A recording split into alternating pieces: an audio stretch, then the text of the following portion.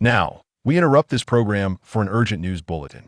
At approximately 6:15 a.m. today, a severe collapse occurred at Bridge Number 2 of the Cross River Bridge in the city center.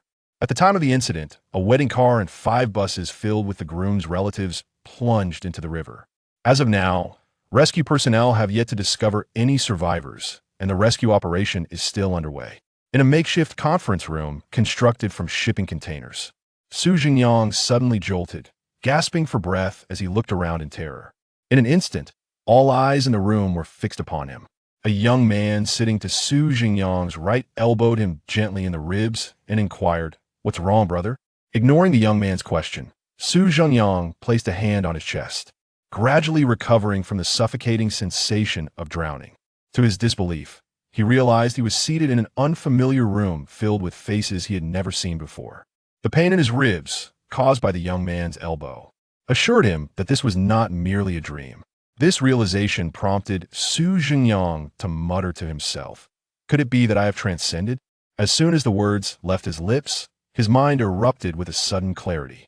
No sooner had he mentioned transcending than the original owner's memories flooded in. Within a mere 2.5 seconds, Zhengyang unraveled his current predicament. It turned out he had traversed into a world plagued by a bizarre apocalypse. The original owner bore an identical appearance and name, as if he were a parallel version of Zhengyang. Now, Zhengyang found himself attending a training conference for those chosen by the world, the exorcists, in the first safety zone. A cacophony of chaotic information overwhelmed his mind, leaving him momentarily dazed. Was this truly a transcendence? And had he become some sort of exorcist? What about his wedding? He had yet to complete the proceedings of his own wedding. Nevertheless, despite his inner grievances, Zhengyang swiftly adjusted his demeanor. Transcendence was an enigma that couldn't be unraveled in an instant, and there was no way to check on his friends and family to see if they were safe. He had no choice but to assimilate into this new world. After all, the timing of his arrival was not ideal, and many people around him were keenly observing him. Moreover, according to the original owner's memories, his current identity as an exorcist seemed to hold a certain significance. With that thought, Zhengyang smiled and waved his hand dismissively. Nothing, just dozed off, haha. To be honest, having so many people staring at him right after his arrival was quite a daunting experience. Seeing Zhengyang's cheerful demeanor, the others quickly turned their heads back. Rather than watching one person's amusement, they were eager to learn from the veteran exorcist speaking at the front of the conference room. Zhengyang followed their gaze to the middle-aged man at the front. "Ahem, let's begin the lecture," the middle-aged man said, clearing his throat. He then pulled out a small blackboard from beneath the conference table. "First, I would like to congratulate you. You have become exorcists. From now on, you will possess the ability to combat the bizarre." The man's words ignited excitement on everyone's faces. Being an exorcist does not mean you can command spirits. Rather, it signifies your ability to utilize various bizarre tools. As he spoke, the middle-aged man produced a stack of grayish-black paper from his pocket. For instance, ghost money. Ordinary individuals who come into contact with it will gradually succumb to its dark energy, while exorcists can handle and use it without any adverse effects. Zhengyang squinted at the ghost money in the man's hand. According to the original owner's memories, ghost money served as the currency in this bizarre apocalypse, with many supernatural occurrences governed by its rules. It was not uncommon for exorcists to exchange ghost money for their lives. Indeed, money could make spirits move. After briefly displaying the ghost money, the middle-aged man returned it to his pocket. "Regrettably, I must inform you that from the moment you became exorcists, your lives are at constant risk." As these words were spoken, the crowd fell into a contemplative silence, including Zhengyang. This was the reason the original owner found himself in such a precarious situation. Every survivor in the safety zone knew that exorcists engaged with the bizarre almost daily, with many losing their lives to supernatural forces. It was only due to the establishment of a union for exorcists by the government, which provided newcomers with specialized training, that the casualty rate had improved slightly. "I trust you have all seen your exclusive exorcist panels?" The man's voice resonated again as the crowd nodded in unison, accessing their panels. The appearance of the panel marked their status as exorcists, and they were most familiar with this feature. Zhengyang concentrated and opened the panel that was visible only to him. Zhengyang, Comprehensive attributes. 10. Ordinary person. 10. Skills. Social butterfly.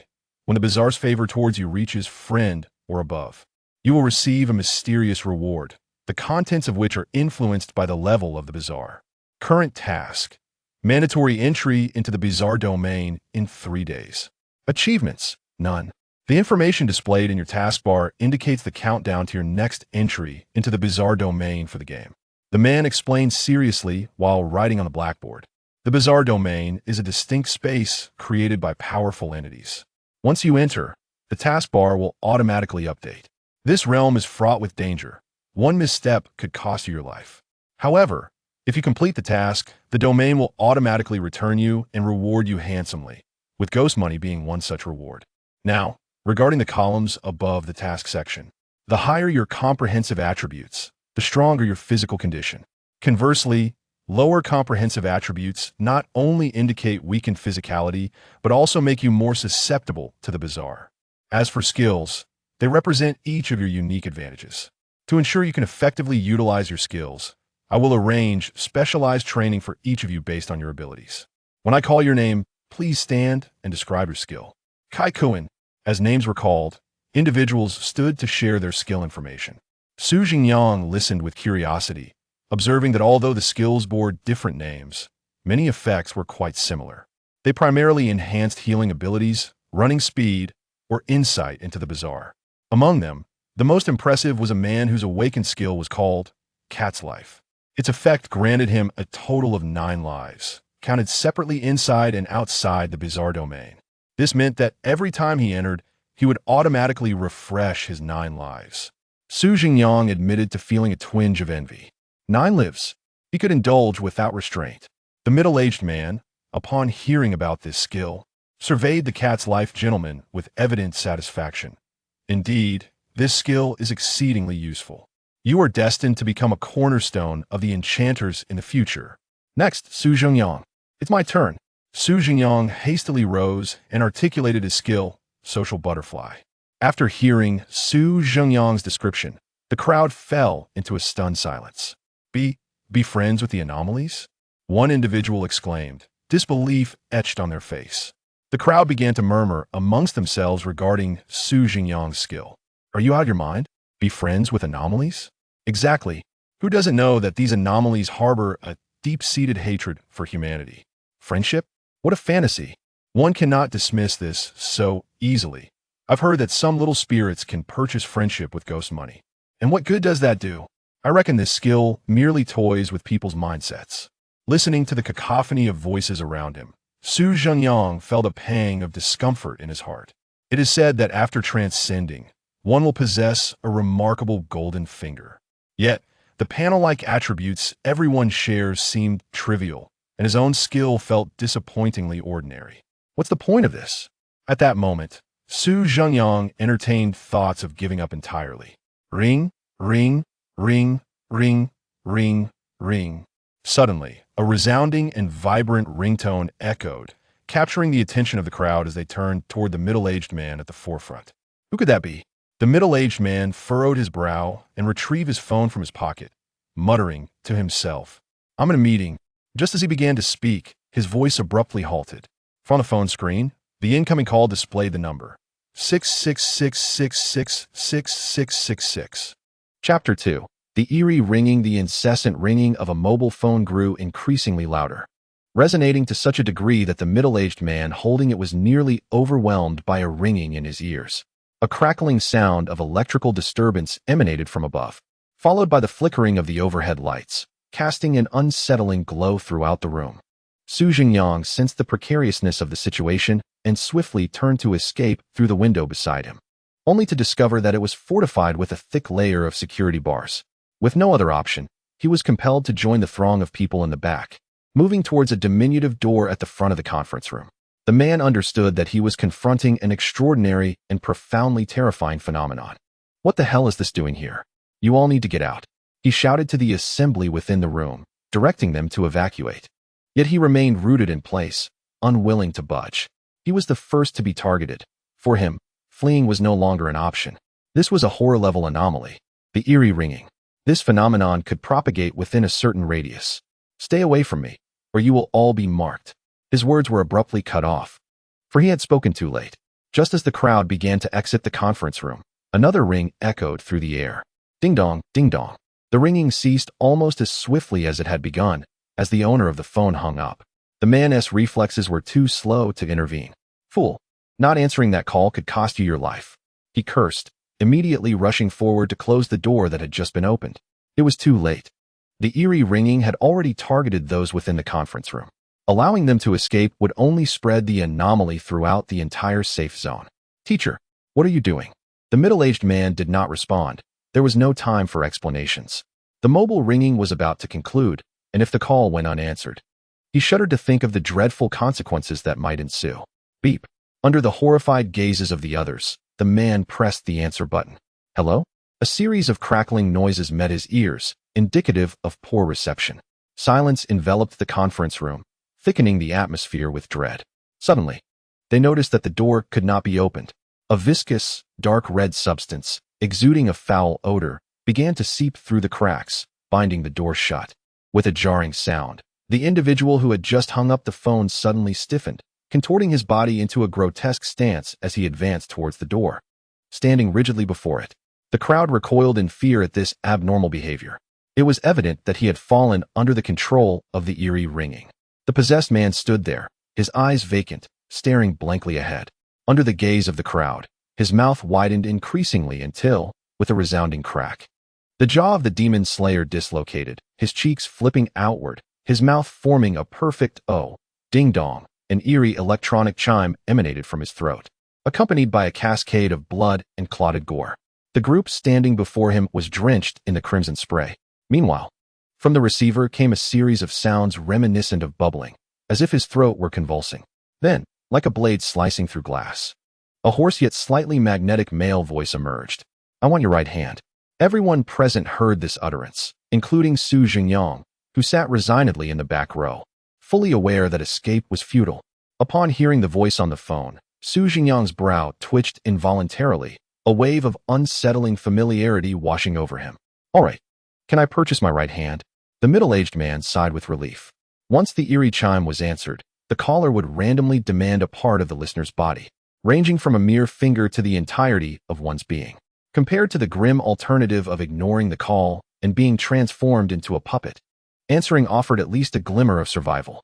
The request made by the middle-aged man, however, received no response. In the next moment, an intense sensation of tearing surged from his right wrist. His hand was abruptly wrenched away, gradually enveloped in a mist of red and vanishing into the air. Ring, ring, ring. Just as the middle-aged man had barely reclaimed his life, the phone in the conference room rang again. This time, the eerie chime targeted 4 individuals. Answer the phone. The eerie chime typically does not directly claim lives. The man shouted, gripping his bleeding wrist. He then glanced at his now normal phone, hastily dialing the number for the Demon Slayer Alliance, eager to warn the outside world to steer clear of the conference room constructed from shipping containers. The bizarre ability seemed to cover an area of approximately 100 meters, and the surroundings of the conference room were devoid of personnel activity. It appeared that as long as the phones of these individuals were called, they could withstand this crisis. The 4 demon slayers nodded in panic and promptly answered their phones. I want your left leg. I want your right eye. I want your left hand. I want your heart. Each low voice from the other end of the line sent waves of horror through the room, followed by a chorus of anguished screams. Except for the demon slayer whose heart was demanded, who let out a single cry before falling silent. Unfortunately, one among them had lost something of great significance. After finishing his call, the middle-aged man applied first aid to his wound while carefully explaining the rules and effects of the eerie chime to the others. They listened in fear, yet felt powerless, resigned to await the ringing of their phones, compelled to answer. The phenomenon of eerie occurrences within the safety zone elicited little surprise among the crowd. The safety zone does not guarantee immunity from bizarre invasions. Rather, it signifies that there exists a sufficiently powerful force within the area capable of addressing such anomalies. Safety does not equate to 0 casualties, but rather implies a reduction in the number of lives lost. However, the eerie bell tolls represent a grade of horror that is formidable. This entity does not manifest by itself, and even the most formidable anomaly controllers find themselves compelled to answer the call. were it not for the fact that numerous safety zones had already succumbed to the haunting bell tolls. The middle-aged man would not have been able to react so swiftly and relay to everyone the sole means of survival. Within the conference room, mobile phones rang incessantly. A scant few individuals silently rejoiced at their lack of mobile devices. Yet, before long, their relief morphed into despair. Those without phones could only hear the ringing, without any means to answer the call. Once the time to respond elapsed, the calls would naturally disconnect, resulting in their immediate demise. Either they would transform into human-shaped playback devices, or they would be enveloped by a mist of blood, vanishing from the sight of others. Thus, amidst the cacophony of anguished screams and the relentless ringing of phones, everyone anxiously awaited their turn, hoping the outcome would not be excessively severe. Fortunately, as anomaly controllers, many possessed abilities related to healing. Even if they suffered the loss of a limb, it was not a particularly grievous injury for them, especially for one individual whose ability was akin to that of a cat's 9 lives. This unfortunate fellow met a grim fate, his head claimed by the entity. Shortly after his demise, a swirl of black mist enveloped him, and then he rose again, unscathed. Zhengyang sat in his original seat, feeling a twinge of anxiety. His ability did not allow for the restoration of bodily injuries. Should he lose more than one body part, it was likely he would meet his end there. To die twice in a single day, how utterly unfortunate, Zhengyang lamented. Yet, despite his complaints, after hearing the strange sounds emanating from others' phones repeatedly, he felt an unsettling familiarity with the voice. Just as he was on the verge of recalling the identity of the voice's owner, the eerie bell finally targeted Zhengyang. Genie is too beautiful. Bebe Genie is truly exquisite. Bebe, hello? Upon pressing the answer button, Zhengyang brought the phone to his ear. Once again, he was met with the sound of static and bubbling tones, before a deep voice resonated in his ear and mind. The proximity and clarity of the voice allowed Zhengyang to recall the voice's owner almost instantaneously. You want me, Yuga? Zhengyang exclaimed, his eyes wide with surprise. This statement abruptly interrupted the voice on the other end. The speaker, having failed to complete their intended message, fell silent for a few seconds before inquiring with curiosity, "Who are you?" Listening to the hesitant tone from across the line, Zhengyang's conviction grew ever stronger. "I am Zhengyang indeed. Zhengyang, Zhengyang, Zhengyang." The voice on the other end repeated his name thrice, then exclaimed with joy, "Is it really my dear brother Zhengyang?" "Yes. Oh my, it truly is my dear brother." Perhaps due to the excitement, the voice lightened, shedding some of its earlier gravitas, now infused with a vibrant northeastern accent. "Elder brother, younger brother, I've missed you dearly." Chapter 3. The mysterious ringing is my dear brother? Yu Fu, a senior Zhengyang met during his marketing days before his transmigration. Zhengyang belonged to a category of individuals who, while possessing some familial wealth, were unwilling to inherit their father's business in a haze of ignorance. Thus, prior to his journey, Zhengyang engaged in various occupations.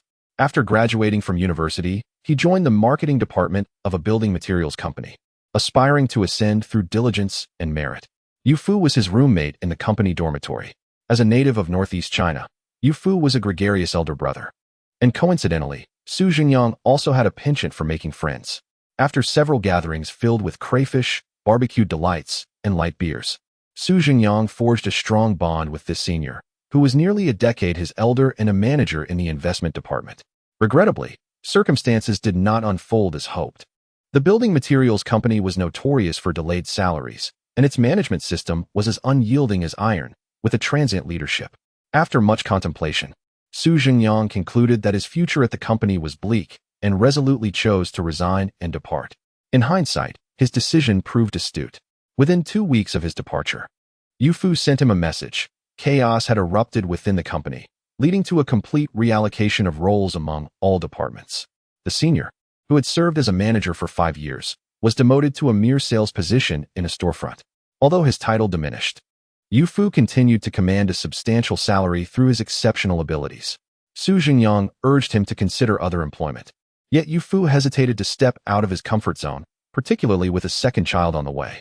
Tragically, due to a fraudulent act by the store manager regarding materials, an accident occurred during renovations. A massive window frame plummeted from above, and Yu Fu, in a selfless act to protect the workers, pushed them aside. While the workers sustained minor injuries, Yu Fu's legs were crushed, leading to his admission to the ICU. Initially, he sought compensation from the manager or the company, but to his dismay, the manager leveraged connections to not only deny him restitution, but also forged evidence to accuse Yu Fu of embezzling materials. Thus, while lying in the hospital with his injuries, Yu Fu faced the grim prospect of imprisonment. Upon hearing this distressing news, Zhengyang visited Yu Fu in the hospital, incensed and determined to seek justice on his behalf.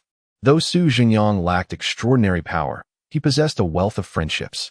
A group of 4 or 5 friends, all studying law, were summoned at once. In light of Zhengyang's reputation, these legal scholars reached out to their mentors and seniors for assistance. Ultimately, with the number of lawyers surpassing that of the jury, Brother Yu successfully triumphed in court, avoiding imprisonment and securing compensation from the building materials company and the store manager. Regrettably, however, this esteemed elder could not salvage his legs, and thus his later years were destined to be spent in a wheelchair. Finding employment as a disabled individual proved to be an insurmountable challenge. Fortunately, Zhengyang's family possessed some assets, and he arranged for Brother Yu to join his father's company. Zhengyang's father was also a generous man, promptly appointing Yu Fu as the head of the business development department, with a salary double that of his previous earnings. Eventually, Yu Fu returned to a semblance of normalcy, leveraging his own skills to bring wave after wave of success to Zhengyang's father's company. Although Yu Fu regained prominence through his own abilities, he never forgot the kindness bestowed upon him by his younger brother, Zhengyang. Each year during the Lunar New Year, Zhengyang's family would welcome a distant relative in a wheelchair. To Yu Fu, Zhengyang was the savior of him and his family, as well as a lifelong friend from the Northeast. In Zhengyang's eyes, despite Yu Fu's unfortunate loss of his legs, he was an exceptionally capable and loyal individual.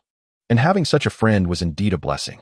It was a mutual choice, a bond formed through trials.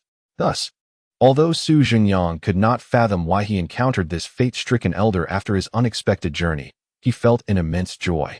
The eerie ringing signified an extraordinary ability, one that did not incur any telephone charges. To meet an old acquaintance in a foreign land was an emotional experience. Zhengyang, momentarily forgetting his own predicaments, engaged in an unrestrained conversation with Yu Fu for over half an hour. Eventually, after this lengthy exchange, he cheerfully said, "All right, big brother.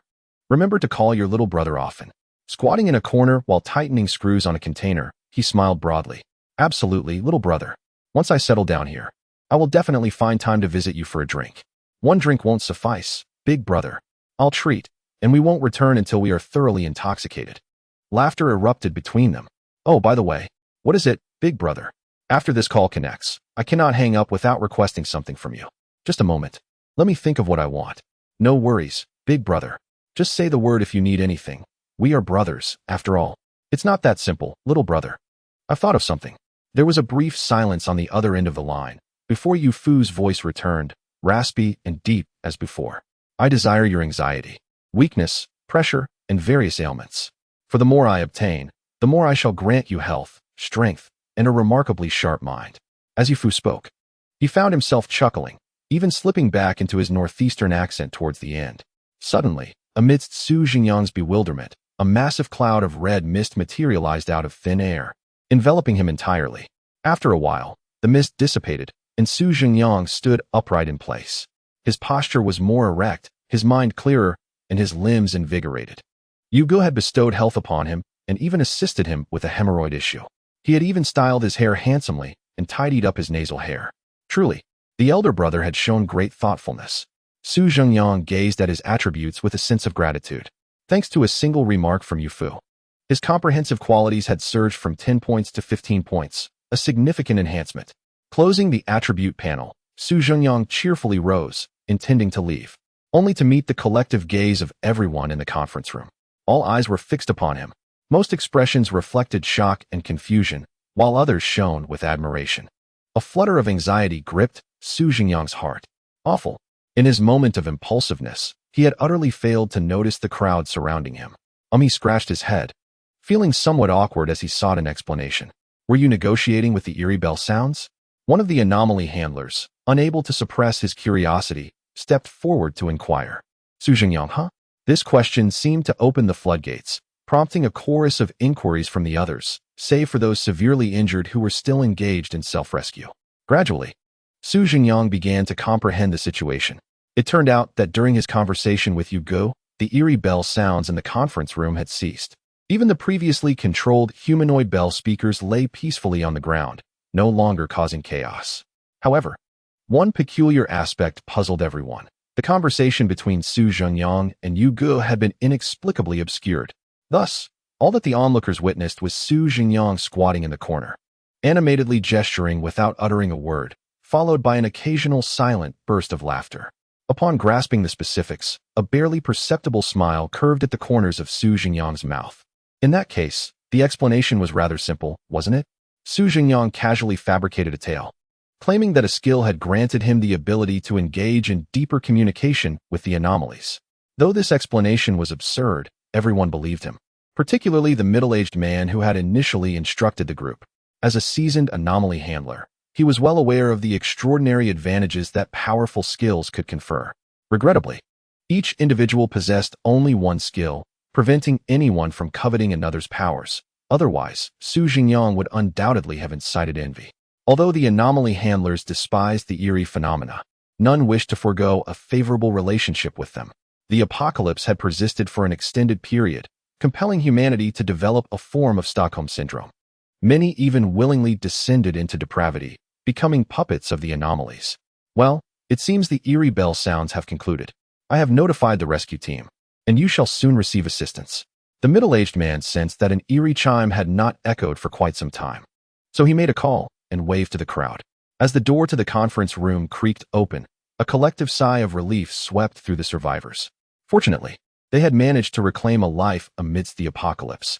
Before long, the rescue team arrived, and one by one, the individuals were carried away on stretchers. Although some bore severe injuries, as adept practitioners of the supernatural, they could utilize bizarre tools for healing and recovery. Sometimes, even severed limbs could regenerate. It could be said that the situation was not as dire as it could have been. Among the crowd of those who had narrowly escaped death, none were more jubilant than Zhengyang. Just moments ago, he had triggered a skill reward. Chapter 4, Skill Reward. Trifold without any auditory cues or dazzling visual effects. A simple panel materialized before Zhengyang, revealing a line of text. Congratulations! Your friendship with the terrifyingly eerie chime has reached a brotherly level, and you have received a mysterious reward. The mysterious reward has been automatically activated. Congratulations, you have acquired comprehensive attributes. 5 points. Item, Trifold Eerie Phone. Soul Coins, 50,000. In the blink of an eye, a red and black cell phone appeared in Zhengyang's hand. The panel seemed to delight in Zhengyang's curiosity, as it promptly elaborated on the functions of the eerie phone. Trifold Eerie Phone, a device boasting formidable capabilities for both assistance and combat. You can store soul coins, items, and various eerie data within the phone's electronic space. Furthermore, this device allows you to contact any eerie entity of your choice, provided you possess their phone number. Additionally, it features blood fingerprint recognition, half-finger identification, and facial recognition for those without eyeballs or with flayed faces, enabling you to unlock your phone in any situation. Most importantly, this phone possesses an all-encompassing trifold function. If you desire, you can connect the phone vertically, using it as a weapon, though not advisable to clash with powerful or exceptionally hard eerie tools. Trifold, however you wish to fold it. Zhengyang disregarded the final promotional phrase. Setting aside the various unlocking features, his excitement surged upon learning the phone's capabilities. It was not merely a weapon or a storage device. Most significantly, it meant he could contact Yu Fu at any time. During their previous conversation, you had clearly stated that it was challenging for humans to reach out to the eerie, even for someone like him, who specialized in communication through calls. Yu's phone number was a unique sequence, and dialing it from an ordinary phone would typically yield only the response, "Sorry, the number you have dialed is not in service. Apologies, unless you call at a specific moment or persistently dial several times a day, reaching him will be quite the challenge." Such cumbersome methods are undeniably less convenient than the immediate connection afforded by a smartphone. Zhengyang illuminated his screen, activated his phone, and configured his fingerprint and facial recognition settings. Shortly thereafter, he received a notification indicating the arrival of 50,000 yuan in ghost currency. Zhengyang could distinctly sense his connection to that sum. With a mere thought, he could effortlessly extract it from the confines of his phone's screen. What if the screen is too small? Simply unfold a trifold. Surprisingly, it worked rather well. Rounding up, one might even consider it a form of mobile payment. Zhengyang chuckled softly, then discreetly stepped away from the crowd, using his newly acquired phone to dial Brother Yu's number. After briefly explaining the situation and reminding him to keep in touch, Zhengyang contentedly tucked his phone back into his pocket and rejoined the larger group. The newcomer training had yet to conclude, and Zhengyang needed to inquire with the seasoned ghost handlers about the timing of his next lesson. With merely 3 days until he would enter the ghost realm, he had to expedite his learning of how to confront the eerie phenomena. As he inquired, a middle-aged man appeared momentarily bewildered, pausing for several seconds. He scanned the scene, taking in the array of newcomers wailing and writhing on stretchers, and then glanced at the remaining 5 uninjured individuals, including Zhengyang, along with the nearly full contingent of ghost handlers who had rushed to provide assistance. Under such circumstances, who would even consider conducting a class? Is it truly necessary to be so competitive, young man? Nevertheless, despite his internal musings, the middle-aged man adhered to protocol and, after a careful selection process, assigned each of the newcomers to an available, seasoned ghost handler for one-on-one instruction. The first safety zone was expansive, necessitating that the veteran ghost handlers disperse and patrol various locations. Consequently, upon receiving the location details of his new instructor, Zhengyang had to proactively seek him out. Indeed, the distance was quite substantial. Observing the safety zone map in his hand, Zhengyang muttered to himself as he walked. Were it not for his enhanced attributes, now double that of an ordinary person, traversing this stretch would have left him in a sweat. As he walked, he began to absorb the nuances of this novel world, gradually developing a deep admiration for those who had initially established the safety zone. Unlike the eerie apocalypse or the zombie-infested world, where underground bunkers or safe houses might offer some solace, here, they proved largely ineffective. Even a sturdy shelter constructed from a meter-thick steel plate would fail to withstand the assaults of entities capable of instantaneous movement, striking from behind at any moment. Thus, the first safety zone was merely symbolically cordoned off with caution tape. Its true strength lay in its strategic location, an underdeveloped area, sparsely populated and dotted with a few small factories, surrounded by vast stretches of desolate land.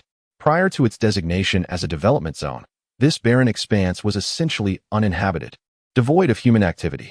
It is widely acknowledged that most anomalies are manifestations of humanity's transformation, and those who become these anomalies typically linger in the places they inhabited before their demise.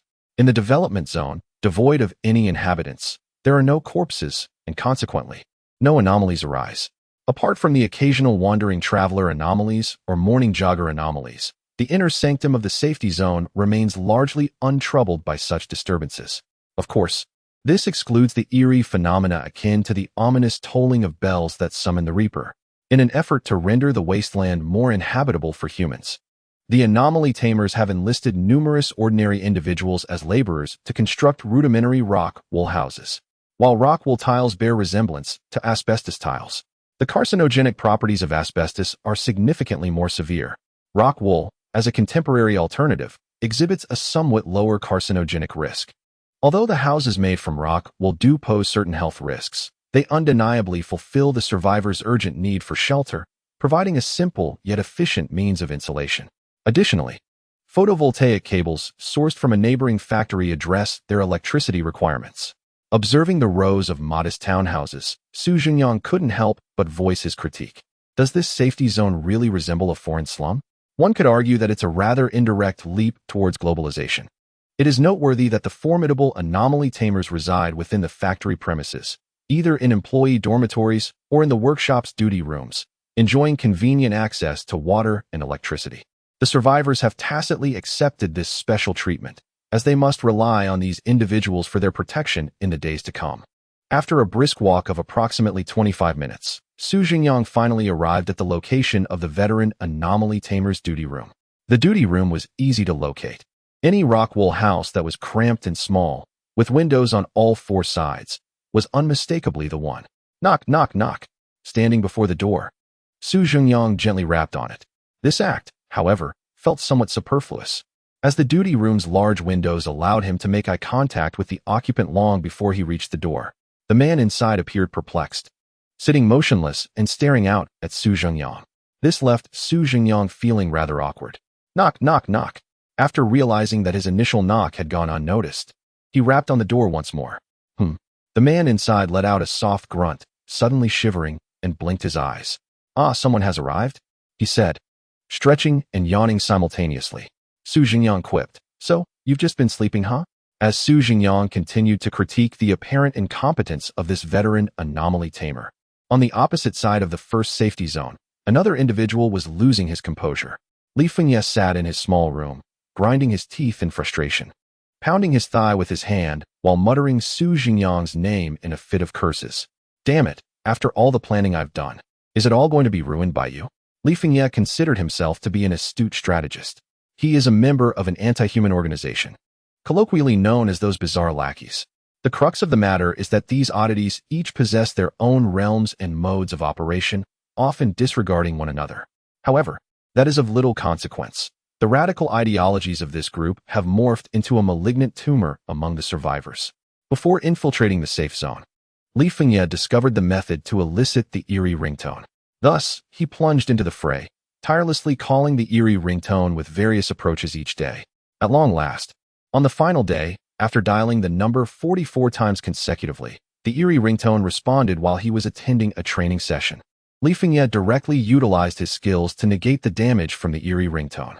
His plan was to incite panic using the eerie ringtone's 100-meter radius of influence, spreading it throughout the entire safe zone. However, just as Li Fengye managed to crack open the conference room window, intending to escape to a more populated area, the eerie ringtone ceased. He distinctly noticed that several other phones had yet to ring. In the end, after much contemplation, Li Fengye concluded that the issue lay with Su Zhengyang, prompting him to curse Su incessantly upon returning home. After an hour of invective, Li Fengye retrieved his phone from his pocket once more. Currently, he only understood the triggering mechanism of the eerie ringtone, with no other recourse. He had no choice but to start dialing anew. Chapter 5. The Eerie Domain. Zhengyang. Eerie artifacts in the guard booth at the edge of Safety Zone 1. Su Zhengyang sat alongside his new mentor, Zhengyang, on a small bench. Observing Zhengyang's silence, seemingly lost in a reverie, Su Zhengyang felt a twinge of exasperation. What would happen if an oddity appeared while on duty? Ultimately, he took the initiative to break the silence. "You are an esteemed eerie controller, aren't you?" "Do not refer to me as an eerie controller," Zhengyang interrupted, extending his hand. "That title sounds so grandiose. In reality, we are merely a group of players chosen by the realm of oddities. Just call me Brother Zhao." Su Zhengyang chuckled softly, surprised by Brother Zhao's clarity of thought. Whether it is clarity or not, it primarily stems from the fact that eerie controller sounds exceedingly juvenile. As he spoke, Zhengyang gestured toward himself. "Individuals like us, selected to enter the eerie domain, are akin to players embarking on repeated game quests, albeit with the fatal stakes of death upon failure."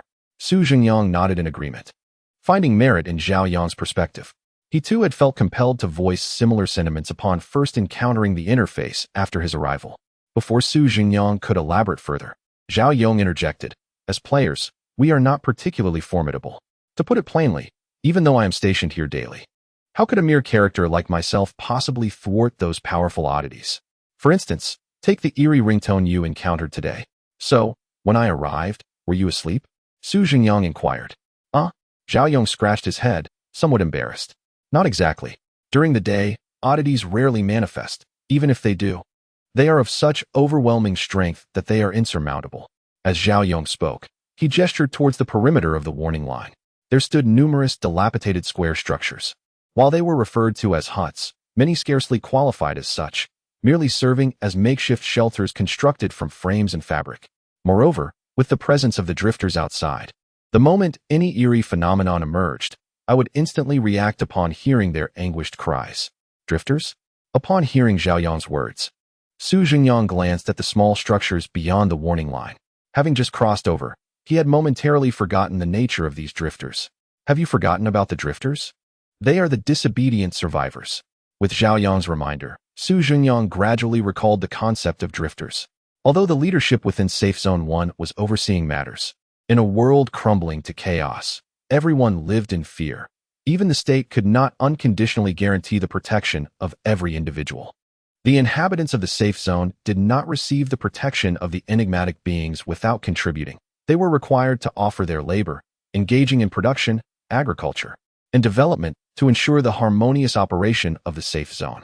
Those with skills would innovate new materials and research communication tools, while men lacking such abilities would assist in farming. Those incapable of farming would undertake manual labor like constructing shelters, while women would focus on tasks such as weaving clothing or cooking. In essence, in order to reside within the safe zone, idleness was not an option. Drifters were those unwilling to exert even the slightest effort, preferring to indulge in comfort, most of whom were the so-called version T0 individuals from before the apocalypse. The mental imprint of their ideology remained deeply entrenched in their minds, rendering them oblivious to their shortcomings even amidst the cataclysm. Besides these individuals, a significant number had been expelled from the safe zone for violating its order.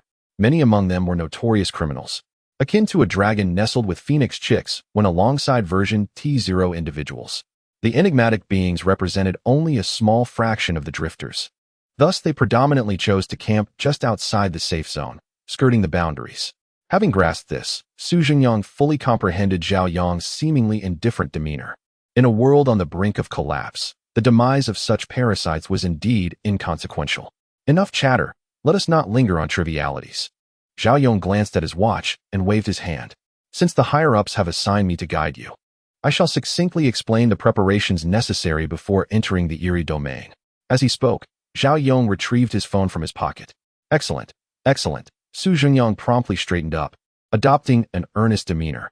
As players, it is imperative for us to understand what is most crucial before we delve into the eerie domain. Zhao Yong positioned his phone before Zhengyang, giving it a gentle shake. At the forefront, undoubtedly, were the bizarre items, which, aside from skills, were among the few entities capable of enhancing our abilities. For instance, the mobile device I possess was a reward for successfully navigating a terrifying level. With this phone, I am free from the mysterious magnetic field's influence within the eerie realm, allowing me to capture photos and videos at will. As Zhao Yong spoke, he gently glided his finger across his phone, which was roughly the size of an apple. A myriad of chilling scenes flickered across the compact screen, somewhat blurred, yet still discernible. May I take a closer look at your phone, Zhao Ge? Here you go. Zhao Yong generously placed the phone in Zhengyang's hands. It wasn't like it was a life-saving talisman or some other precious artifact. There was no need for secrecy. Although this peculiar device did not enhance his power, it could aid the alliance of eerie conquerors in gathering more data, thereby reducing the mortality rate for future players entering the eerie domain. Presently, no more than 10 individuals in the entire first safe zone possessed such an eerie artifact. As he spoke, a proud expression illuminated Zhao Yong's face. Despite his moderate abilities, inferior to those cunning and courageous conquerors, he still felt he had made a significant contribution to the safe zone and the entire alliance. Reflecting on this, Zhao Yong couldn't help but feel a slight urge to show off before this newly initiated conqueror. He patted Zhengyang on the shoulder and spoke in a tone of camaraderie. Keep it up, little brother. Once you fully acclimate to the terrors of the eerie realm and become a competent player, you too shall have the opportunity to acquire an artifact like mine. Just then, Zhao Yong's words were interrupted by Zhengyang's actions. He noticed Zhengyang brandishing a large red and black phone, repeatedly photographing the eerie artifact in his hand. Oh! Zhengyang snapped back to reality, shaking the phone resembling a cigarette box, and said, I just saw numerous maps of the eerie realm in the album, which seemed quite useful, so I intended to take some pictures for reference. Photographs are of no use. Regular phones are susceptible to the eerie realm's influence. You must commit the information to memory. Zhao Yong's admonition faltered mid-sentence. Based on his extensive experience dealing with the uncanny, he was astonished to discover that the phone in Zhengyang's hand, nearly twice the size of his own, emanated a potent eerie aura. It was indeed an eerie artifact. Why you? Zhao Yong stammered, pointing at the device in Zhengyang's grasp. Is this also an eerie artifact? Yes, Zhengyang nodded. It's a reward from my skill. This phone works rather well. It certainly does, Zhao Yong thought to himself, unable to suppress his inner critique upon witnessing the clarity of the images on Zhengyang's device. With such a large screen and such sharp pixels, it utterly outclasses my little cigarette box. Just as Zhao Yong contemplated voicing his critique, Zhengyang suddenly furrowed his brow. Squinting, he seemed dissatisfied with the clarity of the phone's screen, and then, click, click, he tugged at the device, which expanded to twice its original size, transforming into something akin to a tablet. Zhengyang, how did it get even bigger? After a moment's pause, Zhengyang finished taking pictures and returned Zhengyang's phone. Zhengyang silently tucked his small cigarette case into his pocket, remaining quiet. Envy surged within him, compelling Zhengyang to snatch the peculiar device from Zhengyang's grasp. Yet the regulations of the Trickster Alliance and his prudence as a senior prevented such an impulse. Naturally, Zhengyang was not apprehensive about the device being taken, after all. If one truly wished to seize the Trickster phone, they would have to withstand the onslaught of its eerie ringtone when it rang. Having such an item at the start is advantageous and significantly aids your future. After a prolonged silence, Zhengyang finally managed to speak. However, aside from the bizarre item, there were many other things that held great importance for us. Chapter 6. The astonished Zhengyang and the eerie ringtone of the cancellation rule. The peculiar device was swiftly overshadowed by Zhengyang, prompting Zhengyang to hastily shift the conversation to other topics. Yes, Zhengyang nodded, reclaiming his phone and adopting a serious demeanor, attentively listening. For us players, comprehensive attributes are of paramount significance. Although their enhancement does not directly aid in combating the bizarre, they provide a greater chance of survival amidst the uncanny. As he spoke, Zhengyang turned to scrutinize Zhengyang's physique, nodding in satisfaction. Your constitution appears quite commendable. It seems you engage in regular exercise.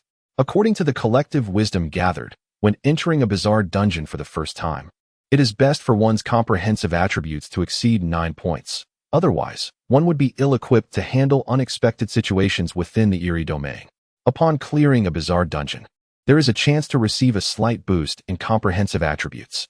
Attributes below 12 points can be increased through training, while those above 12 can only be enhanced through rewards from dungeons.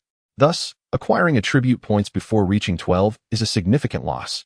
Nonetheless, there is no need for excessive concern. The occurrence of comprehensive attributes is quite rare. Having cleared numerous dungeons, I have only received a few points thus far. Although his words carried a hint of self-deprecation, Zhengyang's tone brimmed with pride. Currently, he boasted a comprehensive attribute score of 19 points, nearly double that of an average person, placing him among the extraordinary. Regardless of how formidable Zhengyang's trickster phone may appear, he could never outrun Zhengyang, the powerhouse with 19 points. By the way, what is your current comprehensive attribute score? 20. Zhengyang was taken aback, choking slightly on Zhengyang's response. How much? 20. Zhengyang exclaimed. Are you an experienced player from another safe zone fishing in Safe Zone 1? Not at all, Zhengyang replied, scratching his head awkwardly. He had not anticipated that acquiring comprehensive attributes would prove so challenging. It seemed that clearing a bizarre domain only granted a single point of comprehensive attributes. What Zhengyang was unaware of was that the clearing the eerie domain referred to by Zhengyang merely entailed a precarious survival while completing tasks within the sinister realm. Such an accomplishment was regarded as the most rudimentary form of clearance, yielding minimal rewards. What? You inquire why Zhengyang did not pursue a more advanced clearance? Surviving was already a stroke of fortune. Who on earth would willingly seek to complicate matters further? Zhengyang, somewhat defiant, attempted to engage Zhengyang in an arm wrestling match. After being decisively defeated by Zhengyang, who exhibited a conspicuous advantage, this seasoned practitioner of the supernatural fell into a state of despondency. The competition among peers could be most disheartening. What remarkable skill had been acquired that enabled such an extraordinary enhancement upon simply obtaining the panel?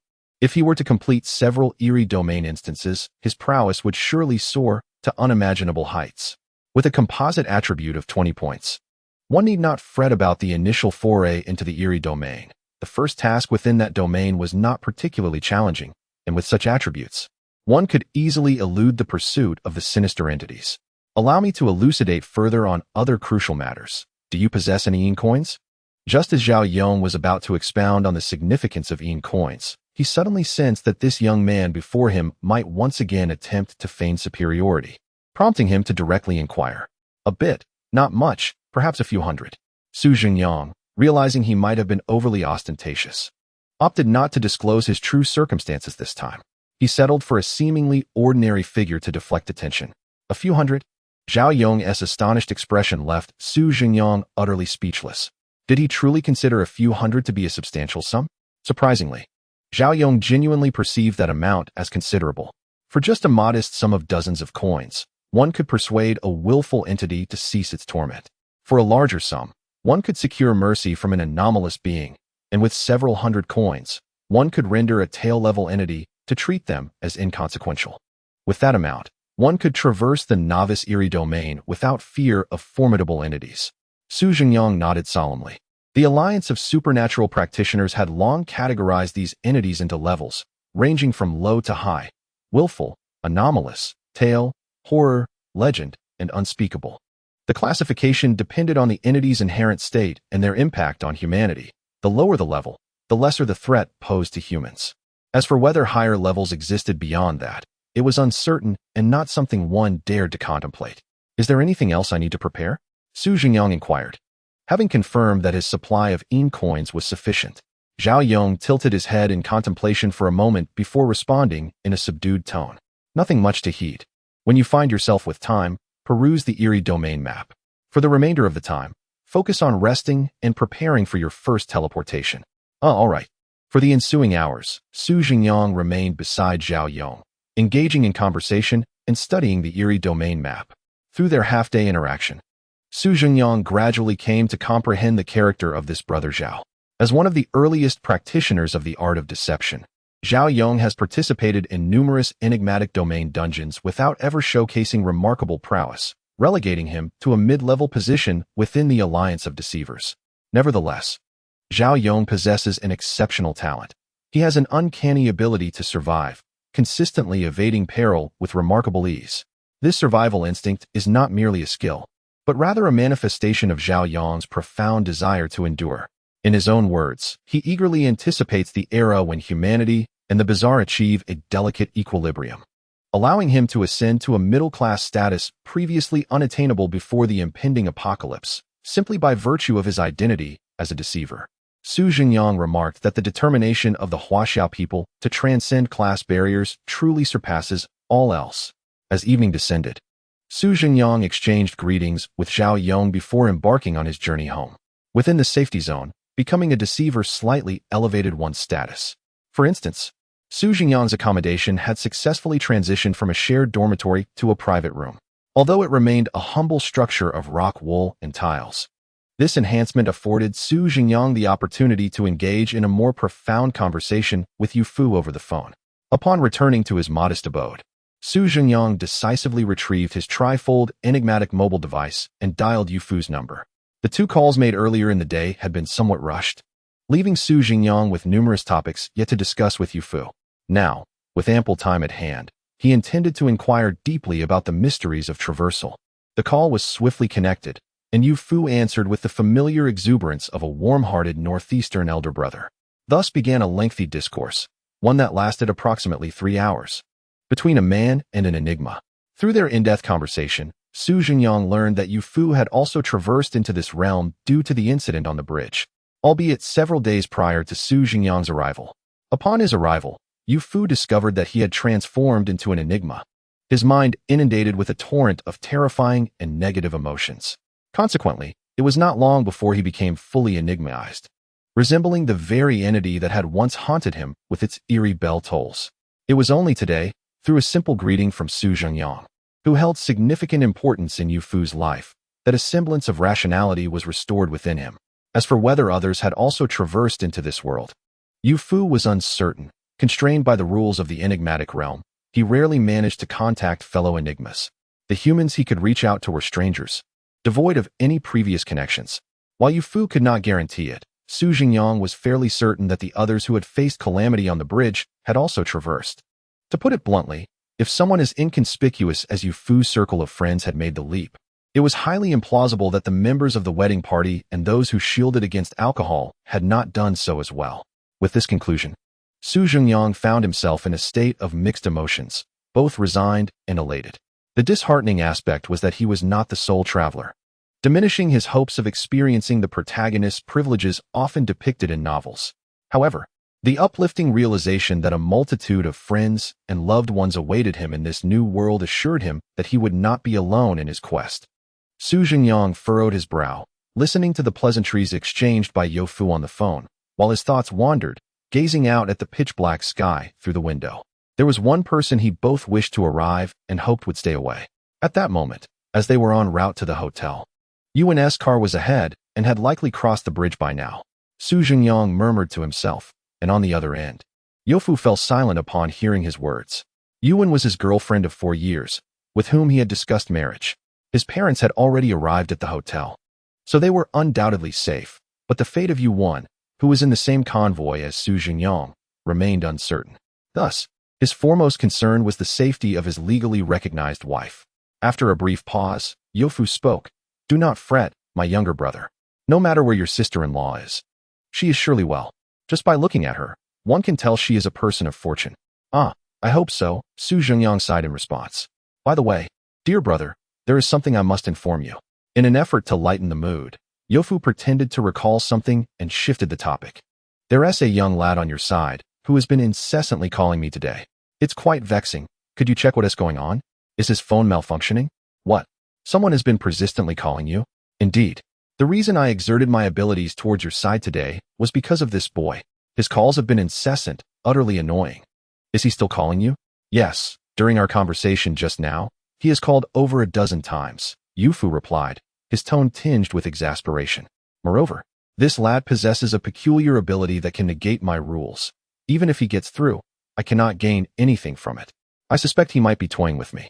"Negate rules?" Zhengyang paused in confusion. For ordinary individuals, incessantly calling the eerie ringtone would yield no result beyond Youfu taking some components. He was momentarily baffled as to why someone would willingly seek their own demise. No, wait.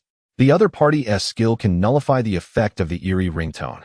Yet, no one claimed their skill was to negate effects during the day. But then again, those skills were all declared by the practitioners themselves. The Alliance of Exorcists, upon learning your skills, would provide you with more targeted training, thus increasing your chances of survival in the eerie domain. Hence, there would be no need for deceit. Therefore, the intent of the one deceiving is quite clear. This person aims to disseminate the eerie ringtone within the first safe zone. Zhengyang suddenly grasped the implications behind this situation. This is dire.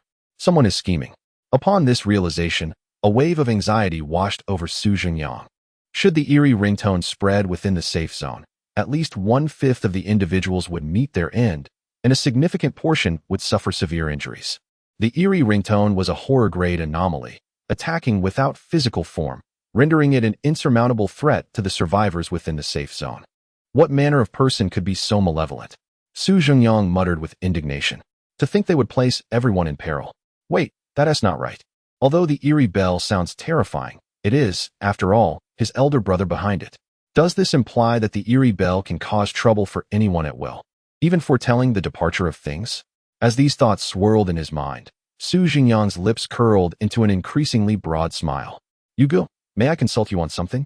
"Speak, my junior brother." Youfu chuckled, his expression becoming peculiar. Although his mind was no longer as clear as it once was, he could still discern from Zhengyang's tone that his elder brother must have concocted something mischievous. Zhengyang also chuckled, then excitedly divulged his thoughts. After a moment, both the man and the peculiar being shared a conspiratorial laugh before the call concluded. Zhengyang, unable to contain his eagerness, donned his clothes and stepped out of the door. He was the sort who felt restless if he did not witness a spectacle. Meanwhile, Li Fengye sat on the edge of his bed, staring with bloodshot eyes at his phone. It had already run out of battery twice from making calls, and now, the charge from the third attempt was dwindling once more. Damn it, why is it so difficult to make this bizarre call? He groaned, rubbing his aching eyes. Everything he gazed upon seemed to bear the number 4.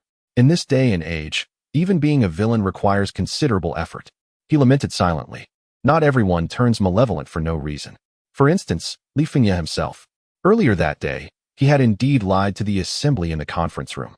His ability was not one of healing wounds, but rather an extraordinarily formidable skill known as substitute.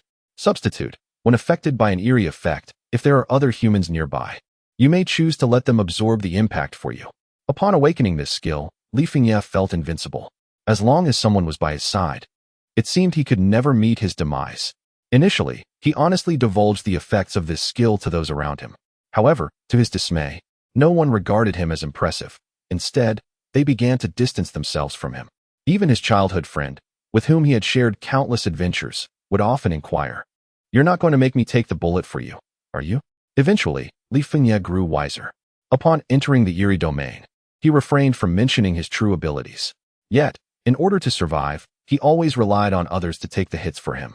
The outcome was inevitable. Once his skill was discovered, he would invariably become the abandoned teammate. Over time, bitterness accumulated within him, reaching a profoundly distorted level. He did not blame the unfairness of the eerie world. Rather, he was grateful for the ability it bestowed upon him. He began to resent humanity, perceiving people as selfish, malevolent, and devoid of a spirit of risk.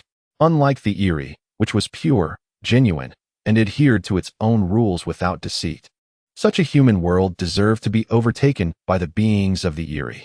Thus, Li Fengye resolutely fled from the confines of his former life and joined an anti-human organization.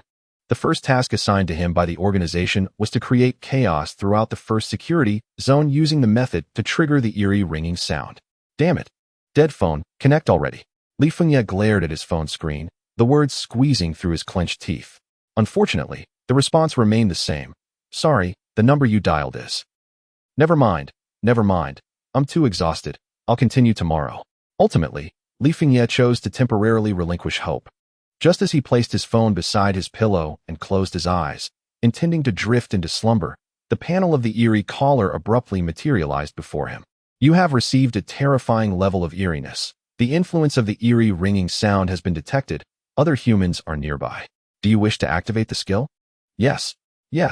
Li Fengye leapt from his small bed in excitement. Hard work truly pays off. Indeed, as long as one is willing to strive, success is inevitable. Despite the fatigue etched across his face, Li Fengye exuberantly danced about in place. He spun around twice before hurriedly turning and racing toward the door. For next door, the ominous ringing had already begun to echo. Living adjacent to him was a young boy who had just become an eerie caller. He had attended a training session for newly initiated eerie callers during the day and had encountered the full brunt of the eerie ringing event. Fortunately, he had only lost one ear in the ordeal. However, now, glancing at the long string of the number 4 displayed on his phone once more, panic began to set in.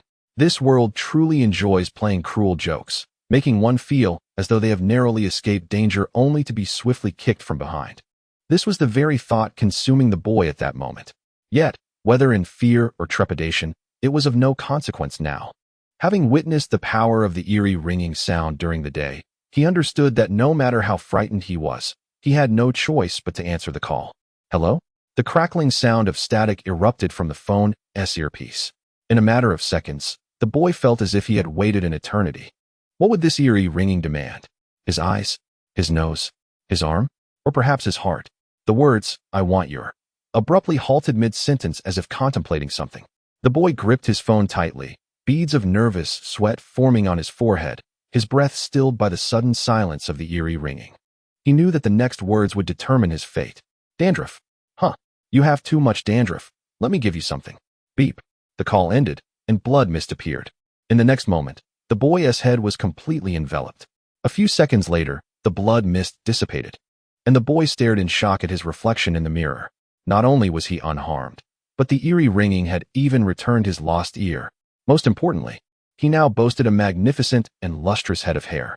The hair, akin to the result of consuming 100 years' worth of black sesame, gleamed with a lustrous sheen, yet remained devoid of greasiness, banishing all signs of dryness, yellowness, and split ends. "My hair," the youth exclaimed, his eyes wide as he gazed into the mirror. To his astonishment, it was indeed real hair. After his outburst, the boy suddenly froze, then knelt solemnly, gazing earnestly into the distance. "Thank you, eerie bell sound." What was happening? Li Fengye, standing at the doorway peering into the neighboring room, retracted his head in bewilderment. The eerie bell sound had ceased, yet no cries of anguish ensued.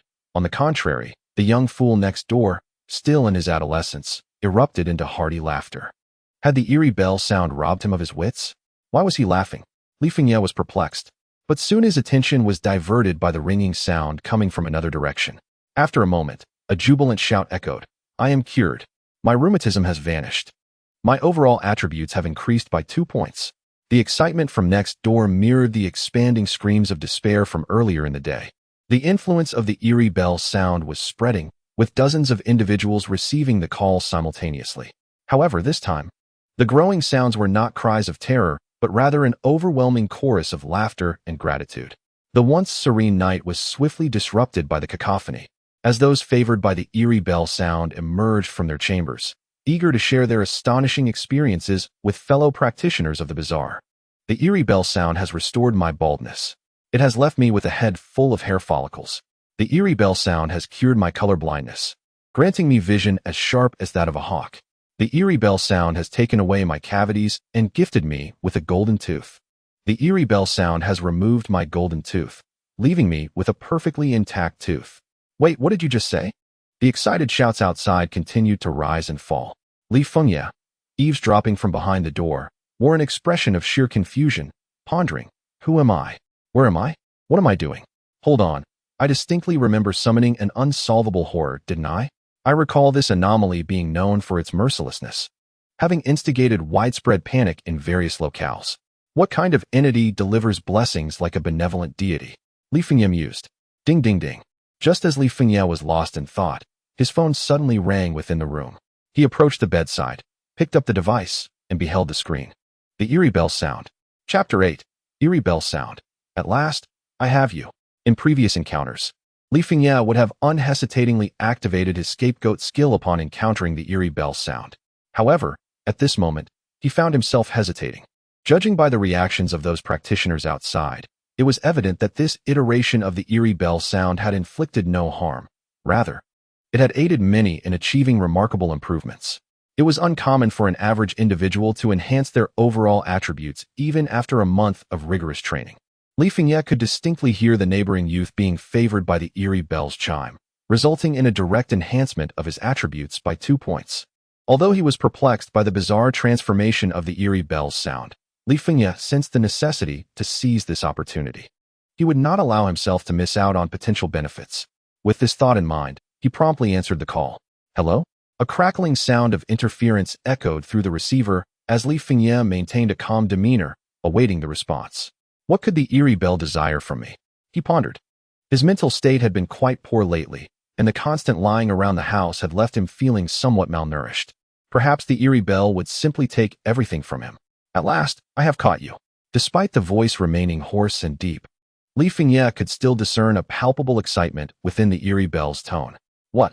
A single remark from the other and left him dumbfounded. However, in the next moment, he quickly regained his composure and chose to activate his skill. Substitute Ghost. Sorry, you have actively accepted the influence of the supernatural. Skill activation has failed. What? Having never before accepted such an influence, Li Fengye was only now realizing that once he succumbed to the effect, he could no longer seek a substitute ghost. Damn it. He hastily placed the phone before him, frantically pressing the disconnect button on the screen. He no longer had the capacity to contemplate the consequences of hanging up. He understood that failing to do so could subject him to a retribution from the eerie bell far worse than death itself. He had relentlessly bombarded the eerie bell with thousands of calls for several consecutive days. Regrettably, the disconnect button proved ineffective. On the other end, the eerie bell's voice erupted in laughter. Do you enjoy calling me? Are you eager for me to take something from you? No. Li Fengye, overwhelmed by fear, found tears and snot streaming down his face. I understand my wrongs, esteemed one. I belong to an anti-human organization, specifically serving extraordinary beings like yourself. You must believe me. At your command, I will deliver the heads of all humanity to your hands. Li Fengye pleaded, simultaneously kneeling and bowing his head in desperation. I have always felt destined to be part of the supernatural, revered one. Ha, with just you? The voice on the line scoffed dismissively before falling silent.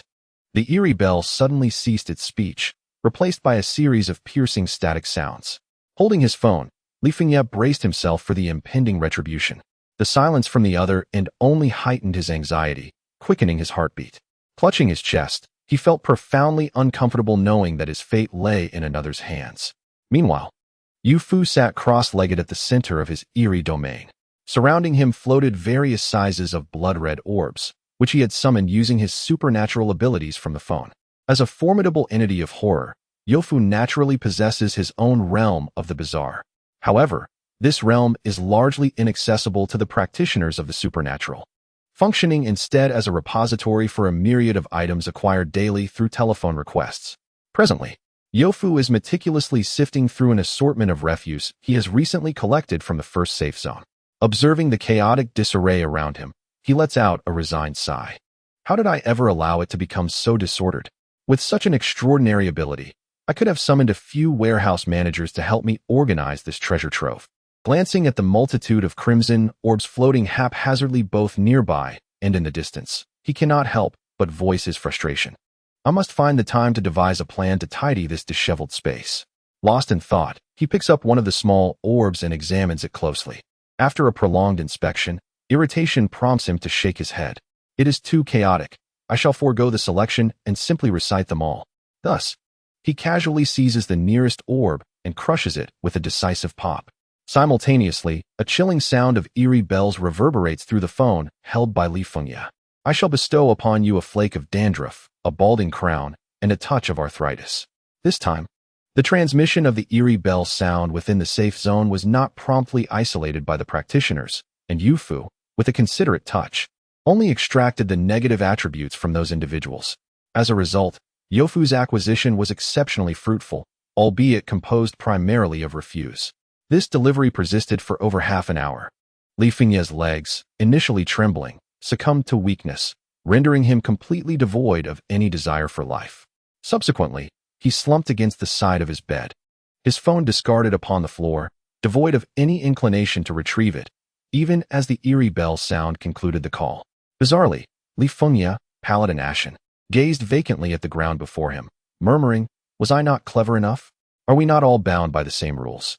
How could I have been deceived by the bizarre?" The recent ordeal compelled him to question the very beliefs he had steadfastly upheld. Could it be that the bizarre is not as unadulterated as he had presumed? Is it possible that the anti-human organization is truly nothing but a farce? Am I truly the source of my own alienation among humanity? No, that cannot be. Lost in contemplation, Li Fengye began to shake his head vigorously, rising from his slumped position with a stooped back. The eerie bell sound had not previously manifested in such a manner. Something must have gone awry, prompting the bell to engage in such nefarious dealings. At that moment, a visage abruptly materialized in his mind. Zhengyang. The very same Zhengyang who had conversed with the bizarre for an extended duration earlier that day. It must be him. Li Fengye gritted his teeth, lamenting the loss of his once healthy teeth, now reduced to bare gums resembling those of an elderly person. I shall seek vengeance upon him. Who are you looking for? Me? A mocking voice suddenly echoed from the direction of the doorway.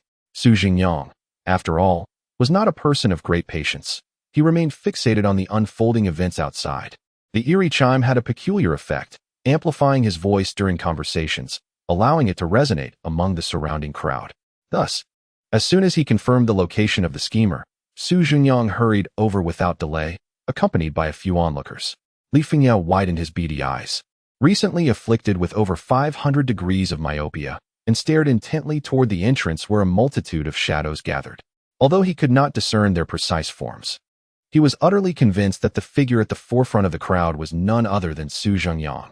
Zhengyang, Li Fengye bellowed, then retrieved a pitch-black paper cutter from his pocket. This cutter, a reward from the strange domain, possessed extraordinary hardness, sharpness, and the ability to inflict harm upon the bizarre. In that moment, Li Fengye intended to plunge this paper cutter directly into Zhengyang's heart. Having thwarted his plans, Zhengyang was now marked for death. Caution! A voice from the crowd recognized the origin of the paper cutter and could not resist warning Zhengyang. Zhengyang, observing the menacing charge of Li Fengye, merely curled his lip in disdain. Despite the latter's rush, various ailments, stooped posture, rheumatism, arthritis, malnutrition, and baldness rendered his sprint slower than Su's leisurely pace. With a mere sidestep, Zhengyang evaded Li Fengye's advance and maneuvered to the center of the room. A series of mechanical sounds echoed, and in the next moment, a black iron ruler, over half a meter long, appeared in Su's hand. Threefold attack mode activated. He declared, "Taste my phone." With a sharp crack, Li Fengye was sent sprawling to the ground, rendered unconscious. Unfortunately for him, the eerie chime had considerably diminished his physical prowess. If one were to examine Li Fengye's panel at that moment, they would find his overall attributes had plummeted to a pitiful 5 points. How could a man with merely 5 points hope to contend with Su Zhengyang, who boasted 20? The onlookers were left speechless at the scene. They had not anticipated that a member of this anti-human organization would prove so feeble. Those who had rushed forward to assist Su Zhengyang had yet to make a move, and the battle was already over. After incapacitating Li Fengye, Su Zhengyang did not immediately eliminate him, but instead turned to call Zhao Yong. For safety's sake, it was prudent to have professionals from the Anomaly Exorcists Alliance interrogate the young man to ascertain whether he had any accomplices. As for the abnormal behavior of the eerie chime, that was merely a tactic of retribution against Li Fengye, having no relevance to Su, an unwitting passerby. Chapter 9. Entering the eerie domain, bloodstained zone. After handing Li Fengye over to several seasoned exorcists, Su Zhengyang returned to his small abode with a smile. Having neutralized a potential threat, the bed in his small room felt considerably more comfortable. Thus, Su Zhengyang enjoyed a peaceful night's slumber. On the following day, he returned to the duty post where Zhao Yong was stationed, engaging in leisurely conversation that lasted the entire day. During their exchange, Zhao Yong enthusiastically produced a few crumpled cigarettes from his pocket and offered them to Su Zhengyang. In this apocalyptic world, resources were scarce, particularly items like cigarettes, which were deemed non-essential yet highly sought after. As they shared smoke, the bond between Zhao Yong and Su Zhengyang deepened significantly. On the third day, Su Zhengyang once again visited the duty post, this time bringing 2 bottles of liquor and a bag of peanuts, which he had procured from other practitioners using ghostly currency. They spent the better part of the day indulging in each other's company, exchanging drinks and stories.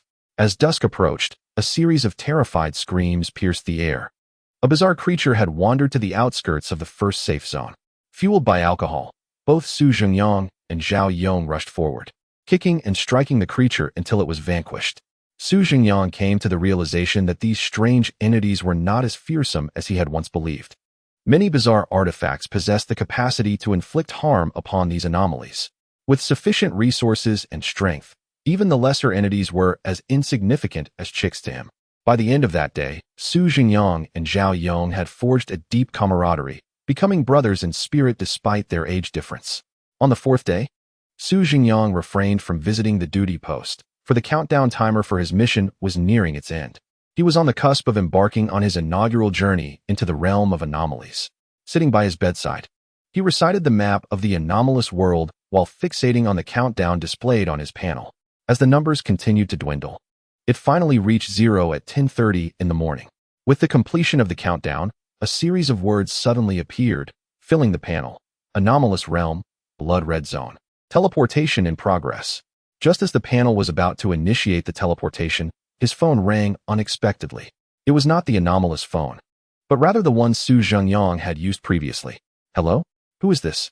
I'm about to start my mission. Let us talk when I return. Hello, Su. It's me, came Zhao Yong's voice from the other end. Zhao Gu, what can I do for you? Is your anomalous realm the blood red zone? Yes. How did you know? Su Zhengyang responded, astonished. Because I am also. Zhao Yong's voice abruptly ceased. Su Zhengyang refrained from probing further, as the teleportation for his first mission had already commenced. A wave of dizziness engulfed his mind, and soon, countless scenes flashed by him. When his consciousness regained its clarity, he found himself standing on an empty street. The sky was bright, and the shops lining the street were securely locked and shuttered. Su Zhengyang surveyed his surroundings and quickly noticed several individuals who, like him, were glancing around in bewilderment. In a street, 4 men and 1 woman stood at different positions, though not too far apart. Among these 5 individuals, one happened to be an old acquaintance of Su Zhengyang. Zhao Gu, Su Zhengyang exclaimed with a hint of surprise, then waved at Zhao Yong, who was nearby, furrowing his brow as he surveyed the surroundings. Upon hearing Su Zhengyang's call, Zhao Yong turned his head, a broad smile illuminating his face. I just called you to confirm whether we entered the same eerie domain, Zhao Yong said cheerfully as he approached Su Zhengyang. Today marks my entrance into the eerie domain as well. I glanced at the panel's prompt and noted it was a relatively low difficulty domain, which led me to speculate that you might also be here. More than encountering Su Zhengyang, Zhao Yong was elated that his current transmission had landed him in a novice domain, indicating that he could easily navigate the task at hand. Veteran exorcists often faced extended intervals between tasks, sometimes spanning several months. Following the completion of this task, Zhao Yong would be able to enjoy a well-deserved period of rest. As the two conversed, the other 4 exorcists approached. 3 men included a middle-aged gentleman in a suit, a balding, portly fellow, and a young, handsome man clad in a shiny silver jacket. The lone woman sported athletic attire and donned black-rimmed glasses, embodying the essence of a pure, sunny girl. Greetings. To my knowledge, the maximum number of participants in this eerie domain is 6. Since we are all gathered now, let us introduce ourselves, the suited man initiated, stepping closer to Zhao Yong and Su Zhengyang with a friendly demeanor. My name is Wang Yaming. I became an exorcist a year ago in safety zone number 5. With Wang Yaming's lead, the others naturally followed suit in their introductions. The balding man spoke next. I am Yang Wei. I became an exorcist 6 months ago in safety zone number 3. The young man flashed a smile at the girl. Chen Jun, a novice from safety zone number 7. Previously an actor. I look forward to your guidance, esteemed seniors. The girl chimed in. I am Yang Tingting, also from safety zone number 5. And I am a novice as well. Observing the introductions unfold, Su Zhengyang nudged Zhao Yong playfully. Zhao Gu, is this the customary process for introductions? Not exactly a formal process, Zhao Yong replied quietly, lowering his gaze. In simpler eerie domains, there's little competitive pressure, fostering a harmonious atmosphere where everyone is eager to make friends. Should we encounter one another later, we can look out for each other. In more challenging domains, however, individuals may resort to harm against one another, leaving no room for introductions. In summary, this particular eerie domain was deemed too straightforward, allowing seasoned exorcists to feel at ease, prompting them to expand their social circles. Of course, Zhao Yong continued in a hushed tone. Typically, during introductions, individuals refrain from disclosing their skill effects, as not every safety zone is as virtuous as zone number 1. Ah, I see. After listening attentively, Su Zhengyang nodded seriously. It seems one must harbor a few secret thoughts. They wish to form friendships, yet dare not do so sincerely. It is a gathering of pretenders. Thus, Su Zhengyang donned a standard, formulaic smile. I am Su Zhengyang, a newcomer from Safety Zone 1, participating in the eerie domain task for the first time. And I am grateful for the guidance of all the esteemed seniors. Following his introduction, Zhao Yong spoke up. I am Zhao Yong, from Safety Zone 1, for 2 years. His tone was plain and unremarkable, as if he were recounting an ordinary event. However, the others revealed expressions of astonishment upon hearing this. A 2-year veteran of the Ghost Tamers, he belonged to the earliest cohort of such practitioners. Even if his prowess were not exceptionally formidable, his knowledge of the bizarre would undoubtedly elevate those around him. Greetings, Senior Zhao. Wang Yaming promptly stepped forward, extending his right hand toward Zhao Yong. Yang Wei also approached Zhao Yong with a cheerful demeanor. Brother, our meeting is fate.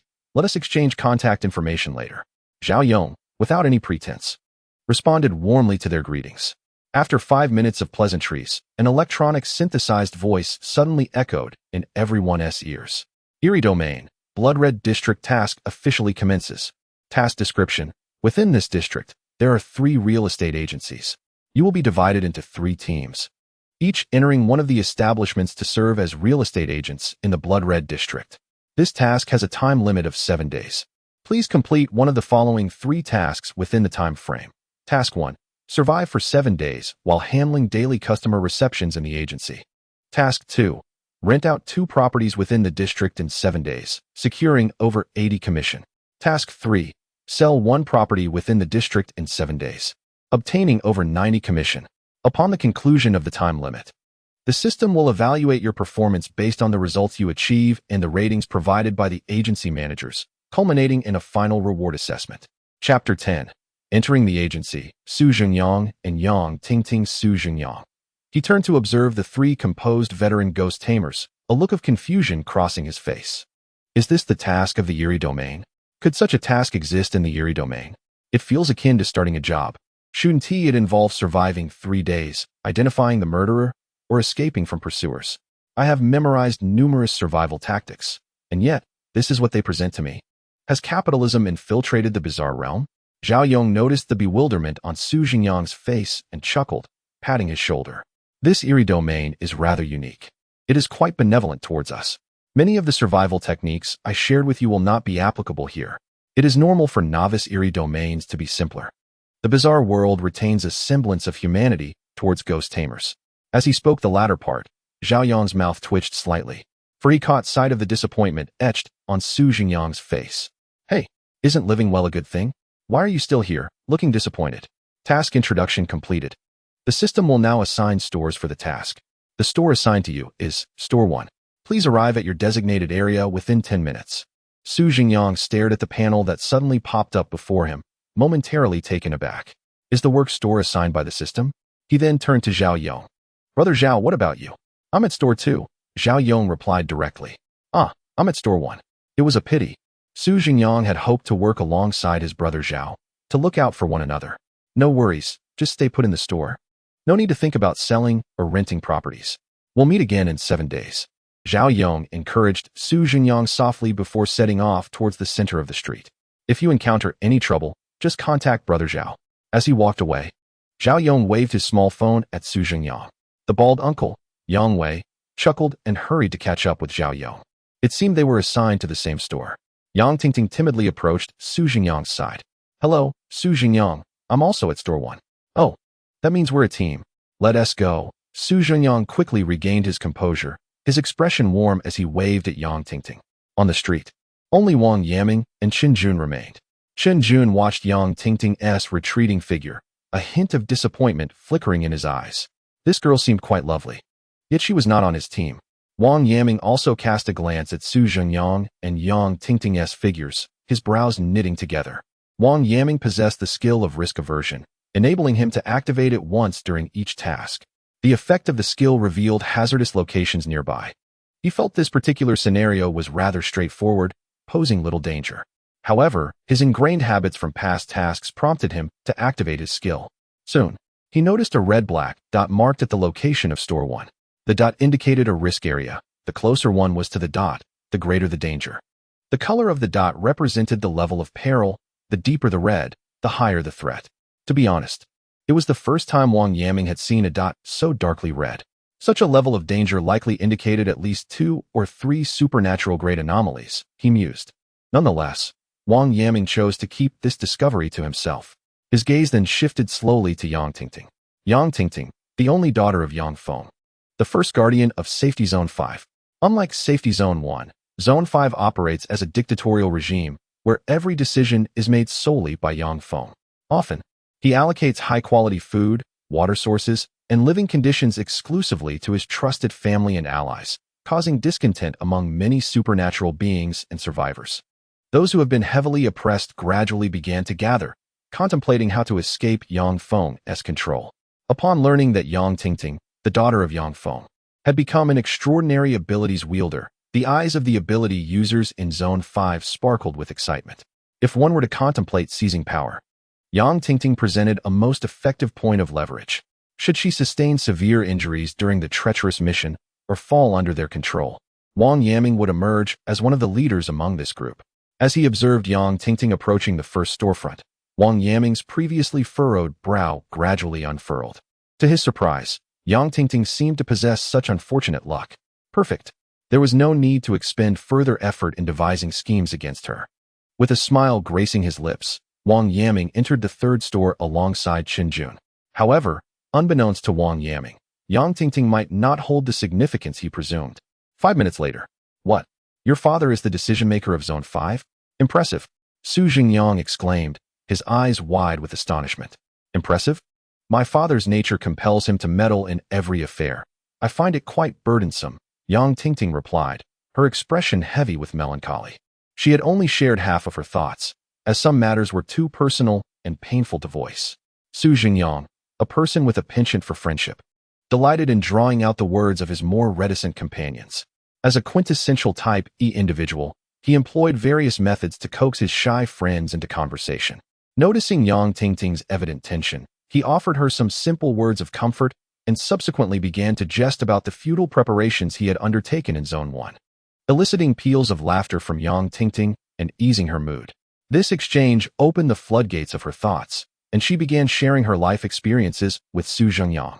This approach, using one's own experiences to elicit responses from others, facilitated a relaxed conversational atmosphere. Dialogue requires a gradual and guided progression. When one correctly navigates the conversation and identifies the other's interests, even the most reticent individuals can engage freely. Such methods prove particularly effective in swiftly bridging the gap with unfamiliar colleagues in a professional setting. Those embarking on blind dates might also find this strategy beneficial. "You're doing quite well," Zhengyang remarked while surveying the store and responding to Yang Tingting's musings. "Look at my father. He hardly pays me any attention. As a result, I encounter obstacles every 3 days and pitfalls every 5. After graduation, I stumbled through an entire year. And sometimes I think that having a strict father can indeed be a form of happiness. That is not so bad. At least you've honed your understanding of what you seek," Yang Tingting replied, noticing Zhengyang rummaging through the drawers of the store. "2 items," Zhengyang said, rising and holding up 2 fingers towards Yang Tingting. "First, I am searching for our work uniforms and name tags." He gestured to his chest. "I once worked as a real estate agent for 6 months, and this store's layout resembles that of my former workplace, so I believe we should have similar equipment." "I see," Yang Tingting nodded, her thoughts deepening further. If one were to discover the work uniforms and identification badges, would that not signify that they are under the protection of the store's regulations? Consequently, the bizarre entities roaming the streets would be less inclined to inflict harm upon them. "And what of the second item?" "Ah, I have found it," Zhengyang exclaimed with delight as he retrieved a folder from the drawer. The folder bore the inscription, "Guidelines and Work Regulations for Newly Hired Employees." The real estate industry is riddled with numerous protocols, and new employees undoubtedly have an array of rules to familiarize themselves with. Zhengyang opened the folder, revealing 2 A4 sheets stained with blood. I pondered. During my tenure in real estate, individuals who disregarded the rules faced fines or termination. However, in this uncanny realm, such penalties are likely far more severe. "Look," Zhengyang pointed to the lines of text on the A4 sheets. Yang Tingting, intrigued, leaned in closer and quietly read aloud the contents of the text. Chapter 11. Employee Regulations. Employee Regulations. 1. Employees are prohibited from engaging in conflicts with colleagues, owners, or clients. 2. Eating within the store is forbidden for employees. 3. At least 1 employee must remain in the store at all times, barring special circumstances. Employees must inform the store manager before leaving. 4. During working hours, employees must wear uniforms and identification badges. Casual attire is not permitted when attending to clients. 5. Working hours are from 20 to 8 o'clock. Employees present outside of these hours are considered to be on overtime. 6. Transactions must adhere strictly to the established procedures, and contracts must be signed. Unauthorized agreements will bear personal consequences. 7. Store employees must comply with the directives of the store manager and may not disobey their orders. 8. Employees are expected to treat clients, owners, and colleagues with courtesy, greeting them warmly and maintaining a smile while serving clients. The employee regulations are not numerous, comprising only 8 rules. Typically, one might regard any of these regulations as unremarkable, as many companies implement similar policies. However, when these 8 rules are inscribed on a yellowed A4 sheet marred by dark red stains, and the script appears as if scratched by fingernails, with each regulation written in a distinct font, the perception shifts dramatically. Moreover, our astute Zhengyang has identified a crucial detail. None of the regulations specify corresponding penalties. Zhengyang furrowed his brow, gazing intently at the A4 sheet, and queried, "Does this imply that all punishments are identical?" Yang Tingting, observing the varied handwriting, hesitantly articulated her concern. "Could it be that the punishment is death?" "It cannot be." Zhengyang gently shook his head in response. "Brother Zhao once advised me that when uncertain about a matter in this uncanny world, one must consider the worst possible outcome." Yang Tingting nodded. The worry etched deeper on her face. "Indeed, for us, the worst outcome is death." "No, there could be something even worse."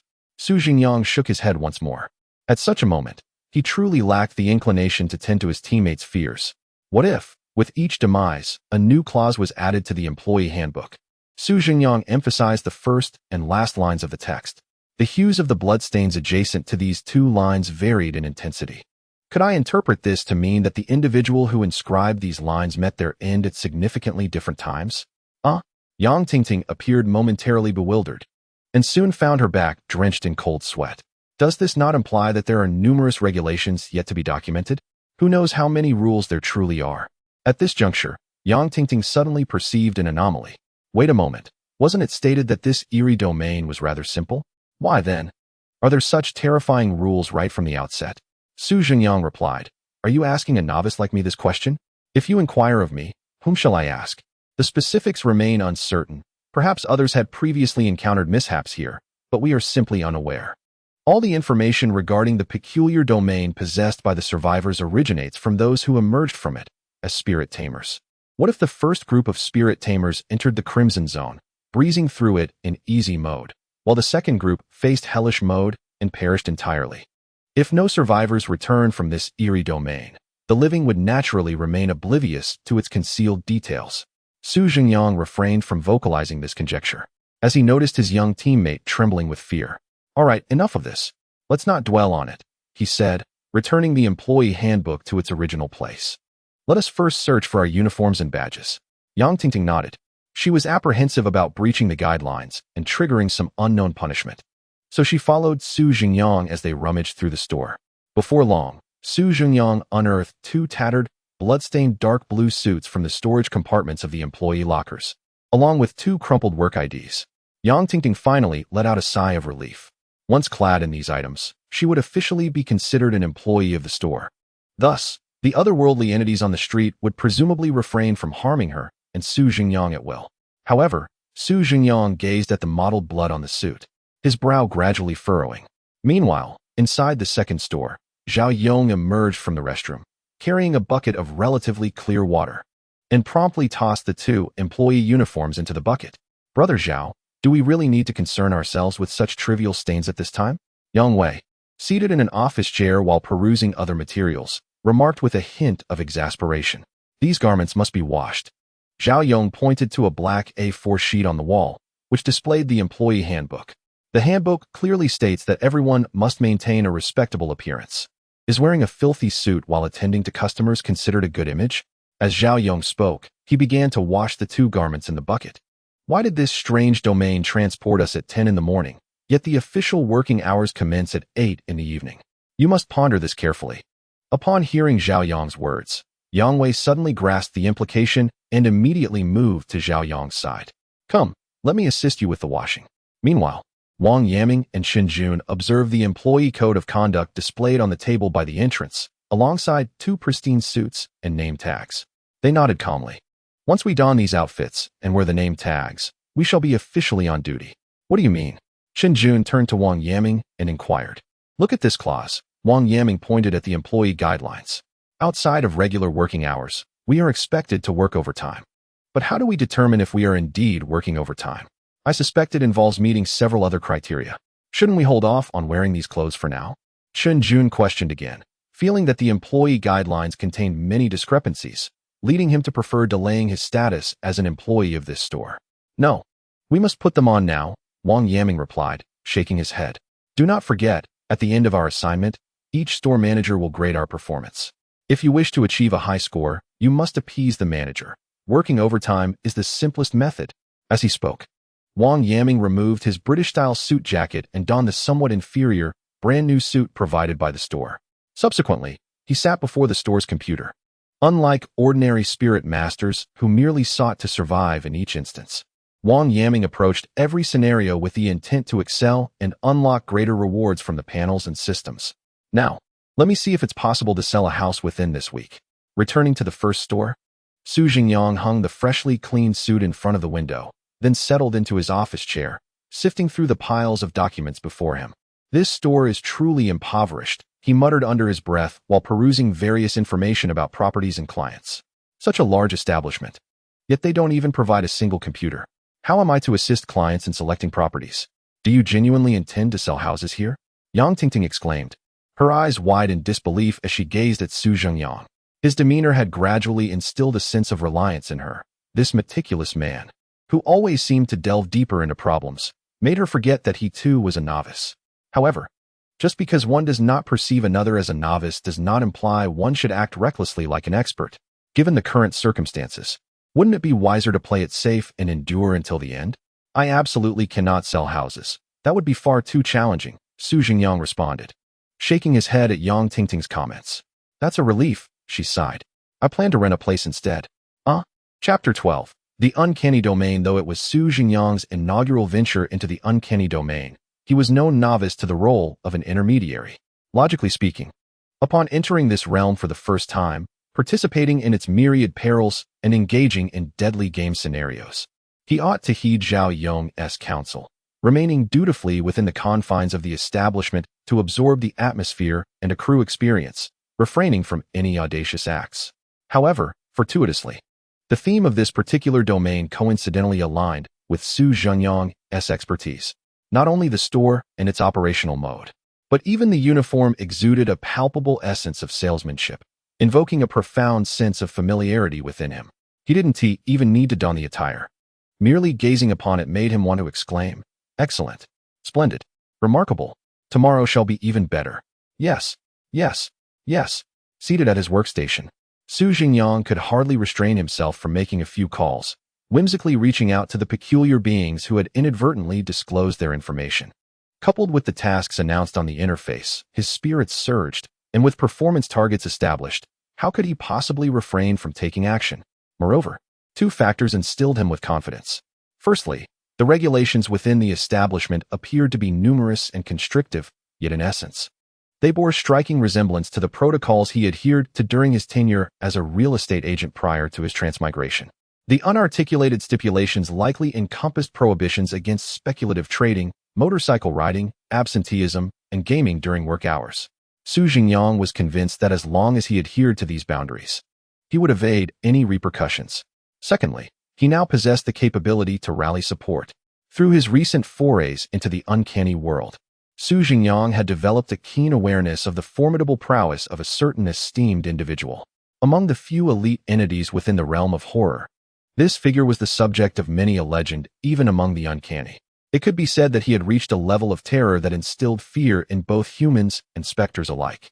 It was only natural, considering the abilities of Yugo, who could siphon the ailments, emotions, and physical states of others. This bordered on the realm of rule-based powers. In the blood-soaked precincts of a fledgling uncanny domain, how potent could the entities residing therein truly be? The formidable beings would hardly engage in commerce. They would simply seize what they desired, much like Yugo. Yang Tingting, observing the earnest determination in Su Zhengyang's eyes, sighed helplessly. "Fine, do as you wish." Su Zhengyang grinned and approached the window, retrieving a tailored suit. Perhaps influenced by the uncanny domain, the suit had already seen considerable wear. "All right, I shall step out for a moment. Please keep an eye on the store." "Yang Tingting, huh?" Su Zhengyang's abrupt declaration left her momentarily bewildered. What prompted this sudden urge to venture outside? With a smile, Su Zhengyang raised an A4 sheet in his hand. As a real estate agent, one must retain a wealth of information regarding neighborhoods and properties in one's mind. I perused the listings in the store and found a few promising options. So I intend to conduct a field investigation of these properties. Su Zhengyang spoke with utmost sincerity, as this was a methodology he had acquired during his prior experience in real estate. Yang Tingting listened attentively, equally earnest in her consideration. Because she thought Su Zhengyang was about to share some experiences about surviving in the eerie domain, Yang Tingting was left speechless after listening. Why does it seem that you care little for the eerie domain, yet revel in the feeling of being at work? You must remember. Su Zhengyang suddenly turned serious. Gazing intently at Yang Tingting, she quickly regained her focus and looked back at him. My behavior in this line of work is referred to as empty watching. If there were clients present, it would be called scouting the premises. Yang Tingting retorted, "What good is that? The world outside is ending. And what you're teaching is utterly useless. Keeping an eye on the shop, those few properties are not far. I'll be back shortly." As Su Zhengyang turned to leave, he spoke again. Yang Tingting, somewhat exasperated, nodded in response. She then found a seemingly safe corner in the store, intending to sit and rest for a while in preparation for the evening's work. Since the shop was open on the street, it was inevitable that eccentric clients would arrive. How should she handle these peculiar individuals? As she walked towards the corner, her thoughts wandered. Perhaps Su Zhengyang had a solution. After a moment's reflection, Yang Tingting resolved to cling to Su Zhengyang for support. Unbeknownst to her, in such a short time, she had already come to regard him as her pillar of strength. Just as she reached the corner, a sudden tightness gripped her heart. She recalled an important detail. The employee handbook clearly stated that employees were not permitted to leave at will. Although it was after hours, with Su Zhengyang donning his suit and name tag, Didn't that mean he was effectively working overtime? Su Zhengyang. Wait. Yang Tingting immediately spun around and dashed towards the entrance. However, after just a couple of steps, she halted. She noticed Su Zhengyang was facing the interior of the shop, seemingly engaged in a phone conversation. Upon seeing the frantic Yang Tingting, Su Zhengyang gestured for silence and motioned her to remain calm. The sound of dialing echoed from the phone. After 3 rings, the call was answered. Hello? A low and profound voice emanated from the other end, belonging to the store manager. While searching for the keys in the entrance's key cabinet, Su Zhengyang had noticed the manager's call. He thought to himself, although this wasn't precisely during official working hours, if the protocol for overtime was the same as a regular shift, wouldn't failing to report be a serious error? Brother Zhao once said, it's better not to do anything that might lead to a mistake. If you must act, ensure it's something that cannot go wrong. Thus, Su Zhengyang decided to call the manager. He had already prepared his words, but upon hearing the response from the other end, he was momentarily taken aback. Why did this voice evoke such a sense of familiarity? Unfortunately, the manager on the line did not intend to speak again, remaining silent after uttering hello. Su Zhengyang had no choice but to shake off his thoughts and proceed with the words he had initially prepared. The store manager. I am currently working overtime at the shop and plan to take this opportunity to glance at nearby properties and houses. Hence, I am calling to inform you. After speaking, Su Zhengyang nervously swallowed. There was no immediate response from the other end of the line. Silence ensued. It stretched on for over a minute. Su Zhengyang hesitated to hang up, so he anxiously waited. At last, after the prolonged quietude, a voice emerged from the other side. The call was abruptly terminated, and Su Zhengyang finally exhaled in relief. Fortunately, it was indeed wise to pay attention to the details in one's work. Now he could venture out without worry. With this thought, Su Zhengyang turned to glance at the street outside. However, this turn proved consequential. Just before him stood Yang Tingting, who was caught unawares. A crisp sound reverberated through the air. Yang Tingting's eyes widened in shock as she raised her hand to cover her cheek. Su Zhengyang felt a sudden resistance in his hand and turned around in confusion. Another sharp sound echoed. Yang Tingting's expression twitched as she slowly used her other hand to shield the opposite side of her face. Chapter 13. Action commences. Wang Yaming. Is he really that fierce? In a state of bewilderment, one can truly feel lost, as exemplified in this moment. Yang Tingting, having lived for 20 years and possessing a formidable father, considered herself quite worldly. Yet, the sight of this man wielding a phone over half a meter long left her utterly dazed. Just moments ago, when Su Zhengyang faced her with the phone resting against his ear, she had not taken notice. Now, she could not help but scoff. What sort of normal person would possess a phone of such an absurd length? Was it intended for reading novels without the need to flip pages? Upon noticing Yang Tingting's aggrieved expression, Su Zhengyang quickly grasped the situation. During the phone call, he had unconsciously elongated the phone for better signal reception. To his surprise, while turning, he had inadvertently slapped Yang Tingting twice with the device. My apologies, Su Zhengyang said, awkwardly scratching his head. Yang Tingting rubbed her cheek, striving to regain her composure. Now was not the time to dwell on her pain. She had matters to discuss with Su Zhengyang. It's all right, she replied. By the way, Su Gu, we haven't exchanged our skills yet. Since we are now a team, understanding each other will provide us with a solid foundation. Perhaps fearing Su Zhengyang might be displeased by her inquiry, Yang Tingting hastily began to introduce her abilities. Rapid recovery. When you suffer non-lethal injuries, you can restore yourself to normal condition within 1 second. This skill can be used once daily, in both the eerie realm and the real world. It was a rather ordinary, yet rather lackluster skill. After all, within the realm of the uncanny, most entities do not allow you the luxury of injury before death. They will swiftly claim your life. Upon hearing Yang Tingting report her abilities, Su Zhengyang generously shared his own skill of befriending the strange. This skill, evident to anyone with a modicum of intelligence, was deemed rather impractical, thus there was no need for concealment. Once their exchange concluded, Su Zhengyang confidently strode out of the shop, leaving Yang Tingting alone within. Fortunately, the corner of the shop offered a strong sense of security, allowing her to feel less fearful in her solitude. In the third store, Wang Yaming and Chun Jun sat together, perusing files on the computer. As a businessman, Wang Yaming had previously been engaged in the internet industry, rendering him somewhat unfamiliar with the nuances of real estate. It had been ages since he had seen residential buildings. Who on earth would reside in an apartment during an apocalypse? In a world ravaged by the bizarre, areas with higher population densities witnessed an increase in the number of entities, leading to a greater number of casualties and fewer survivors. Thus, the paradox of more people resulting in fewer living souls. Although he lacked knowledge about this long-vanished profession, Wang Yaming was confident that he could swiftly master the skills of real estate sales. More assured than Wang Yaming was Chen Jun. Before the onset of the apocalypse, Chen Jun had been a minor actor in short online dramas, lacking fame, fans, and even the attention of influential figures seeking to exploit him. Ironically, this state of obscurity spared him from peril. Most entities were born from individuals who had suffered greatly in life, and upon gaining formidable power, they sought vengeance against those who had inflicted suffering upon them. The entertainment industry, rife with treachery, saw many of its denizens targeted by these entities as soon as the apocalypse erupted. Consequently, few actors like Chen Jun survived. Yet, the profession of acting inherently endows one with remarkable talents for imitation and learning. While Chen Jun may not have been famous, he possessed the skills of an actor. Coupled with his ability, best performance enhances your memory and emotional control. You possess exceptional talent for acting and learning. He fit the archetype of a protagonist seamlessly. With a smirk, Chen Jun gazed at the information on the screen, planning to portray a seasoned champion of real estate sales. Wang Yaming and Chen Jun, each harboring their own thoughts, diligently absorbed the material before them, utterly oblivious to the figure who had confidently entered their shop. "Hello, gentlemen. Good afternoon," Su Zhengyang exclaimed as he stepped into the establishment, greeting the two with a cheerful salute. "Wait, what the heck? Why is there a computer in your shop?" Both Wang Yaming and Chen Jun jolted in surprise at Su Zhengyang's sudden greeting, their nerves electrified. It is not that these two individuals lack courage. Rather, within the sinister realm, any minor anomaly can precipitate a tempest of bloodshed.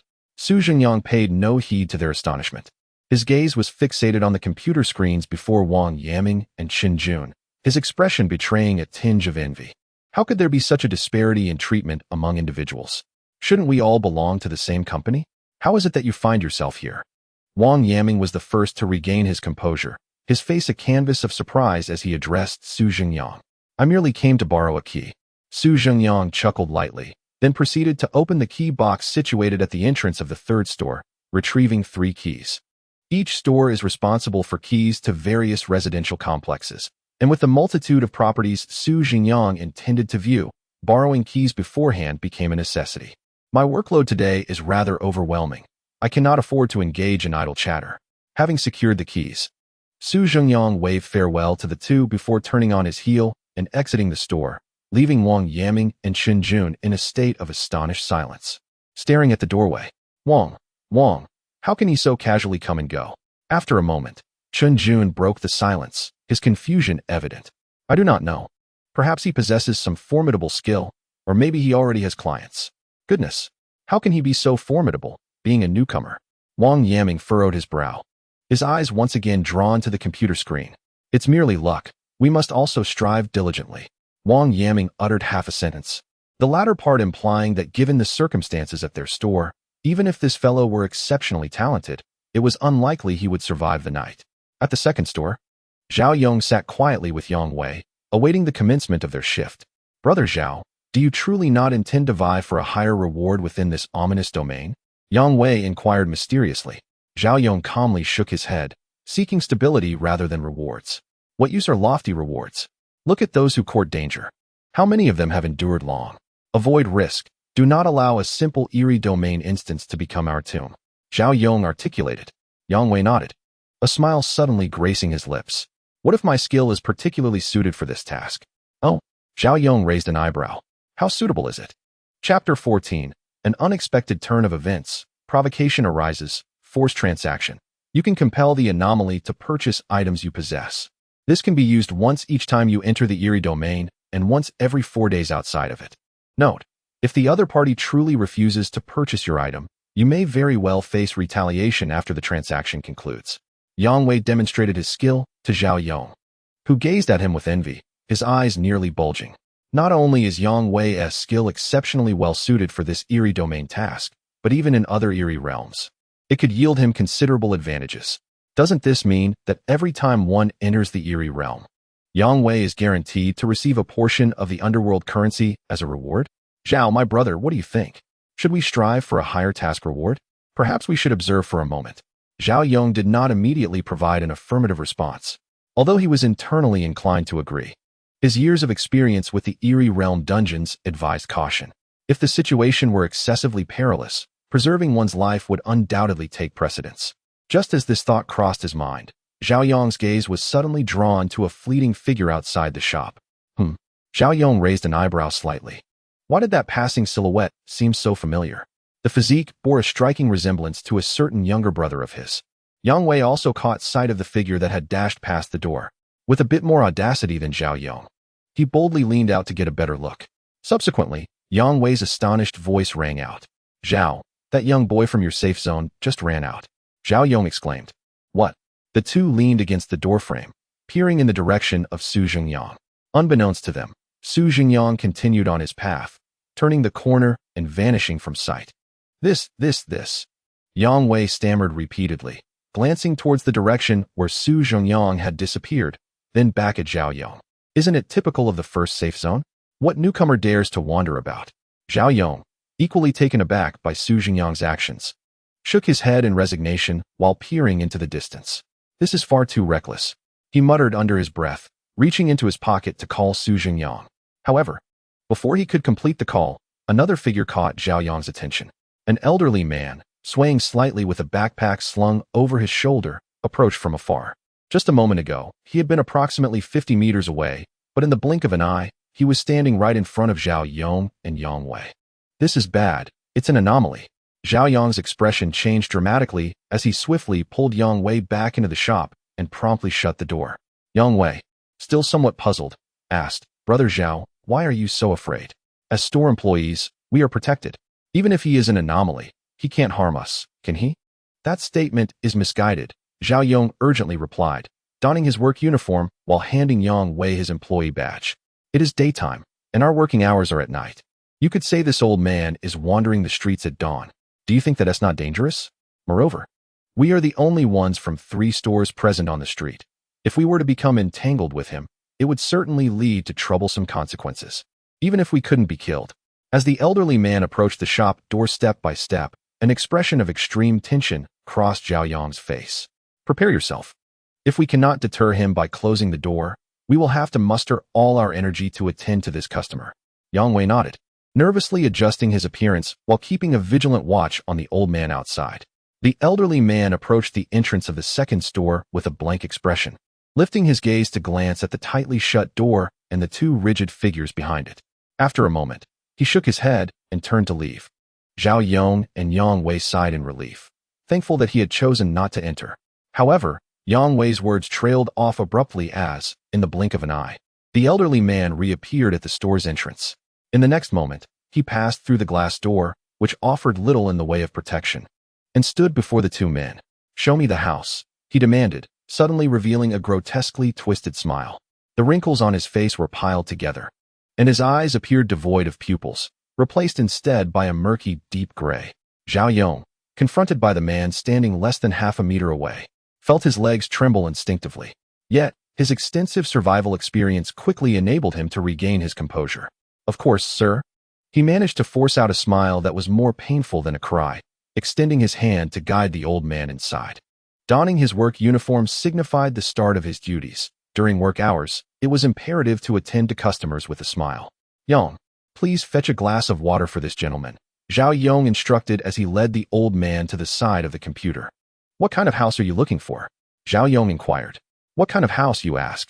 The elderly man maintained his eerie grin, not immediately responding to Zhao Yong's question, but instead surveying the store's layout, a faint glimmer of red flashing in his obscure gray eyes. Meanwhile, 2 more figures appeared on the desolate street, a slender young man clutching a suitcase and a middle-aged woman clad in athletic wear. Unacquainted with one another, they each proceeded towards the first and third stores, respectively, their faces gradually contorting into strange smiles. This stinks, Zhengyang exclaimed, pinching his nose and frowning at the house before him. It was a small villa with 3 bedrooms, 2 living rooms, a kitchen, and 2 bathrooms. According to the property listing, the house was available for both rent and sale. He initially thought a price of 3,000 ghost coins per month was quite reasonable. However, Upon detecting the foul odor emanating from within, Zhengyang concluded that he wouldn't rent the house even for a mere 1,000. Perhaps 500 might be a consideration. What kind of stench is this? It's worse than what I produce after being constipated for half a month. Did the toilet explode? He grumbled, still holding his nose as he approached the window, intending to open it for ventilation. Just as his hand reached the window frame, he suddenly halted. Wait a minute. Zhengyang turned to observe the exquisite furniture and warm decor of the room, muttering to himself. This is a bizarre domain. What if those peculiar entities have an affinity for such scents? Their tastes are often diametrically opposed to human preferences. Perhaps they find this odor delightful? He decided it was best to leave the window closed for now, preserving the atmosphere. As Zhengyang spoke, he pinched his nose and briefly wandered through the interior of the room, familiarizing himself with its selling points before hastily making his exit. After a while, Zhengyang opened the door to another property. Goodness, is this for real? Holding his nose, Zhengyang stepped into the room with a pained expression.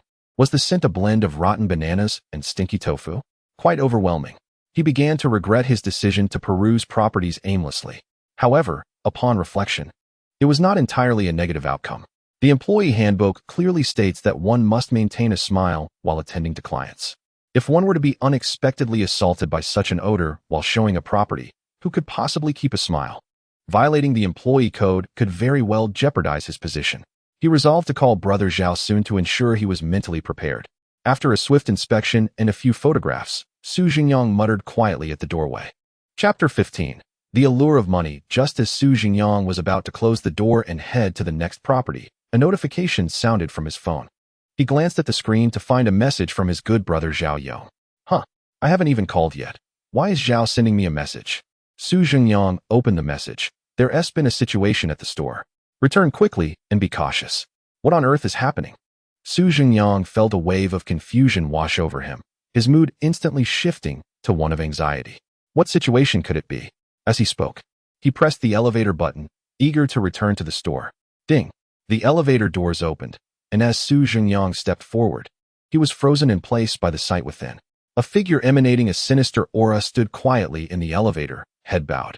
Terrified, Zhengyang turned to flee.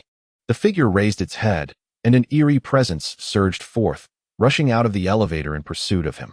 In the next moment, the figure exclaimed, "Hey!" As Zhengyang frantically dialed Yu Fu, he turned around, bewildered. Wait, what? At the third store, a middle-aged woman pushed open the door and walked directly inside. Wang Yaming and Shenjun were momentarily taken aback upon seeing her, but quickly adjusted their demeanor and approached to greet her.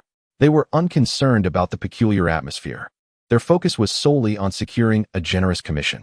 The two guided the middle-aged woman to a seat beside the computer, with Shenjun enthusiastically pouring her a cup of tea. "Madam, how may we assist you?" Wang Yaming inquired with a smile. The woman gazed at the computer before her, a smirk creeping across her face. "Is there a house that can be acquired without spending any money?" Wang Yaming. Shenjun. The woman's question left the two eager gentlemen utterly flabbergasted. Wang Yaming's smile morphed from warm to awkward.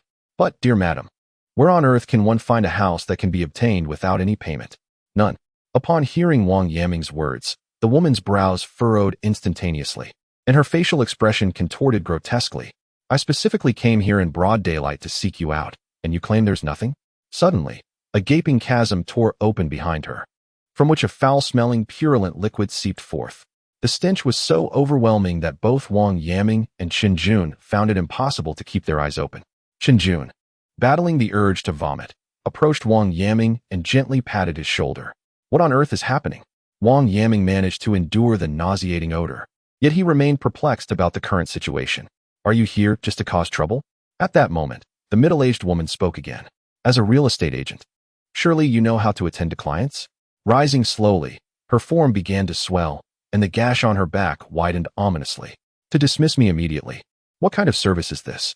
A chill ran down Wang Yaming's spine. Clearly, her demands were utterly unreasonable. He had responded based on the actual circumstances, yet she erupted in fury. It was evident that the woman's intent was to instigate conflict. For humanity, the bazaar serves as a delectable morsel. This woman sought not a home, but rather to feast upon him and Shenjun like two succulent dishes. Could the shop's rules not allow for some form of protection? Wang Yaming lamented, glancing over at the employee guidelines. Upon inspection, he noticed an unexpected alteration in the document. Beneath the established rules, a new line had appeared. Be wary of street dwellers appearing during the day. They are not clients and are difficult to regulate by rules. Perhaps money and food might appease them. When did this emerge? Wang Yaming felt somewhat speechless. So, the employee guidelines update in real time? Nevertheless, despite his bewilderment, he promptly discerned a solution to the crisis before him. The woman had now split in two, murky, gray-black sewage oozing from her body. Advancing menacingly towards Wang Yaming and Chen Jun faced with such a terrifying spectacle for the first time, Chen Jun, a newcomer, fainted before he could employ his skills. Useless, Wang Yaming muttered, then reached into his pocket, rummaging for something. Just as one of the woman's arms was about to reach his face, Wang Yaming swiftly extended his hand. With a flick, 100 yuan ghost bill materialized before the woman. In the realm of the bizarre, there exists a hierarchy. Though the middle-aged woman before Wang Yaming appeared dreadfully frightening, she was, in reality, not exceedingly powerful, merely above the realm of the abnormal and below the realm of urban legends. Having been a ghost master for some time, Wang Yaming possessed numerous formidable supernatural artifacts. He could easily dispatch this entity. Alas, those artifacts diminished with each use. However, now that he could resolve the issue with a ghost bill, it was merely a trivial matter. Wang Yaming is never short of ghost money. Oh! As she gazed upon the $100 ghost note before her, a look of astonished delight instantly graced the middle-aged woman's face. In the next moment, the contaminated water was completely absorbed, and the cracks on her body began to heal gradually. With a beaming smile, she snatched the $100 from Wang Yaming's hand and casually tucked the note into the fissure on her back, which was nearly mended. The proprietor's generosity was palpable. It was evident that he was no ordinary employee, but rather a supervisor sent from above for inspection. The woman's face radiated genuine smiles as she nodded and bowed to Wang Yaming. By the way, did I just dirty the floor inside the shop? Allow me to clean it up for you. With that, she extended her sleeve and began to wipe the floor back and forth a few times. Wang Yaming's lips twitched involuntarily. He had encountered those who were motivated by money, but he had never seen anyone so overtly enthusiastic. It seemed that the $100 had indeed been too generous. Nevertheless, it was worth it to spend money to avoid suffering. With this thought, a smile once again crept upon Wang Yaming's face. Thank you, dear sister, but there's no need for trouble. It's broad daylight. You should head back to rest. All right. The woman nodded cheerfully and turned to walk towards the door.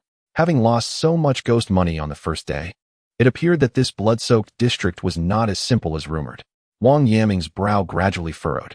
For an experienced player like him, ghost money could be easily extracted. Yet this bizarre domain was meant for novices, and those newly initiated into the realm of spirit tamers certainly lacked such funds. If food and money are necessary to appease the spirits, then what constitutes food? Naturally, it is the flesh and blood of humans. The woman ahead was radiant with joy, taking a step and turning back to smile thrice, sending a shiver down Wang Yaming's spine. Suddenly, a thought struck him. If these wanderer spirits could be so easily bribed, might it be possible to spend money to persuade them to perform other tasks? With this notion, Wang Yaming once again reached into his bosom. Chapter 16. Bribing the Bizarre. The perilous situation of Yang Tingting in this eerie post-apocalyptic world. Various rules exist. For instance, the concept of ghost money. Spirit tamers can earn ghost money by completing tasks or trading with the bizarre, or they may acquire it through their own means within the safety zone. However, for the bizarre to obtain ghost money, they must resort to gifting or trading. Should they attempt to seize it forcefully, not only would they fail to acquire anything, but they might also face punitive consequences from the rules. This regulation seems to serve as a safeguard for humanity. After all, the majority of spirit tamers would be no match for the bizarre without such restrictions. Those carrying substantial sums of ghost money would be targeted and robbed by the bizarre the moment they entered a subdomain. Wang Yaming is, of course, one of the ordinary individuals protected by the ghost money rules.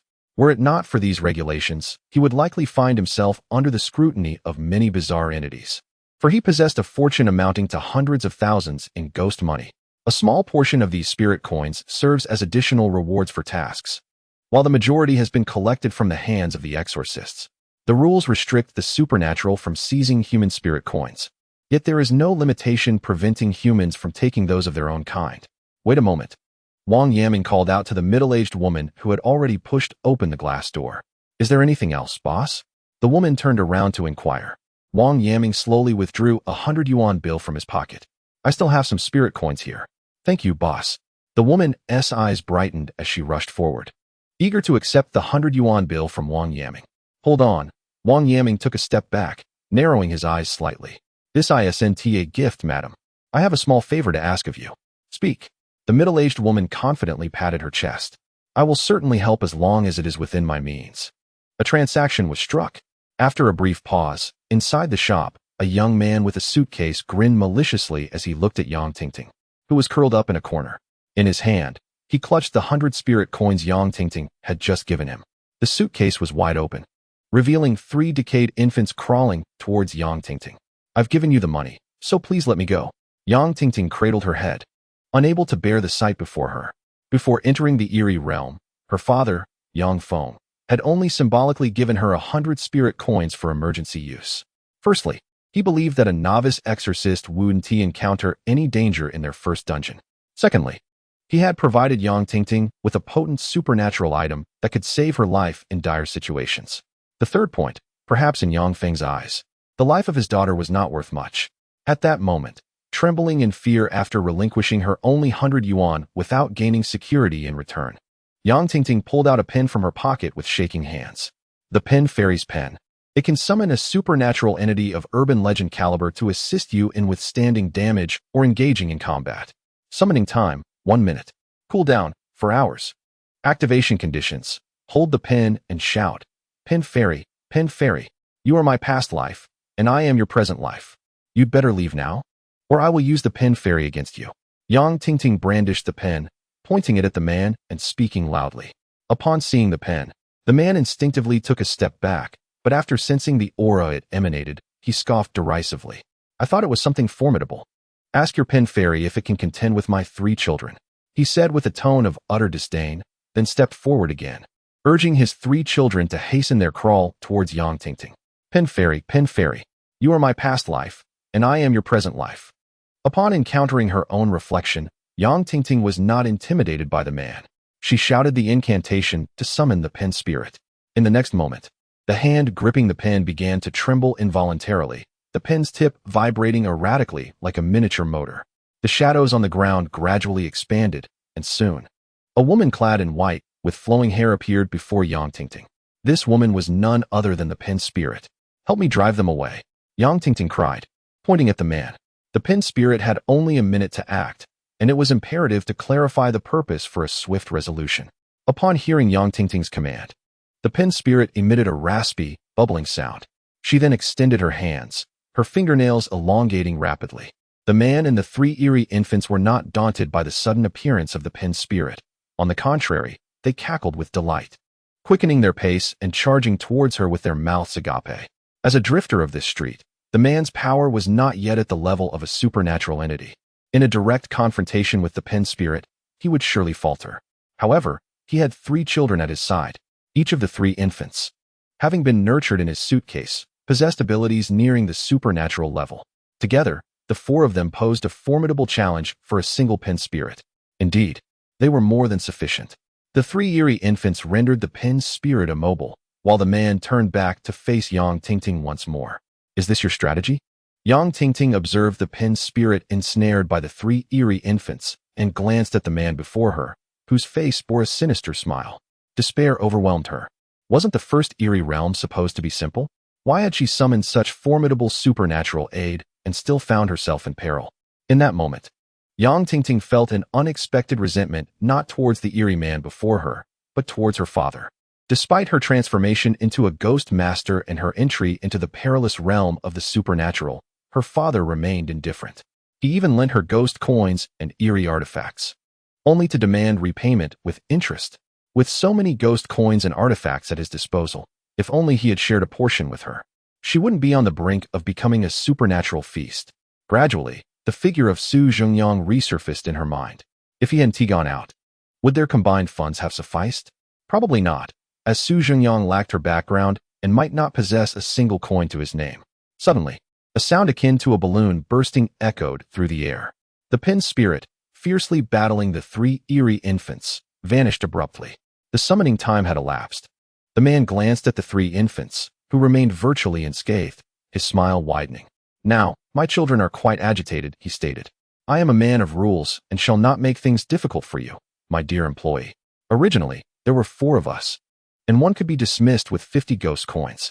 Now, my child is in a rather poor mood, requiring 100 ghost coins each. Therefore, in addition to the 100 ghost coins you previously provided, you are still short 300.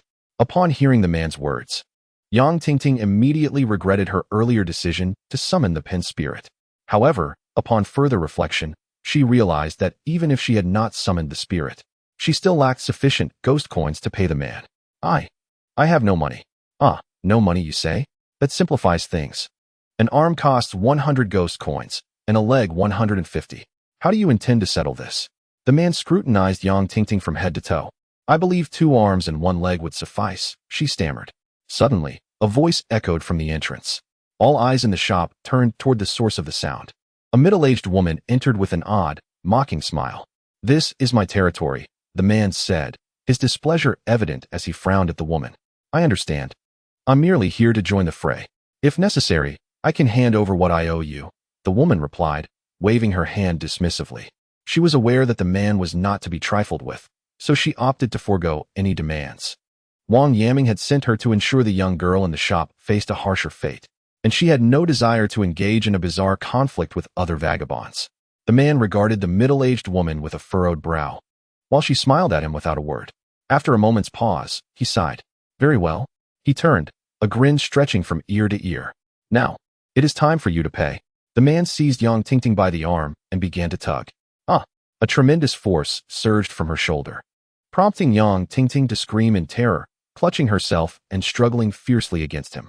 Ultimately, the grip on her arm loosened, and she screamed for what felt like half a minute, yet the man made no further advances toward her.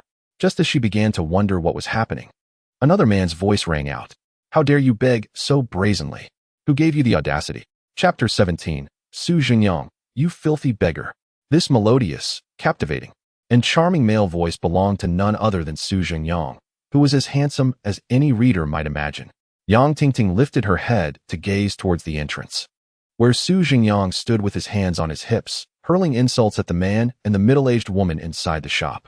Look at you, with arms and legs. Yet you come here to beg, fixating on a young girl to harass. Can't you show a bit of decency? Zhengyang's words left everyone in the shop momentarily stunned, with Yang Tingting feeling the most bewildered. She had hoped that Zhengyang's appearance would rescue her, but she had not anticipated his fierce, unrestrained outburst. His voice carried so loudly that it reached the nearby third shop. Wang Yaming, who had been observing from the entrance, stumbled back, nearly losing his balance. Truly, a person from the first safety zone, he murmured, steadying himself against the door handle. When it comes to handling matters, one must either be as steady as an old dog or as frenzied as a mad dog. Why all the references to dogs? Chen Jun found himself perplexed.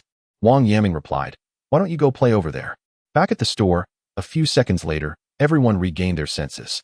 The man standing in the center of the shop scrutinized Zhengyang's attire and noted the uniform of a store employee. His brows furrowed in confusion, unable to comprehend why this seemingly ordinary individual exuded such audacity. At that moment, memories from past experiences flooded his mind.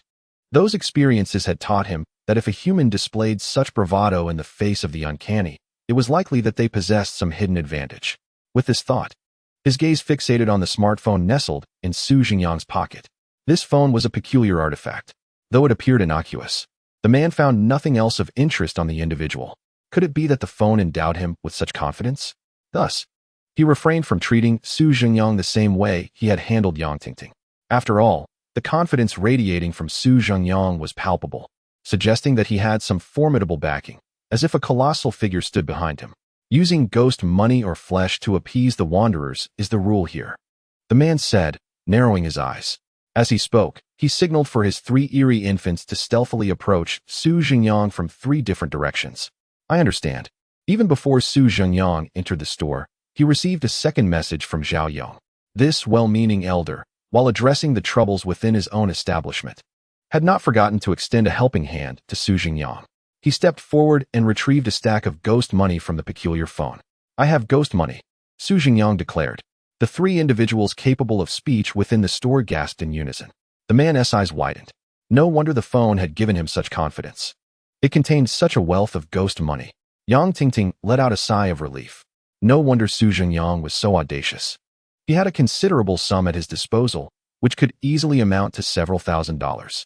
However, a moment of doubt crept into Yang Tingting's mind. Wasn't he a newcomer? Where did he acquire such wealth? Meanwhile, the middle-aged woman's eyes lit up, her face revealing a greedy expression. This was the first time she had encountered such an abundance of ghost money. If all this wealth were to be hers, she could not only escape the bizarre existence of a wanderer, but also have the chance to ascend to the level of a supernatural anomaly. With this thought, the middle-aged woman reached out to seize the ghost money from Zhengyang's grasp. As Zhengyang instinctively recoiled, he noticed the ominous man intercepting the middle-aged woman. "You never belonged here from the beginning," he admonished, glaring at her with a chilling gaze.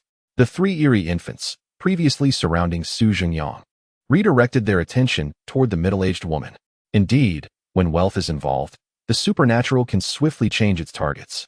The middle-aged woman trembled under the weight of that gaze. She was inherently no match for men, let alone when faced with three equally formidable spectral infants accompanying them. "Then I shall take my leave." The middle-aged woman cast a lingering glance at the ghostly coins in Zhengyang's hand, then raised her foot and stepped towards the exit, completely disregarding the task entrusted to her by Wang Yaming. With so many ghostly coins in his possession and rules governing their use, no matter how raucous she became, she could not harm the two individuals within the shop. To her surprise, after taking a couple of steps, Zhengyang suddenly stepped forward, blocking her path. Hey, who said you could leave?" "Huh." The middle-aged woman was somewhat bewildered. "I don't want your money, yet you refuse to let me go? What do you mean? Did I ever suggest I would pay you?" Zhengyang's brows furrowed. "You all are far too optimistic. I merely took them out to show off." As he spoke, he shoved the ghostly coins back into his phone. "What do you mean?" His words left the two peculiar individuals in the shop perplexed. "What do you mean? Can you utter anything other than that?" Zhengyang remarked, somewhat exasperated. "I want to pay, and neither should you leave. It's as simple as that." The man and the middle-aged woman exchanged glances, both recognizing the fury etched on each other's faces. "This is intolerable. Let us go all out. I refuse to believe he can defeat all five of us," the man asserted. "I'll make sure you leave with a piece of your arm," the middle-aged woman retorted, her demeanor shifting to one of ferocity at the prospect of gain. The man signaled for the three spectral infants to turn and crawl towards Zhengyang once more. Enough of this idle chatter. Observing the tense atmosphere, Zhengyang chuckled, revealing no hint of trepidation on his face. "It's time to show off." He waved toward the door. "Aunt Yang." No sooner had he spoken than a figure unexpectedly materialized behind Zhengyang, appearing abruptly before everyone. This was a woman in her 40s, yet the middle-aged women of the spectral realm seemed younger by comparison. Nevertheless, her attire was far beyond the realm of the spectral wanderers. She wore a turtleneck sweater adorned with a pearl necklace, complemented by a tailored women's suit. Her lower half was draped in a black mermaid skirt, and she stood poised in elegant high-heeled leather shoes. With her hair styled in an elaborate updo and her face adorned with meticulous makeup, she epitomized the image of a high society matron. It is noteworthy that perhaps due to the influence of the spectral world, her makeup leaned towards a dark aesthetic, with even her lipstick being black. This inadvertently reminded Zhengyang of an organization from a game, Black Silk Rose. Oh, was it called Black Silk Rose or Black Rose? Returning to the matter at hand, the moment the matron appeared behind Zhengyang, the atmosphere in the shop became palpably oppressive. The air seemed to solidify, leaving Yang Tingting, situated at the back, with a sensation of breathlessness. Such an immensely powerful entity of uncanny tales. The man clutched his chest, whispering softly. Even among entities of the same caliber, their powers can vary significantly.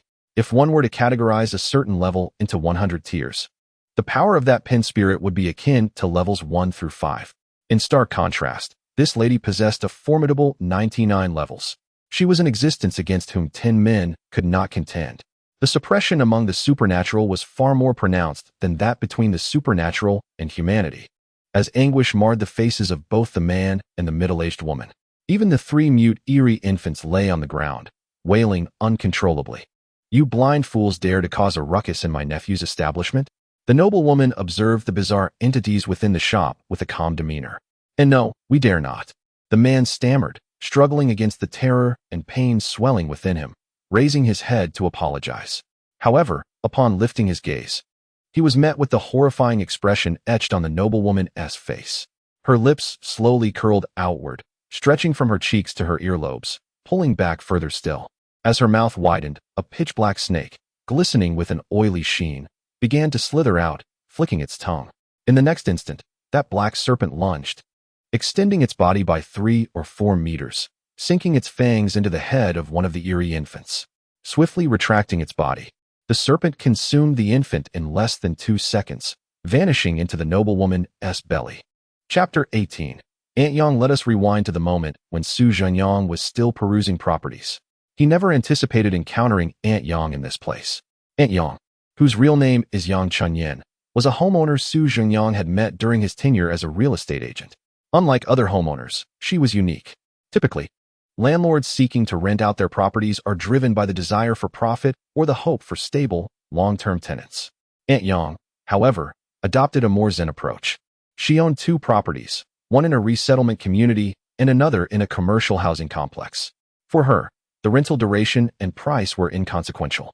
As long as the tenants were reliable and of good character, she would rent her exquisitely renovated, fully furnished 2-bedroom apartment for a mere 750 yuan per month. She was truly a benevolent figure in the realm of landlords. Zhengyang herself relished engaging in conversations with the youth, and it may have been Zhengyang's imagination.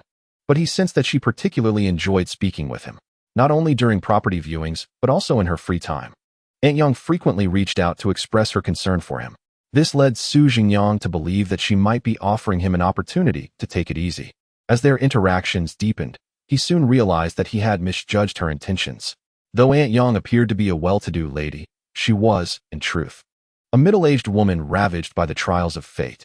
Once, she had a husband who adored her, and together they lived a blissful life. However, fate had other plans. Zhengyang, who was meant to enjoy a happy existence, discovered at the age of 30 that she was infertile. Then, Zhengyang found herself facing the profound malice of her husband's family, with the exception of her devoted husband. He had always cherished and protected her. Yet the immense psychological pressure of mediating between his parents and his wife ultimately led to a sudden heart condition that claimed his life far too early. His passing exacerbated the discord between Zhengyang and her in-laws, for the prevailing mindset of that era saw her own family remain silent, offering her no support.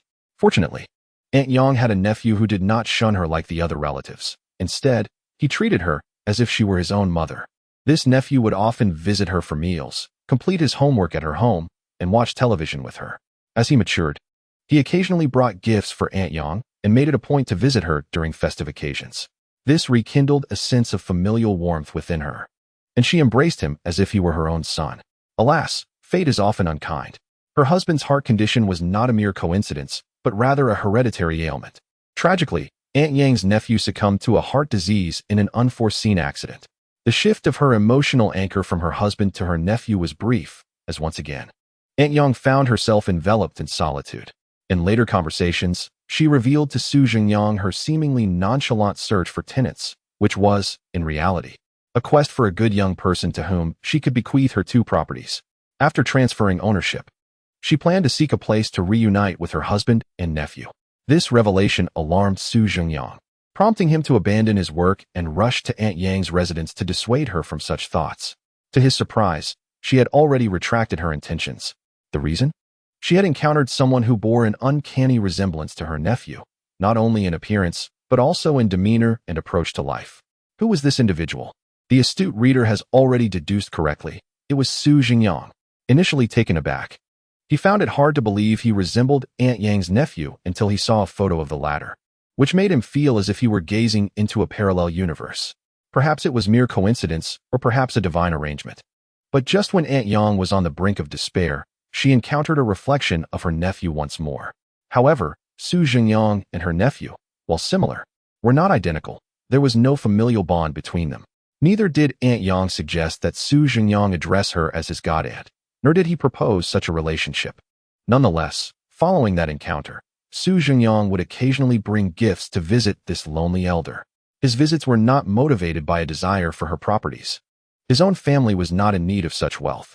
Rather, it was an instinctive act of kindness, an innate desire to watch over this elder who had faced life's disappointments. Thus, Zhengyang, who had nearly lost all hope, once again experienced the warmth of family. Although neither party made their intentions explicit, Aunt Yang instinctively referred to Su Zhengyang as her nephew, and Su Zhengyang did not correct her, instead responding with a cheerful affirmation. Later, when Su Zhengyang began dating, he brought his partner Yuan to Aunt Yang's home for dinner. With a warm smile, Aunt Yang graciously presented Yuan with a generous red envelope containing 600 yuan, leading Yuan to believe for quite some time that Aunt Yang was secretly a stepmother arranged by Su Zhengyang's father. These were merely minor episodes. Eventually, Su Zhengyang ceased his work as a real estate agent, yet his connection with Aunt Yang remained intact. Following the passing of her husband, Aunt Yang inherited a substantial fortune and one day decided to embark on a new venture. Thus, Su Zhengyang sought assistance from his father's connections and secured a project for Aunt Yang, allowing her to invest in a large supermarket. He also invited several friends from his finance studies to assist her. Consequently, this middle-aged woman, approaching 50, embraced a new chapter in her life. In due course, with the help of Yuan, Aunt Yang established an organization to support women who had suffered under feudal ideologies or had lost their motivation to live due to the deaths of their husbands or children. Su Zhengyang humorously dubbed it the Aunt No Longer Wants to Struggle organization. She became a successful entrepreneur and philanthropist. Ultimately, before his journey through time, Su Zhengyang sent Aunt Yang a wedding invitation. The invitation read not Aunt Yang Chunyan, but rather Aunt Yang Chunyan. Thus, this woman, who had endured a tumultuous life, found fulfillment at last. Or so he thought. Su Zhengyang felt a twinge of helplessness. Had that bridge not collapsed, true fulfillment might have been achieved. Meanwhile, in the present, Aunt Yang, who had traversed into this world alongside Su Zhengyang, had transformed into a terrifying enigma. The scene shifted back to a shop, where a man and a middle-aged woman crouched in the corner where Yang Tingting had recently been. Both bore unsettling expressions. The man was distressed because all three of his children had been devoured by Aunt Yang, and he himself had suffered grievous injuries, losing much of the flesh from his arms. The middle-aged woman was bound tightly with iron wire by Aunt Yang, which emanated a mysterious aura. Any struggle on her part resulted in a searing sensation against her back. At that moment, Aunt Yang sat comfortably at a tea table in the shop, sipping the red tea brewed for her by Su Zhengyang. Meanwhile, Su Zhengyang stood with Yang Tingting before the two distressed individuals, hands on his hips, legs shaking. "You frightened my friend," Su Zhengyang pointed out, gesturing to Yang Tingting, who still bore traces of tears on her face. "You owe her compensation, don't you?" The two distressed individuals responded with confusion. "Huh? What do you mean?" Su Chapter 19. Aunt Yang's peculiar hobby. Ultimately, the two vagabonds bizarrely extracted all the paper money from their pockets, amounting to a total of 362.5. Yet, this was merely the beginning. Su Zhengyang further procured materials from the store, leveraging Aunt Yang's influence to have the two vagabonds sign a 7-day part-time contract. Within this week, they were obliged to assist Su Zhengyang and Yang Tingting in client development, store management, and the collection of property listings, all without any promised remuneration. This was indeed one of the peculiar advantages of the strange world. There was no labor bureau to file complaints. Thus, the two wanderers, Zheng Hai and Li Yan, officially became extraneous staff at the store. Once everything was settled, Su Zhengyang urged the new recruits to venture out and scout properties. The shop was left with Su Zhengyang, Yang Tingting, and Aunt Yang. Setting down her teacup, Aunt Yang cast a fleeting glance at the now-vanished Zheng Hai and Li Yan. Her previously frosty demeanor suddenly melted away like the gentle spring breeze across a verdant meadow. In an instant, the formidable entity transformed into a warm and approachable elder. "Zhengyang." Aunt Yang beckoned him with a wave. "What is it, Aunt Yang? I've been feeling a bit foggy-headed these past few days, but only upon seeing you today did I recall some earlier matters. Do you think we should—" Hey, Aunt Yang," Su Zhengyang quickly interrupted, gesturing discreetly towards Yang Tingting standing nearby, signaling her presence and the need to refrain from discussing matters of crossing over. Aunt Yang understood immediately. Glancing at Yang Tingting before her gaze remained fixed upon her, she scrutinized the young woman as if attempting to see through her very essence. Yang Tingting felt a chill under that penetrating gaze and instinctively stepped back, retreating behind Su Zhengyang. Upon first encountering Aunt Yang, she found it perplexing how Su Zhengyang could maintain such a cordial relationship with such a powerful entity. However, it seemed she had gleaned that Aunt Yang was perhaps a relative of his. "Good day, Aunt Yang," Yang Tingting greeted softly. "Zhengyang." It has been quite some time since we last met. What is this? Aunt Yang adopted a somewhat serious tone, pointing at Yang Tingting and turning her attention back to Su Zhengyang. Is this young lady your new romantic interest? Su Zhengyang, Yang Tingting. Yang Tingting was momentarily taken aback by the question, turning to glance at Su Zhengyang. Having encountered the bazaar only a few times, she was uncertain how to interact with such beings. She wished to offer some clarification but feared inciting the elder's ire. Stealing a furtive glance at Su Zhengyang, handsome and amiable, she noted that he had never displayed any frivolous demeanor or tone during their conversations. It was indeed curious that such a man would be without a girlfriend. As if to confirm her suspicions, Su Zhengyang's immediate response validated her thoughts. Not at all. Not at all. Su Zhengyang hastily waved his hands. Such misunderstandings are not to be taken lightly. This is my teammate who participated in the enigmatic mission with me, and he can also be considered my colleague. We have known each other for less than a day, and I share a good rapport with Xiaoyu. Aunt Yang, please do not overthink this. Very well then. Aunt Yang's face once again blossomed with a smile. Xiaoyu is a wonderful young lady. Do not entertain any trifling thoughts. Su Zhengyang helplessly nodded in agreement. At that time, Yuan mistakenly believed Aunt Yang to be Su Zhengyang's biological mother. Thus she devoted considerable effort to ingratiate herself, successfully winning Aunt Yang's favor. Yang Tingting silently acknowledged this. It was hardly surprising that Su Zhengyang had a partner. With his affable demeanor, imbued with humor and charm akin to those young men who captivate readers of web literature, finding a companion would not pose a challenge. Aunt Yang. Brother Yang is my senior and savior, for whom I hold immense gratitude, but I assure you, my intentions are purely platonic. After much contemplation, Yang Tingting finally articulated her explanation. Who would dare harbor ulterior motives? Did you not notice the murderous glint in their eyes when they were suspicious, just now? She pondered on the formidable nature of Su Zhengyang's girlfriend. Could she be peculiar in some way? As she spoke, Yang Tingting was deep in thought. Well, since we are friends, I cannot be remiss. At that moment, Aunt Yang unexpectedly spoke again. While conversing, she retrieved from her pocket a hand-operated coffee grinder equipped with a self-heating and water injection feature. On our first meeting, I have nothing else to offer. And since I have this coffee machine that I cannot use, please take it home with you. Yang Tingting was taken aback. She had been contemplating whether to accept a gift from this aunt, wondering if it would be polite to do so. Accepting it could be seen as impolite, yet refusing could be perceived as rejecting something bizarrely bestowed upon her. Who would have thought that someone would gift a hand-operated coffee grinder upon their first meeting? Where on earth did this aunt pull it from? This left Yang Tingting at a loss for words. Su Zhengyang covered his face, chuckling helplessly.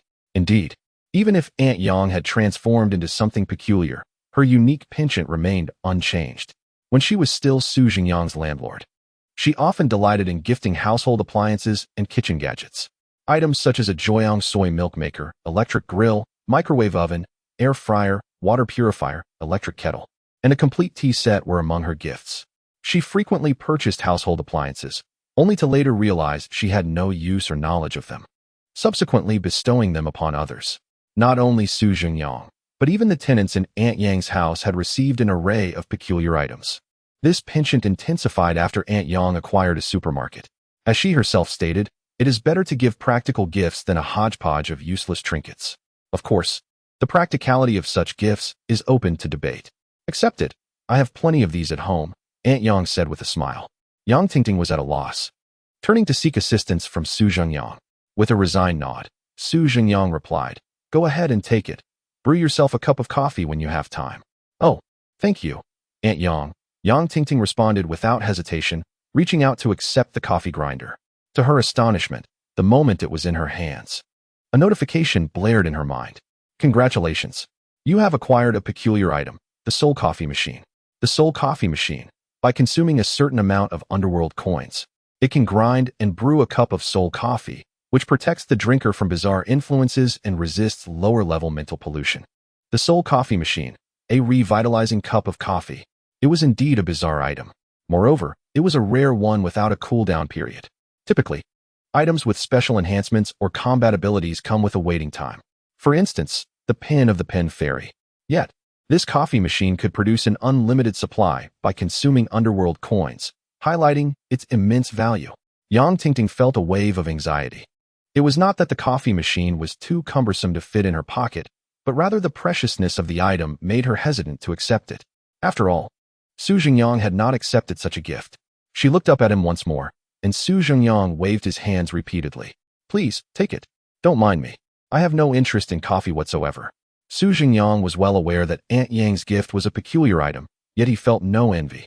He understood that in the days to come within this eerie realm, Aunt Yang would likely continue to offer various items from her home, including her rice cooker. He was grateful for the independent space on his phone. Otherwise, after the eerie realm mission concluded, he would be burdened with a bag of urea on his way back to the safe zone. Just then, Zhengyang's interface suddenly activated. Congratulations. Your friendship with the paranormal entity, the eerie landlord, has reached a level surpassing that of family, granting you a mysterious reward. Chapter 20. Another reward. The mysterious reward has been automatically unlocked. Congratulations. You have gained a comprehensive attribute increase of 3 points. Eerie item, a universal eerie key. 30,000 underworld coins. A peculiar sensation enveloped Zhengyang's entire being. He felt invigorated, his senses heightened further. He now felt capable of delivering a single punch that could fell a character as formidable as Tyson's mother. Just a jest. In essence, Zhengyang's comprehensive attributes had been enhanced once more. However, what was up with this interface? Zhengyang inwardly lamented. The delay in skill recognition was excessively prolonged. He and Aunt Yang had been conversing for quite some time before he received the reward. The last time, after an extended phone call with Brother Yu. The interface only acknowledged the skill's activation afterward. Was it that his rapid advancement had left the system's background staff momentarily bewildered? After expressing his grievances regarding the interface, Zhengyang finally shifted his attention to the peculiar reward item presented. To his astonishment, the more he examined it, the stronger his desire to critique became. Universal Mysterious Key, a formidable tool that ensures you are never obstructed, no matter where you go. This key can instantly unlock any door. A gentle reminder, this is an extraordinarily effective master key. Remember to charge a fee when assisting others in opening doors. What utter nonsense. Zhengyang was left speechless. What purpose does a key that can open any door serve in a post-apocalyptic world? This is not a narrative of urban entertainment. What use is the ability to unlock doors? Should something terrifying lurk behind one? Wouldn't that be akin to seeking death by taking a shortcut? With a disdainful smirk, Zhengyang placed the universal mysterious key into the storage space of his enigmatic phone. Surprisingly, it did possess some utility. At least it would save him the trouble of running around borrowing keys when showing properties to clients. As he pondered this, the interface suddenly reappeared. Congratulations on completing the hidden task in the Bloodstained District. Ms. Yang's wish. Reward, 2,000 shadow coins. Comprehensive attribute, 1 point. Mysterious item, Landlord's Gratitude. Landlord's Gratitude. Upon use, it can summon the enigmatic landlord to resolve a dilemma for you. Limited to one-time use. A hidden task reward. What a delightful surprise. Although the items provided in skill rewards are rather meager in comparison, the mysterious item could potentially enhance his combat prowess. Despite being a one-time use item, it was certainly more advantageous than having nothing at all. Moreover, Zhengyang was unaware of how he had completed the task. It appeared to have been accomplished automatically. However, from this hidden task reward, Zhengyang discerned something intriguing. The rewards for tasks were, surprisingly, less generous than those for skills. This implies that while other spirit tamers toil relentlessly to complete 5 or 6 tasks, he could reap greater rewards simply by forming a bond with an anomaly. Of course, there was an element of serendipity involved. After all, who could claim to befriend entities of horror or urban legends as if they were family? This indicated that his skills were remarkably potent due to the companions he had traversed with. Reflecting on this, Zhengyang suddenly comprehended. So my golden key lies in these friends who journeyed alongside me. He mused internally while glancing at Aunt Yang, who was enjoying tea with Yang Tingting. On his wedding day, he had so many relatives and friends, yet he remained unaware of which ones had transformed into anomalies. The scene shifted to outside a store on the streets of the Bloodstained District. The contracts in this bizarre world resembled slave agreements, once signed. Under the weight of the rules, Zheng Hai and Li Yin found themselves utterly incapable of harboring any thoughts of rebellion. Moreover, as parasites within this strange realm, the rules inscribed upon the contract were under the dominion of the master of this eerie domain. If the Lord of the Abyss were to take offense, he could effortlessly rend them asunder, much like the bread soaked in broth served in a bowl from Shaanxi. Zhengyang, clutching the documents pertaining to housing listings, let out a resigned sigh. He was the most unfortunate of them all. All three of his children had become nourishment for others. Although it must be noted that those three children were not acquired through legitimate means. Enough with the lamentations, Li Yin said, scratching at the wire on his back. His face contorted in distress. At least we've been granted a modicum of opportunity. Securing a client to view a property yields a commission of 50 soul coins. Li Yin gestured towards the minuscule text on the contract. If we put in some effort over the next few days, we could potentially earn a few thousand. You are overly optimistic. Zhengyang coldly crushed Li Yan's aspirations. This area is the very heart of the abyss.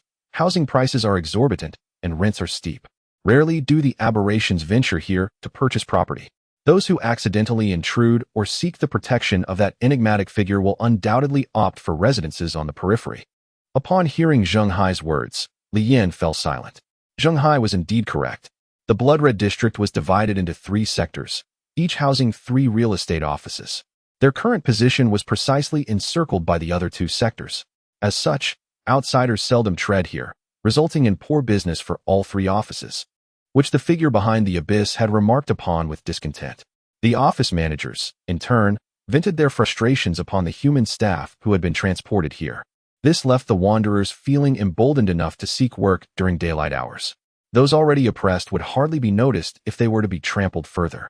Alas, Li Yin sighed. Had I known today would unfold thus, I would have refrained from joining this fray. Zhengyang seemed to have a sudden revelation. I am curious. You were just about to receive your payment. Why must you come here to stir the pot? Do not mention it. It pertains to that 3rd office. Li Yin suddenly grasped the situation. If it were not for the guidance of the man within that 3rd office, how could she have ended up in the 1st office? How could she have found herself, like Zhengyang, bereft of all soul coins, reduced to servitude? Thus, it became evident that the root of all this misfortune lay with that man in the 3rd office. Li Yan's expression morphed into one of fierce indignation. I cannot allow this to stand. I shall seek vengeance, she declared, striding purposefully toward the 3rd office. Meanwhile, Wang Yaming, peering through the door, was puzzled by the events transpiring within the 1st office. Prior to Su Zhengyang calling out to Aunt Yang, she had remained concealed, and the moment she revealed herself, her strange aura enveloped the establishment. Consequently, Wang Yaming did not catch sight of Aunt Yang, only witnessing 2 wanderers moving towards Su Zhengyang, after which dense fog cloaked the entire office. Then, he observed the 2 aberrations exiting the 1st office, heads bowed. Could it be that the 2 wanderers had resolved the fates of Yang Tingting and Su Zhengyang? Wang Yaming stroked his chin, pondering with a hint of skepticism. However, why do the 2 of them appear so discontent? Moreover, what has become of that man's suitcase? Just as he pondered, Wang Yaming looked up and suddenly noticed that the middle-aged woman he had previously bribed was now approaching him with a menacing expression, her teeth gritted in anger. Chapter 21. A sinister conspiracy. What the hell? Why is she coming back? And she has brought someone else with her. Wang Yaming gasped, immediately reaching into his pocket to retrieve the ghost money. The coins he intended to offer were meant for another entity. He understood that these strange beings adhered strictly to their rules. As long as the wandering entity accepted the payment, it could no longer harm him. Although he was perplexed as to why the entity had returned with a companion, for the sake of caution, Wang Yaming resolved to present the ghost money the moment they entered, hoping to dismiss them swiftly.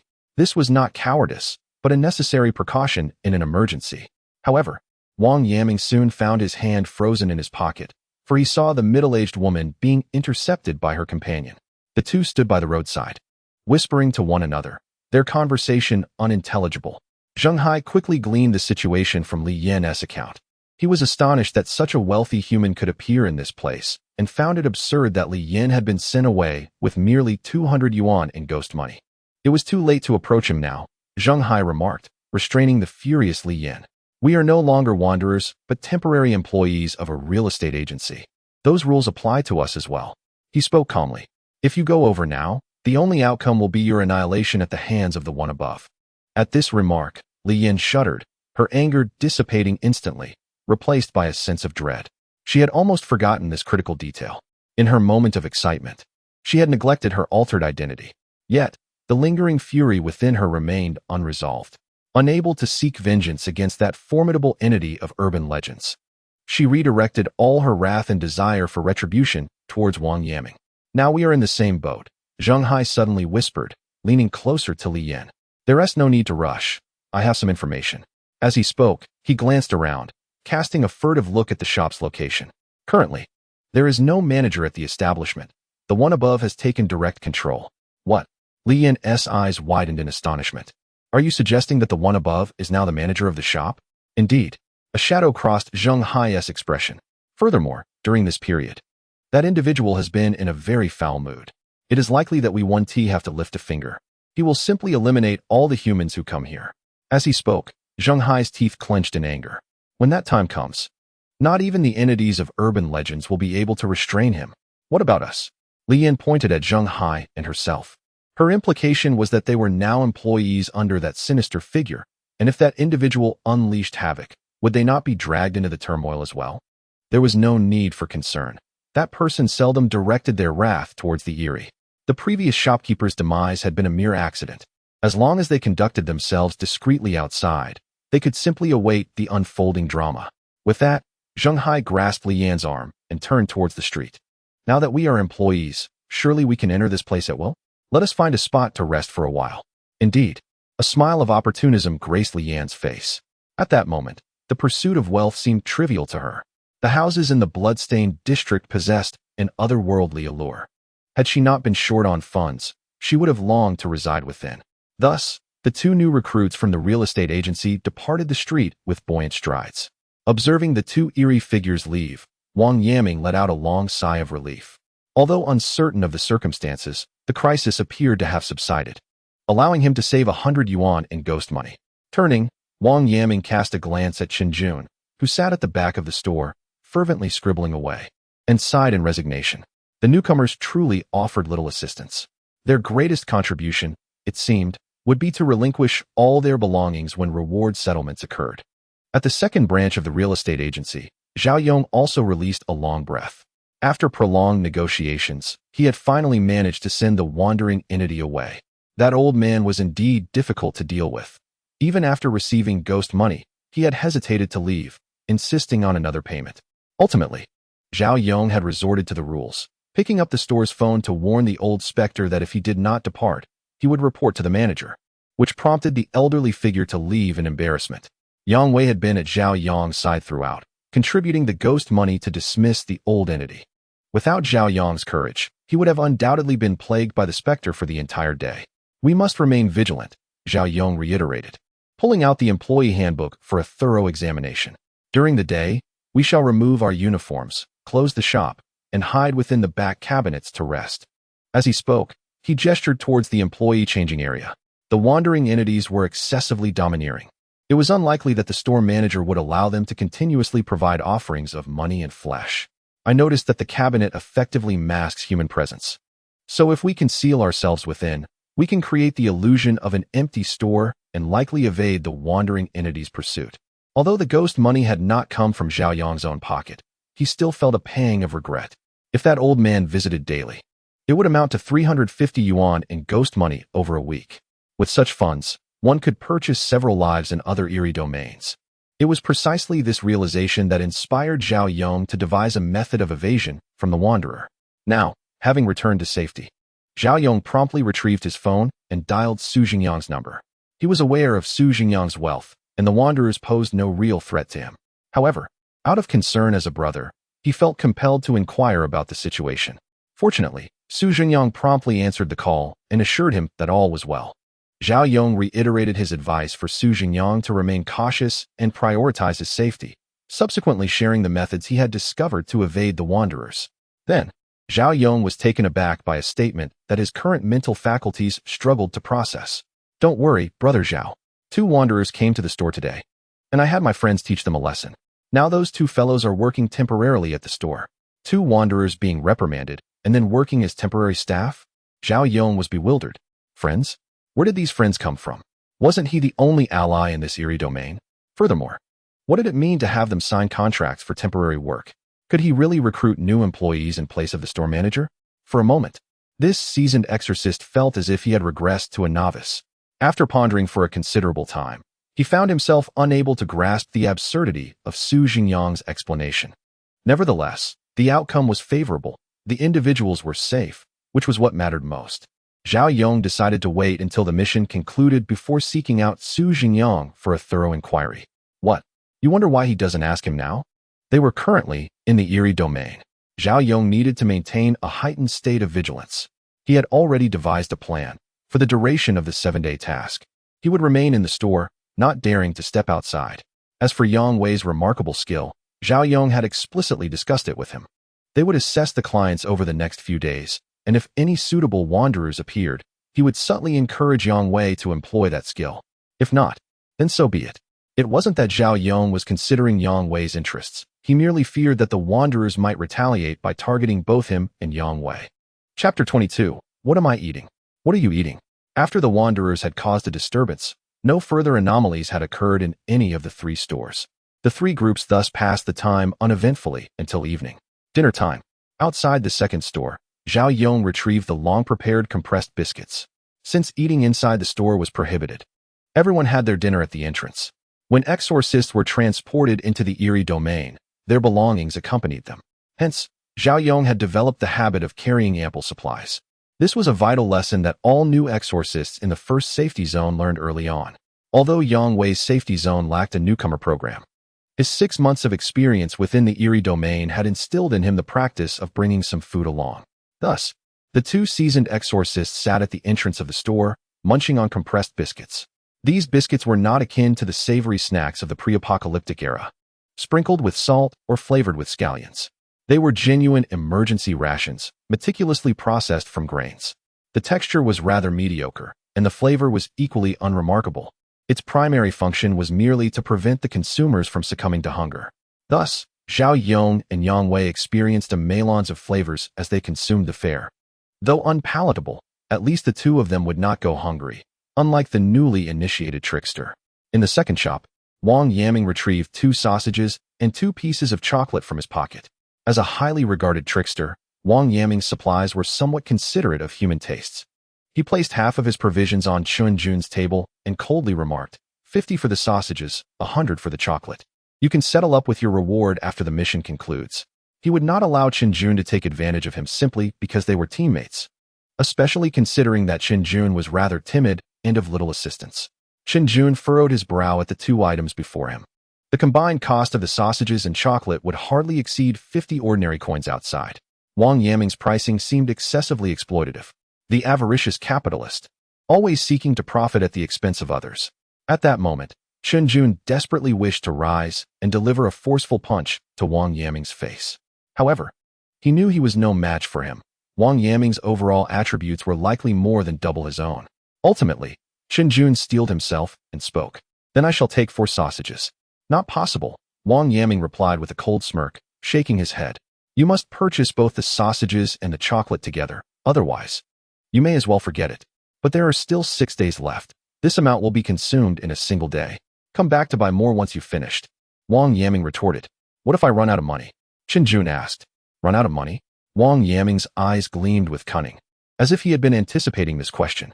If you lack funds, you may sign a contract with me to work, and you can repay me when you have the money. By the way, the contract requires this. Wang Yaming produced a rusted steel pen from his pocket. Strange item, contract pen. The parties bound by a contract signed with this pen will be subject to the peculiar rules of the contract's nature. Note, signing a contract with a human requires the expenditure of ghost coins, while contracting with a strange entity demands the sacrifice of lifespan and flesh. A gentle reminder, do not sign contracts with anomalies of level abnormal or higher, otherwise, you may meet a grim fate. This item was not particularly powerful.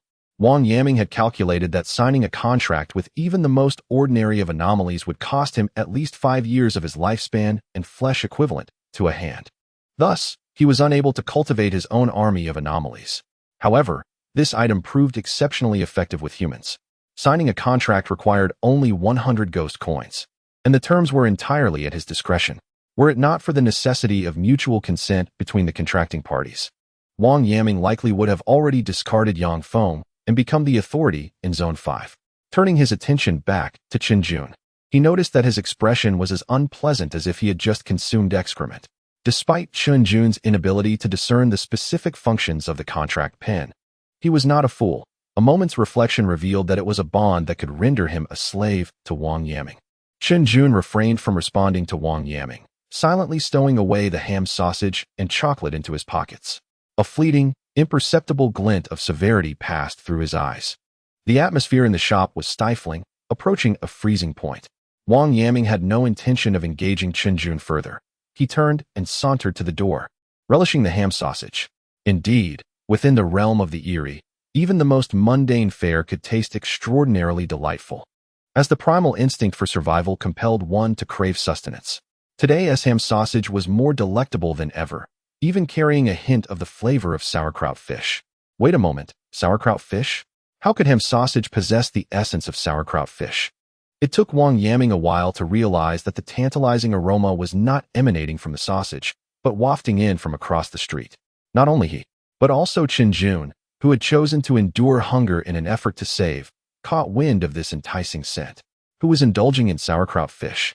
Chun Jun had initially relied on his willpower to withstand the temptation. However, the rich fragrance that suddenly drifted in from outside struck his senses like a hammer, relentlessly assaulting his taste buds and mind. His mouth nearly watered profusely. He clung to the doorframe, greedily inhaling the aroma as if it were smoke. Sauerkraut fish, a delicacy rarely encountered even in safe zones. Chun Jun squinted, marveling at the thought. Thus, Wang Yaming scoffed, standing beside Chun Jun. How could the eerie world provide that which humanity cannot access? Surely, it is a sinister trap.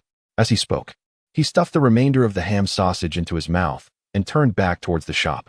The moment you venture out in search of food, you've fallen into the trap.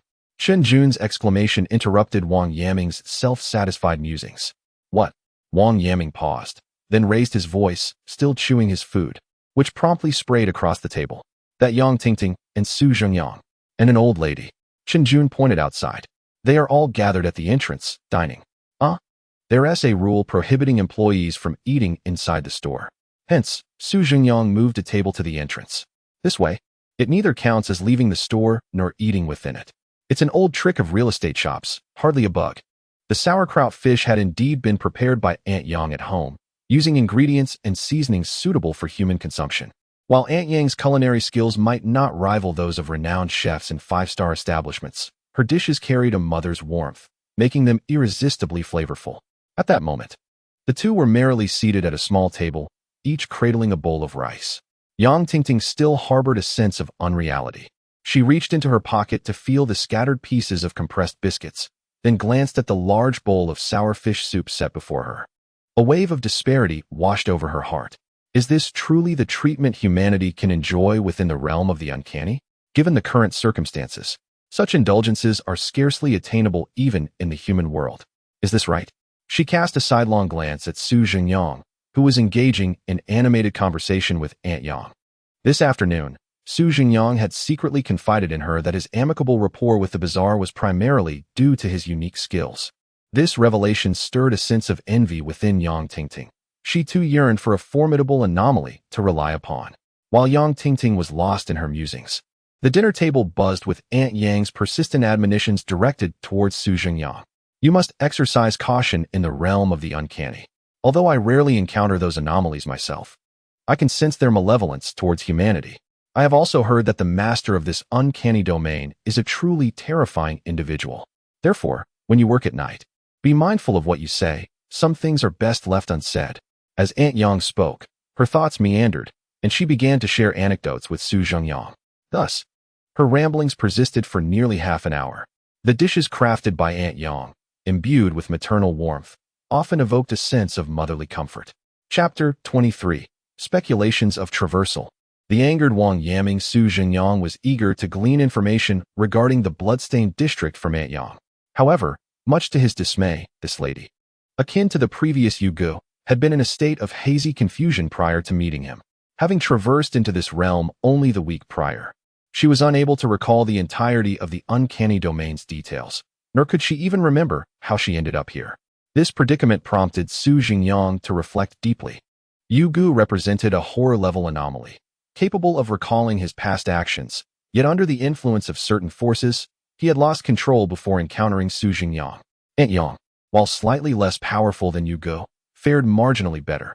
She lacked full control over herself, but could unconsciously gravitate towards her pre-transformation hobbies, such as leisurely strolling outside during her free time.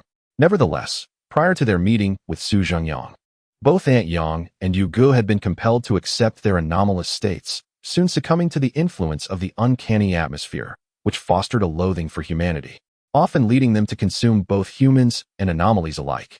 After encountering Zhengyang, this state dissipated as if they had awakened abruptly from a dream.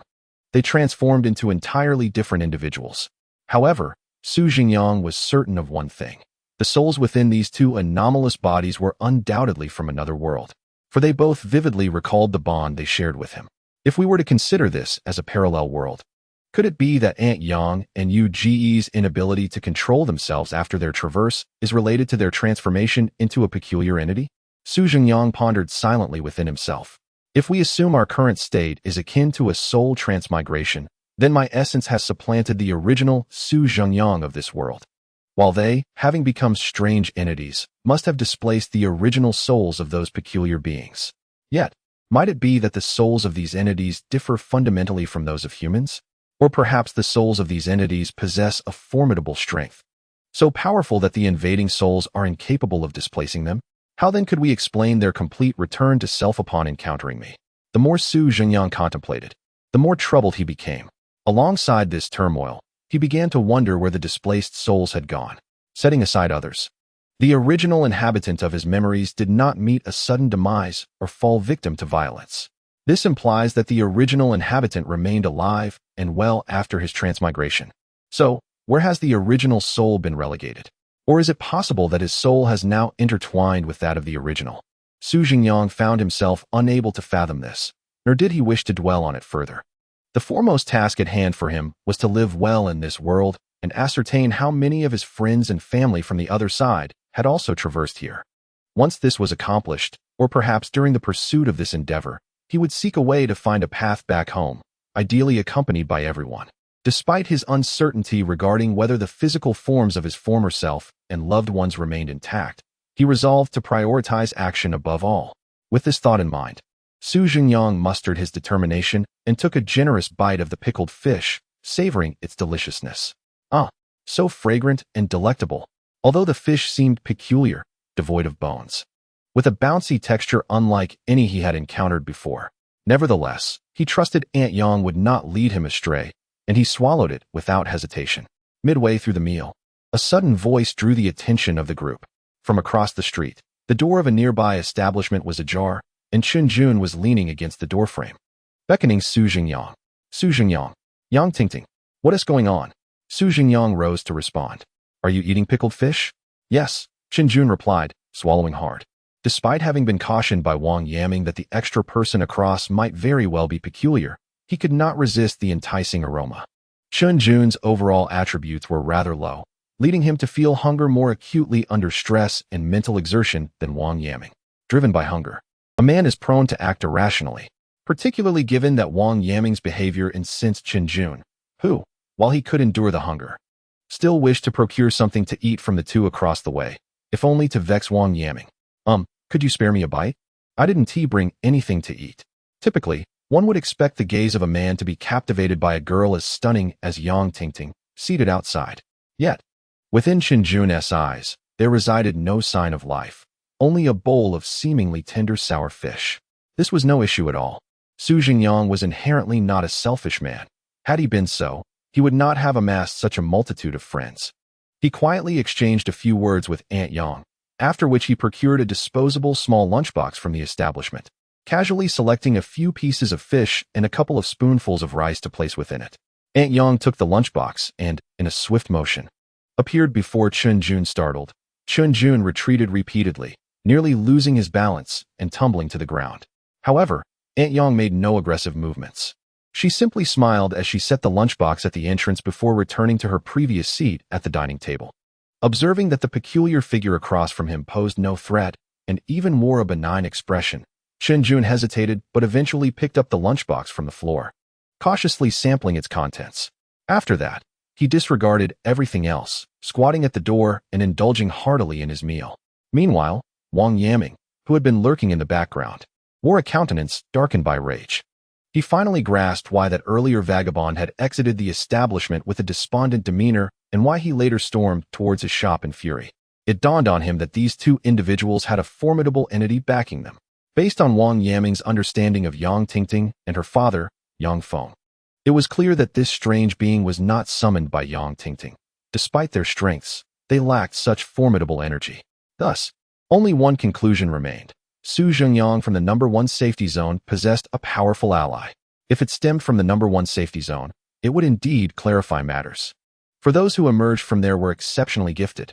Wang Yaming surmised that the seemingly genial figure akin to Aunt Yang was likely conjured by some supernatural artifact belonging to Zhengyang. Despite entertaining countless theories, he could hardly fathom how Zhengyang could find such support in a newly entered eerie domain. Furthermore, based on Wang Yaming's current deductions, it seemed highly probable that the supernatural artifact belonged to Zhao Yong. Thus, it appeared that Zhao Yong was quite affluent. Wang Yaming lowered his head, not out of fear, but to conceal the excitement etched upon his face from others. It seemed this expedition into the eerie domain would yield significant rewards once more.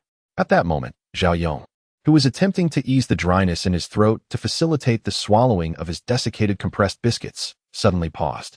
For some inexplicable reason, he felt an ominous premonition looming.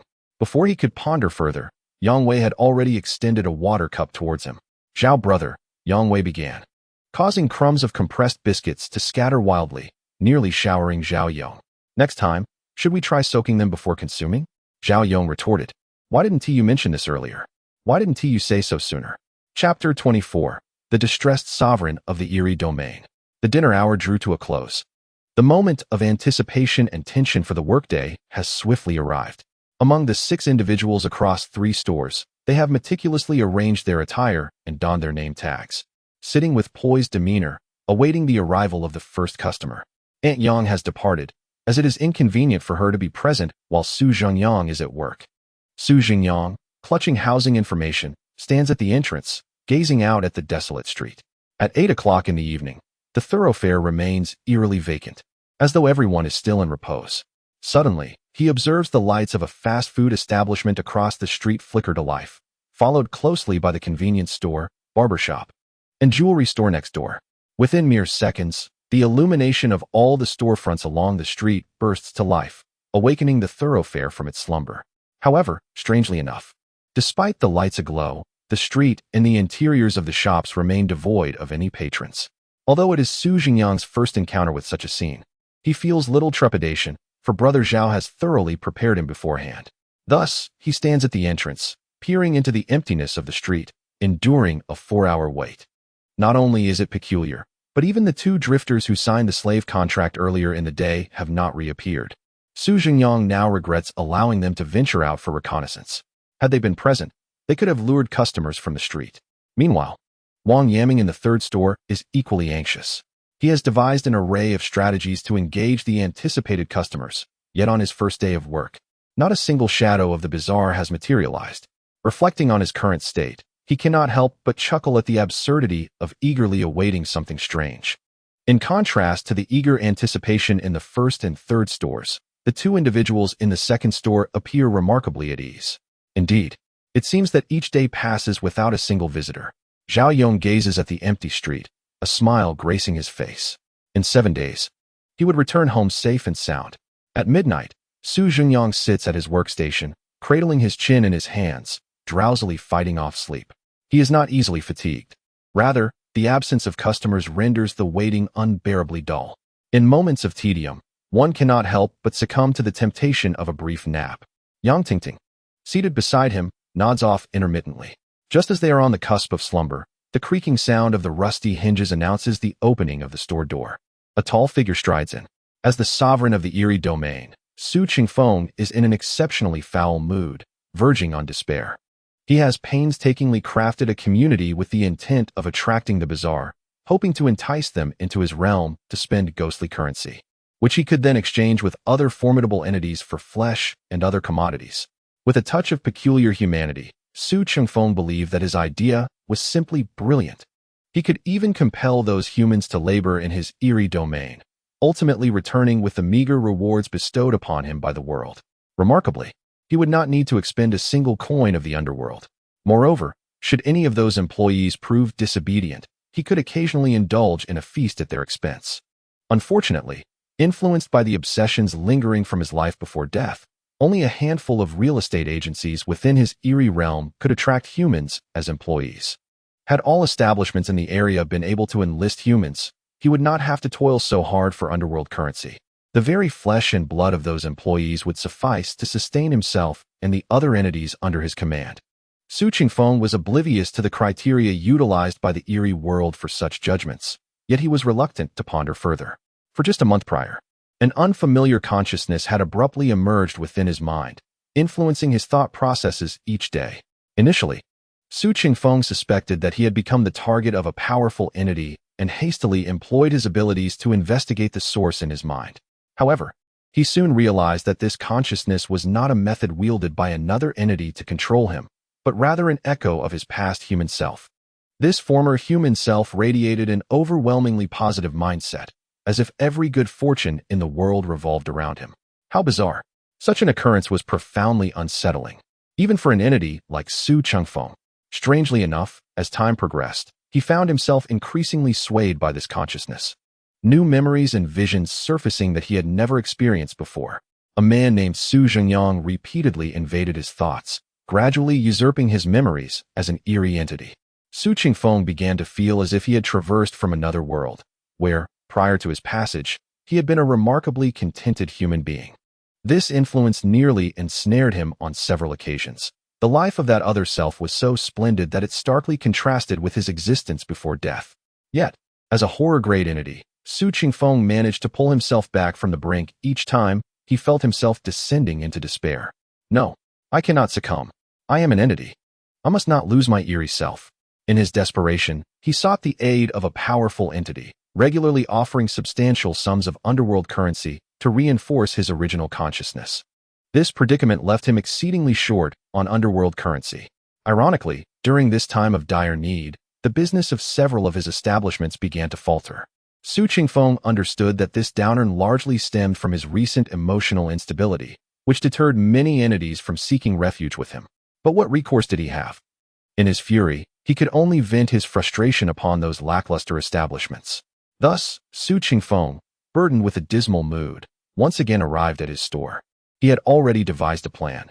Should these individuals prove as inept as their predecessors, he would reduce them to mere shreds, to be utilized as a bribe for the enigmatic force that constantly fortified his consciousness.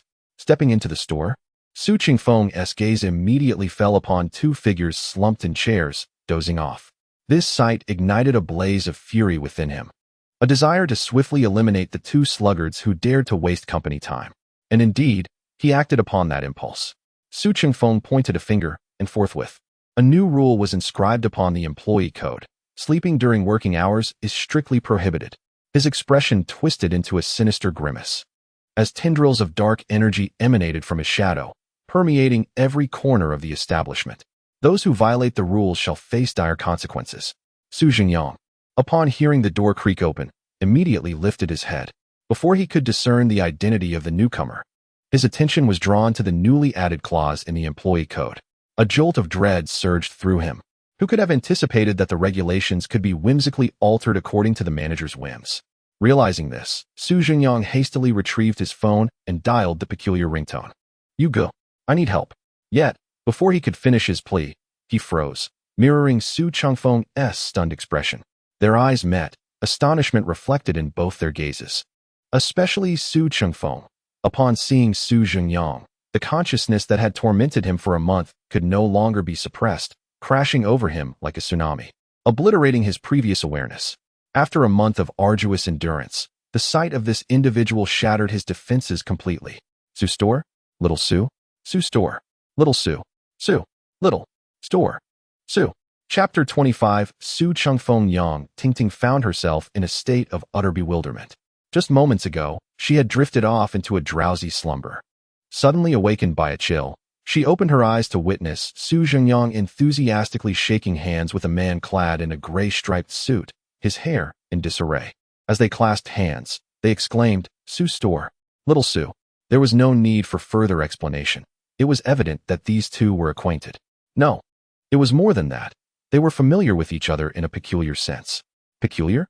At this thought, Yang Tingting gasped internally, envying Su Zhengyang's extraordinary ability. In a single encounter, he had befriended the enigmatic figure, engaging in light-hearted banter as if they were old friends. But was their casual conversation something we could comprehend? While her mind raced with astonishment, Yang Tingting also felt a sense of relief. She too had noticed the newly added clause in the employee code. Once again, she marveled at the fortune of being on the same team as Su Zhengyang. Back in the moment, Su Zhengyang and Su Chengfeng exchanged warm handshakes and engaged in animated conversation, as though they were long-lost relatives reunited after ages. In truth, this was precisely the case.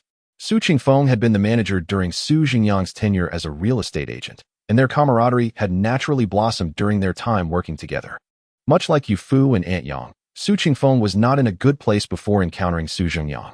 His life was not devoid of comfort. Rather, it was his spirit that languished. As the manager of a real estate agency situated in a bustling commercial district, Su Chengfeng enjoyed a handsome monthly income. He was even a homeowner in a nearby upscale community. Having surpassed the age of 40, Su Chengfeng had dedicated 2 decades to a career in real estate. His journey spanned from a small agency in a large city to a prominent agency in a smaller one, and eventually back to a leading agency in a metropolitan area, showcasing his growing prowess. Initially shy in conversations, he eventually mastered the art of dialogue, capable of engaging in reciprocal exchanges within mere minutes. This transformation was the fruit of his relentless effort and arduous struggle, coupled with a persistent accumulation of psychological issues. The amiable and humorous manager, who thrived in his professional environment, seemed to metamorphose into a different individual after hours. Su Zhengyang vividly recalls the day he visited Su Chengfeng, bringing along a bottle of red wine pilfered from his father's house, and was taken aback by the sight before him. Nestled within a luxurious residential complex was a home that resembled a refuse heap. There, amidst the chaos, sat the seemingly affable manager Su Chengfeng, ensconced in the debris, cradling an expensive sound system while listening to jazz that starkly contrasted with his surroundings. For a moment, Su Zhengyang almost believed his superior had been possessed by some unseen force. He scarcely had time to set down the wine before he turned to seek the counsel of a master. However, Su Chengfeng stopped him and confided in his nearly 20 years younger subordinate about his true predicament. It emerged that 2 decades in the sales role of a real estate agent had shaped Su Chengfeng's personality into one that sought to please and navigate social interactions with finesse. He instinctively aimed to foster joy in conversations and swiftly cultivate bonds of trust with others. Yet, the diversity of human character meant not everyone could easily connect, leading Su Chengfeng to experience a profound sense of anxiety in social encounters. He found himself devoid of trust, even when he revealed his struggles to Su Zhengyang. His heart still cloaked in skepticism. Su Chengfeng was acutely aware that he might be grappling with depression or anxiety. Yet, the substantial mortgage on his residence deterred him from seeking professional help. The prospect of losing his job loomed ominously. For it was not merely the loss of employment that threatened him, but the crushing weight of his financial obligations. Thus, he donned the mask of a good manager by day, only to return to a solitary existence steeped in the anguish of loneliness by night. This psychological turmoil had, astonishingly, rendered him unable to pursue a romantic relationship for the past 20 years. Upon hearing Su Chengfeng's account, Su Zhengyang expressed profound empathy. Su Chengfeng had never been an inherently cheerful individual. He had merely assumed a facade in the pursuit of financial gain. Every person possesses an intrinsic nature, and when one loses sight of their true self, becoming ensnared in a fabricated persona for an extended period, it becomes exceedingly difficult to extricate oneself. Much like a laborer accustomed to the yoke of servitude, one often finds themselves approaching problems from the perspective of a subordinate. Similarly, a notorious womanizer, having reveled in the frivolities of romance, may falter when confronted with the purity of true love, rendered speechless in the face of earnest emotion. Such is the predicament of Su Chengfeng. He has been ensnared in the role of a mere intermediary for so long that he has become one in spirit. When he yearns to break free, he discovers he has lost control over himself. Fortunately, Su Zhengyang possesses the ability to steer him back on course. With a naturally compassionate heart, Su Zhengyang cannot bear to witness a good man succumbing to the debilitating fears of social interactions. Thus, He enlists the aid of a friend who practices psychology. This psychologist, in turn, brings along his own in-laws to form a united front. The trio, armed with medication and various therapeutic measures, ultimately aids Su Changfeng in his recovery. At the very least, he no longer experiences intense distrust when engaging with ordinary individuals. Then, at a pivotal moment, Su Zhengyang administers a bold remedy by introducing Su Changfeng to a cousin of his who remains unmarried at 38. This cousin's single status stems from her own psychological struggles. Despite her academic prowess, she has been undermined by the very people who should have uplifted her parents, teachers, and friends, resulting in a deep-seated lack of self-confidence. This chronic insecurity led her to abandon her doctoral studies before completion, retreating into isolation, fearing the judgment of others to the extent that she could not even lift a pair of chopsticks. Had Su Zhengyang not casually mentioned Su Qingfeng's situation to his father, he would still be unaware of the true circumstances surrounding his cousin, mistakenly believing she was studying abroad. Is it not a curious twist of fate? The cousin is indeed remarkable, yet lacks belief in herself, while Su Qingfeng is a master of flattery, yet yearns to shed the role of the subordinate. Both individuals, during their healing journey, seek a partner with whom they can engage as equals. Thus, through the collaborative efforts of Su Zhengyang and his father, these two kindred spirits are brought together. Within mere hours of conversation, smiles grace the cousin's face, her eyes sparkling with hope when they meet Su Qingfeng's gaze. Subsequently, a romance blossoms between them, leading to an engagement and cohabitation. Before the wedding, Su Zhengyang, accompanied by Yuan, pays another visit to Su Qingfeng's home. The residence is exquisitely adorned, with the balcony overflowing with vibrant flowers and the living room adorned with portraits painted by his cousin. Su Qingfeng, now free from anxiety, awakens each day radiating positivity. Even without conversation, merely standing near him imbues others with his uplifting aura. During their discussions, Su Zhengyang learns that Su Changfeng has left the real estate business behind. The couple has opened a folk music bar, where they enjoy mingling with friends and savoring the artistic ambience of life. Thus, encountering the right person can irrevocably alter the course of one's life. For Su Changfeng and his future aunt, their meeting represents a mutual act of redemption. However, without Su Zhengyang's intervention, their transformation would have remained unattainable. Therefore, on the day of Su Zhengyang's wedding, Su Changfeng boldly defied the consensus and subsequently asserted his influence, becoming the eldest among Su Zhengyang's numerous groomsmen. Returning to the present, Su Zhengyang scrutinized the man who would soon become his future uncle by marriage. Remarkably, he bore an uncanny resemblance to the first time they had met. "Don't call me Su shopkeeper. Address me as uncle," Su Qingfeng admonished Su Zhengyang with a glare. "Ha ha ha. Very well, uncle," Su Zhengyang responded, while Yang Tingting, standing nearby, appeared bewildered. "So, this gentleman is Aunt Yang's husband?" No wonder Su Zhengyang felt so familiar with him upon their first encounter. Chapter 26. Yang Tingting's Resolve and Su Qingfeng's Clarifications. Little brother, are you well?" The anxious voice of Yu Fu resonated through Su Zhengyang's phone. It suddenly dawned on him that in a moment of desperation, he had called Yu Ge for assistance. After briefly explaining the situation, Su Zhengyang facilitated a cordial introduction between Su Changfeng and Yu Fu. Given their closer age proximity and sociable natures, the two quickly arranged to meet for drinks at a later time. With the misunderstanding resolved and the call concluded, Su Qingfeng enthusiastically invited Su Zhengyang and Yang Tingting to join him for a late-night meal. "What? Are you suggesting we go out without breaching the employee code of conduct?" Su Zhengyang queried. "The ones who set the rules have said nothing. What if we do breach them?" Thus, 5 minutes later, the trio found themselves seated in a hot pot restaurant adjacent to their previous establishment. The eatery lacked an owner, with an array of ingredients and broth automatically delivered to their table. Listening to Su Changfeng recount the trials he faced in establishing this neighborhood, Su Zhengyang and Yang Tingting began to comprehend the truth. The enigmatic domain that everyone spoke of was, in fact, a creation of Su Changfeng. This revelation left Yang Tingting utterly astonished. A sudden realization washed over her.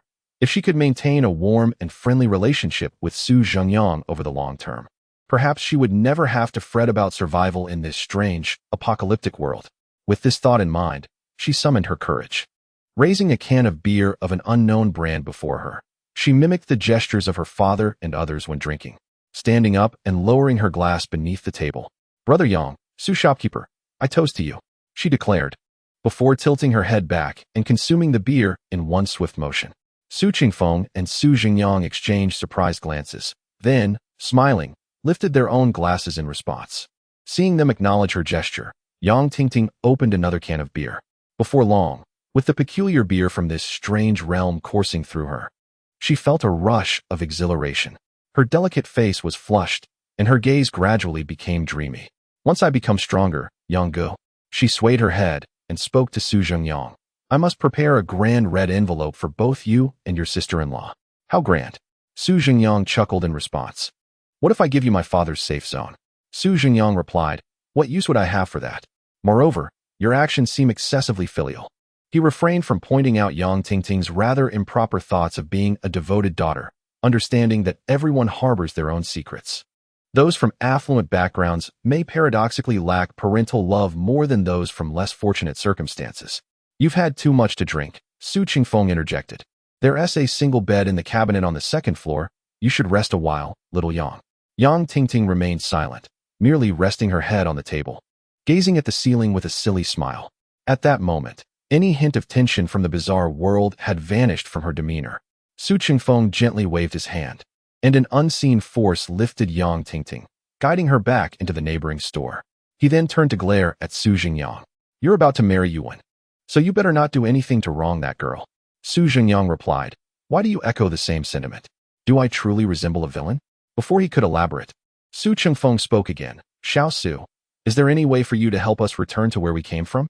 With Yang Tingting, an outsider, gone to rest, the two remaining men felt at ease to discuss their request. You know, Man is likely still waiting over there. On the day of Su Zhengyang's wedding, his cousin was ill with a fever and unable to join the group traveling in the buses with the groom's family. Su Zhengyang shook his head in resignation at this revelation. I wish I could return as well. I am still an ordinary person, and I want to inquire if there's a way for you all to transform back from the bazaar. Su Qingfeng remained silent for a moment, raising a beer to his lips, his brow furrowing as if lost in thought. After a while, he spoke with a serious expression. My memories do not contain a method for returning. It seems that in this world, I have become somewhat obsessive, and the actions I have taken are truly incomprehensible. How can one not be obsessive to become bizarre? Especially someone like you, at such a terrifying level. Wait. Su Zhengyang's words abruptly halted as he recognized a grave concern. Could it be that Su Qingfeng possessed memories specific to this world? It was noteworthy that both Aunt Yang and Yu Fu, upon their crossing, had been rendered dazed under the world's bizarre influence, barely recalling their actions after arriving. How could Su Qingfeng be aware of his memories in this world? Under Su Zhengyang's inquiry, Su Qingfeng recounted his own experiences following his arrival. Initially, he was indeed in a state of confusion, much like the other two, only aware of his transformation into something strange, unable to recall much else or influence his actions. However, as time progressed, Su Qingfeng occasionally experienced fleeting moments of clarity. During these lucid intervals, memories from his original world began to flood into his consciousness. Without further prompting from Su Zhengyang, Su Qingfeng provided an explanation. It became apparent that the original version of himself, upon sensing an additional consciousness within his mind, resorted to an extreme measure of consolidating his own identity while suppressing the other. This tactic, however, proved less effective than anticipated, as the entity wielding such abilities inadvertently suppressed both consciousnesses simultaneously or reinforced them together. Consequently, this led to a certain degree of fusion between the Su Qingfengs of the two worlds. Yet, why did he ultimately revert to the identity of the Su Qingfeng from that world? As Su Qingfeng articulated, the experiences of the two selves were nearly identical, with the sole distinction being that one encountered Su Zhengyang while the other did not. This singular difference culminated in the unfortunate fate of the Su Qingfeng from this world, who, burdened by mental anguish and life as pressures, succumbed to despair after a harsh reprimand from his superiors, leading to his tragic end and transformation into something bizarre. Although their paths were the same, their outcomes diverged, prompting both Su Qingfengs to subconsciously gravitate towards a more favorable path. Nevertheless, Su Zhengyang existed only in memory. These indistinct images could not fully alleviate the suffering endured by this world's Su Qingfeng. Thus, upon encountering Su Zhengyang, the memories materialized into reality. and the Su Qingfeng of the original world resolutely cast aside his painful recollections, opting for a more promising trajectory. This elucidates why everyone regains their memories upon meeting Su Zhengyang. After hearing Su Qingfeng's revelation, Su Zhengyang experienced an epiphany. The questions that had arisen during his conversation with Aunt Yang earlier were suddenly clarified. It turned out that he had misunderstood. There was never a notion of one soul displacing another. Instead, they regained their memories directly because this world's version of themselves had chosen a more favorable timeline. Without Su Zhengyang, Yufu might have languished in despair on his wheelchair, and Aunt Yang, upon finding a good child, would have likely relinquished her life. The pivotal point of change was Su Zhengyang. Reflecting on this, Su Zhengyang felt a tinge of embarrassment as he scratched the back of his head, realizing that his seemingly ordinary self had become a remedy for others. It seemed imperative for him to remain true to himself and continue embodying the virtues of kindness and justice. Chapter 27. Other store managers. Get to work. Su store. Time for sleep. Su Qingfeng made a grand entrance, not concealing his presence in his own eerie domain, striding boldly into the store. However, Wang Yaming and Chen Jun from the third store were oblivious to this, as when Su Qingfeng appeared at the entrance of the first store, an entity from the third store also manifested. The manager of the third store, Zheng Bo, gazing upon the store manager, whose girth exceeded his height. A profound sense of dread enveloped Wang Yaming. It is not the grotesque appearance that instills fear, but rather the unsettling corpulence. An ugly oddity may be frightening, yet it does not necessarily harbor murderous inclinations. Conversely, a corpulent oddity is likely driven by insatiable gluttony. One need not ponder what such insatiable appetite craves. Thus, from the moment Zheng Bo stepped into the establishment, Wang Yaming instinctively placed his hands in his pockets, bracing himself for any unforeseen circumstances. Fortunately, Zheng Bo, while indeed portly and evidently greedy, did not embody the sort of peculiar individual willing to forsake all else for the sake of indulgence. His priorities lay more with the performance of the store than with feasting. How many customers do we have today? Zheng Bo scrutinized the two individuals within the store before turning to Wang Yaming with an inquiry. None, not a single one, Wang Yaming replied, his nerves palpable. Yet he spoke the truth. What? Not a soul? A grimace of displeasure contorted Zheng Bo's visage. Strangely enough, as Wang Yaming observed Zheng Bo's expression resembling that of someone tasting excrement, he suddenly found the manager's face somewhat familiar, reminiscent of a peculiar vagabond he had encountered earlier in the day. Before he could dwell on this thought, Zheng Bo resumed his tirade. Utterly useless. Don't you know to seek out customers when none are present? What do you know about the properties in this area? Faced with Zheng Bo's renewed interrogation, both Wang Yaming and Chen Jun fell into a contemplative silence. To be frank, their knowledge of the local properties was scant. Having only perused a few listings on the computer earlier that day, we took a thorough look at the listings online, and we have a general understanding. Wang Yaming began, but Zheng Bo, growing impatient, interrupted him, jabbing a finger at them in anger. What you see on the computer is not for your benefit. It's meant for the clients. You too, get out this instant. Go and observe the properties firsthand. You are not permitted to leave until you have seen at least 40 units during working hours today. What? Wang Yaming glanced outside at the enveloping darkness, his expression shifting to one of dismay. Nighttime is when the bazaar is most active. Venturing out now would be akin to thrusting oneself into peril. Manager. Wang Yaming hesitated, then forced a conciliatory smile, finally withdrawing his hands from his pockets. However, instead of producing his trump card, he revealed two 100 yuan paper offerings. I understand your urgency in wanting us to improve, but considering how dark it is outside and the potential dangers, he discreetly placed the offerings into Zheng Bo's hand. Might we postpone this until tomorrow during daylight? Are you instructing me on how to conduct my duties? Zheng Bo scoffed, disdainfully casting the two paper offerings to the ground. Wang Yaming was momentarily taken aback, struggling to comprehend the situation. The offerings, once a means of purchasing safety within this eerie realm, seemed to hold no value now. Was it possible that, in Zheng Bo's eyes, the store's performance truly eclipsed all else in importance? What Wang Yaming was unaware of was that, for the former Zheng Bo, the store's performance had not held such significance.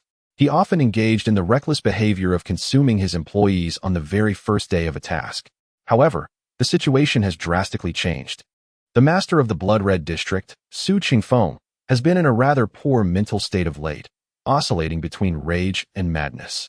the manager of the first store, dissatisfied with his uncharacteristic demeanor, dared to voice a few words of dissent, only to be torn apart and devoured by Su Chengfeng. Each time Zheng Bo recalled the agony of that manager being shredded, a wave of dread washed over him, for it had been he who initially contemplated speaking up. Subsequently, Su Chengfeng issued a stern ultimatum. If there were no results during this period, both he and the manager of the second store would no longer need to continue in their roles. Zheng Bo could hardly bear to contemplate the repercussions of such a fate, whether it would lead to expulsion or something worse, and thus chose not to dwell on it. He yearned to flee, yet found himself ensnared. Having signed a contract with Su Chengfeng, there was no corner of the earth where he could hide without being swiftly located. Reluctantly, he steeled himself to return to the store, hoping that the next human to be summoned would prove somewhat useful. 200 yuan in ghost money. Was that a substantial amount? Indeed, it was not insignificant. Yet, when weighed against the value of his own life, it paled in comparison. Are you not inclined to heed my orders as the store manager? Zheng Bo squinted at Wang Yaming and Shenjun. The flesh around his midsection began to quiver, a formidable aura pressing down upon the two. Shenjun longed to protest his innocence. He had merely stood at the back from the outset and had never voiced any intent to leave. I dare not defy. I shall comply. Both men spoke in unison, exchanging a glance before resolutely beginning to sift through housing options, preparing to vacate the store shortly. At the second store, while Zheng Bo was in a fit of rage, the manager was engaged in discussion with Zhao Yong and Yang Wei. The manager of the second store, Xian Nana, was a young woman who appeared astute and capable, clad in a fitted suit, with her hair tied back in a high ponytail and adorned with a pair of golden glasses that glimmered with a hint of crimson. She bore no peculiar traits at first glance, seeming indistinguishable from a regular human. However, Zhao Yong was acutely aware that such normality often concealed the most terrifying oddities. At that moment, Xian Nana spoke to Zhao Yong and Yang Wei in a remarkably calm tone. This area is not particularly favorable. The foot traffic is somewhat sparse, resulting in minimal business. However, the current period is exceptionally critical. You must devise every possible means to achieve results. Otherwise, not only will I not spare you, but the master of this bizarre domain will not show you mercy either. Xian Nana did not convey this in a threatening manner, but rather presented it as an undeniable fact. Thus, over the next few days, I will accompany you to familiarize yourselves with the housing options in this vicinity, hoping to enable you to acclimatize swiftly. Upon hearing the manager's words, Zhao Yong felt an overwhelming tension, yet could not help but exhale a quiet sigh of relief.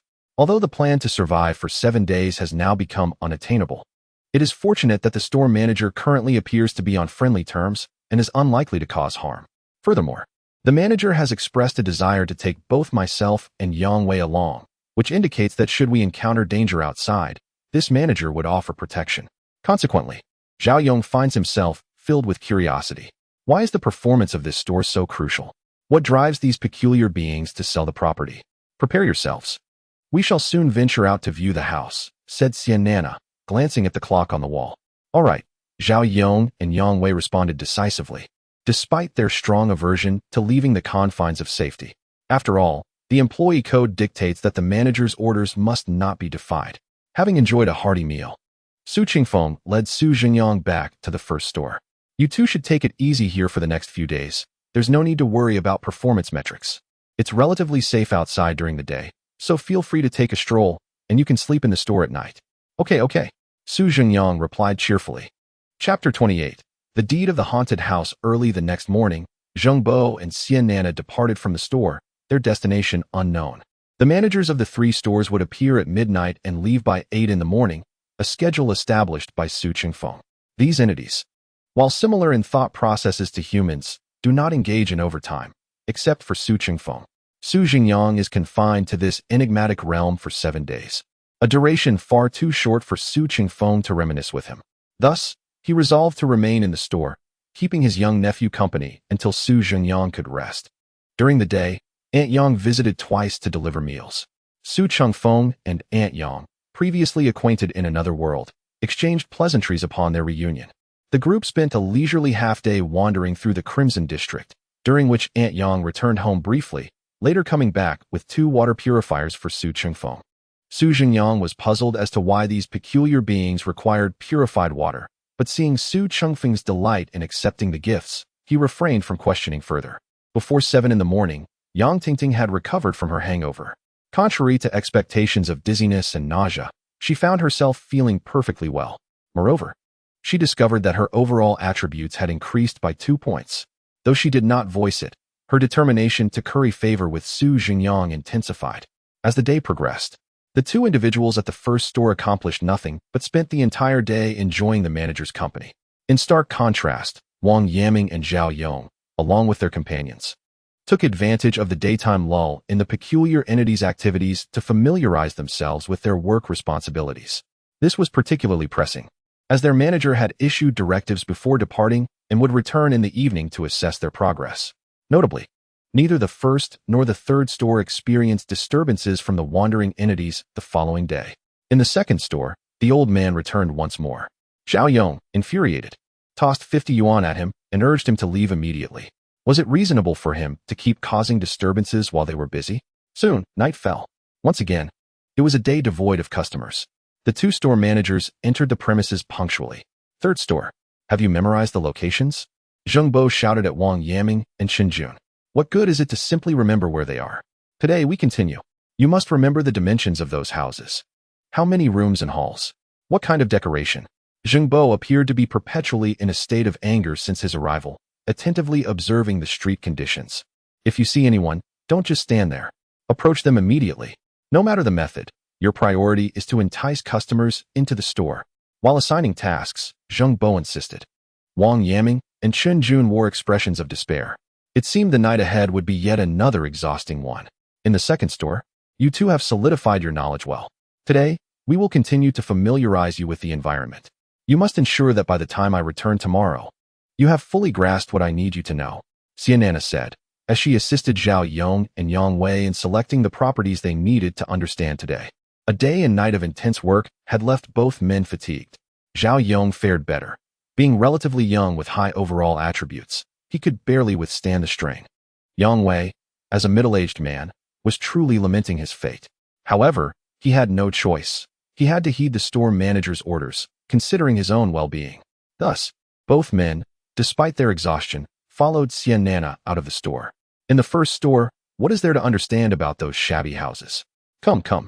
I'll sing you a folk song I composed with Man. Su Qingfeng, holding a wooden guitar of uncertain origin, sat on the office desk, grinning at Su Zhengyang and Yang Tingting. Su Zhengyang sighed in resignation. Since the manager's health had improved, he had become excessively cheerful, as if in his mind no one faced any troubles. If it weren't for the absence of Su Chengfeng's fiancée, who hadn't traversed with him, Su Zhengyang felt that Su Qingfeng would have treated this place as his original home, living happily and serenely. More beautiful than beauty is the you in my eyes, more loving than love is the heart that longs to see you in a withered world.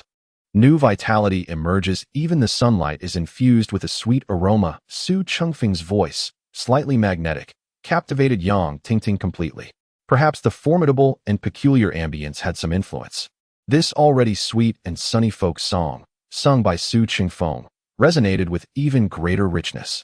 Not only Yang Tingting, but even Su Zhengyang found himself inexplicably uplifted. Envisioning the sweet days ahead with Yuan, rendering all difficulties insignificant. While listening to the song, Su Zhengyang glanced at the item in his hand. Peculiar item, Eerie property deed. Upon signing the land deed, you will be directly transported into the Eerie mansion, acquiring a complete set within its confines. Your new abode is safeguarded by the peculiar rules of this strange realm, and without your express permission, no one, be they human or supernatural, may trespass. However, the items that are already present within the mansion remain beyond your control. Congratulations on possessing your inaugural property in this uncanny world. Although the mansion is located in a remote countryside area, its vast expanse will undoubtedly provide you with comfort and security. A gentle reminder, the transfer to the mansion is a one-way journey, so consider your return strategy carefully before you proceed. The reward for your skills manifested after he fell asleep last night. Su Zhengyang, still in a daze, accepted the reward before promptly returning to slumber. It was only today that he discovered, in addition to 5 points in comprehensive attributes and 50,000 ghost coins, he had also been granted a mansion. Yet, what utility does a mansion in a bizarre realm serve? Even if its merits are extolled, it remains ensconced within a realm of strangeness. Although safety might be assured. What if Su Zhengyang requires sustenance? What if he yearns for conversation? Stepping outside plunges one directly into the uncanny world. Thus, the mansion cannot truly be deemed a home, but rather, at best, a refuge. In comparison to a safe zone where camaraderie flourishes, it falls significantly short. Su Zhengyang refrained from immediately signing the land deed. Based on the description provided by the interface, he deemed this deed more suitable as a teleportation charm for his escape in times of peril. Thus, he cheerfully returned the deed to his phone. To be candid, in another world, Su Zhengyang had tirelessly labored with the singular goal of purchasing a home solely through his own efforts, without reliance on his parents. He never anticipated that the aspiration unfulfilled there would materialize within less than half a month post-transmigration. While merriment abounded within the establishment, outside on the streets, two shadowy figures stealthily approached, having concealed themselves for 2 days. Zhenghai and Li Yan. Chapter 29. Two Incompetents? Wrong. They are two individuals of merit. Isn't it a bit premature for us to arrive now? Li Yan expressed her discontent regarding Zhenghai's actions. Having reclined in the opulent mansion for nearly 2 days, the strange aura within her had significantly intensified. She believed that if she remained for another week, her strength would surely advance further. Though she might not yet reach the level of a legendary bizarre tale, she would be considerably improved. Contemplating this, Li Yan tugged at Zhenghai beside her. Shall we retreat for a while and emerge only when the contract's deadline approaches? Your optimism is misplaced. Zhenghai scoffed dismissively at Li Yan's suggestion. Haven't you noticed that there have been strange movements around the neighborhood during the nights? And so what? Li Yan retorted, perplexed. This evening, I observed the manager of the second store accompanied by 2 employees inspecting various properties. Had I not hastily taken you away, we would surely have fallen into her clutches tonight. Upon hearing Zhenghai's words, Li Yan began to recollect the scene from earlier that evening. As she brushed past Xian Nana and others, she had not paid much attention. But now it struck her that the next destination of that manager was none other than the building where she and Zhenghai had been lingering. Zhenghai felt a sense of exasperation at the folly of this lady. Had he not been tethered to her by circumstance and devoid of other allies, he would have never chosen to partner with Li Yan. It had been 2 days since the intelligence I received indicated that the 2 individuals in that store had likely met a grim fate. As Zhenghai continued to walk, he turned to Li Yan and said, "We are currently in a makeshift role. As long as we remain unnoticed by her, we can freely enter and exit the employee-only areas of the store. Hence, it would be prudent for us to return and investigate. Perhaps she has not removed the remains of those 2, and we might seize an opportunity." The more he spoke, the more exhilarated he became. As a wanderer striving to survive in the shadows, he had long been deprived of the taste of human flesh. Merely contemplating it caused his saliva to flow uncontrollably. Upon hearing Zhenghai's remarks, Li Yan too found herself succumbing to temptation. Having endured an even harsher existence than Zhenghai, her craving for flesh was naturally more intense. Subsequently, the 2 of them unconsciously quickened their pace. Soon, they arrived at the brightly lit store, filled with revelry and dance. It was then that Su Zhengyang, upon lifting his gaze, spotted Zhenghai and Li Yan outside the door. After about half an hour, Zhenghai and Li Yan knelt neatly in the center of the store. Yang Tingting stood before them, visibly anxious as she watched them intently. Despite being scrutinized by an individual of limited strength, both Zhenghai and Li Yan dared not make a hasty move. For not far behind Yang Tingting, the master of the eerie domain, Su Qingfeng, was engaged in a serious discussion with Su Zhengyang, aligning their strategies. "I have felt as though I have overlooked something these past few days. It turns out you have recruited 2 employees behind my back," Su Qingfeng remarked, casting a bemused glance at Zhenghai and Li Yan. "These 2 are merely parasites scavenging in my eerie domain. What assistance do you expect them to provide?" Su Zhengyang nodded sheepishly in agreement. Su Qingfeng was correct. He had initially harbored overly optimistic expectations. He had assumed that upon signing the contract, these 2 would dutifully assist him, only to find that they had vanished for nearly 2 days. Under the intimidation of Su Qingfeng, Li Yan was the first to admit her faults, confessing their recent acts of deceit. Upon hearing this, Su Qingfeng nearly acted to eliminate them on the spot. In dealing with outsiders, he still retained some of his eerie nature. However, Su Zhengyang intervened, preventing Su Qingfeng from disposing of the 2. Firstly, the earnestness with which these 2 individuals pleaded for mercy was strikingly sincere, reminiscent of the scene in Tom and Jerry where Tom begs for forgiveness. It was truly amusing. Secondly, Zhengyang discovered that they were not as hopeless as he initially believed. While Li Yin was indeed peculiar, she exhibited greater timidity in the face of danger than Yang Tingting. Perhaps the oppressive aura of Su Qingfeng intimidated her more than her encounters with Aunt Yang, rendering her exceedingly subservient in his presence. In her desperate bid for survival, while continuously begging for mercy, Li Yin fervently articulated the valuable insights swirling in her mind. Striving to demonstrate her worth, she detailed the average frequency of bizarre occurrences on certain streets, pinpointed the most cost-effective properties, and suggested options for purchasing homes in central areas for those lacking funds. Additionally, she mentioned her amiable relations with various groups, asserting that anyone with discounts could easily procure properties through her. Her analyses and calculations flowed forth at an astonishing pace. Su Qingfeng, who had long since ceased to concern himself with real estate, paid little heed to her words. However, Zhengyang was genuinely taken aback.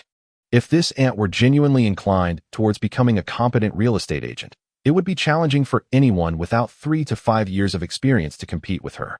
Could it be that she was a prodigy in this field? As for Zhenghai, his ingenuity in employing 3 eerie infants to boost his income, alongside his penchant for idling in vacant properties during work hours, as Hugo would say, showcased a remarkable intellect. They were both exceptionally talented individuals, Zhengyang mused inwardly. Su Qingfeng's current predicament was no secret to Zhengyang, as he had already returned to his previous state and regarded such matters with indifference. If he didn't make money, so be it. As long as he lived comfortably and joyfully each day, that sufficed. However, Zhengyang held a different perspective.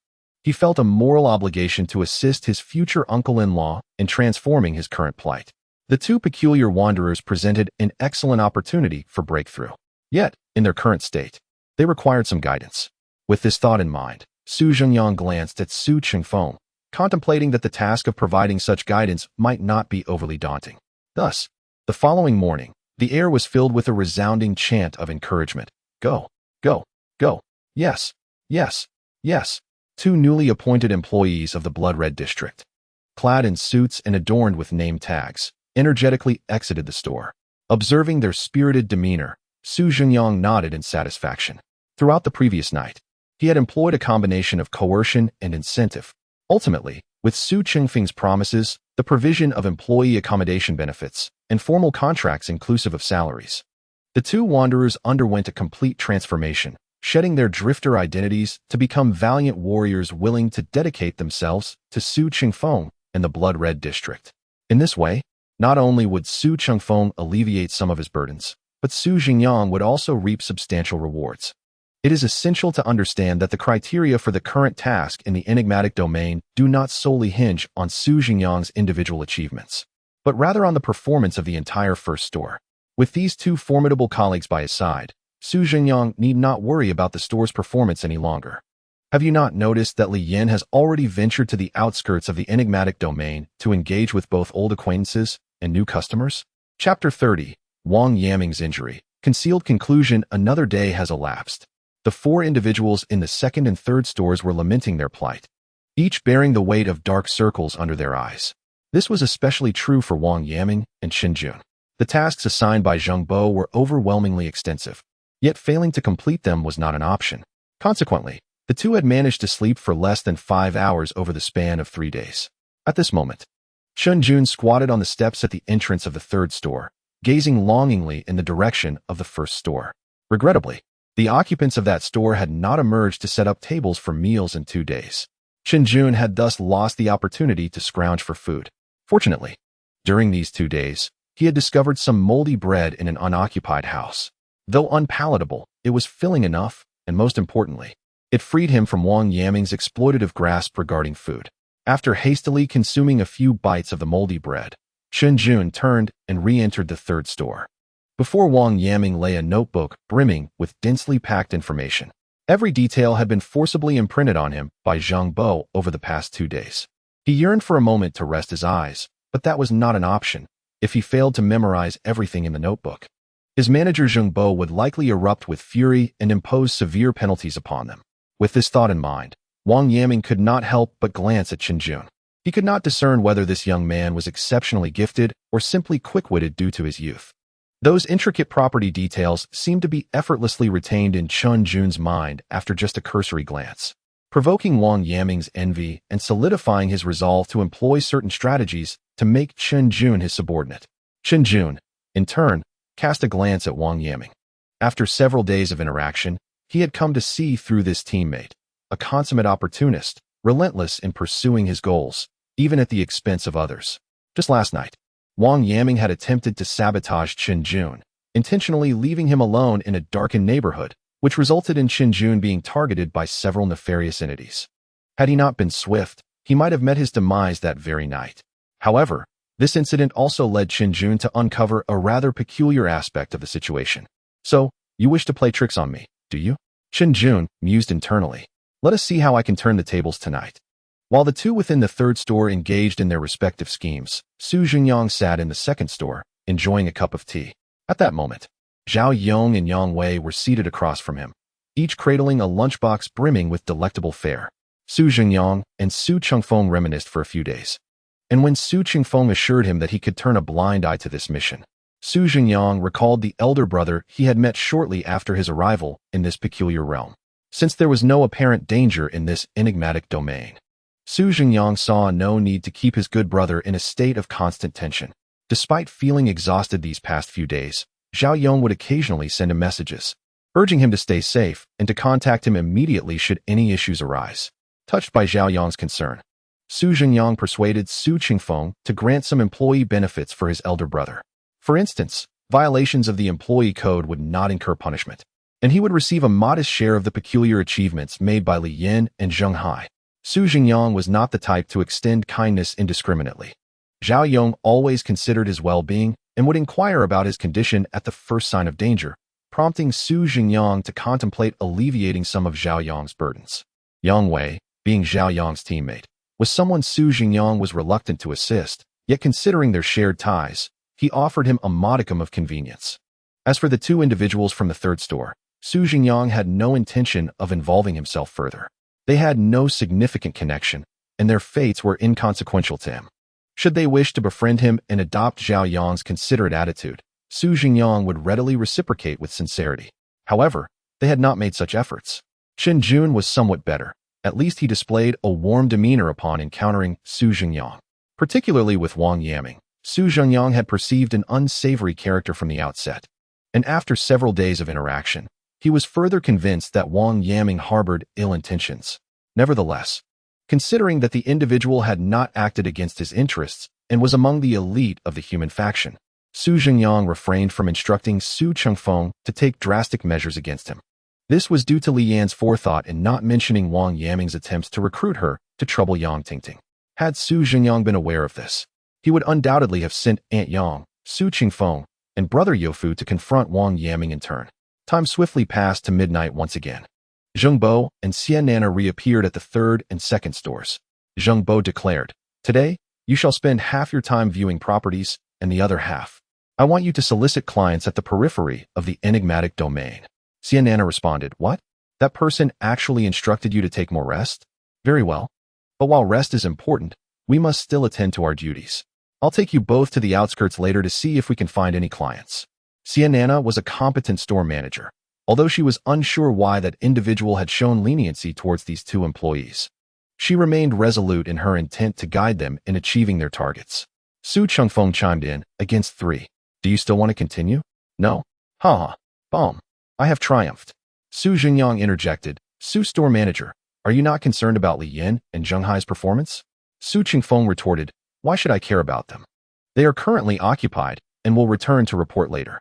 Come, let us engage in another round." Su Zhengyang remarked that a perilous and exhilarating night had swiftly passed. The patrons of the second and third stores had returned to their respective establishments. However, the first store was a different tale. Su Zhengyang and Yang Tingting were still in a deep slumber. Yang Tingting, having never ventured outside, had taken refuge on the second floor of the store, where Su Chengfeng kindly activated the air conditioning for her comfort. Su Zhengyang, on the other hand, had yet to return.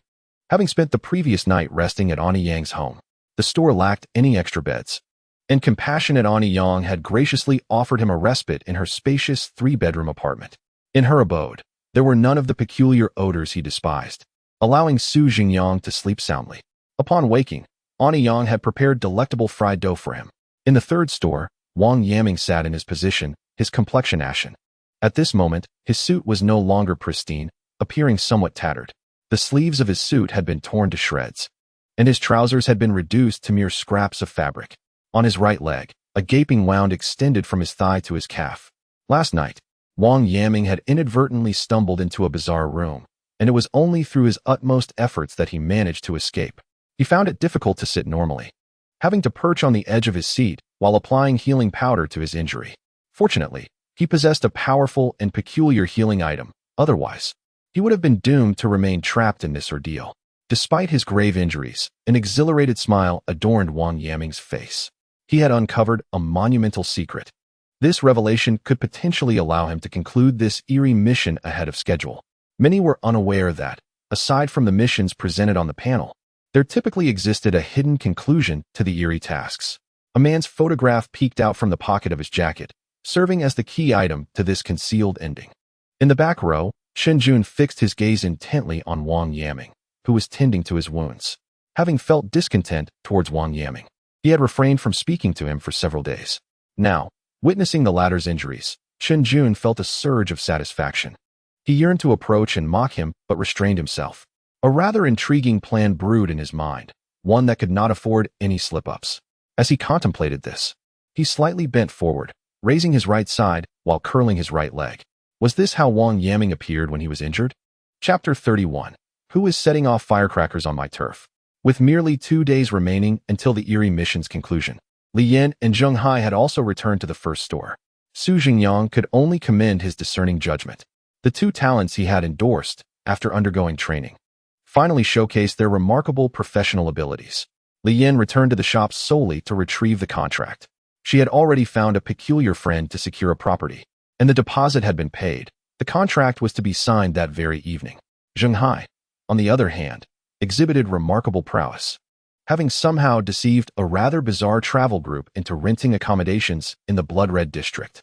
In one fell swoop, Zheng Hai had leased 5 apartments, a single transaction of 5 units, when Su Zhengyang was working as a real estate agent.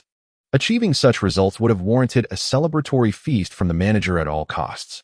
Who could claim that there is a lack of talent within the bizarre realm? The talent stood right before them. They had merely strayed from their paths and had yet to discover their true calling. Therefore, one should never dismiss an unfamiliar industry without exploration. One might possess a unique gift that positions them as a leader in that very field. Much like Su Zhengyang, who perpetually struggled to grasp the essence of his own talents, leading him to incessantly switch jobs in pursuit of his comfort zone. Although he ultimately failed to find that elusive comfort zone, he did amass a plethora of friends along the way. Yet, at least Su Zhengyang had made the attempt. Su Qingfeng, though less attentive to his own store, felt a surge of joy upon hearing of their achievements. After all, these two oddities had indeed contributed to his earnings.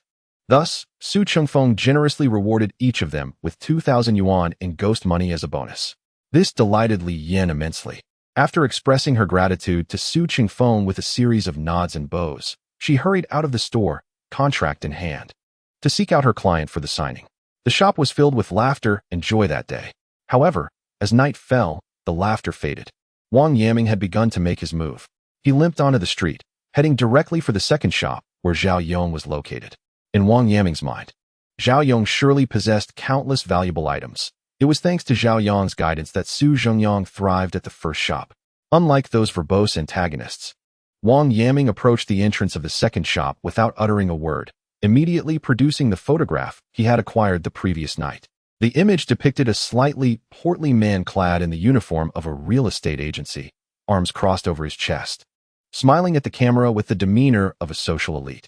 Upon closer inspection, one would notice that this man bore a striking resemblance to Zheng Bo, the manager of the third shop, as well as to the vagabond Zheng Hai.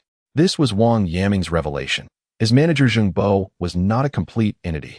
The photograph was an eerie artifact. Eerie artifact, the manager's memories, a one-time item. Upon utilizing the memories of the eerie manager, the plump manager of the blood-red district will merge with his other half, gaining strength several times greater than before. Following the fusion, the eerie manager will unleash a massacre upon all surrounding him, save for you. Please note that utilizing certain props will trigger a concealed ending within the mysterious realm, leading to an imminent great battle.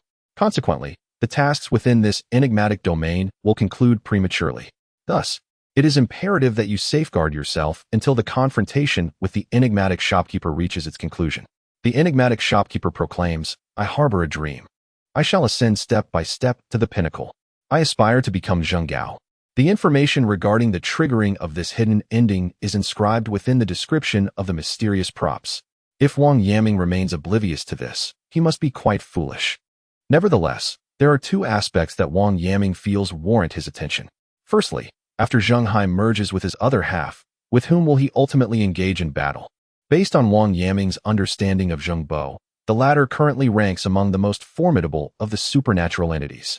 The enigmatic artifact suggests that his strength will amplify several-fold post-fusion, reaching a terrifying level. Within the Blood Red District, aside from the master of this realm, Wang Yaming struggles to conceive of another entity that embodies such horror. In fact, without the prop descriptions, he might have assumed Zheng Bo was the master of this realm. After all, who among the virtuous would diligently toil to enhance another's domain? A clash between two terrifying entities is far beyond the grasp of an ordinary supernatural wielder like Wang Yaming. Fortunately, he possesses several artifacts that could secure his survival. He retrieved a card from his pocket. Mysterious artifact, unnoticed identity card. A one-time use item. Upon activation, you will become nearly invisible, your presence diminished by 99%, and your body rendered ethereal by the same measure. Entities of a legendary class or below will perceive you as non-existent. Duration, 30 minutes. Caution, a reduced presence may not always be advantageous. Beware that your allies might forget you in perilous situations. Uncertain if 30 minutes would suffice, he murmured to himself. Well, if it's not enough, I have other means. His gaze shifted back toward the second store. The second point of concern is the timely looting of corpses. When a supernatural wielder is slain by an entity, their belongings do not drop. This serves as a protective measure for the wielders within the supernatural realm. However, when wielders turn against one another, this restriction does not apply. Currently, Wang Yaming is gravely injured and significantly weakened, lacking the confidence to confront Zhao Yong. This explains why he intends to merge with Zheng Bo at the entrance of the second store. He aims to deliver a swift strike against Zhao Yong, while Zheng Bo has him wounded. After methodically reviewing his impending actions, Wang Yaming held the unnoticed identity card in his left hand and the memories of the enigmatic shopkeeper in his right. Without further ado, he commenced the fusion process. Meanwhile, in front of the third store, Zheng Bo was vocally reprimanding Chen Jun, who permitted him to leave without my consent. Tonight is crucial. I have already detected a number of newcomers lurking outside. You must go and find clients for me now, Zheng Bo shouted, pointing an accusatory finger at Chen Jun. Another young man, since he no longer wishes to live, I shall indulge myself tonight. Before Zheng Bo could utter the words, he was unexpectedly lifted by an invisible force. Zheng Bo gazed at his hands, astonishment flickering in his eyes. In that fleeting moment enveloped by the power, a myriad of unfamiliar memories surged into his mind. A wife? I have a wife. I have a home. Zheng Bo exclaimed in bewilderment. At the same time, Zheng Hai, who was outside diligently seeking clients, found himself ensnared by the same unseen force. I have never been a wanderer, Zheng Hai mused, momentarily dazed as fragments of memories flooded his consciousness. A child? I have a child. My family is waiting for me at home. Unlike Zheng Bo, who only appeared at the shop for a few hours each day, Zheng Hai had long known he was not whole. Many of his powers remained untapped. However, he was unaware of the whereabouts of his other half, nor did he know how to reclaim his completeness. Now, spurred on by Wang Yaming, Zheng Hai felt the exhilarating pull of that invisible force, his heart brimming with excitement. I am about to become whole. In the crimson sky of the area, two black entities ascended slowly, one large and the other small, one stout and the other slender, racing towards each other with remarkable speed. Bang! The deafening sound of their collision echoed through the crimson skies, and immediately, two figures clung tightly together. Under the blanket of night, they gradually merged into one, their powers rapidly surging, soon breaking through barriers and reaching a terrifyingly bizarre realm. The fused form of Zheng Hai and Zheng Bo was Zheng Haiba.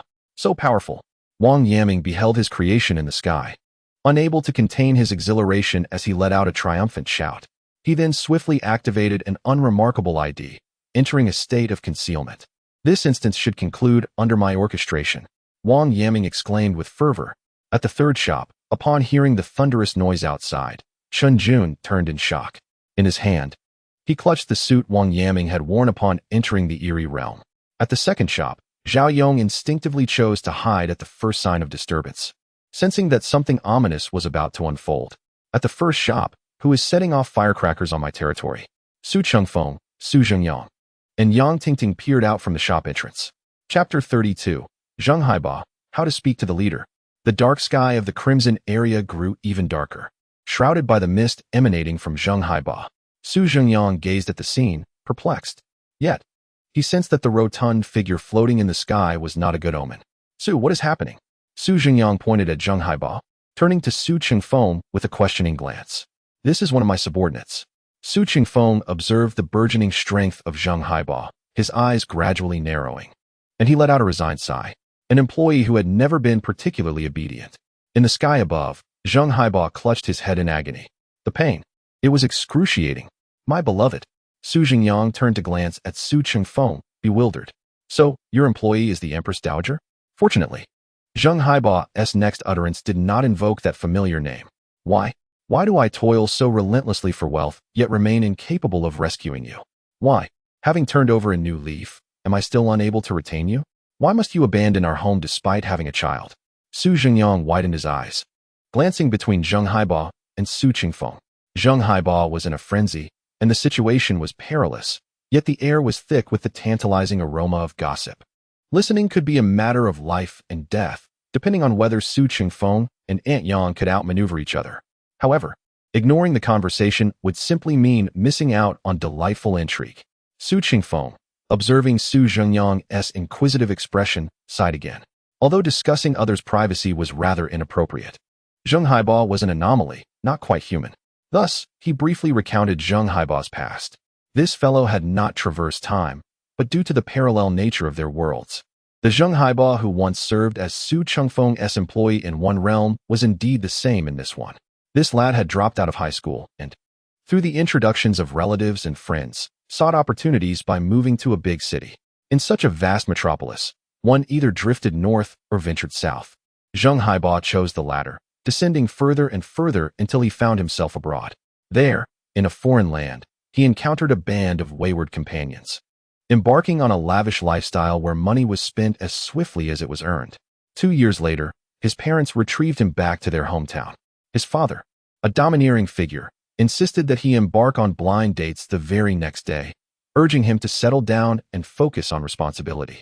However, Zheng Haiba was even more obstinate. He reached out to various unsavory acquaintances, plotting to extricate himself while also delivering a lesson to his father. Ultimately, his scheme faltered when he met his blind date. Love can strike in an instant. Even if the person is not particularly stunning or beautiful, the moment you see her, affection blooms. Zheng Haiba was doomed, for he had fallen deeply in love. Yet, his partner was dissatisfied with his reckless lifestyle. Thus, Zheng Haiba resolved to work diligently, striving for self-improvement. With a modest education, he began laboring in factories, and when that did not yield sufficient income, he turned to sales. Eventually, his sincerity and perseverance won her over, and she chose to marry him. At this juncture, it should have culminated in a perfect ending.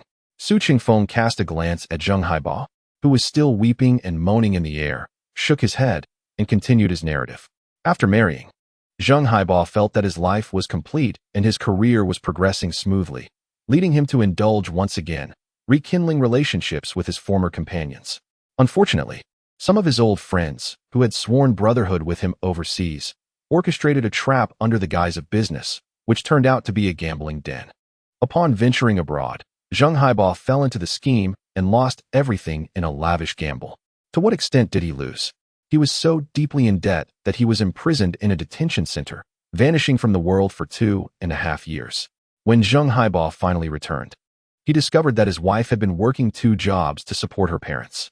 This revelation prompted him to resolve to mend his ways, vowing never to engage in such reckless behavior again. His wife, demonstrating remarkable forgiveness, granted him a second chance. Subsequently, Zheng Haiba ventured into the real estate industry, where he exhibited a remarkable aptitude, thriving and gradually improving his circumstances. Regrettably, Zheng Haibao remained unaware that certain scars, though wiped clean, could never truly vanish. The same group of friends, now more accurately referred to as enemies, set their sights not on him this time, but on his wife, who had just become pregnant. Seizing an opportunity while Zheng Haibao was working late, they invaded his home and robbed his wife. It is worth noting that by this time, his wife had exhausted herself from prolonged labor, appearing worn and haggard, rendering her less appealing to her assailants. Nevertheless, the meager savings that Zheng Haibao had accumulated were stolen away. Tragically, during the struggle, his wife, overwhelmed by terror, fell and lost the child she had just conceived, a joyous announcement she had yet to share with him. Upon learning the devastating news and rushing home, Zheng Haibao found that it was too late. His wife adamantly refused to remain with him, insisting on a divorce. Subsequently, fate took a cruel turn. Before the divorce could be finalized, his wife fell gravely ill and soon passed away. Ironically, at the very moment she left this world, the assailants who had invaded their home were apprehended. Yet, much like when he returned home to find everything irrevocably changed, it was too late for Zheng Haibao. Su Qingfeng sighed helplessly, recognizing the tragedy of Zheng Haibao's plight and acknowledging his own culpability for having urged him to work overtime. He divulged the final detail of this sorrowful tale. In another realm, Su Qingfeng's guilt exacerbated his mental health struggles, but upon recovery, driven by kindness and remorse, he sought out Zheng Haibao to offer solace and assist him in overcoming his psychological barriers. In that alternate existence, Su Qingfeng was akin to Su Zhengyang for him. However, the reality was less forgiving. Su Qingfeng's own issues remained unresolved until death, while Zheng Haibao ultimately succumbed to despair, losing all hope for life. Without Su Qingfeng's subsequent apologies and guidance, Zheng Haibao now perceived him as his greatest adversary. As this matter crossed his mind, Su Zhengyang couldn't help but feel a twinge of anxiety. He gazed up at Zheng Haibao in the sky. In just a matter of 2 or 3 minutes, his physique had expanded multiple times, now resembling a giant from the movies. Although Su Zhengyang could not discern the extent of the other's power, he could still sense the formidable strength radiating from him. Regret washed over him. He had initially thought Zheng Haibao was an ally, only to discover that he was, in fact, an adversary of Su Qingfeng. Had he known, he would have refrained from indulging in Su Qingfeng's gossip, which had wasted precious time. He should have acted before Zheng Haibao completed his transformation. At this moment, Zheng Haibao regarded him with a gaze filled with resentment. Su Zhengyang worried that Su Qingfeng might not be able to contend with Zheng Haibao. There is no need for concern, Su Qingfeng chuckled lightly, then calmly waved his hand at Su Zhengyang. If he were truly dangerous, why would I have spent so long discussing trivial matters with you two? Su Zhengyang paused, realizing the absurdity of his worries.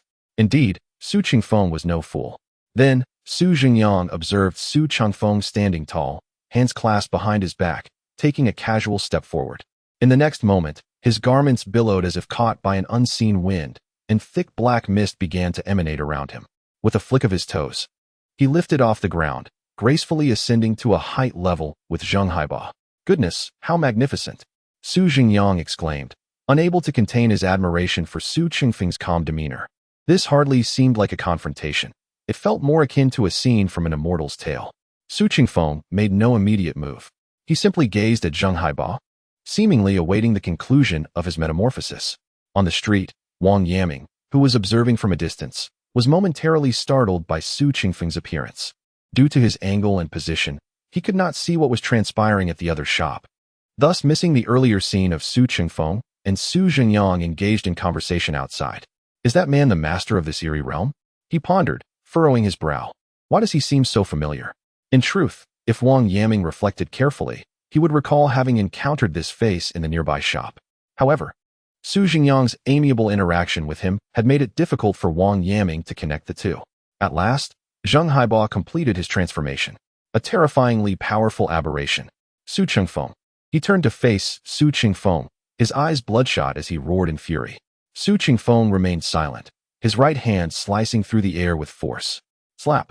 A resounding blow landed on Zheng Haibao's face. Is that how one speaks to their superior? Zheng Haibao. Chapter 33. The hidden conclusion appears erroneously. Zheng Haibao was momentarily dazed by the slap, clutching his face as he struggled to regain his composure. After a significant pause, he finally recalled his intention for vengeance. Roar. He arched his back and unleashed a furious roar at Su Chengfeng. "Return my wife and child," he exclaimed, simultaneously raising his leg to shatter a nearby structure. A brawl ensued. Wang Yaming shouted with exhilaration, promptly darting into the secondary store to stand beside Zhao Yong. At that moment, Zhao Yong, along with Yang Wei, was crouched in a corner of the shop, clutching a peculiar object intended for self-defense. Wang Yaming immediately discerned that the object would be of little use. Should Zheng Haiba casually step forward, Zhao Yong's life would be forfeit. Yet, Wang Yaming felt no trepidation regarding the potential repercussions of the skirmish. With a 99% effect of invisibility granted by an unremarkable identity card, nearly all attacks were rendered futile against him. At this moment, he was not merely concealed but had seemingly vanished from this world entirely. Suddenly, observing Zhao Yong's back, a thought struck Wang Yaming. Since Zhao Yong was oblivious to his presence, how formidable could his means of self-protection truly be? Might it be possible for him to launch a preemptive strike? Given Zheng Haiba's formidable power post-transformation, what if he inadvertently killed Zhao Yong? The notion ignited a spark of eagerness within Wang Yaming. He retrieved a dagger from his pocket, his gaze fixed menacingly on Zhao Yong's back. "I concede your subtlety, but how could you bestow the good fortune upon Su Zhengyang? Blame him for exposing your vulnerabilities," he muttered, raising the dagger high. Suddenly, a notification emerged on his panel. "The hidden ending of this eerie domain has been achieved." The unexpected message halted Wang Yaming's actions, leaving him momentarily bewildered as he stared blankly at the notification. Had the hidden ending truly been accomplished? He glanced at the panel and then at the still-living Zhao Yong. Confusion etched across his face. What had transpired? Wasn't it said that everything surrounding the eerie shopkeeper would be obliterated? How were these two still alive? As he pondered, the panel chimed once more. "Judgment error. Judgment error. We sincerely apologize. The hidden ending has not been triggered. The eerie domain task continues. Please strive to complete your original objectives." What was this? An error on the panel? A misjudgment? What was happening? Wang Yaming felt a surge of anxiety. He disregarded Zhao Yong and turned to burst out of the store, gazing towards the sky above the street's center. Zheng Haiba had vanished.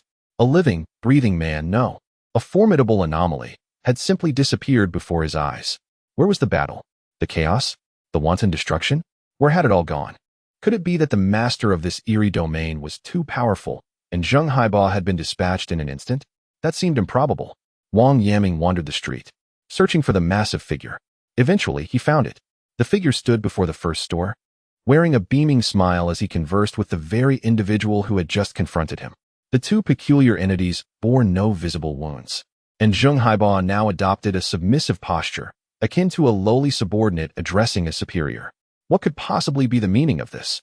Wang Yaming was utterly perplexed. Let us rewind time to a brief moment prior. As Zheng Haiba charged towards Su Chengfeng with a furious roar, Su Chengfeng calmly waved his hand. In the next instant, a figure materialized between Zheng Haiba and Su Chengfeng. This figure possessed minimal strength, merely a slightly potent manifestation of an obsession. Yet, astonishingly, this diminutive entity managed to halt Zheng Haiba in his tracks, swiftly restoring his sanity. For this figure was none other than Zheng Haiba's wife, who had tragically passed away before his transformation into a peculiar being. Not only was his wife present, but in her arms lay a somewhat deformed infant, babbling as it sucked on its own fingers. "Wife?" Zheng Haiba stood frozen, disbelief etched across his face as he gazed at the person who had suddenly appeared before him. "Dabo, what are you doing? Are you about to act foolishly again?" Despite her frail appearance, the woman displayed no fear in the face of Zheng Haiba. Instead, she pointed a finger at his nose and reprimanded him loudly. Consequently, this formidable entity, recently ascended to the terror level, found itself bowing its head repeatedly, resembling a chastened wife. Seeing that the situation had been brought under control, Su Chengfeng stepped forward with a smile to mediate.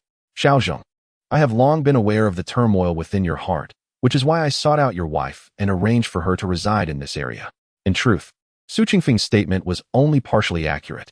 His primary motivation for locating Zheng Haiba's transformed wife was not solely for Zheng Haiba's sake, but rather for his own. He recognized that this employee harbored deep-seated resentment towards him, and should that emotion reach a boiling point, it would likely incite a frenzied act of vengeance. However, the guilt he felt, coupled with Zheng Haiba's exceptional sales abilities, made it impossible for Su Chengfeng to decisively eliminate this hidden threat. Thus, Su Qingfeng devised a more prudent approach. He would retrieve Zheng Haiba's wife, allowing him to relinquish that regretful sentiment. Unfortunately, during the search, Zheng Haiba's madness intensified, and many events had become blurred in his memory. Su Qingfeng had no choice but to temporarily abandon the search and return to confront the rampaging Zheng Haiba. At that moment, whether due to the influence of the bizarre world or Zheng Haiba's own issues, he inexplicably split into two distinct entities following his outburst. The powerful sales persona transformed into Zheng Bo, while the ruffian persona became Zheng Hai. Later, Su Qingfeng did manage to locate Zheng Haiba's wife. However, both Zheng Hai and Zheng Bo had forgotten their shared history. Without a method to reunite these two entities, Su Qingfeng naturally allowed Zheng Bo to continue working for him, while leaving Zheng Hai to wander aimlessly through the district as a vagrant entity. These actions were all influenced by Su Qingfeng's consciousness after his traversal. According to the peculiar world's original judgments and the assessments of the anomaly controllers, Su Qingfeng, upon being provoked by Zheng Haiba following his fusion, would typically succumb to rage and engage in a fierce battle with his employee. In a fit of anger, Su Qingfeng would naturally forget the backup he had arranged. However, under the influence of Su Zhengyang, he had completely transformed into a stable and composed middle-aged man, thus remaining unperturbed by these minor disruptions. This ultimately led to the failure to trigger the hidden ending of the bizarre realm, abruptly halting the conflict without any casualties, resulting in Zheng Haiba returning to his former self in a perfectly happy conclusion. At this moment, Zheng Haiba was apologizing to Su Qingfeng while cradling his child. "I am truly sorry, Su, for my immaturity and thoughtlessness. I had no idea you were always considering my well-being." Zheng Haiba's wife, an unremarkable-looking matron, repeatedly bowed in apology. Su Qingfeng waved his hand nonchalantly. "It's quite all right. Now that your family is reunited, you should focus on living well." Zheng Haiba glanced at his wife and chuckled helplessly. With their current appearances, how could they possibly live well? The bizarre world has its own peculiar ways, and life continues. Although we are no longer alive in the traditional sense, we can still persist. Su Qingfeng chuckled. "I intend to give this bizarre realm to you." Zheng Haiba, bewildered, responded. "What?" Su Qingfeng waved his hand dismissively. "Do not be astonished. Real estate was never my passion, and there is no need for me to persist in this endeavor even in a transformed state. I prefer running a small tavern." As he spoke, he led Zheng Haiba into the establishment. Witnessing the idyllic scene before him, Wang Yaming felt as though his back teeth might shatter. Leaving aside other concerns, he had already exhausted his disposable props and violated the employee code.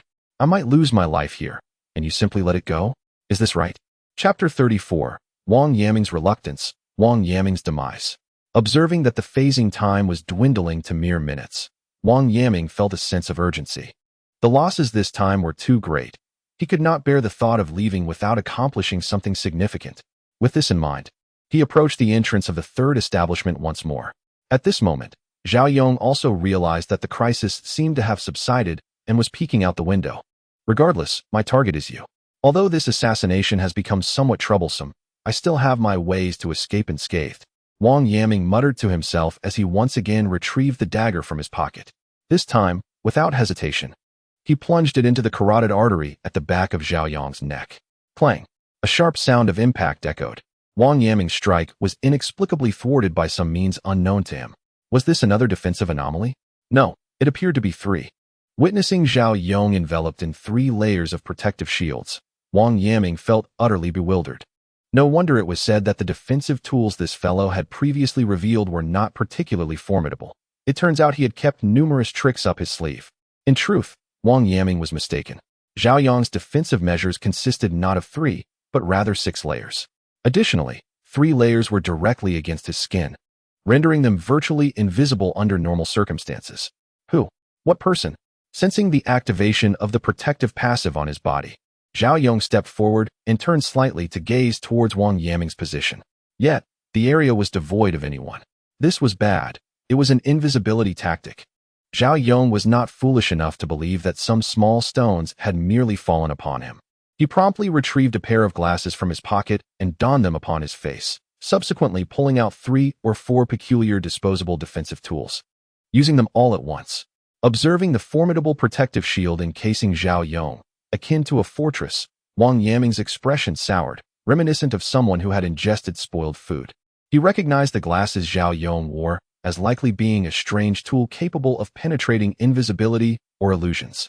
Although this tool would prove ineffective against the loss of presence, Wang Yaming nonetheless abandoned the notion of attacking Zhao Yong. This was due to the sight of Zhao Yong extracting even more defensive peculiarities from his pockets. Goodness, which benevolent soul possesses such an abundance of armor? Are the seasoned ghost tamers of today so fearful of death? Wang Yaming felt no attachment. Seizing the fleeting opportunity afforded by his identity card, he hastily returned to the third shop. Inside the third shop, Chen Jun stared perplexedly at the suit in his hands. He could not fathom why he was unable to recall to whom this suit belonged. Yet, a thought nagged at him. He needed to stow this garment away quickly, for it held significant importance for him. Just as Chen Jun hesitated, Wang Yaming re-entered the third shop. He regarded this teammate, whom he had always found slightly irksome, now staring blankly at the suit, momentarily taken aback before feeling a wave of disgust. It was said that the entertainment industry was chaotic, but this was beyond expectation. Wang Yaming was a selfish individual, one who possessed a strong need for control. He would unhesitatingly betray a companion when his own safety was threatened and would require each subordinate to sign a contract out of distrust. However, it cannot be denied that he was also an exceptional leader. Under his command, every individual in his team complemented one another, enabling the organization to rapidly gain strength. Many novices, or those who had previously been unremarkable, quickly transformed into powerful ghost tamers under Wang Yaming's guidance. Thus, even with his numerous flaws, and despite the inequitable contracts imposed upon most of his subordinates, he garnered a loyal following. The leader may be ruthless, yet under his stewardship, one truly grows stronger. Much like the factories before the apocalypse, or the slaves under a feudal system, or certain aspects of the Chinese educational system. In an environment rife with oppression, an individual may unexpectedly find themselves enriched with wealth, skills, and knowledge as a result of such adversity. Many might cease to resent their oppressors and instead express gratitude for their struggles. Wang Yaming embodies this sentiment. You may despise me now, but once I employ my methods to facilitate your growth, you shall owe me your thanks. Recently, Wang Yaming's perception of a young man named Chen Jun has undergone a gradual transformation. Initially, he regarded Chen as a timid, ineffectual individual, one who could serve as a subordinate but would demand considerable effort to cultivate. Wang's current ambition is to establish a small faction within the safe zone where Chen resides, which prompted him to consider recruiting the youth. However, over the past few days, Wang has discerned a remarkable quality in Chen. Despite his timidity, lack of experience, and occasional mental sluggishness, Chen possesses an extraordinary aptitude for learning, one that is astonishingly high. It is crucial to note that learning aptitude encompasses more than mere memorization. It also involves comprehension, practical skills, and emotional resonance. In these areas, Chen is nearly exemplary.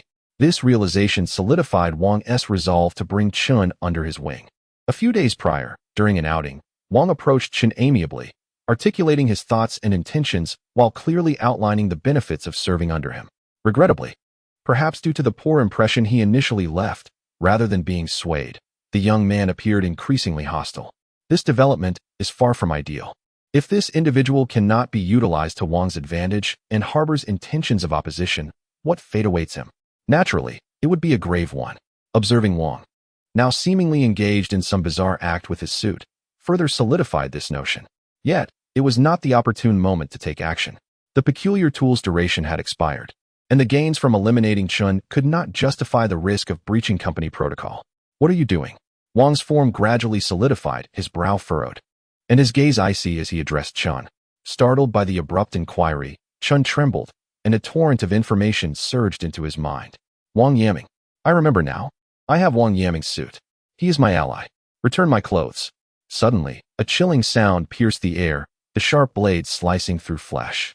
Wang, momentarily stunned, instinctively touched his throat, only to feel warmth pooling around him. A paper cutter had been plunged into his artery by Chen. Before Wang could finish his sentence, Chen had unexpectedly turned and driven the blade into his own neck. The incident unfolded too swiftly for Wang to react. He could never have anticipated that such a novice would launch an assault against him. Why? Wang gasped, one hand clutching his throat while the other hastily rummaged through his pocket for medicinal powder. Chen Jun withdrew the craft knife, delivering a lethal strike to both Wang Yaming's throat and chest.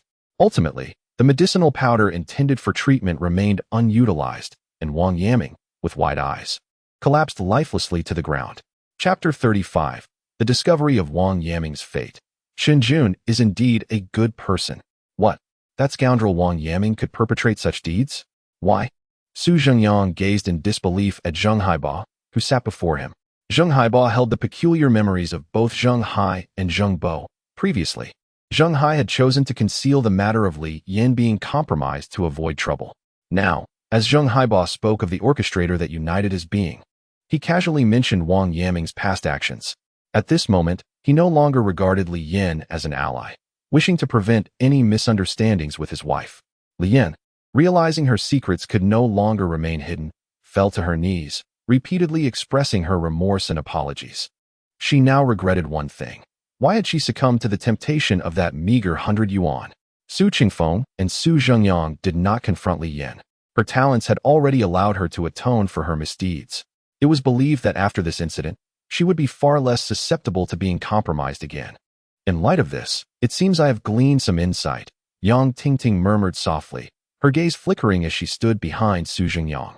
Within Safety Zone 5, there exists a faction of demon tamers plotting rebellion against my father's rule. Wang Yaming may very well be one of them. This conclusion was not difficult to draw, as Yang Tingting's father, Yang Feng, frequently fretted over the insurrectionists, and she was naturally privy to this information. If that is the case, this is a personal vendetta between your father and Wang Yaming. However, Su Zhengyang drew a long breath and continued. He has tormented my friend and subsequently sought to manipulate the primary antagonist to eliminate us all. Su Zhengyang cast a glance at Zheng Haiba, who sheepishly scratched the back of his head. Regarding the store manager's friend, he felt he could not retort, especially since he had just lost control himself. He must not be spared. Su Zhengyang declared vehemently. I shall resolve this matter forthwith. The newly appointed master of the Blood Red District, Zheng Haiba, asserted with conviction. Just so? That scoundrel has violated employee regulations, and I have yet to hold him accountable. In the enigmatic realm, failing to adhere to the rules leads only to a dead end. Su Zhengyang nodded solemnly, discreetly nudging a leftover food container beneath the table. Thus, the patrons of the store, eager for action, made their way to the third establishment. Bang! Zheng Haiba kicked open the door of the third store and rushed forward, checking for any damage with a pained expression. Su Qingfeng, Su Zhengyang, and the others promptly followed him inside. Upon entering, the group was taken aback, for Wang Yaming lay sprawled on the floor, crimson blood splattered everywhere. Zhengyang stood beside him, wielding the craft knife, his expression dark and foreboding. At this moment, Wang Yaming had drawn his last breath, his body now a cold corpse. The crowd was taken aback. Zhengyang had actually killed Wang Yaming. He had slain him. Upon hearing the sound of the shop door, Zhengyang inhaled deeply. Initially, he had anticipated the return of the shop manager, but when he looked up, he was met with the sight of 6 or 7 individuals pouring into the shop. Su Zhengyang and Yang Tingting, the 2 ghost tamers, were not surprising. The manager, along with a man who bore a striking resemblance to him, were familiar figures as well. But who was that ant at the back? And why was there a small infant? This scene left Zhengyang utterly bewildered. He had thought only the manager would return and had even prepared to discuss how he had dealt with the rule-breaking Wang Yaming. If the manager disagreed with him, Zhengyang had intended to deploy another trump card he had ready. Now, with so many people present, he felt conflicted about whether to offer a defense or reveal his trump card immediately. Ultimately, he resolved to use his trump card. With that thought, Zhengyang draped Wang Yaming's suit over his shoulders. He raised his hand, ready to make a gesture, only to have it seized by Su Zhengyang. Good man. Su Zhengyang exclaimed excitedly. I thought you were in cahoots with Wang Yaming, but it turns out you are a champion of justice like us. Zhengyang replied. Huh? You must have realized long ago that Wang Yaming was not a good person, right? Su Zhengyang continued to inquire. Indeed, Zhengyang nodded instinctively. You had long planned to eliminate him, hadn't you? Su Zhengyang pressed on. Yes, Zhengyang nodded again. Look, Su Zhengyang exclaimed, gripping Zhengyang's hand while turning to the crowd and gesturing with his other hand. As a novice ghost tamer, he managed to rely on his own abilities to take down the major antagonist. This brother is quite the figure. Zhengyang was taken aback by Su Zhengyang's praise. When did he become so virtuous? Zheng Haiba appeared equally perplexed, pointing to his own nose, contemplating speaking but falling silent. Wasn't I the major antagonist? Zheng Haiba wondered. Well done. Su Qingfeng approached, patting Qin Jun on the shoulder. The others also nodded in approval at Qin Jun. This scene further confused him. Wait, what are you all praising? Do you not care that I have taken a life? Has this matter simply passed? Isn't anyone concerned that I seem to have violated company policy? Unbeknownst to Qin Jun, Wang Yaming's death was already a foregone conclusion in the eyes of all the peculiar beings present. This was due to Su Zhengyang's declaration. And what kind of individuals do leaders like Su Qingfeng and Zheng Haiba favor? Certainly, they preferred those who could execute a task as soon as a thought crossed their minds. At that moment, in the eyes of these peculiar beings, Qin Jun was precisely the exemplary employee who brought them immense satisfaction. At that moment, the air around Wang Yaming suddenly trembled. Subsequently, dozens of peculiar items erupted from his lifeless body. Having been slain by humans, Wang Yaming's bizarre artifacts burst forth. The equipment has been unleashed, Su Zhengyang exclaimed, gazing at the chaotic assortment scattered across the ground. I don't want any of this, Qin Jun promptly declared, making his stance clear. Faced with this formidable group, he realized that competing for these strange artifacts could very well result in his own demise. Zheng Haiba chuckled lightly and stepped forward, intending to say something, but was met with Su Zhengyang firmly grasping Qin Jun's arm, stating with conviction, "No, you must take them." Su Zhengyang was not one to covet trifles. Although the bizarre artifacts were valuable, he had no shortage of them and anticipated receiving an ample reward of such items upon the completion of this mission. Therefore, he had no intention of contesting these artifacts with Qin Jun. The one who contributed the most deserved the largest share of the rewards. Since Qin Jun had slain Wang Yaming, these spoils rightfully belonged to him. Su Zhengyang was more than willing to support Qin Jun, providing a favor in return. Zheng Haiba opened his mouth, ready to interject, but upon noticing Su Qingfeng nodding in agreement beside him, he ultimately refrained from voicing his thoughts. Su Qingfeng was his superior, and Su Qingfeng's closest ally was Su Zhengyang. Rather than coveting a few bizarre artifacts, Zheng Haiba deemed it far more prudent to curry favor with Su Zhengyang. Thus, under the watchful and benevolent gazes of the assembly, Qin Jun cautiously began to collect the scattered bizarre artifacts. However, as he was halfway through, an unexpected wave of agitation swept through the crowd. Chapter 36. Everyone has achievements. Task completed. Wang Yaming possessed a bizarre artifact shaped like a bank card. Now, emblazoned upon this artifact was a clear indication of the quantity of ghost coins stored within the card. Units, tens, hundreds, thousands, tens of thousands. Su Zhengyang merely glanced at the number, and his eyes widened in astonishment. Over 400,000 ghost coins. Li Yin, standing at the back of the crowd, gasped in disbelief. Over 400,000, a sum she had never possessed in life or death. To find such a staggering amount of ghost coins on a human, and to have it seized by another human, was almost unfathomable. Had it not been for the intimidating presence of the individuals before her, Li Yin would have likely dashed forward, disregarding all caution, to pocket the bank card. What if I just don't take this money? Qin Jun pondered, noticing the fervent gazes surrounding him as he extended the bank card towards Su Zhengyang. He too had not anticipated that Wang Yaming harbored such wealth. These ghost coins could facilitate numerous endeavors, yet possessing them would also place Qin Jun in a precarious position. To be honest, even if Su Zhengyang declined, Qin Jun was reluctant to tuck this money into his own pocket. Wealth not only stirs human greed, but also awakens the bizarre. It would be best to place this money in the hands of someone capable of controlling it.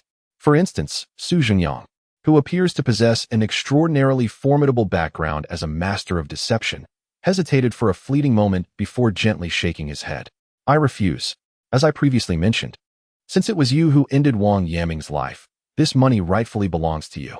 Su Zhengyang currently found himself with over 100,000 ghost coins, uncertain of how to spend them. What good would an additional 400,000 do him? Would he purchase a residence in the Blood Red district? Alas, Su Zhengyang would never entertain such an idea, yet Qin Jun would. With a resolute gaze, Qin Jun glanced at the crowd before firmly placing his bank card into the hands of his manager.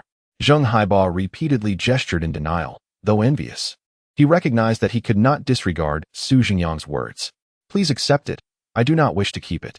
Manager, I intend to use this money to buy myself a home here, Qin Jun declared with fervor. This notion had only just emerged in his mind, yet it felt remarkably feasible. A substantial sum of money could attract unwanted attention, but a piece of real estate would not. Qin Jun's statement momentarily stunned those present. Purchase a home?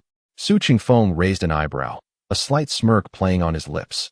One could not deny the cleverness of this young man. By accepting the bank card, he acknowledged Su Zhengyang's favor, expressing goodwill and the desire to forge a friendship. Conversely, buying a house in the Blood Red District would constitute a matter of social etiquette. Could humans reside in the Blood Red District? Certainly. However, one must be able to endure the peculiar and putrid stench that permeates the area. Moreover, for humans to move in, they would need to traverse countless eerie domains, covering an immeasurable distance to arrive in the Blood Red District.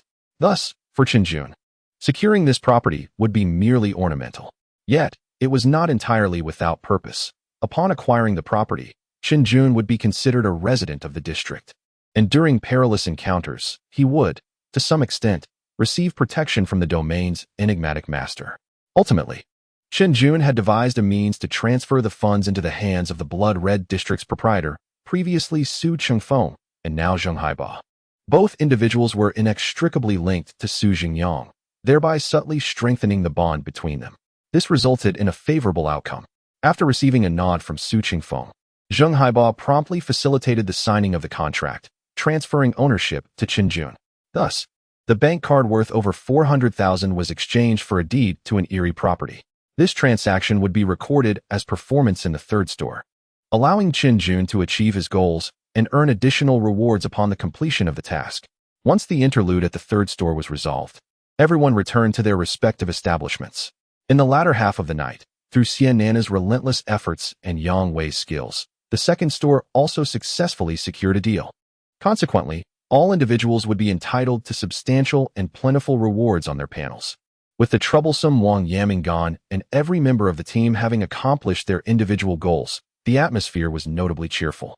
Furthermore, with the newly appointed Zheng Haiba making a decisive move, the penalties for violating employee conduct during this task were waived.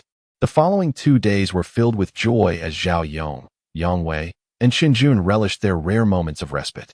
Notably, due to Li Yan's exceptional performance and the absence of a manager at both the third and first stores, she was appointed as the manager of the third store. Zheng Haiba replaced Su Qingfeng as the manager of the first store, while the other spirit masters began to relax and await the conclusion of their tasks. Su Zhengyang busied himself. He was obliged to assist his cousin-in-law in establishing a new eerie domain. This marked Su Zhengyang's first encounter with the peculiar process of creating such a domain. There were no extraordinary maneuvers involved. Su Qingfeng merely stood in contemplation for an extended period before gesturing grandly, thereby erecting the shell of a new eerie domain. Interestingly, Su Qingfeng chose to situate this domain within the blood-colored district, overlaying it within the vast pre-existing eerie domain. Many astute observers may have already surmised that this new eerie domain was none other than the folk tavern he had previously opened with Su Zhengyang's cousin before his transmigration. Su Qingfeng transformed from a prominent leader in a real estate firm into the proprietor of a quaint tavern. The tavern was strategically located in the original block, occupying the space of a jewelry shop. For the past 2 days, Su Zhengyang had been preoccupied with assisting Su Qingfeng in refining the tavern's decor and furnishings. Zheng Haiba, Aunt Yang, and other peculiar beings eagerly lent their support as well. Ultimately, on the eve of Su Zhengyang's task conclusion, the tavern was fully established. A splendid grand opening feast was held within Su Qingfeng's tavern, where everyone gathered to celebrate. The next day marked the return of the group as their task came to an end. That morning, Aunt Yang arrived early with breakfast in hand, along with a variety of gifts she wished to present to Su Zhengyang. In a rush, he shoved them into his phone without examining each one closely. Su Qingfeng, constrained by his recent financial difficulties, did not offer Su Zhengyang anything. "Little Su, remember to call me and Aunt Yang if you need anything," Su Qingfeng said, patting Su Zhengyang on the shoulder. "Make sure to come back and visit your aunt often," Aunt Yang added at that moment. "Certainly. I will return to see you both whenever I can." Su Zhengyang smiled as he embraced and bid farewell to Su Qingfeng and Aunt Yang. Just as they were about to exchange more words, Su Zhengyang suddenly felt a jolt. The task had concluded. Chapter 37, Claiming Rewards and Returning Home. Congratulations on completing the eerie domain task, Blood-Colored District. The reward settlement is now underway. Simultaneously, a notification panel appeared before everyone, except for Wang Yaming, as he had already met his demise. Zhao Yong, achieved performance, 1 transaction. Manager's rating, A. Comprehensive evaluation. A received 2 random eerie items, 3,000 ghost coins, and 2 comprehensive attribute points. This is Zhao Yong's settlement interface. To speak candidly, Zhao Yong did not exert himself much. He has been striving for stability in recent days, refraining from venturing into perilous territories. Thus, Xianana initially intended to assign him a B rating. However, Zhao Yong's attentive care towards Su Zhengyang resulted in Su receiving certain preferential treatment from Su Chengfeng. This compelled the meticulous Xianana, who strictly adheres to the principle that greater ability entails greater responsibility, to begrudgingly award Zhao Yong an A rating. In contrast, Yang Wei, who accompanied Zhao Yong and secured a deal through his skills, also garnered an A rating from Xianana. Yang Wei's rewards included 2,000 ghost coins, a random eerie item, and 2 comprehensive attribute points. On Su Zhengyang's side, Yang Tingting also achieved an A-rated task evaluation, although she contributed nothing. Her presence alongside Su Zhengyang in the same establishment afforded her the fortuitous advantages of timing, location, and interpersonal connections. Su Chengfeng, with eyes closed, awarded her an A without hesitation. Su Zhengyang's performance was markedly different. Su Zhengyang, completed performance, 2 sales, 6 rentals. Store manager's rating, S comprehensive evaluation, S received 3 random eerie items, 5,000 ghost coins, 3 comprehensive attribute points, and the achievement for uncovering a hidden ending within a hidden ending. In the following days, Li Yin exerted herself once more, bringing a sale to the first store. Subsequently, Su Zhengyang felt it imperative not to have come in vain. He accompanied Zheng Haiba to the fringes, utilizing his professional skills to secure a rental client. Hence, the achievements of the first store reached astonishing heights. Had these accomplishments occurred in the world prior to his transmigration, they would have elicited laughter from the store manager. However, in this post-transmigration reality, store manager Su Chengfeng did not laugh, while the newly appointed Eerie Domain Master Zheng Haiba did indeed chuckle with delight. With such remarkable performance, coupled with Su Chengfeng's apparent nepotism, Su Zhengyang naturally attained the highest level of task evaluation. He paid little heed to the ghost coins, items, or comprehensive attribute points. After this dungeon, he had already amassed ample rewards, especially in terms of ghost coins. This reward equated to earning 5,000 over 7 days, which, while substantial, paled in comparison to the tens of thousands garnered from skills. Thus, Su Zhengyang focused his attention on the achievement, uncovering a hidden ending within a hidden ending. This title left him somewhat perplexed. However, the description beneath the achievement was clear and straightforward. Achievement description: with this achievement, you are more likely to discover hidden information and endings within tasks. This achievement does not enhance Su Zhengyang's combat abilities. Rather, it serves as a fortification specifically for Eerie Domain tasks. Su Zhengyang nodded in satisfaction. If one were to perceive the entire panel as a gaming interface, then comprehensive attributes represent character attributes, ghost coins denote currency, eerie items signify active skills, and skills embody character talents. Consequently, this achievement could be categorized as a passive skill. Such entities are naturally better in abundance. After receiving the task rewards, Su Zhengyang's figure began to gradually fade away. The enigmatic realm was preparing to transport him back to the safe zone. Until we meet again. Su Zhengyang waved farewell to Su Chengfeng and Aunt Yang in his final moments. The two reciprocated with smiles, bidding him adieu. Then, with a soft pop, Su Zhengyang vanished from the spot. At the third shop, Chen Jun, who had just claimed his A-level evaluation reward, gazed at his dissipating form as a flash of insight struck him. He promptly donned Wang Yaming's attire, his shoulders broadening and his back straightening. Covering his face with his hands, Chen Jun took a deep breath and vigorously rubbed his features. When he lowered his hands once more, his demeanor had undergone a remarkable transformation. No, it was not merely his demeanor that had changed. His visage had transformed into that of Wang Yaming. This was Chen Jun's trump card, his skill, best performance. Having imitated Wang Yaming for several days after dispatching him, he could effortlessly utilize his ability to replicate an identical Wang Yaming. This was a scheme that Chen Jun had meticulously planned for days. As his vanishing body momentarily halted, it solidified once more. Immediately, a notification panel appeared before Chen Jun. Wang Yaming, completed achievement. 1 transaction, store manager rating. C, overall evaluation. B, rewards obtained. Odd item 1. 800 EN coins. 1 comprehensive attribute point. Chen Jun was momentarily stunned. Then a look of delight spread across his face.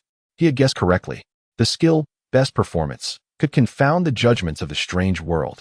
As long as Zhengyang impersonated another individual, he could assume their identity to claim their task rewards. This skill was extraordinarily powerful.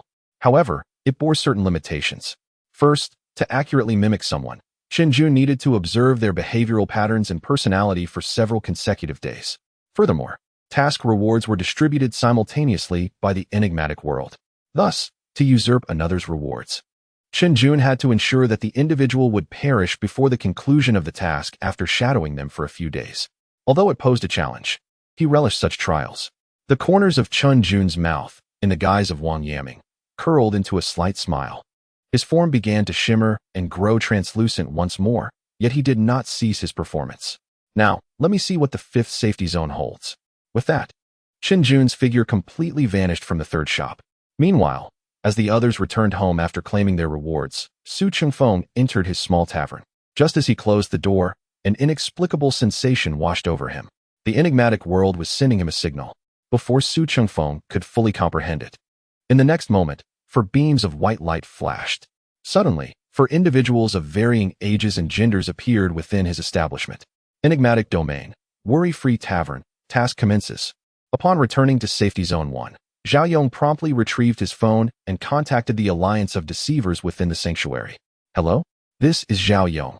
I have significant matters to report, he stated gravely, clutching the device. There exists a deceptive realm known as the Bloodstained Zone. Its nature is exceedingly intricate. As for Yang Tingting, she made her way to her father Yang Feng's residence around noon after arriving at the safety zone. Yang Tingting did not reside with Yang Feng, primarily due to the peculiar circumstances that awaited her upon opening the door. She discovered her father engaged in a game of blindfolded tag with 3 women. Following the onset of the apocalypse, Yang Feng had taken 2 additional wives, while Yang Tingting's biological mother had been tragically slain by an anomaly at the outset of the calamity. Who is it? Upon hearing the door creak open, Yang Feng relinquished his hold on a certain soft spot and lifted his blindfold. Ah, it's Tingting, he remarked with a smile. It appears you have performed admirably in your recent task within the deceptive realm. Yang Tingting remained silent, merely nodding with a stoic expression. In her conversation with Su Zhengyang, she had refrained from divulging too much, merely indicating that her father was excessively strict. However, the reality was that Yang Feng's strictness extended far beyond mere discipline. What have you acquired in that deceptive realm? Show it to me, Yang Feng urged, extending his hand towards Yang Tingting with a grin. Gritting her teeth, she understood that once these items were revealed, reclaiming them would be nearly impossible. Yang Feng was benevolent towards his family in matters of daily life. But when it came to peculiar artifacts and soul coins, his generosity waned significantly. Chapter 38. Yang Tingting schemes ultimately. Yang Tingting clenched her jaw and produced all the peculiar artifacts and soul coins she possessed. She was aware that soon, Yang Feng would have her searched. And if any artifacts were concealed, the consequences would be dire. Oh, quite impressive, Yang Feng remarked, observing the 400 soul coins in Yang Tingting's hands, along with a small, hairpin-like artifact. That is commendable. Hearing his approval, Yang Tingting managed to smile. Indeed, it is commendable. If only you knew about the additional artifacts I have hidden outside. Yang Feng accepted everything from Yang Tingting, casually gesturing to the 3 women. They understood the cue and advanced toward Yang Tingting, searching her person. Oh, by the way, Yang Feng said, inspecting the small hairpin while checking its description. This is your 3rd stepmother, whom I recently acquired. Yang Tingting cast a glance at her stepmother, noting her youth and beauty, seemingly younger than herself.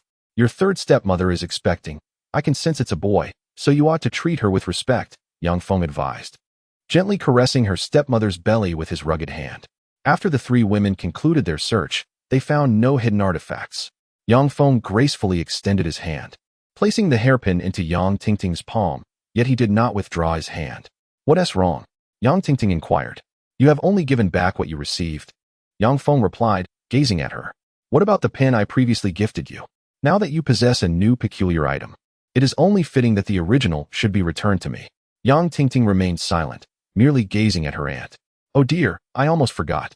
Her aunt chuckled, clapping her hands, and then handed the pen, which she had just retrieved from Yang Tingting, to Yang Feng.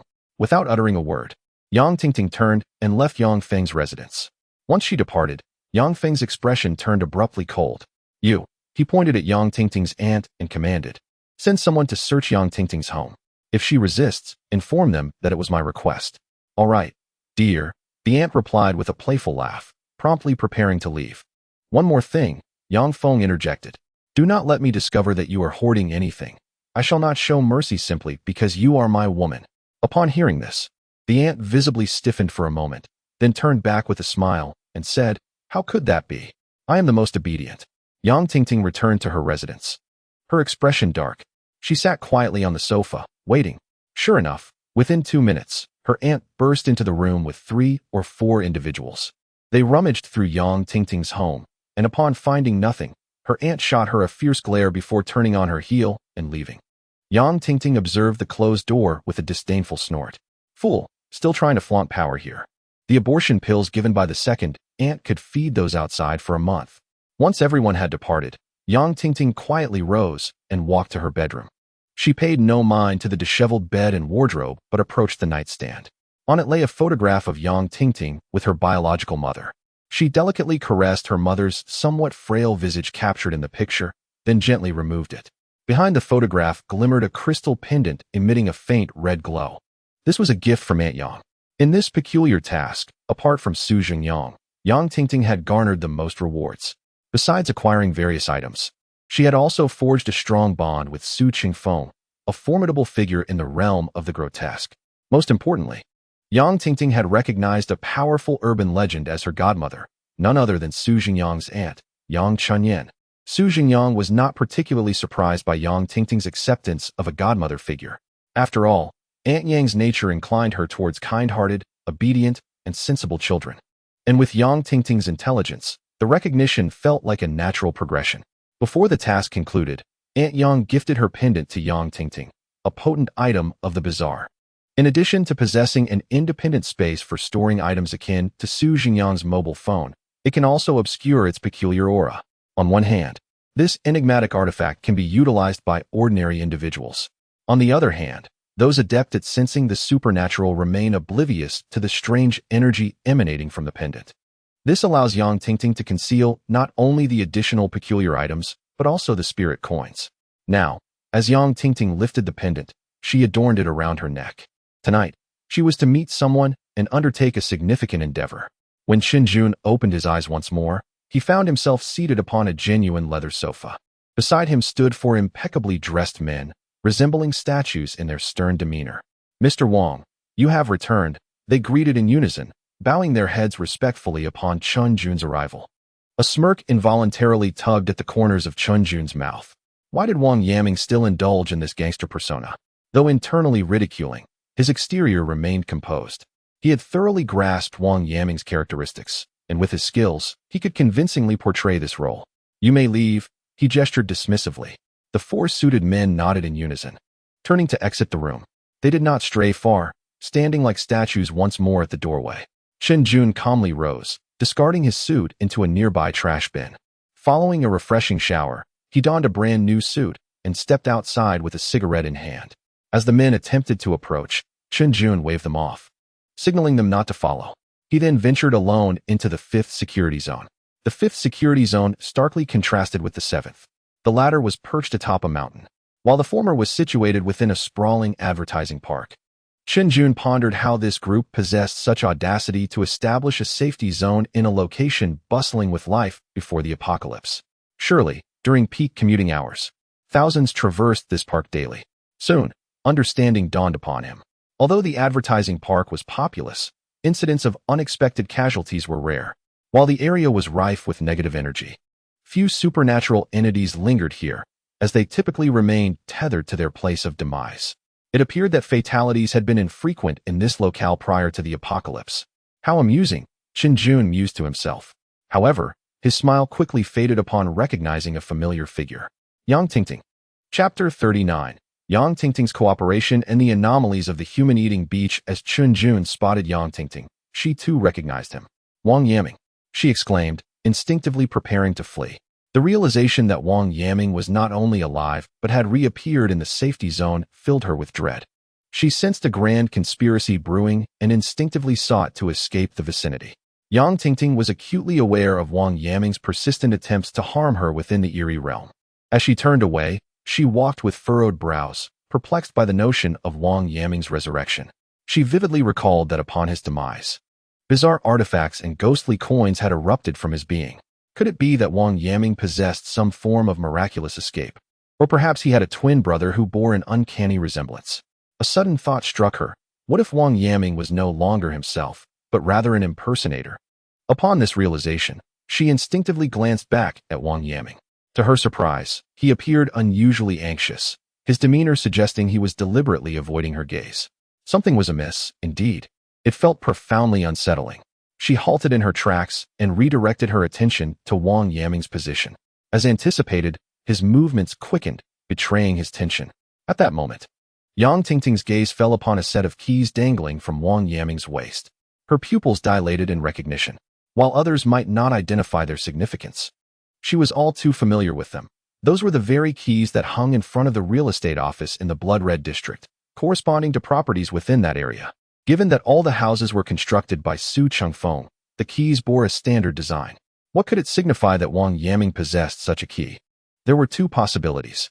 The first was that, like Su Zhengyang, he had relatives or friends among the residents of the Blood Red district and had established a close relationship with the master of the Eerie realm, thus acquiring a key. The key belonging to Aunt Yang had been retrieved by Su Zhengyang. The second possibility was that he had obtained a property in the Blood Red district through permissible means of purchase or rental. Such individuals, aside from Chen Jun, were exceedingly rare. Yang Tingting's eyes widened, and she called out towards Wang Yaming's back. Instantly, he stiffened and quickened his pace anew. The reaction was unmistakable. This was undoubtedly Chen Jun. Realizing Wang Yaming's true identity, Yang Tingting immediately pursued him. Meanwhile, Chen Jun was engulfed in regret and helplessness. Had he known, he would have refrained from hastily venturing out. He was now most apprehensive about encountering two individuals. The first was Su Zhengyang, a man of formidable connections who could befriend even the most terrifying anomalies within the Eerie realm, commanding them with merely a word. Before Su Zhengyang, Chen Jun felt utterly powerless, despite the kindness he received, as the intimidating presence of those backing Su filled him with dread.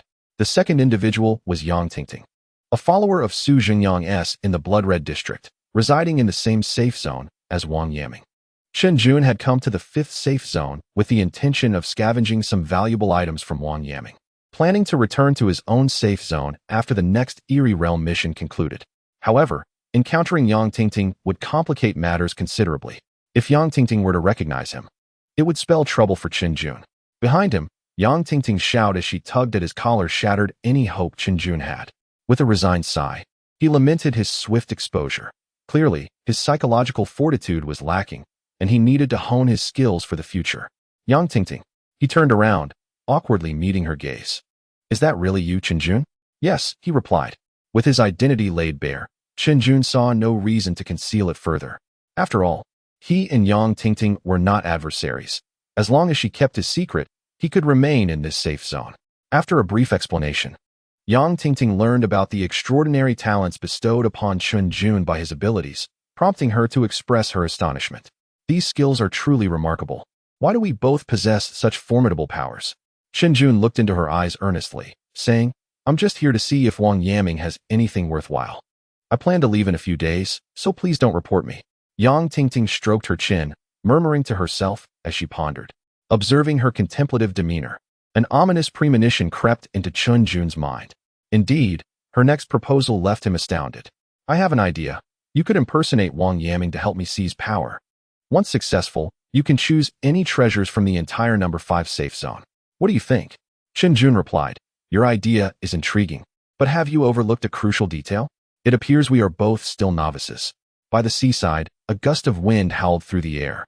The beach was deserted, and upon closer inspection, one would notice that the sand here was slightly darker than usual, tinged with a hint of reddish-brown. Digging beneath the surface would reveal a chilling sight that would leave anyone speechless. Beneath the sands lay a multitude of corpses, some animal, some human. While some had already begun to decay, others remained disturbingly fresh, blood seeping from severed limbs. Welcome to the malevolent realm, the Cannibal Beach. Suddenly, beams of white light flickered. In the next moment, dozens of individuals of varying ages, genders, and appearances materialized upon the shore. They exchanged glances, each face reflecting a profound sense of despair. Cannibal Beach, a place where survival was nearly impossible. As the crowd lamented in anguish, a resounding voice abruptly pierced through the atmosphere. It was a trumpet, though not quite like any traditional brass instrument known in the West. Following this voice, a cacophony of drums and gongs erupted, creating an exuberant symphony that was both festive and joyous. The onlookers exchanged bewildered glances, perplexed by the bizarre turn of events. Shouldn't the horror of Cannibal Beach be the very act of it consuming lives? What was the meaning of this band? Just as their confusion mounted, the jubilant music drew ever closer. Those with keen ears discovered that the source of the music emanated from the depths of the sea. Before anyone could utter a word, a diminutive figure began to bounce out of the ocean. The water enveloped half of his body, yet did not dampen his attire. Some recognized the object in the small figure's hand. It was a swona. I had seen one during my travels. The figure, still bouncing, continued forward. Soon, a procession of figures appeared behind him, some playing gongs, others beating drums. All were clad in vibrant crimson garments, exuding an air of festivity. Gradually, an entire troupe materialized before the onlookers. Behind the drummers were 8 towering giants, each standing 3 meters tall, their muscular forms draped in bright red silk. Together, they hoisted a palanquin, grand as a house. Perhaps sensing an overwhelming threat, a sinister presence lurking beneath the beach sprang into action. A blood-red figure erupted from the sands, charging straight towards the palanquin at the center of the procession. Then, with a resounding clap, akin to swatting a mosquito, the bloodied figure was brutally crushed against the beach by the mighty bearers, a fate more tragic than the preceding waves. Subsequently, the spectators on the beach were astonished to realize that this eerie mission had concluded. The figure that had just been vanquished, could it have been the master of the eerie domain? Someone gasped in disbelief. How powerful must this procession be? An experienced ghost master suddenly reacted. That must be a legendary anomaly. We must flee. But before the words could escape their lips, everyone discovered that their bodies had become utterly immobile. Time seemed to freeze, even the waves suspended in midair. Though the individuals facing the sea could not speak, they bore witness to the ensuing terrifying spectacle. A slender hand, adorned with crimson nails, delicately lifted the curtain of the palanquin. Then, a woman clad in a traditional Chinese wedding gown, her face veiled in red, gracefully emerged from the palanquin. She was not particularly tall, perhaps around 1.60 meters, yet possessed an extraordinarily voluptuous figure. However, the beachgoers found it impossible to entertain any nefarious thoughts, for upon glimpsing her, their vision was rendered blind. The woman descended from the palanquin, standing upon the sand, her red veil swirling as she surveyed her surroundings. In the next moment, she spoke. "What on earth am I doing here? Is this still my homeland?" "Your Excellency," the figure with the swona hurriedly approached, bowing and scraping. It seems we have arrived at Island Nation. Indeed, this is not our homeland." The woman scoffed. Then with a swift motion, she sent the diminutive figure flying. "How did you lead us here? And how many times must I say it? I am here to marry. Address me as Miss at the very least, or Madam if you must." With a sigh, she slowly returned to the palanquin. "Now, backtrack and continue searching." All those clad in crimson garments nodded in fear and agreement. It was at that moment that the woman abruptly lifted the curtain of the sedan chair once more. Wait. Instantly, all sounds ceased. The woman leaned out, casting her gaze upon the figures standing on the beach, her fingers fidgeting with impatience. Since they had come this far, wouldn't it be a pity not to experience the thrill of tearing apart the enemies? Chapter 40. Zhengyang meets the leaders. The scene finally shifted back to Zhengyang. At this moment, 2 days had elapsed since his return to the safe zone. On the first day, overwhelmed by nostalgia for his cozy dwelling, Zhengyang had slept the entire day away. The following day, feeling too lethargic to rise, he spent the day in bed, engrossed in studying peculiar artifacts. Now, it was the evening of the second day, and he was seated at home, sharing drinks and whispers with his guest, Zhao Yong. "Have you heard?" Zhao Yong deliberately lowered his voice, adopting a mysterious demeanor. A few days ago, a suspected legendary anomaly appeared over in the island nation. It reportedly decimated an entire eerie domain along with its master, leaving the ghost tamers within the domain torn asunder. "Goodness, how terrifying!" Zhengyang exclaimed, his eyes wide with astonishment. He was not shocked by the fate of the ghost tamers, but rather by the obliteration of the eerie domain. The entities possessing ghost domains were exceptionally powerful, as evidenced by Su Qingfeng. The fact that such a being could annihilate that anomaly showcased its formidable strength. Indeed, the island nation is currently seeking reparations from us, Zhao Yong added. Huh. Su Zhengyang was taken aback by this revelation. What does that have to do with us? Why would they demand compensation from us? How could it not be related? Zhao Yong chuckled. The island nation has conducted a cursory observation of that anomaly. It seems there was a procession with a crimson sedan chair carried by 8 individuals, accompanied by music and performances. Is it the Bride of Anomaly? Su Zhengyang blurted out. Exactly, Zhao Yong nodded, continuing, we have currently designated this anomaly as the Bride of Anomaly. It has indeed appeared twice in our country before, but it left promptly after making its presence known. Had it not been for the recent incident in the island nation, our Ghost Tamer alliance would likely remain oblivious to the bride's true power. At this point, Zhao Yong couldn't help but chuckle. Haha, believe it or not. This Bride of Anomaly seems quite patriotic. Ha ha ha, that certainly seems to be the case, Su Zhengyang replied with a laugh. However, to be honest, encountering such anomalies is best avoided. After sharing a few laughs, Su Zhengyang's expression turned pensive. Historically, the more powerful entities tend to be increasingly eccentric. Today it may spare our people, but who knows what tomorrow may bring if it becomes displeased. It could very well decimate an entire safe zone. As he pondered this, Su Zhengyang couldn't help but recall his wife, Yuan, who had insisted on a traditional Chinese wedding. Su Zhengyang made an earnest effort, yet to speak candidly. Modern men donning traditional attire often evoke a rather peculiar impression, resembling eunuchs in appearance. Furthermore, the steeds rented by Su Zhengyang were ill-suited to the terrain, making them unable to perform adequately. Consequently, the envisioned classical Chinese wedding was transformed into a new-style Chinese ceremony. Otherwise, additional horses would have been required for the character he had assumed through his time travel. Reflecting on this, Su Zhengyang couldn't help but chuckle softly, contemplating that it was fortunate he had not pursued a classical wedding, as it would surely have been rather frightening. Yuan, aware of the so-called eerie bride, would likely concur with his sentiments. Although the eerie bride was unsettling, in essence, it merely served as fodder for conversation between Su Zhengyang and Zhao Yong during their drunken banter. Before long, the two men diverted their attention to a fresh topic, leaving the matter of the eerie bride behind. After a hearty meal and drinks, Zhao Yong returned home, and both men retired for the night. On the following morning, Zhao Yong arrived at Su Zhengyang's modest abode. Brother, we have something significant today, he exclaimed as he burst through the door. What is it? Su Zhengyang, still groggy and with bed hair, sat up and inquired, his mind still clouded by sleep. Rise and shine. Today, I shall introduce you to a prominent figure, Zhao Yong insisted, tugging at Su Zhengyang. A major individual from the Ghostly Alliance has just returned from the Eerie Realm, and upon hearing of your exploits, has specifically requested to meet you. Me? Su Zhengyang said, bewildered, pointing at himself. What have you told them while I was resting? Just the necessary details, I suppose. Zhao Yong replied, scratching the back of his head sheepishly. He felt a tinge of guilt for divulging his brother's secrets to higher-ups. Initially, Zhao Yong had been reluctant to share, but Su Zhengyang had emphasized the importance of being forthcoming about his situation, as it would not remain concealed for long. Better to prepare everyone mentally. Fine, Su Zhengyang shrugged, unconcerned. He resolved that if questioned, he would attribute it to the influence of his abilities. After all, how could one steal skills like one could with strange artifacts or ghostly currency?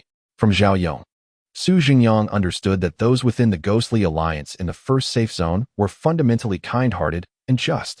Of course, those who were not had likely met their demise during the initial chaotic outbreak of the Eerie Apocalypse. However, was it not a tad premature to summon him at such an hour? Su Zhengyang glanced at his phone. It was merely 7:30. This early wake-up call displeased the slumber-loving Su Zhengyang. Indeed, it is rather early, Zhao Yong conceded with a nod after checking the time. Nevertheless, the esteemed individual requested your presence early to bestow upon you a token of introduction, considering their high status. I believe we should. Just then, Zhao Yong lowered his gaze to find Su Zhengyang's bed empty. Turning around, he saw Su Zhengyang fully dressed, spitting into his hands while tidying his hair before a small mirror. Zhao Yong cast a glance at Su Zhengyang and then at his bed, momentarily at a loss for words. What are you hesitating for, Xiaogo? Let us hurry. Su Zhengyang beckoned to Zhao Yong. After all, he was a significant leader, and making him wait on such a morning seemed rather inconsiderate, didn't he? Ah, yes, yes. Zhao Yong nodded vacantly, then followed Su Zhengyang's lead. Their figures gradually moved away into the distance. By the way, Zhao Gu, did the leader mention what the meeting gift would be? Su Zhengyang inquired. Huh. After a pause, they found themselves inside an office building within the safety zone. Su Zhengyang and Zhao Yong walked side by side into the general manager's office. In the alliance of the anomalous, the higher one's status as an anomaly controller, the more favorable their living conditions. For instance, the leader Su Zhengyang was about to meet. As one of the earliest individuals to become an anomaly controller following the outbreak of the bizarre apocalypse. This leader not only survived various anomalous missions with distinction, but also leveraged his position to assist the survivors. It was said that the successful establishment of the first safety zone, as well as the order maintained within the alliance of the anomalous, owed an indelible debt to this leader. Thus, aside from his residence, he had an additional office, which was where Su Zhengyang and Zhao Yong currently stood. Upon entering the general manager's office, Su Zhengyang beheld a middle-aged man with slightly graying hair seated behind the desk, furrowing his brow as he perused a series of documents before him. The man's countenance was resolute, his stature formidable, despite the touch of gray in his hair. His face bore no wrinkles, making it difficult to ascertain his age. Yet, any discerning individual could immediately recognize the embodiment of justice in his visage. The kind of person one would suspect to be an undercover agent were he to play a villainous role. This man was none other than the influential figure of the first safety zone, the highest authority in the alliance of the anomalous, Ding Aimin. Upon hearing this name, Su Zhengyang instinctively felt that this leader was a good person. Good morning, leader. Upon entering the office, Su Zhengyang was the first to speak, greeting Ding Aimin with a loud voice. The volume startled both Zhao Yong and Ding Aimin. Oh dear. Ding Aimin initially responded with a tremor in his voice, then lifted his head to scrutinize Su Zhengyang. You must be Xiao Su, right? He inquired with a smile. That's me. Su Zhengyang replied solemnly, nodding. No need to be so tense, Ding Aimin remarked, observing Su Zhengyang's proud chest, slightly retracted abdomen, and the way his hands rested in his pants pockets with his feet positioned outward, slightly exasperated. All right. Su Zhengyang relaxed a bit. In the presence of a leader, he preferred to adopt a more reserved demeanor at first, as some leaders, even if they did not express it verbally, took pleasure in witnessing the nervousness of others upon meeting them. Furthermore, if one is not anxious in the presence of their superiors, how can one expect to foster an atmosphere of warmth and empathy from them? Su Zhengyang cast a glance at Zhao Yong beside him. Take note, brother Zhao. This is the art of social finesse. Indeed, after Su Zhengyang's deft maneuvering, Ding Aimin's demeanor towards him and Zhao Yong became markedly more amiable. Ah, Su. I have heard about your remarkable ability to assimilate into peculiar groups and align with formidable anomalies. Pray do share. Upon hearing these words, Su Zhengyang felt a swell of admiration within. Such is the artistry of conversation. Even befriending anomalies can be articulated with such official gravitas. Indeed, this is a gift bestowed by my skills, Su Zhengyang acknowledged, nodding earnestly. Ah. Ding Aimin waved his hand dismissively. Skills are merely a weapon, no matter how finely crafted. It ultimately depends on the wielder. Without an exceptional soldier like you, how could such commendable results be achieved? Ding Aimin's words caused Su Zhengyang to wear a proud expression, with the corners of his mouth turned down and chin raised. What a splendid leader he is, capable of delivering praise so beautifully. Therefore, I wish to inquire if you might be interested in joining us. Your abilities would be of immense benefit to our cause, Ding Aimin continued. Join you? Su Zhengyang was momentarily taken aback. Have I not already become a member of the Anomaly Wardens Alliance? Not the Anomaly Wardens Alliance, Ding Aimin shook his head. Noticing Su Zhengyang's look of confusion, he elaborated. The Alliance's approach to anomalies is excessively radical, which does not bode well for our development. Even if humanity grows stronger, it cannot ultimately withstand the might of formidable anomalies. As he spoke, Ding Aimin retrieved a document from beneath the table. Su Zhengyang glanced down and could not help but read the title aloud. The Human Anomaly Harmonious Coexistence Council. The Human Anomaly Harmonious Coexistence Council? Su Zhengyang repeated the document's title, then raised his gaze to meet Ding Aimin's friendly smile. He then turned to Zhao Yong, who looked at Su Zhengyang with a hint of perplexity. What is the matter? Are you distrustful of this organization? He distinctly remembered Su Zhengyang's fondness for associating with anomalies. Why, then, did he appear so conflicted now? Ding Aimin also raised an eyebrow. Could it be that Su Zhengyang's amicable interactions with anomalies were mere facades? Su, if you have any concerns, feel free to express them. Do you wish to understand the benefits of joining the organization? He inquired. Su Zhengyang did not respond, merely shaking his head in a peculiar manner. Unbeknownst to both, they were overthinking the situation. Su Zhengyang's thoughts were not about whether to join or what benefits might entail, nor whether the council's ideology conflicted with his own. He was solely preoccupied with one matter. The name of this organization was rather hastily chosen, wasn't he it? Fearful that outsiders may remain oblivious to their endeavors. Any discerning individual, upon hearing the name of the organization, would instantly grasp the nature of its members. During introductions, when one declares, "Greetings, I am a member of the Society for the Coexistence of Humanity and the Uncanny," an inquisitive soul would undoubtedly inquire, "Is your mission to foster harmonious coexistence between humans and the uncanny?" At this moment, Su Zhengyang cast another glance at Ding Aimin. The leader, who was known for his articulate speech, appeared to lose some of his perceived gravitas in Su's eyes. "What troubles you, young Su? Are you reluctant to join?" Ding Aimin inquired once more. "Joining is certainly not an issue," Su Zhengyang replied with a smile. Although the organization's name seemed rather mundane, he could still comprehend its core philosophy. As fate would have it, many of the uncanny beings were acquaintances of Su Zhengyang, and his membership could potentially offer him some assistance. "That's splendid," Ding Aimin responded with a grin, subsequently opening a document. "Once you sign this, you shall be a member of the Society of the Uncanny." Su Zhengyang was taken aback. "What is this?" Ding Aimin's remark suddenly struck Su Zhengyang like a long-forgotten joke. "Isn't it the Society for the Coexistence of Humanity and the Uncanny?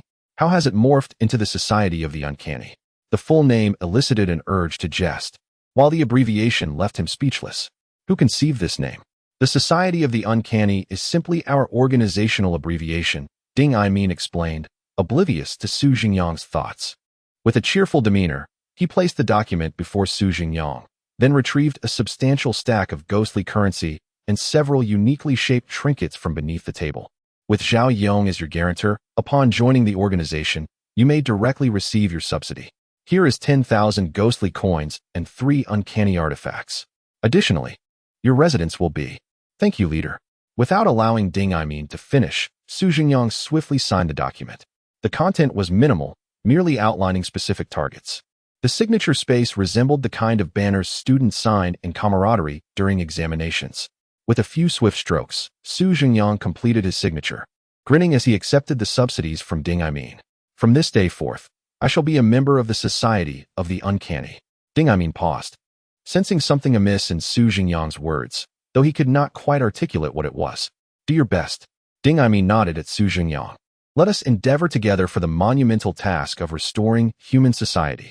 Following this, Ding Aimin shared several grandiose sentiments with Su Zhengyang, essentially encouraging him to unleash his potential, assuring him not to fear any complications, as the organization would have his back. He would soon receive a few straightforward work plans to execute, which would not prove too challenging, allowing him to excel within the uncanny realm. Su Zhengyang nodded in acceptance. He was inherently a person of great integrity. Even without the numerous benefits offered by Ding Aimin, he would strive for the advancement of humanity, for as his uncle, the legendary Zhu Xiao, once proclaimed, "With great power comes great responsibility. With greater responsibility comes greater benefits. And with increased benefits comes enhanced capability." After leaving the office, Zhao Yong accompanied Su Zhengyang to his new residence. "You've hit the jackpot, my friend. Coincidentally, this building has one apartment left," Zhao Yong exclaimed, pointing to a single room on the first floor of the factory dormitory. "Compared to those rock wool tiles outside, this place has superior sound insulation, making it much more comfortable to live in, complete with a private washing machine and bathroom." "Indeed, indeed," Su Zhengyang remarked, surveying the clean and tidy environment of the room. He could not resist the urge to bring in his bed and enjoy a restful slumber. "By the way, Zhao Gu," Su Zhengyang suddenly remembered something. "When is your next mission in the mysterious domain?" "The next mission in the mysterious domain?" Zhao Yong pondered for a moment before responding. "In about 2.5 months. Why do you ask?" "Oh, never mind," Su Zhengyang replied, glancing at the 7 days remaining on his countdown timer with a hint of resignation. He had hoped to be lucky enough to partner with Zhao Yong again in the next mission. Before long, the handover of Su Zhengyang's promotion was completed. As Zhao Yong was about to leave, he sent an electronic file to Su Zhengyang and reminded him, "During this time, there are no specific arrangements for you. If you have nothing to do, take some time to review the analysis records of the Ghost Manipulator Alliance's mysterious domain. Familiarize yourself with the documented formidable peculiarities and characteristics. It might come in handy later." Su Zhengyang nodded and downloaded the file, intending to shake off his laziness and dedicate himself to diligent study in the coming days. At noon, Zhao Yong arrived at Su Zhengyang's room, carrying 2 bottles of baijiu. The two of them indulged in drinking until midnight. Su Zhengyang woke up the next afternoon at 1 o'clock. After regaining his composure, he resolved to focus on his studies. That evening, Zhao Yong returned with 2 roasted chickens and, of course, 2 bottles of liquor, and they continued drinking until dawn. On the 3rd day, Su Zhengyang did not awaken until 3 in the afternoon. Just as he was about to freshen up, he heard a knock at the door. Upon opening it, he found Zhao Yong outside, holding half of a Jinhua ham and 2 bottles of liquor. "Goodness, brother, are you trying to drink me to death?" Su Zhengyang exclaimed. Just a little sip, Zhao Yong replied. The two continued drinking until morning, and Su Zhengyang soon realized that Zhao Yong was an ardent lover of alcohol, infuriatingly resilient to inebriation. Of course, due to his exceptional attributes.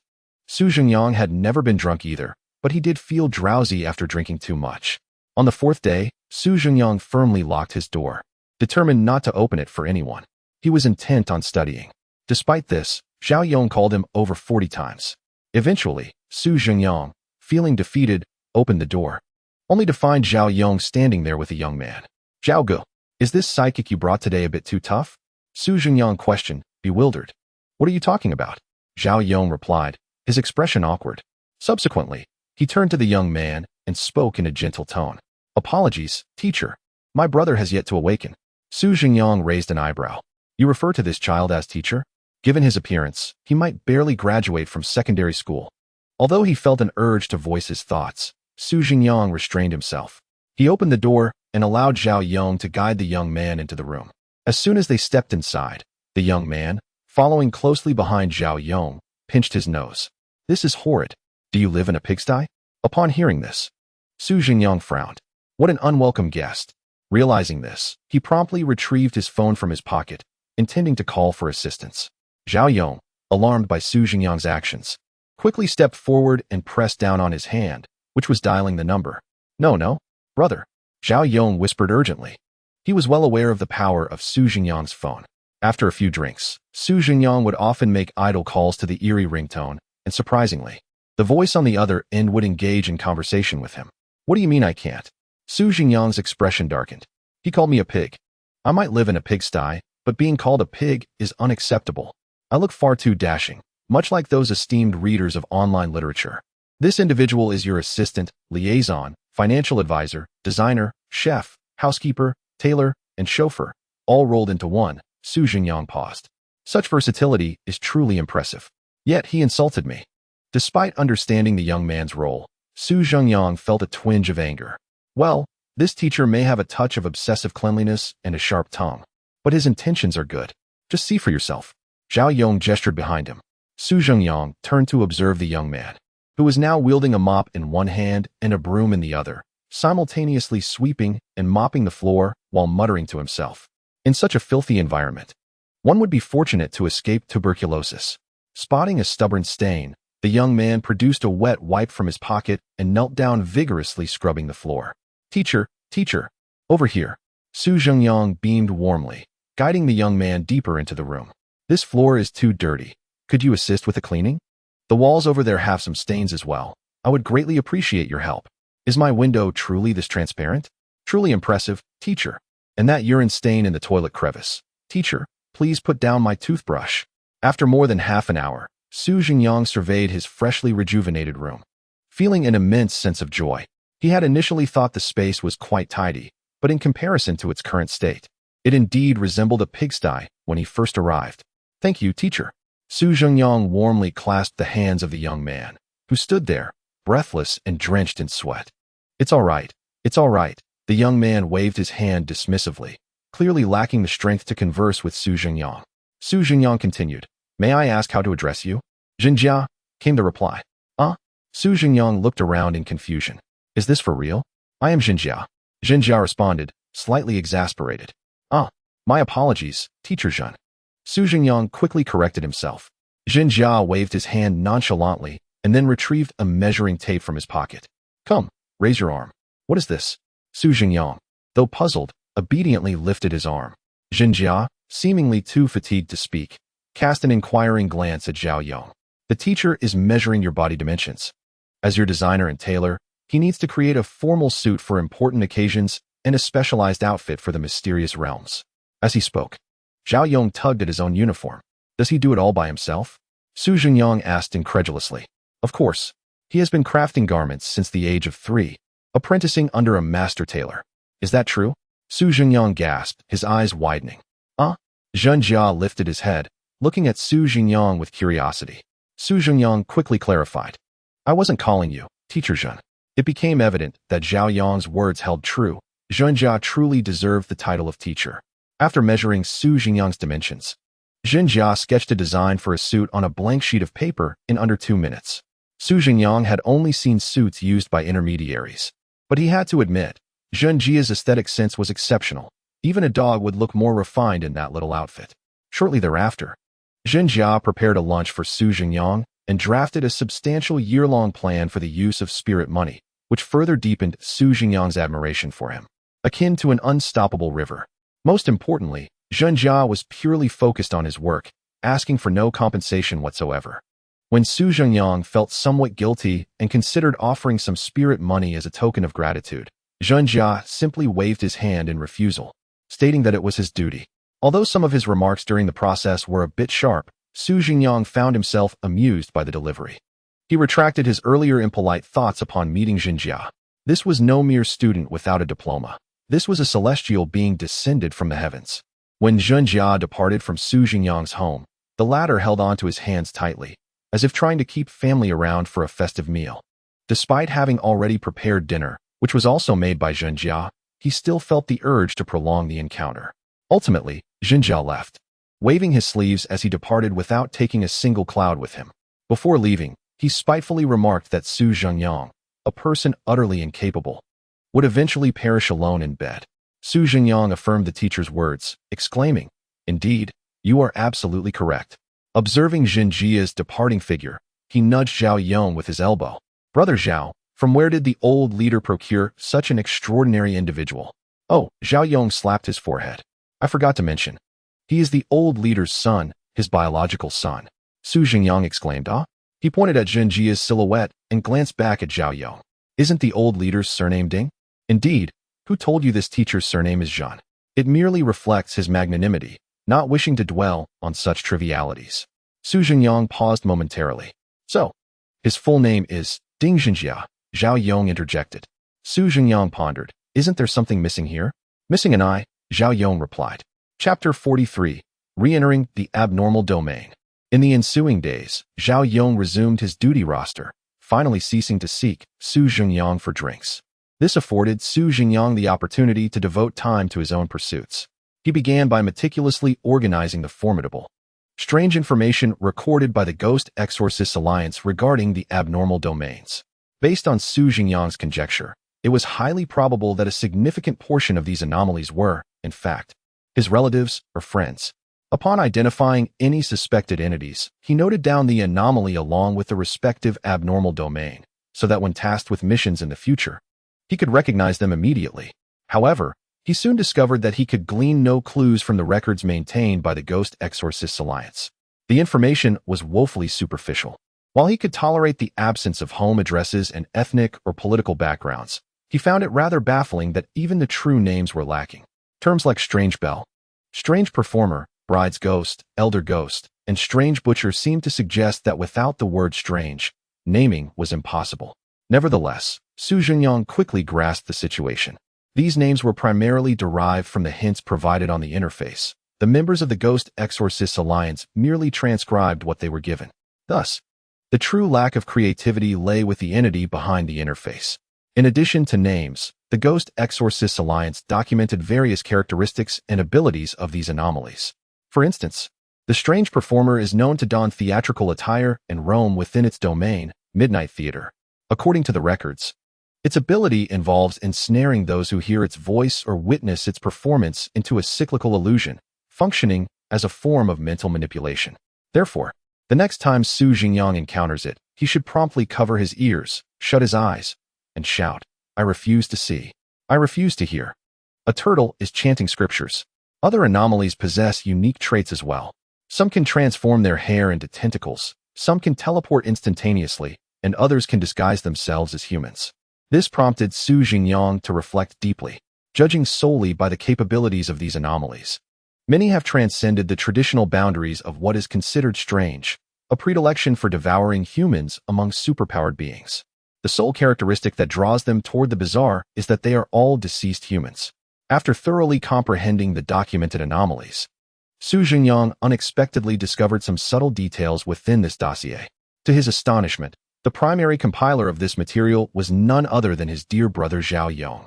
It was surprising to learn that Zhao, seemingly hiding away in the eerie domain like a timid creature, had actually accomplished quite a bit. Zhengyang chuckled as he made a witty remark. Nevertheless, his jesting aside, the fact that Zhao Yong was a compiler indicated that he was far from an ordinary individual. Only someone exceptional could survive amidst multiple terrifying anomalies and countless eerie tales. In addition to perusing the information about these anomalies, Zhengyang also undertook a meticulous organization of the peculiar artifacts he possessed. They could be broadly categorized into three types. The first category consisted of offensive items. For instance, among the rewards from a recent task in the eerie domain, there was an object resembling a ruler. Its function was straightforward. It could inflict considerable damage on anomalies of lower levels. Just one strike with this ruler could incapacitate an opponent for 3 days. However, its effectiveness against higher-level anomalies was negligible, merely a trifle among trifles. The second category encompassed defensive and supportive items. Generally speaking, these possessed little to no offensive capability. They either helped mitigate damage or enhanced mental clarity and speed. The third category was an assortment of miscellaneous items. This category included only a few artifacts, with the folding anomaly phone earning its place among them. Besides the anomaly phone, there were also items like the deed to a haunted residence and a landlord's token of gratitude. Overall, the precise functions of these peculiar artifacts were difficult to articulate, yet they appeared to be quite useful. After categorizing these artifacts neatly within his mobile space, Zhengyang initiated his final preparations for the impending task in the eerie domain. This time, he had learned from his previous experiences and specifically included an outdoor sleeping bag in his mobile space, effectively addressing the issue of inadequate rest due to environmental conditions. Furthermore, he ensured he had a change of clothes. Previously, he had only brought one outfit into the eerie domain, and had it not been for Aunt Yang's assistance in washing it, it would have been unsuitable upon his return. Thus, this time, he had Ding Xinjia craft 4 or 5 high-strength, cut-resistant, and explosion-proof garments for him. Although they were not particularly comfortable, they provided a significant sense of security. In addition to clothing, there was one crucial aspect to consider: food. Not every eerie domain would have Aunt Yang preparing meals for Zhengyang. Therefore, he planned to bring Ding Xinjia into the eerie domain with him. However, this plan ultimately failed. Consequently, Zhengyang packed an ample supply of vacuum-sealed instant meals, sufficient to ensure his sustenance for an entire month. Upon completing these tasks, the countdown for the enigmatic domain was nearing its end. On the final day, Zhengyang arose early, donning a pristine and tidy outfit, even taking the time to wash his hair. A sense of déjà vu enveloped him once more. At 10 in the morning, the notification echoed in his ear: enigmatic domain, Rhyme Village. Teleportation preparation. Soon after, a wave of intense dizziness washed over him. Unfazed by the disorientation, Zhengyang calmly retrieved 2 motion sickness tablets from his pocket, placing them in his mouth. A flash of white light enveloped him, and he vanished from his room, entering the enigmatic realm. Meanwhile, in Safety Zone 7, enigmatic domain, Rhyme Village. Teleportation preparation. Chen Jun sat quietly on the sofa, grappling with the dizziness in his mind. Feeling a sense of helplessness, his next entry into the enigmatic domain was a month away, yet due to his daily impersonation of Wang Yaming, the peculiar world had assigned him Wang Yaming's tasks. This was both a blessing and a curse. On the brighter side, Chen Jun could partake in more missions. earning greater rewards and accelerating his strength development at a rate far surpassing others. However, the risks were considerably heightened. The opportunity to engage in more tasks also implied that Chunjun's chances of demise were exponentially greater than those of others. "Come on, no matter what you are, I shall conquer you," he shouted defiantly as he was enveloped in white light. In the next moment, the luminescence flickered, and Chunjun vanished from his spot. In Rhyme Town, a gentle breeze rustled through the willow trees, causing their branches to sway gracefully like cascading hair. Beneath the trees, Zhengyang slowly opened his eyes. Chapter 44, The Taoist, Northern Sect, Encountering an Acquaintance. Safely entering the enigmatic domain, Zhengyang brushed off the willow fluff that had settled on his pant legs, turning his head to survey his surroundings. In the distance, a hazy expanse stretched before him, with the faint outline of mountains barely visible. To his left and right stood quaint structures reminiscent of southern rural architecture from the last century, tightly clustered together, numbering around a dozen. Zhengyang found himself at one end of the street, seemingly at the entrance of the village. "Wait, why am I the only one here?" he pondered aloud, furrowing his brow. "Is this a solo instance?" No sooner had he voiced his question than a series of white lights began to flicker around him. Moments later, several figures materialized nearby. Their reactions mirrored one another. First a dazed shake of the head, followed by curious and cautious glances as they began to assess their surroundings. As one of the first to be teleported, Zhengyang took the opportunity to observe those around him while they examined their environment. Before long, he spotted a distinctive figure not far from him, a middle-aged man appearing to be in his 30s. Lean and upright, he stood with poise while everyone else seemed disoriented. Only he maintained a calm demeanor, intently surveying the scenery around them. Most significantly, the middle-aged man was clad in a deep blue Taoist robe. His long hair elegantly gathered atop his head with a quaint wooden hairpin. Remarkably, he was a Taoist priest. As Zhengyang observed the middle-aged Taoist, the latter also became aware of his gaze.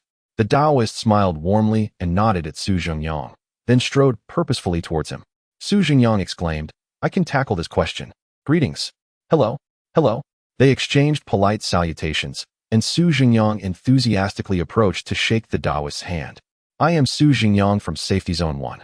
Currently with an experience level of 1 in this uncanny realm. You are clearly an eminent master, and I look forward to your guidance." Upon hearing the mention of Safety Zone 1, the middle-aged Taoist's brow twitched momentarily. No worries, no worries. I am Songgu, a Taoist from Longhu Mountain's Safety Zone. You may also refer to me as Songguzi. Greetings, Taoist Song. It's a pleasure to meet you, Zhengyang replied with a cheerful nod. Is that how one addresses me? Songguzi inquired, his tone light. The volume of their exchange attracted the attention of others nearby. Upon noticing Songguzi, their eyes sparkled with excitement, and one by one, they rushed to his side. "Ah, what a delightful surprise to encounter a Taoist. It seems we are safe in this uncanny realm," someone exclaimed enthusiastically. "Surely, he must be from Longhu Mountain's Safety Zone. His demeanor is extraordinary. He is no ordinary person," another remarked, giving a thumbs up in agreement. Gradually, Zhengyang found himself on the periphery, surrounded by a throng of admirers. Songguzi seemed accustomed to the attention, engaging warmly with each individual. Observing the tightly packed crowd, Zhengyang felt a bit bewildered. Why does this feel like a fan meeting? He pondered. After all, he is a Taoist. In this bizarre world, his skills must be exceptionally effective. At that moment, a voice filled with a rough charm resonated beside Zhengyang. Turning, he saw a plainly dressed man, arms crossed, and a teasing expression on his face as he watched the crowd gathered around the Taoist. A bulging little bag hung from the man's shoulder. "And you are?" Zhengyang inquired. The man turned with a smile, performing a respectful gesture towards Zhengyang. "Lin Changhai from the Northern Faction's Safety Zone. Zhengyang from Safety Zone 1. Upon hearing the man's straightforward introduction, Zhengyang quickly mirrored the gesture, responding amiably. "Safety Zone 1. Lin Changhai's expression momentarily froze, then returned to normal. "Changhai, where in the northeast are you from?" Noticing that Lin Changhai had not sought Songguzi's company, Zhengyang naturally initiated a conversation. "How did you know I'm from the northeast?" Lin Changhai chuckled. "Have you heard about my northern faction?" "Huh, I haven't," Zhengyang replied, shaking his head with a hint of embarrassment. Aside from the vast safe zones established by the Alliance of Mystics, Zhengyang had little understanding of the other civilian organization's safe zones. I can tell from your accent that you are from the Northeast, he candidly remarked. There was also something Zhengyang did not mention. Nearly half of those named Shanghai are from the Northeast. If you don't believe me, just ask the Northeasterners around you. What family doesn't have a relative named Shanghai? Accent. Do I have an accent? I feel like I don't have one at all. Zhengyang said. Indeed, much like brother you, almost every Northeasterner is unaware of the heaviness of their accent. My family used to be from Liaoning province, but we've now relocated to the Northern Faction Safe Zone. Northern Faction Safe Zone? Why such a name? Zhengyang inquired, perplexed. Other safe zones are named by numbers or locations. Why is yours named after a faction? At that moment, Zhengyang suddenly recalled something. In certain novels, terms like Southern Faction and Northern Faction often appear. Could it be that you are? Zhengyang lowered his voice, implying something significant. Observing his cautious demeanor, Lin Shanghai waved his hand dismissively. There's no need to hide it. To you, isn't our profession somewhat crude? It's the apocalypse. What is there to conceal? Indeed, I am a grave robber. An exorcist. What? What? The two stared blankly for 2.5 seconds after speaking. Grave robber? Lin Shanghai asked, somewhat confused. What grave are we robbing? What does grave robbing have to do with this? I'm an exorcist, which is what you call a shaman. Zhengyang was equally bewildered. The term exorcist and shaman were unfamiliar to him. He had first heard it in a recording from his father's car. Among the collection of aging two-man shows, there were occasionally a couple of tracks pertaining to shamans. The Northern Faction Safe Zone is almost a gathering place for all those in the Northeast folk community who possess the ability to summon spirits, known as disciples of the exorcist. Whether these disciples could summon spirits in the past is uncertain, but now, their methods allow them to channel their capable ancestors or the revered figures worshipped at home. Even those not chosen to be mystics can easily confront some less formidable anomalies. Another voice resonated in Zhengyang's ear. He raised an eyebrow and swiftly turned to look behind him. The next moment, he gasped. Dingjinjia. Chapter 45. The Task of Tongyao Village. Zhengyang, are you asking me? What? Teacher Ding, when did you become a mystic? Zhengyang exclaimed, astonished at the sudden appearance of Dingjinjia beside him. Dingjinjia rolled his eyes in exasperation. When I became a mystic, you were still nestled in your mother's arms, drinking milk. What is wrong with you, child? Why do you speak like that? Hearing Dingjinjia's words, Lin Shanghai immediately felt displeased. Although he had not conversed much with Zhengyang, the latter's unpretentious nature endeared him to this Northeasterner. As Dingjinjia unleashed his sharp tongue upon Zhengyang, Lin Shanghai resolutely stepped forward to defend this young acquaintance. It's nothing, really, brother Shanghai, Zhengyang quickly interjected, halting Lin Shanghai, who was puffing up his chest. This is my assistant. He speaks like this all the time. I'm quite accustomed to it. Upon witnessing that the one being scolded did not seem to mind, Lin Shanghai gradually relaxed his posture. Nevertheless, he remained steadfast in his intent to speak up for Zhengyang. He extended his hand, pointing an accusatory finger at Dingjinjia's nose, declaring, let me tell you, brother, with an attitude like yours, you wouldn't last 3 days in our territory before losing your scalp. Dingjinjia disregarded Lin Shanghai's provocation, merely curling his lip in disdain. He then extracted a thick stack of ghost money and an unusual artifact from his pocket, placing them into Zhengyang's hands. I suspected that we might find ourselves in the same haunted domain yesterday, but hadn't the chance to mention it. Of course, looking at you, I thought you might not remember even if I did. Since we are in the same eerie realm, I must ensure your safety. This is a personal task subsidy and a protective artifact for you to use. Feel free to keep it or return it later. Without a moment's hesitation, Zhengyang accepted the items offered. Why wouldn't I use it? I earned it with my ears. Lin Shanghai stared in astonishment at the hefty bundle of ghost money and the peculiar artifact in Zhengyang's hands, his mouth agape, at a loss for words. That stack must be worth 1,000 or so, right? And he just gave you that artifact? Out of his own pocket? He glanced between Zhengyang and Dingjinjia, then hesitantly poked Zhengyang's chest. Brother, are you sure this is your assistant and not your father? Zhengyang shrugged, unwilling to explain further to Lin Shanghai. At that moment, a wave of cheers erupted from the crowd. It turned out that Taoist Songguzi had performed a small spell, reminiscent of a thunderclap, which elicited excitement from the onlookers. Why does this Taoist seem a bit smug? Lin Shanghai mused quietly, stroking his chin with a furrowed brow.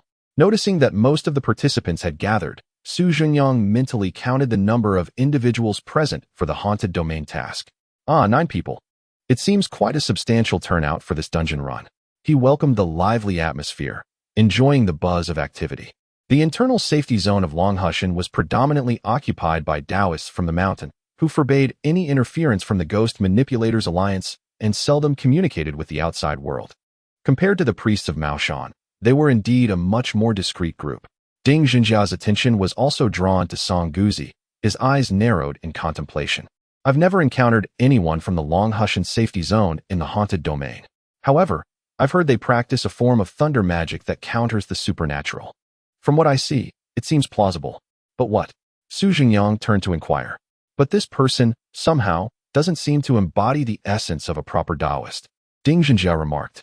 Upon hearing Ding Zhenjia's words, Su Zhengyang was about to respond when he was abruptly interrupted by a notification that suddenly popped up on the panel. The task has been issued. The task of the Eerie Realm. The village of nursery rhymes has officially commenced. Task description. In this remote village, a melodious nursery rhyme is sung. While this rhyme appears to be filled with childlike innocence and joy, whispers abound that it conceals a significant secret within the village. The duration of this task is a total of 15 days. Participants must complete one of the following 3 tasks within this time frame. Task 1. Survive until the conclusion of the task and learn the entire nursery rhyme before time runs out. Task 2. Uncover the secret of the village of nursery rhymes and decipher the profound meanings hidden within the notes that have appeared on you. Task 3. Identify the master of the Eerie Realm concealed among the villagers and eliminate them. Upon the expiration of the task's duration, the bizarre world will assess each participant's performance, culminating in a comprehensive evaluation and the final awarding of task rewards. Once again, there are 3 tasks. But this time the duration is double that of the previous mission.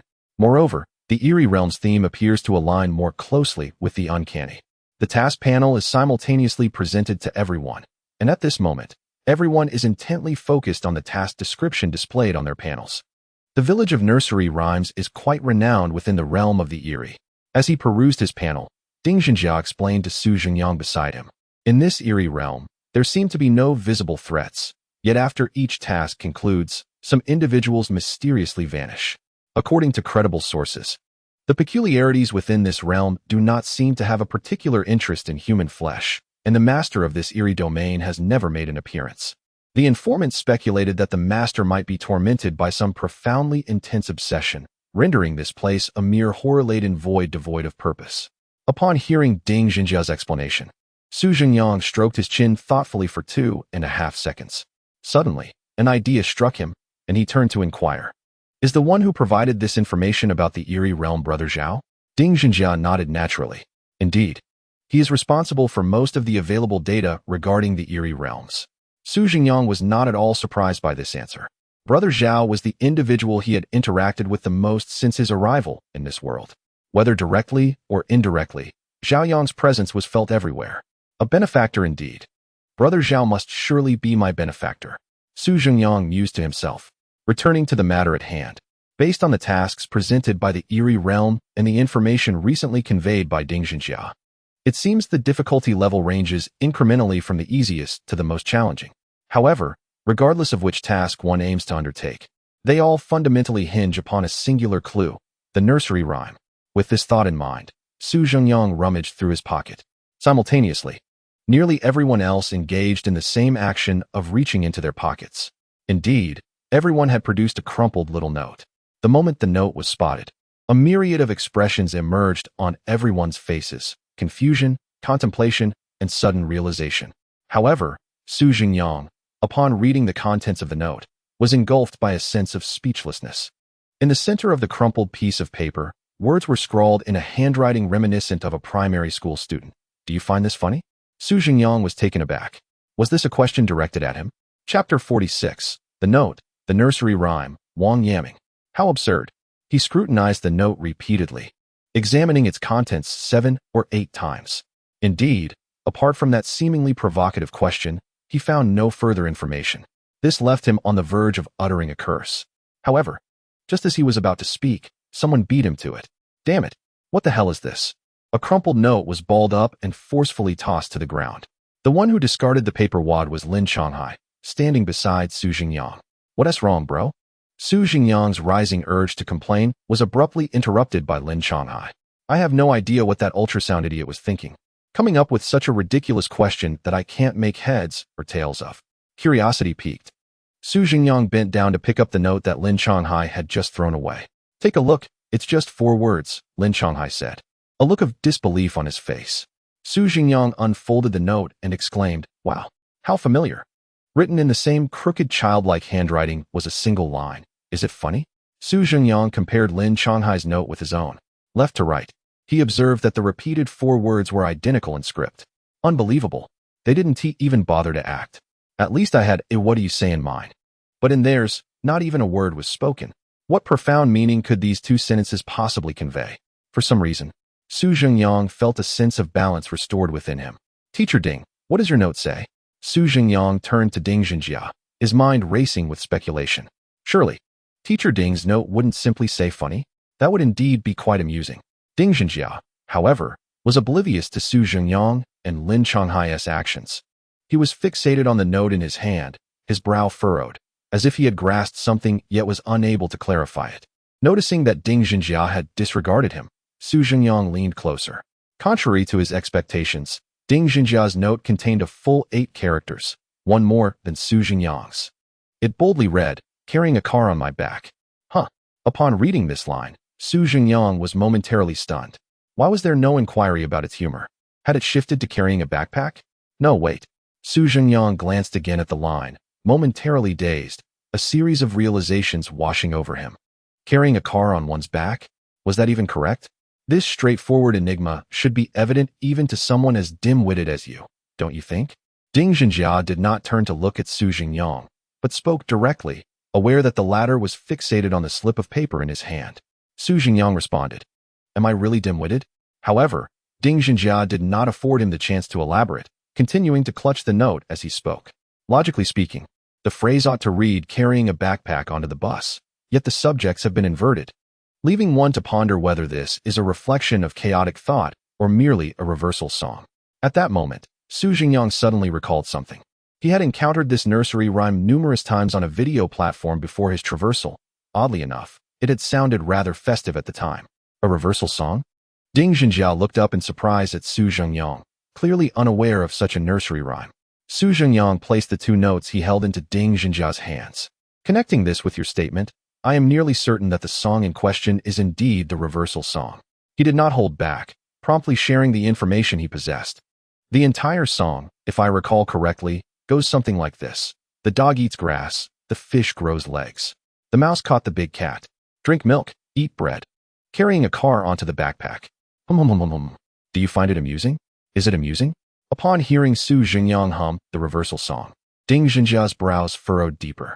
From your rendition, it appears my suspicions were correct. The contents of our notes collectively form a nursery rhyme. Is the essence of this entire rhyme merely inversion? The implications within are somewhat elusive. While pondering, Ding Zhenjia's thoughts wandered. Moments later, he lifted his gaze to Zhengyang. What does that segment signify? Zhengyang, slightly embarrassed, scratched his head upon hearing Ding Zhenjia's inquiry. It carries no significance. I simply forgot how to sing that line. Ding Zhenjia retorted, what a waste of time. I had thought that line held crucial information that needed to be inferred by the deceivers. With this thought, Ding Zhenjia could not help but roll his eyes at Zhengyang. If your brain isn't functioning well, perhaps it should be exposed to more sunlight. Lin Changhai, standing beside them, had also heard the nursery rhyme Zhengyang sang. I must say, brother, that nursery rhyme sounds rather eerie. It's given me goosebumps. While speaking, Lin Changhai shook his back as if to dislodge a cascade of goosebumps. I believe our immediate priority is to compare the contents of our notes with others, to confirm whether they are indeed the same as the nursery rhyme you mentioned, then to identify the missing line, and finally, to slowly deduce the meaning within the village. Ding Zhenjia stated as he turned to look at the others. The eerie domain holds an air of danger. I propose that we form a team first. Not far away. Song Guzi raised his right hand high, calling out amidst the crowd. Absolutely. Taoist, you must take me along. The individuals surrounding Song Guzi all nodded in agreement. Within mere moments, a team was swiftly organized around him. After their formation, they directed their gaze towards Zhengyang and his companions, their expressions unmistakably conveying a clear message. What are you waiting for? Come and join us. This left Zhengyang and his friends momentarily awkward, especially since they had just been criticizing Song Guzi. Zhengyang turned to Ding Zhenjia, casting a questioning glance his way. Ding Zhenjia replied, "Who is assisting whom here? Why are you asking me?" At that moment, a sneaky figure slowly emerged from behind a willow tree, discreetly positioning himself at the back of the crowd, away from Zhengyang and the others. Zhengyang's keen eyes quickly discerned the figure, even if he were attempting to hide. "What the?" Zhengyang suddenly widened his eyes, pointing at the back of Song Guzi and shouting, "Wang Yaming." Chapter 47. One of us, Brother Yang. Chen Jun's face was etched with a profound sense of despair. Although he had long prepared himself for a reunion with that particular character, the reality of encountering Zhengyang again within the eerie domain was still difficult for him to accept. Why am I always the unfortunate one? Chen Jun was the last to be transported. So, when he opened his eyes and came to his senses, everyone else had already regained their composure and was gravitating towards Song Guzi. Naturally, his attention was immediately drawn to Song Guzi, who was the center of attention. The sight of a Taoist participating in the eerie domain intrigued him, though it did not come as a complete surprise. Given the location of the safe zone, he had occasionally encountered Taoists and monks, characters capable of countering the eerie domain, within his safe zone. Having seen them often enough, he had grown accustomed to their presence. As he contemplated approaching the Taoist to exchange greetings and secure a strong ally in this eerie domain, Chen Jun suddenly noticed 3 individuals lingering at the periphery of the crowd, not mingling with the Taoist, but engaged in conversation. The one in the center was none other than Zhengyang. Panic surged through Chen Jun. Zhengyang, the man who could converse casually with terrifying anomalies within the eerie domain. The one who could effortlessly break the rules, compelling the domain's master to turn a blind eye. The man who lounged about, merely playing cards or chatting, while 2 anomalies outside completed his tasks.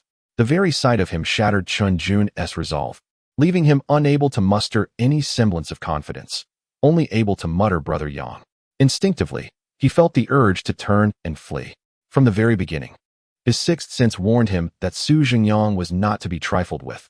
He was indeed a formidable individual, and it would be wise to avoid any contact.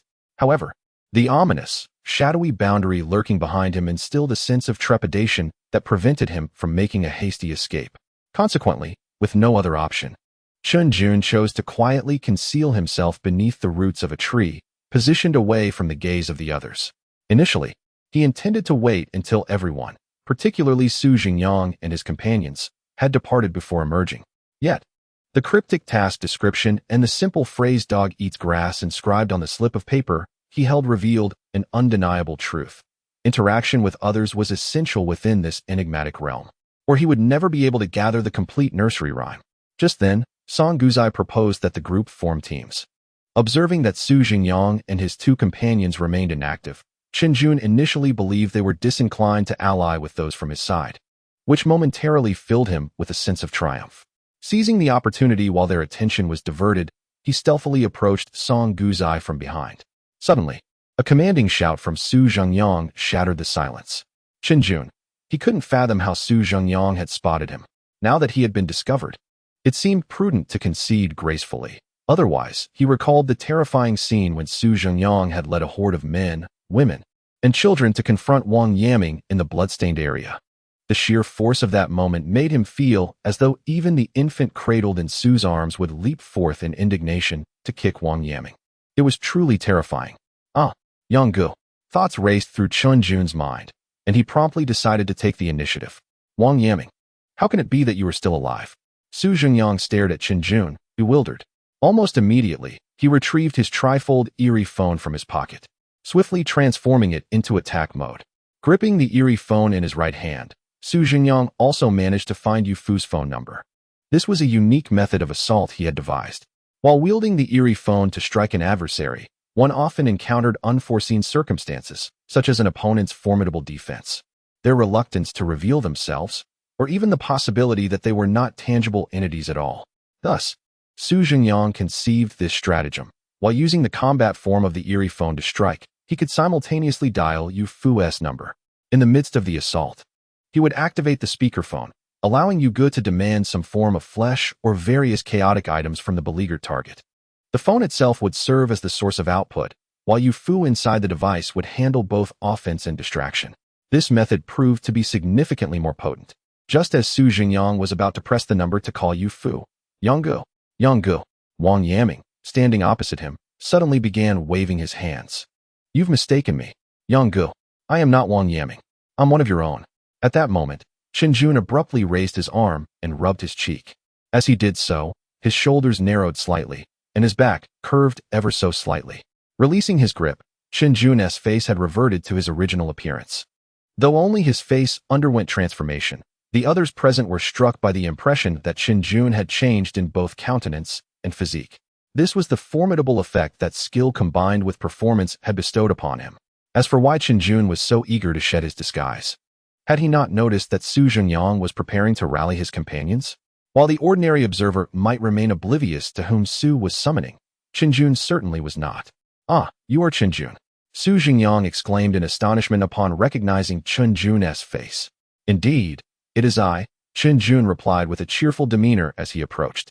I had just used my skill to disguise myself as Wang Yaming. One must consider one's safety when venturing into the world, after all.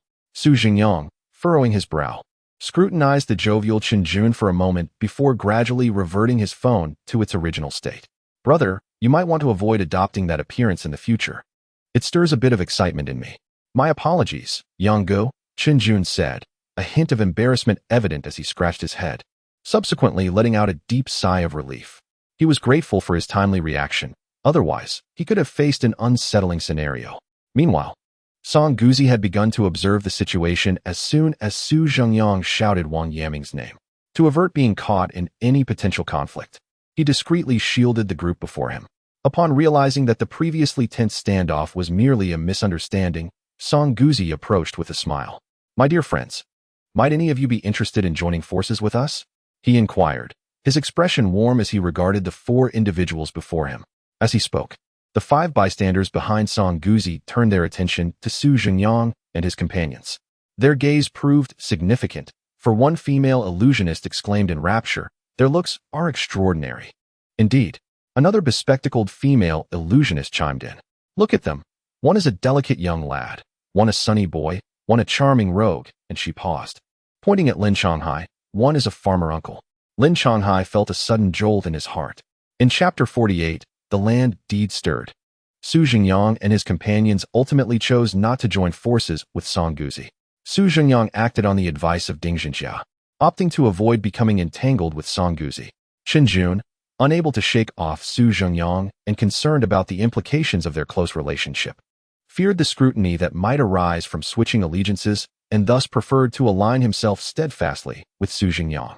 Lin Changhai, driven by his whims, chose to do as he pleased. Finding Song Guzi displeasing, he declined to join his team, while his favorable impression of Su Zhengyang compelled him to team up with him. As for Song Guzi, he neither rejoiced nor felt anger at this outcome. He merely smiled faintly, expressing a sentiment of regret. However, upon closer inspection, one might discern that after he turned around, a profound sense of loss suddenly emerged in his eyes, as if he had missed out on a significant treasure. Although the two groups ultimately did not form an alliance, they still exchanged the notes in their possession. Su Zhengyang and his companions also acquired complete information regarding the nursery rhyme. Indeed, the contents of the note were the very same nursery rhyme that Su Zhengyang had previously sung. The two lines he had hummed were also identified, namely, the red peach blossoms and the pomegranate tree. Based on the overall logic of the rhyme, Ding Zhenjia was quite certain that the red peach blossoms was the subsequent line to the pomegranate tree. Therefore, the complete nursery rhyme reads, "The dog eats grass. The fish grows legs. The mouse caught the big flower cat. Drinks milk, eats bread. Carrying a car while carrying a backpack. The pomegranate tree, the red peach blossoms." Do you find it amusing? Is it funny? From the lyrical perspective, this song seemingly lacks any specific narrative. Ding Zhenjia gazed at the complete lyrics he had penned, rubbing his chin in contemplation, and began to speak aloud. It merely inverts or substitutes certain common phenomena known to people, and it appears that the rhyme consists of 3 segments. Perhaps we can analyze it in 3 parts? Lost in thought, Ding Zhenjia suddenly lifted his head and glanced around him. He then noticed 3 large faces peering at him, their expressions a mixture of clarity and confusion. Ding Zhenjia exclaimed, "What are you staring at? Let me think. Can the 3 of you even muster a single brain?" He scolded. Lin Changhai and Su Zhengyang calmly turned their heads away. Having grown accustomed to Ding Zhenjia's sharp tone, Chen Jun was momentarily stunned by Ding Zhenjia's words. Chen Jun wondered, why am I being scolded for no reason? Is the pressure of interacting with Yang Ji's companions always this intense? And why do I suddenly feel a fleeting sense of satisfaction? Naturally, Ding Zhenjia paid no heed to Chen Jun's musings.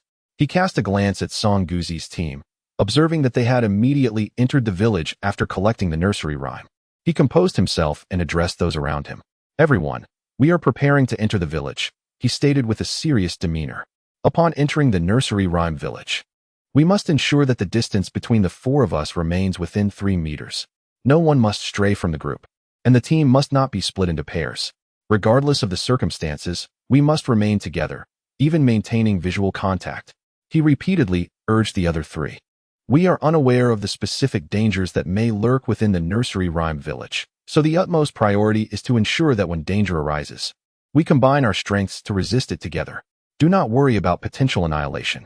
At this point, Ding Zhenjia let out a derisive chuckle. Such circumstances arise solely among those lacking in strength. His words trailed off abruptly as his gaze fell upon Lin Changhai, who bore a package on his back. In that instant, his voice faltered. Subsequently, he spotted Su Zhengyang, clutching an L-shaped phone, and his lips twitched slightly. Although reluctant to concede, Ding Zhenjia could not deny the formidable skill exhibited by Lin Changhai and his northern faction's invocation techniques. Furthermore, he had heard rumors that Su Zhengyang had 3 or 4 exceptionally eerie companions, at least 2 of whom could spring into action at a moment's notice. Ding Zhenjia turned his attention to Chen Jun, who was attentively listening to his instructions. Such a situation would only occur to someone as feeble as you. Chen Jun, wasn't this supposed to involve everyone? Why am I the only one left? A certain female star gestures to herself in a meme. Ding Zhenjia, once we enter, stick with the team. I will not rescue the reckless and incompetent. Upon uttering this, Ding Zhenjia fixed his unwavering gaze upon Chen Jun. Chen Jun, are you targeting me?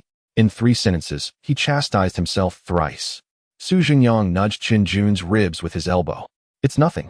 He's usually like this, cold on the outside, warm at heart.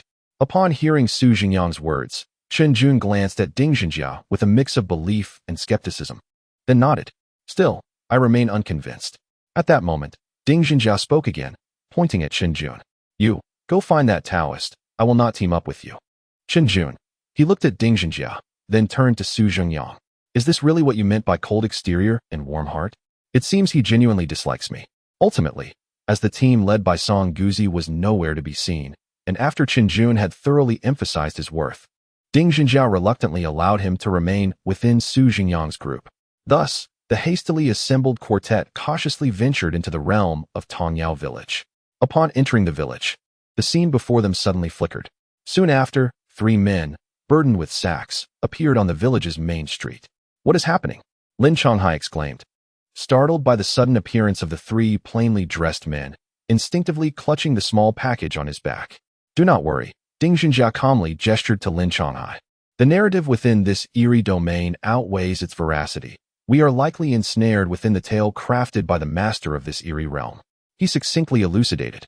After finishing his explanation, Ding Zhenjia noticed the lingering confusion etched on Lin Changhai's face and sighed in exasperation. Just do not be overly fearful of them. Consider it a game. Those individuals are mere NPCs. Ah, I see now. Lin Changhai clapped his hands and stated, returning to the matter at hand.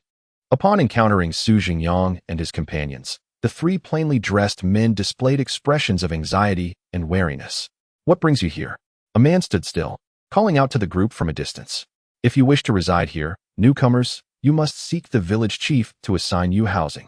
Just as Su Zhengyang was about to speak, the man interrupted him once more. Are you not even going to pretend? Your words are nothing short of a blatant task directive. Su Zhengyang smiled and nodded at the man, intending to express his gratitude. However, at that moment, a notification suddenly popped up before him, cutting off his words again. Detected your peculiar item. Haunted house deed is within the range of non-teleportation usage. Would you like to use it? Chapter 49. The peculiarities in the sack. The haunted domain item was indeed within a range that did not require teleportation. Su Zhengyang stared blankly at the notification before him. He then retrieved the haunted house deed from his mobile space. Indeed, the description of this eerie item had suddenly added a line. already near the haunted house. You can directly use the deed to locate the haunted house. Was this not a gift delivered to his doorstep? Although Zhengyang preferred to utilize the haunted house deed as a portal for emergencies, now that he was at his doorstep, how could he resist the urge to explore?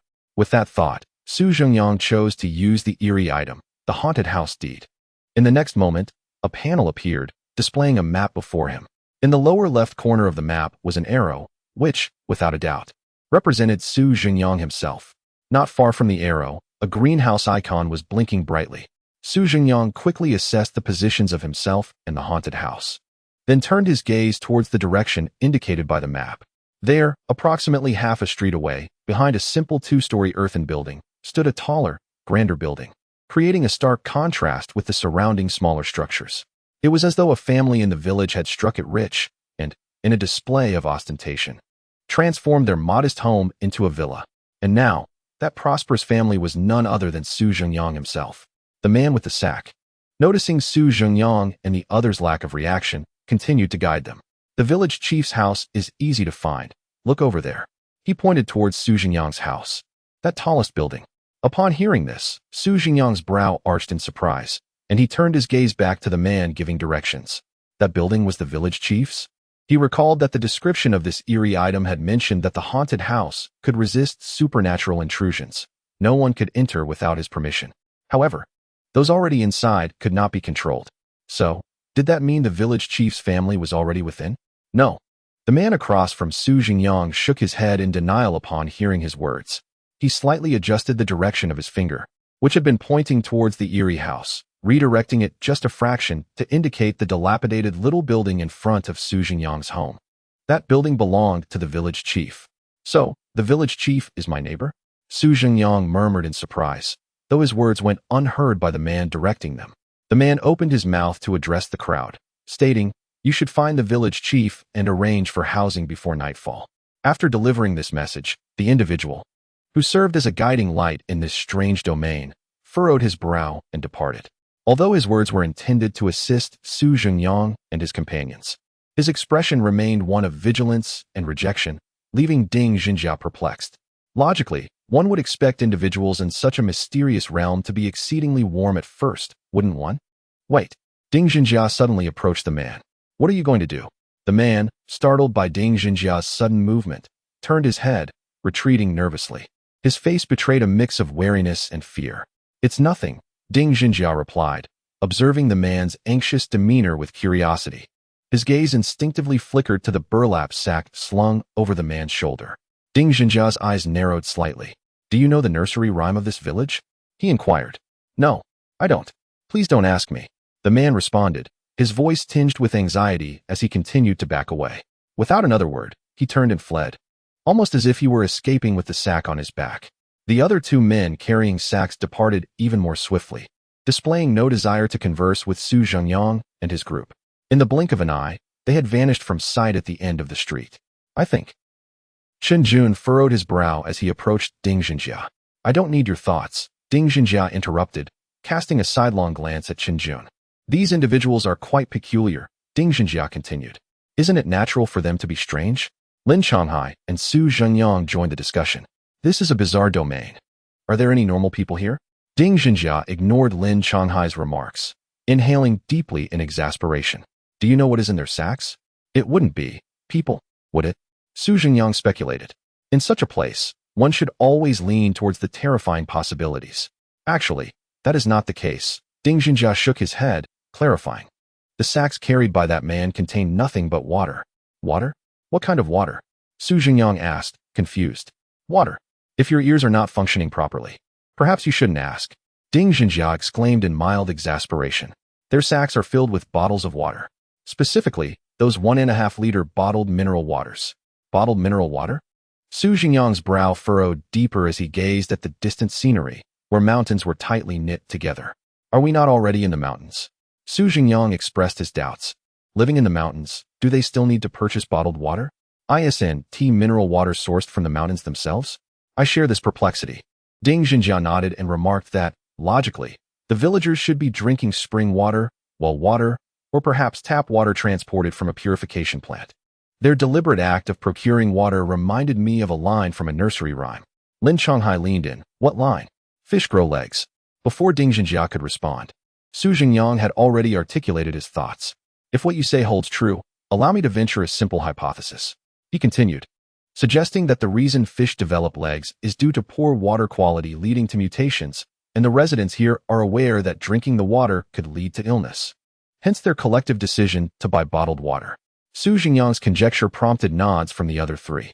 This time, Ding Zhengyang refrained from countering Zhengyang. Instead, he solemnly continued building upon Zhengyang's speculation. As it stands, this is merely a hypothesis. However, whenever one harbors doubts about a matter, it should not be disregarded. During our stay in the village, we must remain vigilant regarding the water quality. We should consume our own supplies when possible. The other three nodded in agreement. Chapter 50. Song Guzi Struggle, T0 emerges. Very well, while the water source may pose an issue, now is not the time to investigate. Let us first visit the village chief's home, as the individual suggested. Ding Zhengyang pointed towards the chief's residence. Indeed, Zhengyang nodded in affirmation.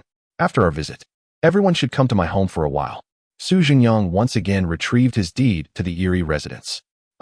Chen Jun and Ding Zhengyang paused, taken aback by Zhengyang's words. They hadn't caught his earlier murmurs, as he had spoken too softly. Now that Zhengyang had brought it up himself, it genuinely surprised both Ding Zhengyang and Chen Jun. Brother Yang, do you have friends here? Chen Jun promptly inquired.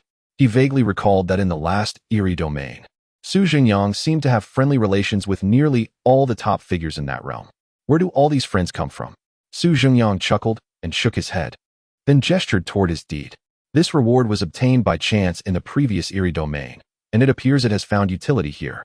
As Ding Zhengyang observed the deed in Zhengyang's hand, he remained silent, yet his mind involuntarily drifted back to the words of his elder when assigning tasks. Zhengyang's abilities were indeed formidable. While he may not be the strongest within the eerie domain, he certainly possesses an uncanny knack for survival. It now seemed that Zhengyang's capabilities were astonishingly formidable. He understood that Zhengyang's skills entailed gaining additional rewards through friendships with the eerie entities. Viewed in this light, those rewards are far from ordinary eerie artifacts, such as that eerie mobile phone. To speak candidly, even someone as affluent and ascetic as Ding Zhengyang felt a twinge of desire upon encountering such an extravagant mobile device. Lin Changhai, however, remained silent. Was it not a common occurrence for individuals residing in the first safety zone to engage in rather astonishing antics? Thus, the four of them, each bearing a myriad of emotions, made their way towards the village chief's abode. Song Guzi was currently surrounded by a throng of people within the chief's home. The antiquated building suffered from poor illumination, and its interior was rather modest in size. Only a single, dim yellow light bulb flickered above, casting a feeble glow that barely allowed the guests to discern the general features of one another's faces. Amidst the indistinct silhouettes, two stooped figures were engaged in quiet conversation. The wan light illuminated their faces, rendering what should have been amiable smiles somewhat disconcerting. Standing opposite these two elders was Song Guzi himself. Do not be overly modest. Dear guest, there are plenty of unoccupied houses in this village. Each of you could have your own. The elderly man spoke in a warm and gentle tone. There is no need. Song Guzi promptly waved his hand, decisively rejecting the elder's offer. The two elders were none other than the village chief and his wife. The chief was elated to see 6 individuals arrive at once, eager to allocate each person a dwelling. However, Song Guzi could not acquiesce to such a notion. A group must remain together, as safety and unity is paramount. Moreover, Song Guzi harbored certain secrets that necessitated the preservation of their collective presence. The others in the group shared his sentiment, reluctant to part ways with such a crucial ally. The perilous nights in this bizarre world were fraught with danger, especially in a desolate village like this. Consequently, they all insisted on sharing a single room, which gradually rendered the village chief's wrinkled smile somewhat stiff. There is no need for further discussion. Chief, Song Guzi maintained a relatively amicable expression towards the chief and his wife. Uncertain of the consequences that might arise from not securing shelter for the night, he felt it imperative that they all reside together. Otherwise, he would be unable to rest easy. Suddenly, Song Guzi reached into the sleeve of his robe. After a few moments of searching, he produced a 50 yuan ghost money note. Let us stay together for mutual assurance and convenience, he suggested, placing the bill into the old chief's hand. The chief examined the note, his fingers tracing the intricate patterns. That's simply one tea do, dear guest. This village has never adhered to such customs. His expression remained unchanged by the receipt of the ghost money. He did not return it to Song Guzi, although his tone softened slightly. In an instant, Song Guzi comprehended the situation. The offering was insufficient. He smiled subtly, maintaining an air of composure, and then reached into his sleeve to retrieve a $20 bill. The old village chief remained unwavering in his stance. Song Guzi subsequently produced a $10 note, followed by $5 and $1 bills. However, he soon realized that the old chief not only disregarded his requests, but also appeared even more resolute, clutching a pile of ghost money as if he intended to return it to Song Guzi. With a resigned sigh, Song Guzi acknowledged that the old chief deemed his offerings insufficient. This peculiar old man, despite living in squalor, had quite the appetite, Song Guzi thought to himself. Fortunately, he still had a plan. He then turned to the others, addressing them with sincerity. Esteemed guests, I, a humble practitioner, typically lead a life of simplicity and view wealth as an extraneous concern.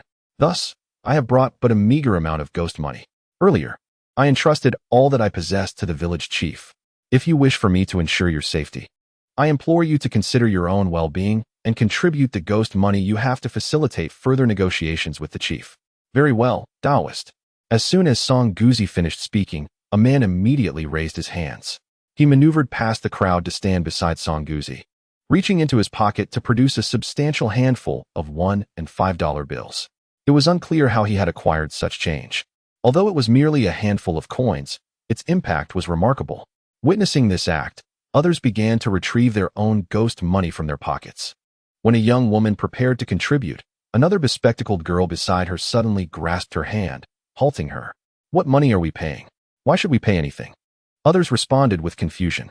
It's just the two of us women. As beauties sharing space with you. Haven tea, we already given enough? Why must we pay? Zhang Pan, the bespectacled girl, firmly held on to her friend Cheng Yen's hand, defiantly addressing the crowd. Upon hearing Zhang Pan's words, Cheng Yen, who had hesitated before, withdrew her hand. Indeed, you've already benefited enough. The exchange between the two women left everyone utterly bewildered, including the village chief and his elderly wife. One couldn't help but wonder if these two harbored some ulterior motives. Chapter 51. Song Guzi. I wish to reside in that villa, to be frank. Upon receiving such a generous amount of ghost money, the village chief had already planned to allocate a room for everyone. Whether these individuals shared accommodations would merely complicate or simplify matters later. Just as the chief, pocketing the ghost money, prepared to nod in agreement, he was unexpectedly met with a delightful turn of events. Just a token gesture is sufficient. We are all in the same boat. Why speak so harshly? Someone interjected, pointing at Wang Pan and Cheng Yen. Humph. Wang Pan cast a disdainful glance at the man who had spoken. Who are you to compare yourself to us? Upon hearing Wang Pan's words, the man, filled with rage, attempted to confront her, only to be restrained by Song Guzi. At this juncture, let us not quarrel over trivial matters. Are you seeking money or your lives? Song Guzi expressed his exasperation at the actions of the two women. Things had been proceeding smoothly. How had they suddenly devolved into chaos? What Song Guzi was unaware of was that he had previously failed to mention the matter of money. Once money was introduced, disputes over interests arose, awakening the independent spirits of the two modern women. Money or lives? Huh. Upon hearing Song Guzi's words, Wang Pan's expression darkened. She seized Cheng Yan's hand and declared, Then you may reside here alone. We shall take a room together. Indeed, Cheng Yan nodded in agreement. The village chief, upon hearing this, instantly brightened and stepped forward. Look at this, our esteemed guests. He gestured towards the two women, who had their noses in the air. It is these two who have voluntarily requested to stay in a separate room. I shall arrange for 2 rooms for you. Song Guzi, taken aback by the village chief's words, was about to refuse when he witnessed the old man swiftly dart into the inner room, soon emerging with 2 sets of keys. One set was promptly placed into Wang Pan's hands. True to her nature, upon receiving the keys, she turned her head away, ignoring the others, and pulled Cheng Yen along to leave. Realizing he could not retain these 2, Song Guzi sighed and accepted the keys from the village chief.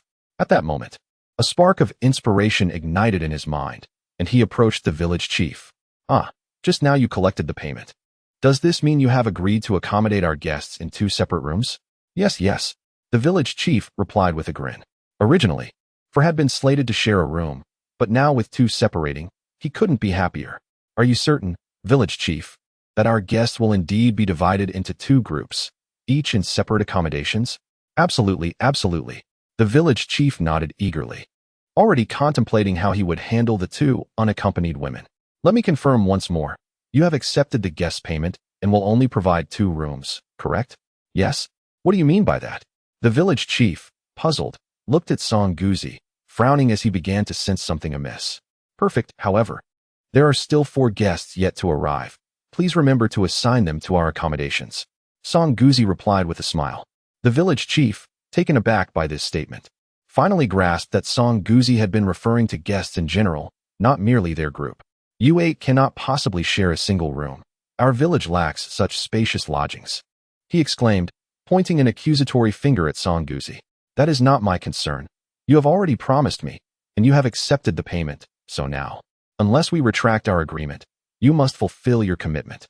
Human beings are bound by the rules governing their peculiar transactions. Should the supernatural fail to honor the promises made during such exchanges, it is likely to suffer backlash from the forces of the uncanny realm. This serves as a protective measure for humanity. Otherwise, with the formidable might of the supernatural, they could easily abduct an individual for an obscure transaction, or eliminate them if they refuse to comply, leaving humanity with little hope of survival. Thus, the village chief finds himself compelled to adhere to the commitments he has just made, reluctantly agreeing to accommodate the 4 other guests in Song Guzi's residence. Upon receiving the chief's affirmative response, Song Guzi and his companions departed from the village chief's home, filled with merriment. The chief, observing their retreating figures, sat down in his grand chair with an expression of calm detachment. In his hand, a key had inexplicably appeared. My dear, do you intend to keep these individuals for yourself, or will you offer them to that house? The chief's spouse inquired, her face shadowed with concern. Perhaps a bit of both, the chief replied, his mood inscrutable, yet the way his fingers incessantly twirled the key suggested a certain satisfaction within him. Just a little more, and I shall acquire greater power. At that point, locating the master of this uncanny domain will be a mere trifle. Indeed, his spouse nodded. And what of that house behind? How much more flesh and blood does it require to unlock? As she spoke, her gaze shifted to the key in the chief's hand. Upon closer inspection, one could discern that the grooves of the key seemed to rise and fall rhythmically, akin to rolling waves. The chief smiled faintly and extended 4 fingers towards his spouse. No more than 4 individuals, and the door to that house shall surely open. Splendid. At last, we shall reunite with the 2nd and 3rd. His spouse clapped her hands in delight. The chief's smile deepened, growing ever more radiant. And what lies hidden within that house? Suddenly, the door was thrust open with great force. The chief and his wife were startled, nearly succumbing to shock.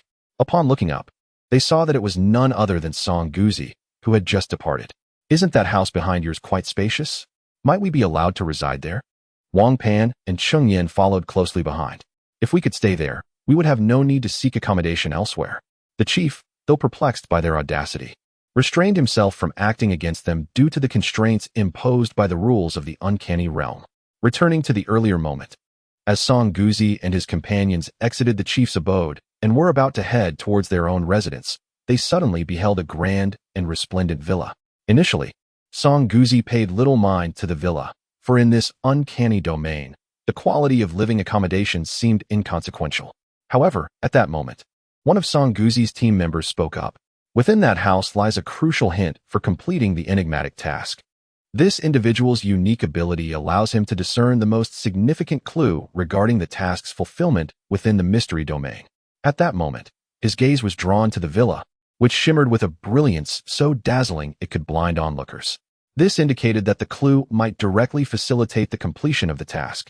As a willing subordinate to Song Guzi, this man promptly relayed the details to him, leading to the scene where Song Guzi arrived with his entourage, requesting a change of residence.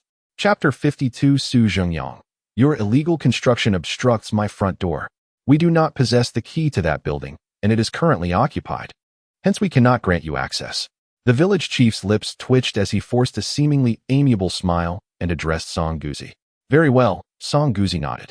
Upon hearing about the clue hidden within the villa, coupled with its opulent exterior, he surmised that entering the villa might prove impossible. However, the inability to enter was of little concern.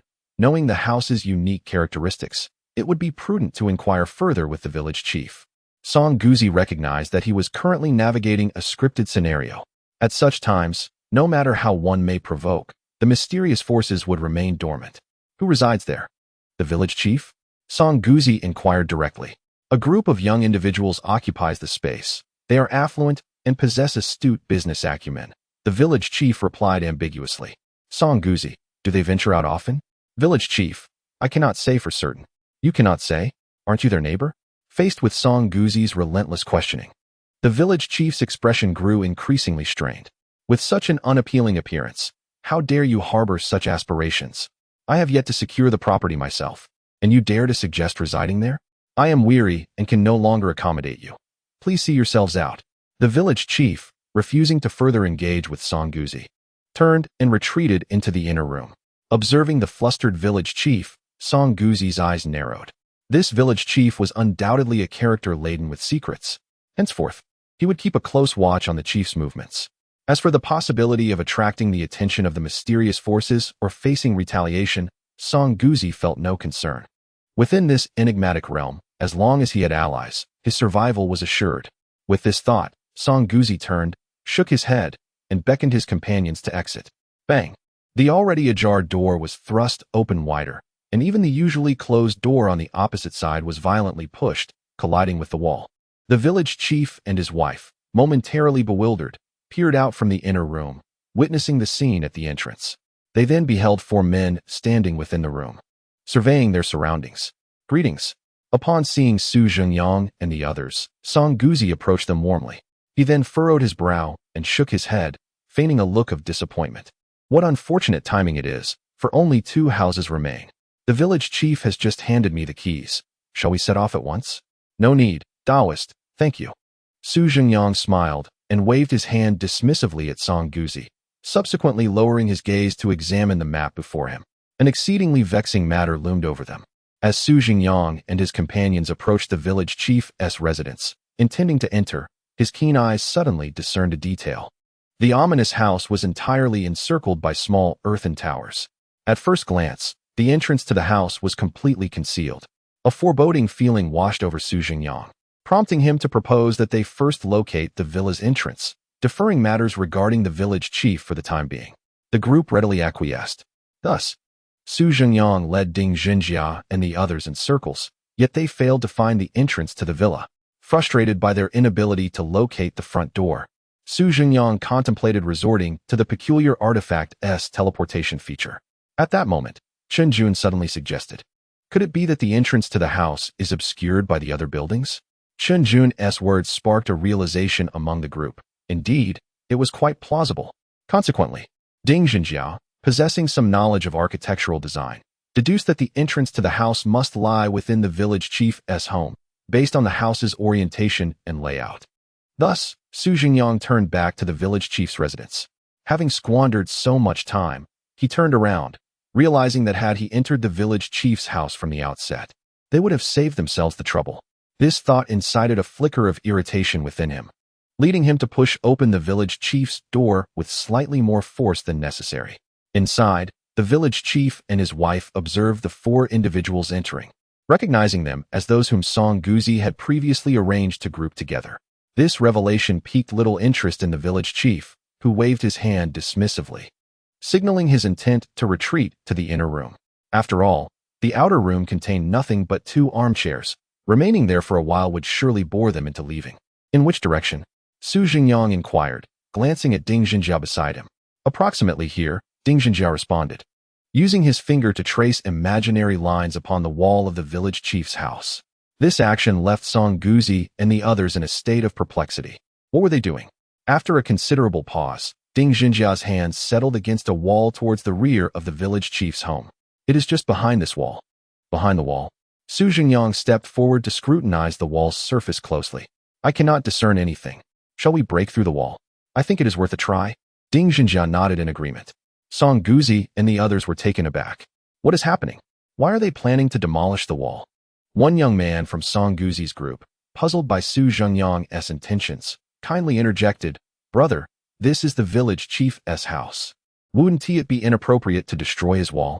"Thank you for the reminder," Su Zhengyang replied politely, turning to express his gratitude to the young man. Immediately, he turned his head and shouted toward the inner room where the village chief was staying.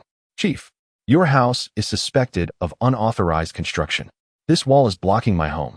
I will dismantle it first." As he shouted, Su Zhengyang directed Lin Changhai, Chen Jun, and Ding Zhenjia to take action. Ding Zhenjia pulled a hoe and 2 hammers from his pocket. As the heir to the #1 safe zone, Ding Zhenjia naturally possessed some peculiar spatial tools. The 3 exchanged glances and, together, struck the wall with all their might. Bang! A tremendous noise erupted, startling everyone present. The village chief, wide-eyed and incredulous, rushed out. Upon hearing Su Zhengyang's call, he had already sensed something amiss. Now, upon stepping outside, he was indeed taken aback. A massive hole had been smashed into the wall of his own home. Wait! A hammer struck down, and Lin Changhai immediately noticed something unusual. The wall was merely a thin layer of bricks, not tightly built, he remarked. Then, with a few swings of the hammer, he created a large hole. The village chief looked at the 3 men demolishing the wall, then at the door that was faintly appearing behind it, and roared at Su Zhengyang. "What are you doing?" "That is the entrance to my home." Su Zhengyang calmly pointed to the door behind the wall and replied, "This is unauthorized construction. Since we are neighbors, I won't call the police on you. For now." "The village chief?" "The others?" "What do you mean, entrance to your home? What do you mean, call the police?" Chapter 53. Only he can enter this house. The village chief opened his mouth, frowning as if he wanted to say something. At that moment, Su Zhengyang looked at Song Guzi and spoke again, interrupting the village chief. "Isn't this where the houses are divided? Is there nothing else?" Song Guzi stared blankly and nodded. "Have you asked the village chief about the nursery rhyme?" Song Guzi shook his head. Su Zhengyang turned his face toward the village chief, a warm and considerate smile lingering on his lips. "Chief, do you know about the nursery rhyme?" "I don't know." The village chief was now so furious that he was practically steaming, having no mind to answer others' questions. "Well, if you don't know, then forget it. Let us go." Su Zhengyang pouted, then brushed aside the bricks on either side of the hole he had just made. "Wait, this house isn't." The village chief stepped forward, wanting to stop Su Zhengyang and the others, but he saw Su Zhengyang's hand already resting on the doorknob. With a click, the door creaked open, revealing a gap wide enough for a person to pass through. "Wow, this decor." Su Zhengyang's eyes widened as he disregarded the bewildered expressions of the village chief and Song Guzi, stepping inside. Ding Zhenjia closely followed Su Zhengyang, calmly trailing behind him. Lin Changhai and Chen Jun followed right behind Ding Zhenjia. Just before entering, Chen Jun instinctively glanced back at Song Guzi and the others. One could not deny. Following Su Zhengyang, one finds oneself subdued by an inexplicable aura, rendering any attempt at deception through acting futile. It is as if Su Zhengyang is a natural counter to him. Yet, the sensation of being uplifted by such a prominent figure is undeniably exhilarating. Observing the expressions of astonishment and envy on the faces of those around him, Chen Jun felt an overwhelming sense of satisfaction. Since he was in the presence of Brother Yang, he was determined to demonstrate his worth. Resting his chin in thought, he pondered as he stepped through the door. His current status was rather unique. Unlike Ding Zhenjia, who was officially recognized as Su Zhengyang's assistant, Chen Jun did not possess such an endorsement. Ding Zhenjia was sharp-minded and composed, often deducing most details upon entering a bizarre realm. Furthermore, he was a seasoned ghost master, exhibiting formidable strength when confronting the uncanny. Chen Jun also did not share the prowess of Lin Changhai, who was rumored to possess exceptionally powerful methods for summoning deities. Although Chen Jun had not witnessed Lin Changhai in action, it was evident that the latter's combat abilities in the face of the extraordinary far surpassed his own. Outmatched in intellect by Ding Zhenjia, and in combat by both Ding Zhenjia and Lin Changhai, Chen Jun felt a surge of anxiety. His relationship with Su Zhengyang was merely one of mutual acquaintance, devoid of any deep ties. How could he render himself more valuable?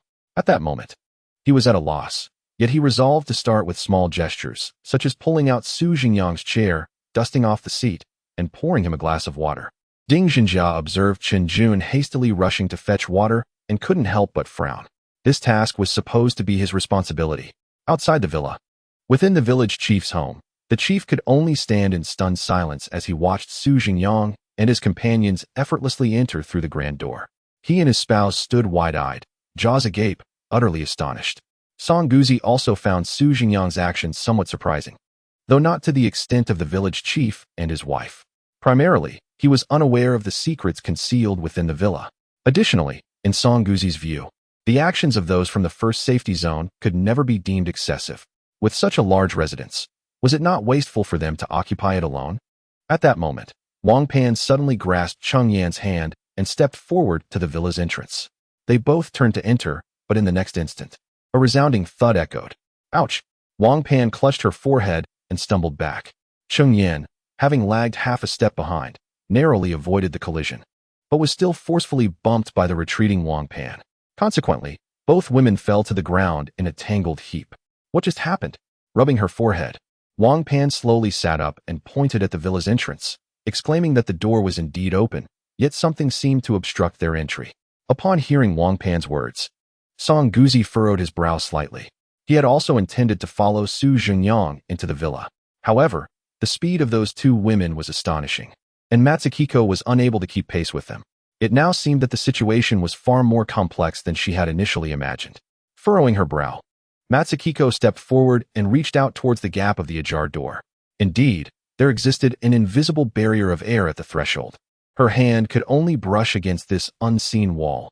No matter how much force she exerted, she could not advance even an inch further. No wonder they did not close the door behind them.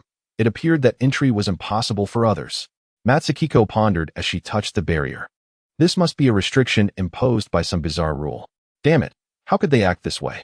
We are all human. Should we not share in both fortune and adversity? One of Matsuhiko's subordinates stepped forward, expressing his indignation. The others also exhibited varying degrees of dissatisfaction. Matsuhiko chose to remain silent, fully aware of the unspoken rules governing this strange world, let alone Su Zhengyang and his companions. If he did not require these individuals to assist him with his skills, Matsuhiko would hardly engage in conversation with anyone who would willingly invest such effort in gathering a group of deceitful spirit manipulators to do their bidding. They were not teammates, they were ticking time bombs. Since entry into the main door was impossible, Su Zhengyang and the others would likely remain inside for the time being. Wisely, Matsuhiko decided against lingering at the village chief's residence. He turned and led his teammates towards the small house allocated to them by the chief. Wang Pan and Cheng Yan, however, were not inclined to leave. Look, this is the disparity in strength, Wang Pan remarked, pointing at the villa's grand entrance. Matsuhiko and his group are relegated to a small building, while these handsome fellows reside in a villa with significant advantages. We must seize this opportunity, dear sister. Opportunity? Cheng Yan replied, somewhat puzzled. What opportunity? We are right here. We are not leaving. As she spoke, Wang Pan settled into the village chief's armchair. They will surely come out again. When they do, we can plead with them. Perhaps we can gain entry. If all else fails, we can offer a bit of money. Didn't you say that living with them would grant them an unfair advantage? Cheng Yan interjected. That applies to ordinary men. Are handsome men and ordinary men of the same ilk? Ah, certainly not. Then that is precisely the point. Chapter 54. Please summon the deities. Wang Pan and Cheng Yan harbored grand aspirations. However, they overlooked a crucial detail. The entrance to Su Zhengyang's home was not located elsewhere, but rather within the village chief's residence. And who was the village chief? He was, at present, the most prominent figure in Tongyao village. As the saying goes, even a cornered dog may leap over a wall. Without a stern warning, these two young women would not grasp the gravity of their situation. Thus, in a fit of anger, the village chief expelled Wang Pan and Cheng Yan, wielding a broom as he swept the ground while ushering them out. There is no alternative. Within this peculiar realm, rules govern the existence, until the opportune moment arrives. And absent the authority of the domain, even the village chief cannot indiscriminately take the lives of humans. However, the moment of reckoning shall soon present itself. After dismissing the two women, the village chief secured the door, bolting it firmly, and additionally positioned a hefty wooden plank to conceal the substantial hole left by Su Zhengyang and his companions in his home. Once everything was in place, the chief resumed his seat in the grand chair, pouring himself a cup of tea under the dim light. Is there still time for tea? The chief's wife approached him with a furrowed brow, her face marred with worry. With those individuals having entered that house, Have our previous endeavors been rendered futile? Perhaps. The chief sipped his tea, then produced a key. What once bore slight irregularities now lay as a flat line. This signified that the key had become entirely obsolete, incapable of fulfilling its intended purpose. What do you mean by perhaps? The chief's wife scrutinized the key in his hand. We exerted so much effort to open that door, offering blood and flesh. Has all been for naught? For naught? The chief chuckled suddenly, gesturing towards the wooden plank propped against the wall. Has that door not already been opened? Can you enter? The chief's wife inquired. No. After expelling Wang Pan and the others, the chief had attempted to enter the door. Like Song Guzi and the others, the barrier of air had thwarted his passage. What difference does it make if it remains unopened? Our inability to enter does not imply that those within cannot emerge. The chief chuckled again, casually tossing the key into the trash bin. Having remained inside for so long, nurtured by that house, Old 2 and Old 3 should have grown considerably, no? It seemed the chief's wife grasped something, her brow lifting slightly, her previously anxious expression transforming into one of anticipation. Are you suggesting that those trapped within the house eliminate those individuals and then grant us access? What do you mean by granting us access? The chief's smile widened. Old 2 and Old 3 were never capable of opening that door. Only the master of the house could do so. Although it is unclear how that young man acquired the key, he entered without closing the door. Once the master of the house perishes, the door that remained ajar would permit anyone to enter, would it not? Indeed. Upon hearing this, the chief's wife rubbed her hands together in excitement. When the time comes, with Old 2 and Old 3 inside to assist, that house will still belong to us. Precisely. At this juncture, both the chief and his wife erupted into laughter. Then a loud thud. The sound of the wooden plank being kicked down reverberated. Oh dear. Immediately following, Lin Changhai's startled voice echoed from the entrance of the villa. Who placed this large wooden plank here? The fellow nearly caused me to split my toenail in half. The village chief and his companion gazed in bewilderment towards the source of the sound. Shortly thereafter, they witnessed the 4 individuals who had just entered the house emerging through the front door, each carrying a large burlap sack from which dark brown liquid seeped ominously. But wait, something was amiss. It was not merely 4 individuals emerging, there were 5. Following the last of the quartet was a person, a woman of apparent nobility. Where on earth did she come from? The village chief's companions stared at the woman, momentarily lost in confusion. They could readily discern that she was peculiar, yet they could not recall any woman dressed so elegantly residing within the estate. Indeed, the woman who had materialized was none other than Aunt Yang, summoned by Zhengyang. Let us rewind time to a little while before. Inside the grand living room of the villa, Zhengyang sat sipping a cup of tea made from the pure water brought by his companions, brewed with great effort by Jun. Just as he intended to investigate the peculiar amenities of the abode, strange noises emanated from upstairs. Zhengyang immediately grasped the situation. It seemed that some outsiders were indeed inhabiting his residence. Regardless of their past claims as the house's owners, the property now belonged to Zhengyang, rendering these individuals trespassers. Thus, he summoned everyone, preparing to ascend and ascertain the circumstances. Ding Zhengjia took the initiative, producing a bizarre device resembling a camera, snapping several photos in the direction of the upstairs. Soon, the device spat out images that penetrated the walls like X-rays, revealing 7 strange figures above, 2 of which were of the paranormal variety, while the other 5 were categorized as exceptionally peculiar. Goodness! Upon hearing Ding Zhenjia's report, Zhengyang was immediately unsettled. How many anomalies had taken residence in his home? What havoc might they wreak? With that thought, he promptly retrieved his folding supernatural phone and dialed the eerie ringtone of Yufu. As he made the call, he also produced an unusual item acquired during a hidden mission, the landlord's gratitude. Upon its activation, Aunt Yang was promptly transported before Zhengyang. Before he could utter a word, Aunt Yang pulled a stack of landlord's gratitude from her pocket. Opening the envelope, the ink was still wet. She had prepared several copies, stating that whenever she missed him, she could simply use them. Meanwhile, Zhengyang was fervently rallying his companions, while the other 3 remained busy. Ding Zhenjia casually tossed a defensive supernatural item to Jun, instructing him to stand in front and assist in absorbing any potential damage. Jun did not refuse. Instead, he retrieved the dagger previously wielded by Wang Yaming from his pocket. Though his strength was modest, the desire to claim a few kills lingered in his mind. Lin Changhai, aware that the battle was imminent, was not idle either. He deftly drew a small drum from behind his back, its reverse adorned with 2 strings of copper coins. In a fluid motion, he produced a remarkably elastic short whip. With a rhythmic beat, Lin Changhai held the drum in one hand and the whip in the other, striking the drum with a series of deliberate taps. Rather than directly hitting the drumhead with the whip, he seemed to push the drum forward, allowing it to collide with the whip. The sound of the drum resonated loudly, instantly capturing the attention of those around him. Lin Changhai elongated a note, the sound stretching so long that his waist involuntarily bent. Following this, with closed eyes, he gradually straightened his posture. As twilight descended and darkness enveloped the sky, households secured their doors, with 9 out of 10 locked tight, leaving only one ajar. With my left hand, I grasped the Won drum, and with my right, I wield the spirit-driving whip. The Won drum is a fine instrument, and the spirit-driving whip is a splendid tool.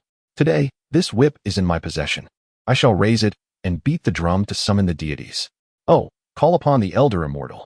Lin Changhai's words poured forth like a rapid-fire barrage. Apart from the initial invocation, which was slightly slower, the remainder of his speech flowed from his lips at an astonishing rate, averaging dozens of words per second.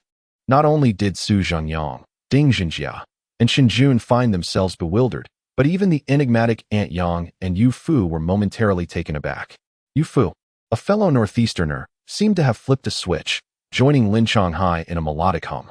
Lin Changhai, once he began to sing, appeared oblivious to the fate of others.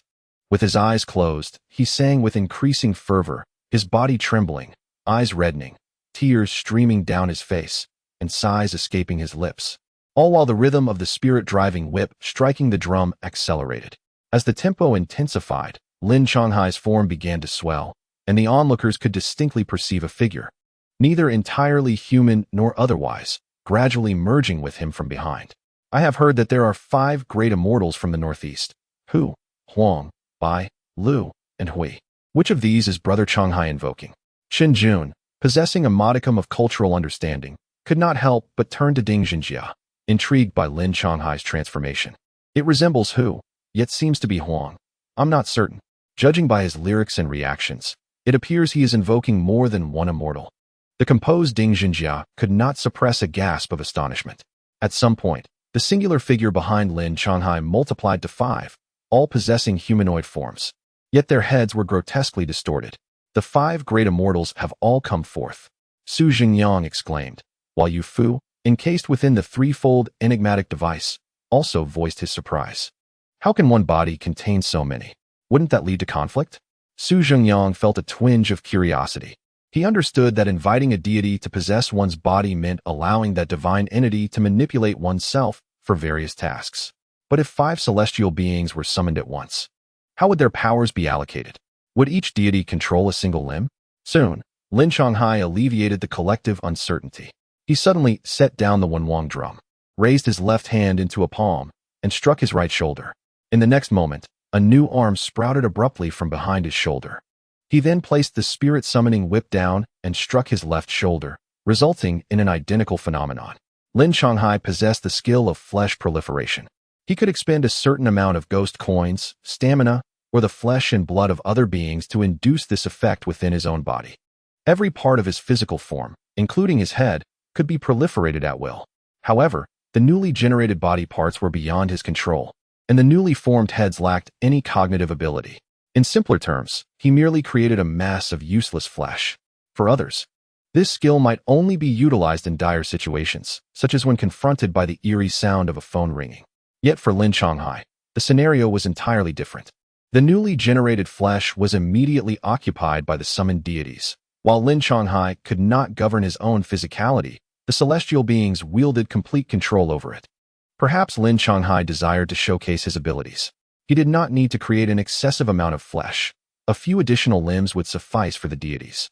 However, he ended up delivering hundreds of strikes upon himself, resulting in several duplicates of his own being. By the conclusion of the performance, there were 5 Lin Shanghais of varying heights and builds in the living room, including the original. The original, being the tallest and most robust, was likely possessed by the strongest deity, who regarded the duplicates with a hint of disdain. The other duplicates displayed a sense of rivalry amongst themselves as well. Yet, despite their discontent, The movements of Lin Changhai and his duplicates remained synchronized. They emitted a peculiar cry and began to ascend the staircase one after another, following the handrail. "Let us go. We shall follow." Ding Zhengyang waved his hand, urging Chen Jun to ascend as well. Aunt Yang remained silent, moving with the slowest pace, yet proving to be the swiftest. In a few quick motions, she appeared in the corridor upstairs.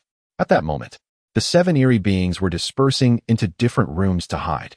Having been trapped in this house for so long, their craving for flesh was more intense than that of other entities. Occasionally, 1 or 2 humans would be teleported into the house, unfortunate souls displaced by the strange world. Whenever the village chief and his wife tossed in some flesh, the house would share a meager portion. However, that flesh was utterly insufficient to satiate the greed of the 7 ravenous, monstrous beings. They are now filled with insatiable hunger. Finally, today, they caught sight of Zhengyang and others entering through the window. They are 4 fully grown humans. To the onlookers, it was instinctive to believe that upon encountering the bazaar, these individuals would instinctively flee. By merely obstructing potential escape routes, the humans would become their prey. As entities of the uncanny, they yearn for flesh and blood, relishing the manipulation of human emotions. They delight in witnessing the frantic, tearful attempts of humans to escape. One must understand, after all, being cooped up in a house for too long can be maddening. As they heard the sounds of footsteps drawing closer from downstairs, all 7 of the peculiar beings were overwhelmed with excitement. Each crouched down, eagerly preparing for the impending encounter. The first to sense that something was amiss was the creature nearest to the staircase. When it lifted its gaze, it was suddenly confronted by a being of unimaginable power. Far beyond its comprehension, standing before it, the deranged grin on its face abruptly froze. Before the extraordinary creature could comprehend the situation, it was suddenly engulfed in darkness. Aunt Yang appeared swiftly, and just as quickly vanished. After her departure, the creature stationed at the staircase was left with nothing but a headless corpse. Once the first creature was thoroughly dealt with by Aunt Yang, Lin Changhai and the others finally arrived, albeit a bit late. The reason being, Aunt Yang was simply too swift. The arriving Lin Changhai and his companions immediately dispersed, rushing in different directions. Ding Zhengyang had already gathered intelligence on the locations of all the peculiar beings, and Lin Changhai merely needed to reach those positions to extract them. 2.5 seconds later, accompanied by 2 agonized screams, Lin Changhai's 2 avatars were gruesomely pinned against the wall by tremendous force. Ding Zhengyang quickly deduced the positions of the 2 entities classified as urban legends. Was Lin Changhai's strength insufficient to contend with such beings? His brow furrowed slightly, and he called out again, "Chen Jun, Chen Jun," the actress, pointing to herself, "Huh?" Chapter 56. Each displays their abilities. You focus on protecting yourself. I have no need for a weakling like you to shield me from harm. Ding Zhengyang regarded the somewhat flustered Chen Jun with disdain, curling his lip, then stretched his legs and dashed towards one of the urban legend entities. Before his feet could settle, Ding Zhengyang swiftly retrieved 2 throwing darts from his pocket. Not merely 2 darts, but 2 sets. The former consisting of 2, while the latter contained dozens. Whoosh, whoosh, whoosh. The darts shot into the dwelling where the entity was concealed like a barrage from a machine gun. Soon after, a series of explosions erupted from within the house. As he cast the darts, Ding Zhengyang deftly hooked a small cord attached to the back of his clothing with his heel. The instant the cord was taut, his outer garment unexpectedly transformed into numerous scales resembling armor plates. The plates shifted, and in the next moment, a remarkably lightweight suit of armor enveloped Ding Zhengyang. This suit of armor, crafted by Ding Zhengyang, showcases his remarkable talent in fashion design, ingeniously incorporating the characteristics of various bizarre artifacts to create a formidable defensive piece. Among all the safe zones, few possess the abilities to achieve such a feat, and Ding Zhengyang stands as one of them. Zhengyang was momentarily taken aback by Ding Zhenjia's display of skill. Just as he was about to exclaim, "Teacher Ding, you're so impressive," a thought struck him. What would happen if that explosive dart were to be thrown? The exhilaration that had surged within him was suddenly quelled. Yet, it was undeniable that Teacher Ding was genuinely confronting the bizarre. Zhengyang felt it inappropriate to voice too many concerns. As Ding Zhenjiang engaged with the paranormal entity, Aunt Yang darted off to confront another of equal menace. Unlike Ding Zhenjiang, who was a human ghost master, Aunt Yang resembled a bomb ready to explode. The bizarre entities, upon encountering her, had no inclination to resist. Their instinctive response was to flee. Could Su Zhengyang allow them to escape? Big brother, assist me, he implored, raising his phone high and bellowing at the fleeing entities. You wretched weeds. Stand still. The voice of Yofu emanated from the phone, hoarse and filled with fury. Had it not been for the accent, it might have been truly terrifying. Yet, even with an accent, it was still formidable. Suddenly, an overwhelming aura radiated from the trifold bizarre phone, unleashing waves of crimson mist that surged toward the fleeing entities. Those fortunate enough to evade Aunt Yang's grasp found themselves ensnared by the red fog, rendered immobile. Yofu then declared, I demand your... Hold on. Su Zhengyang swiftly interjected, interrupting the impending AoE damage-laden proclamation. What is going on, little brother? Yofu withdrew his menacing aura but continued to control the entities with the red mist. Big brother, let me have my moment. Su Zhengyang exclaimed, eagerly shifting his trifold bizarre phone into attack mode, brimming with enthusiasm. I've yet to test our fervent combination technique. Very well. Yofu readily assented to Su Zhengyang's request. With that, Su Zhengyang brandished his large phone and charged into the midst of the ensnared entities. Taste my phone, he shouted, swinging his arm to deliver a mighty blow to the face of an anomalous entity. Just as his phone was mid-swing, Yofu's voice echoed in the entity's ear. I want your left cheek. With a swift motion, the left side of the anomalous entity's face was violently torn away by the crimson mist. Following this, Su Zhengyang's massive phone struck with the force of a tempest. The trifold bizarre phone, imbued with an oppressive aura, collided with the entity that had lost its facial skin, scattering a mass of putrid flesh and blood. With a resounding thwack, the phone vibrated in Su Zhengyang's grasp as he glanced at the screen. Current facial features do not match, unable to unlock. Su Zhengyang paid no heed to the message above and swung his phone once more. I demand your right cheek. Swish. Crack. Buzz. Current facial features do not match, unable to unlock. I demand your cervical spine. Swish. Bang. Buzz. Current facial features do not match, unable to unlock. After a few more strikes, the entity had morphed beyond recognition, lying on the ground like a heap of moldy fermented tofu. The other entities, witnessing such a scene, were all paralyzed with fear. Initially, they had contemplated tormenting this group of humans, but now they were too terrified to flee. Did you see that brother over there? Begging for mercy while being struck a second time with that large blackboard? Before he could utter another word, the entire entity was obliterated. In that moment, the remaining few entities felt the chilling dread of being dominated by humanity. Returning to Su Zhengyang, having dispatched this target, he immediately raised his leg to charge at the next one, only to realize that the other entities had already been dealt with. The celestial being atop Lin Shanghai was indeed formidable. He was flushed crimson, eyes wide with fury, mumbling incoherently as he dragged an anomalous entity up to the ceiling. After a prolonged skirmish there, he flipped down, still clinging to the entity, and leapt onto the cabinet. For reasons unknown, he seemed to delight in bouncing around during combat. Though his prowess was evident, the bloodshed he left in his wake was alarming. Were it not for Su Zhengyang's acknowledgement of Lin Shanghai's efforts, he might have compelled Lin to clean the bloodstains from the ceiling. Ding Xinjia's throwing darts were a dizzying spectacle. Once Yufu immobilized all the entities, they became mere targets for him. No, targets barely the size of a watermelon. The entities stood there, and even a slight breeze could send a few darts embedding into them. Shin Jun, positioned at the rear, found himself targeted by an anomalous entity during the chaos. Initially, he had been both retaliating and retreating. However, once Yufu's immobilization technique was cast, Shin stopped fleeing, turned around, and drew his dagger, delivering a rapid succession of 3 stabs. What? You ask why only 5 wounds? Because the final thrust was aimed at the skin of a swallow. Aunt Yang was no exception. Her small snake darted from her mouth like a projectile, piercing through an entity's head. As the snake retracted, it carried away the severed head. Thus, what began as an ambush aimed at Su Zhengyang and his companions morphed into a stage for them to showcase their individual strengths.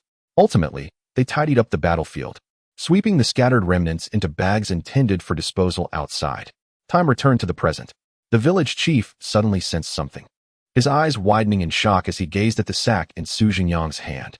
Within that burlap sack lay the grotesque remnants of 2 dismembered limbs, a testament to the formidable aggression displayed by Aunt Yang and Ding Xinjia.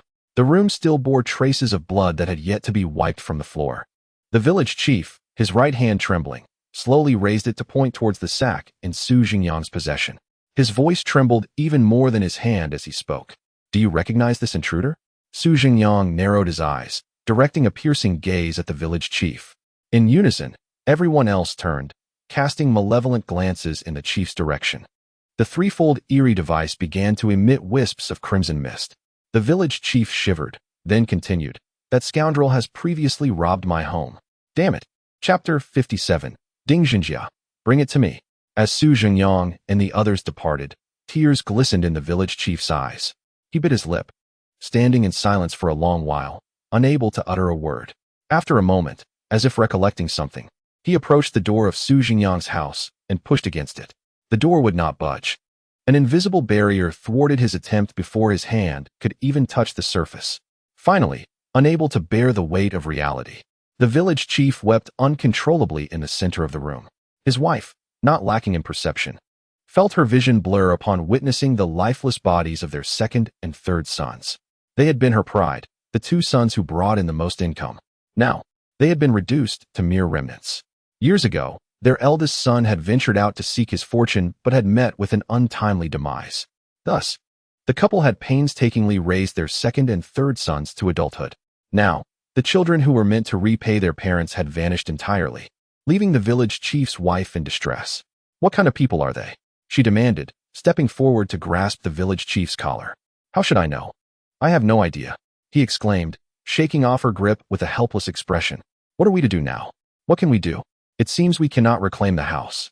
The village chief's face was etched with anguish, his wrinkles twisting into a chaotic mass. "There is no recourse. Those individuals are backed by a terrifying force, and we cannot contend with them. What about your efforts to increase your strength?" the village chief's wife asked, her tone laden with urgency. Upon hearing her words, his expression shifted to one of grave seriousness. "This matter cannot wait. I must rise to a higher level of power at once," he declared, determination etched on his face. "That group poses a significant threat. I need to swiftly locate the master of this eerie domain. Once I usurp his position, control over this realm will be ours." "What about the other group?" his wife inquired, her words hinting at deeper implications. "Immediately. We act tonight." Not far from the village chief's residence, Aunt Yang's teleportation time arrived.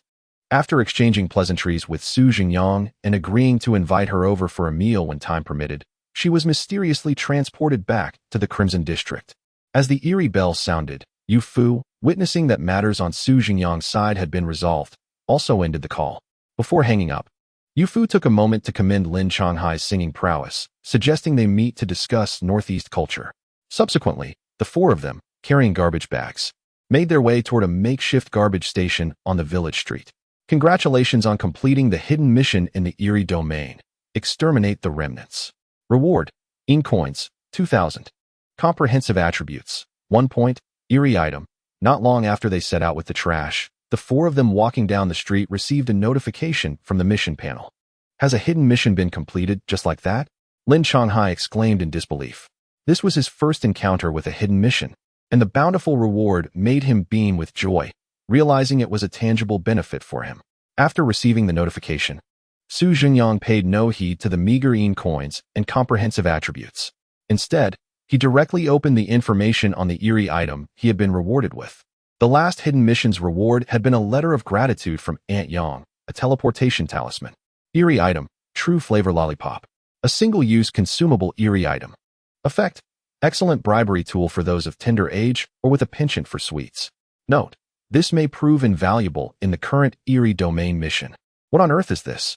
Su Zhengyang was momentarily taken aback by the description. Instinctively, he raised his hand to examine the item that had just materialized in his grasp. At first glance, it appeared to be an ordinary lollipop.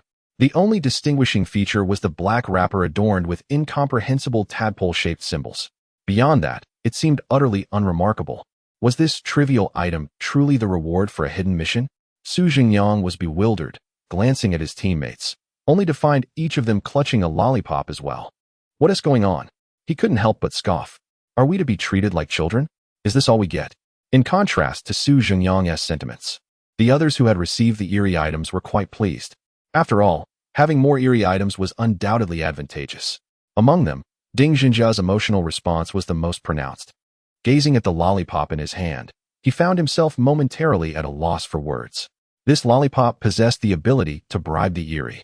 It was well known that, for the current spirit tamers, only coins could serve as bribes for the Eerie, and even then, such bribery resembled a transactional agreement, typically allowing the Eerie to coexist with the spirit tamer in specific matters or aspects. The lollipop, astonishingly, possesses effects akin to those of paper money for the deceased. Ding Zhengyang felt a peculiar sensation. This true flavor lollipop's bribery potential differed from that of the paper money, perhaps more inclined to enhance an Eerie affinity. What is this? It is indeed a crucial instrument for advancing the interests of the Eerie Society. Officially, the society professes to promote harmony between the bizarre and humanity. However, internally, it is likely divided into two factions. The first faction, known as the Hope faction, aspires to achieve a balance wherein humanity and all things strange coexist without interference, engaging in occasional trade, akin to relations between nations.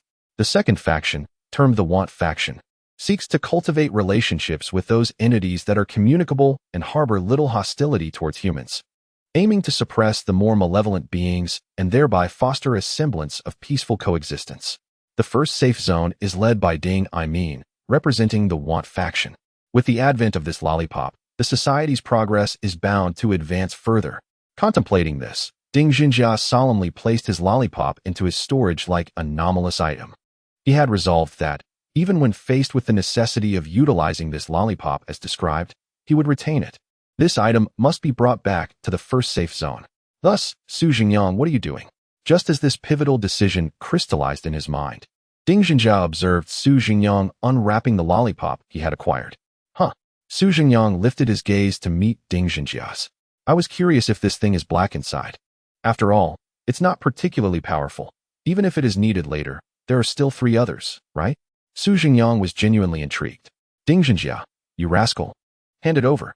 Chapter 58. Something is amiss with the river. Ding Zhengyang confiscated Zhengyang's true flavor lollipop.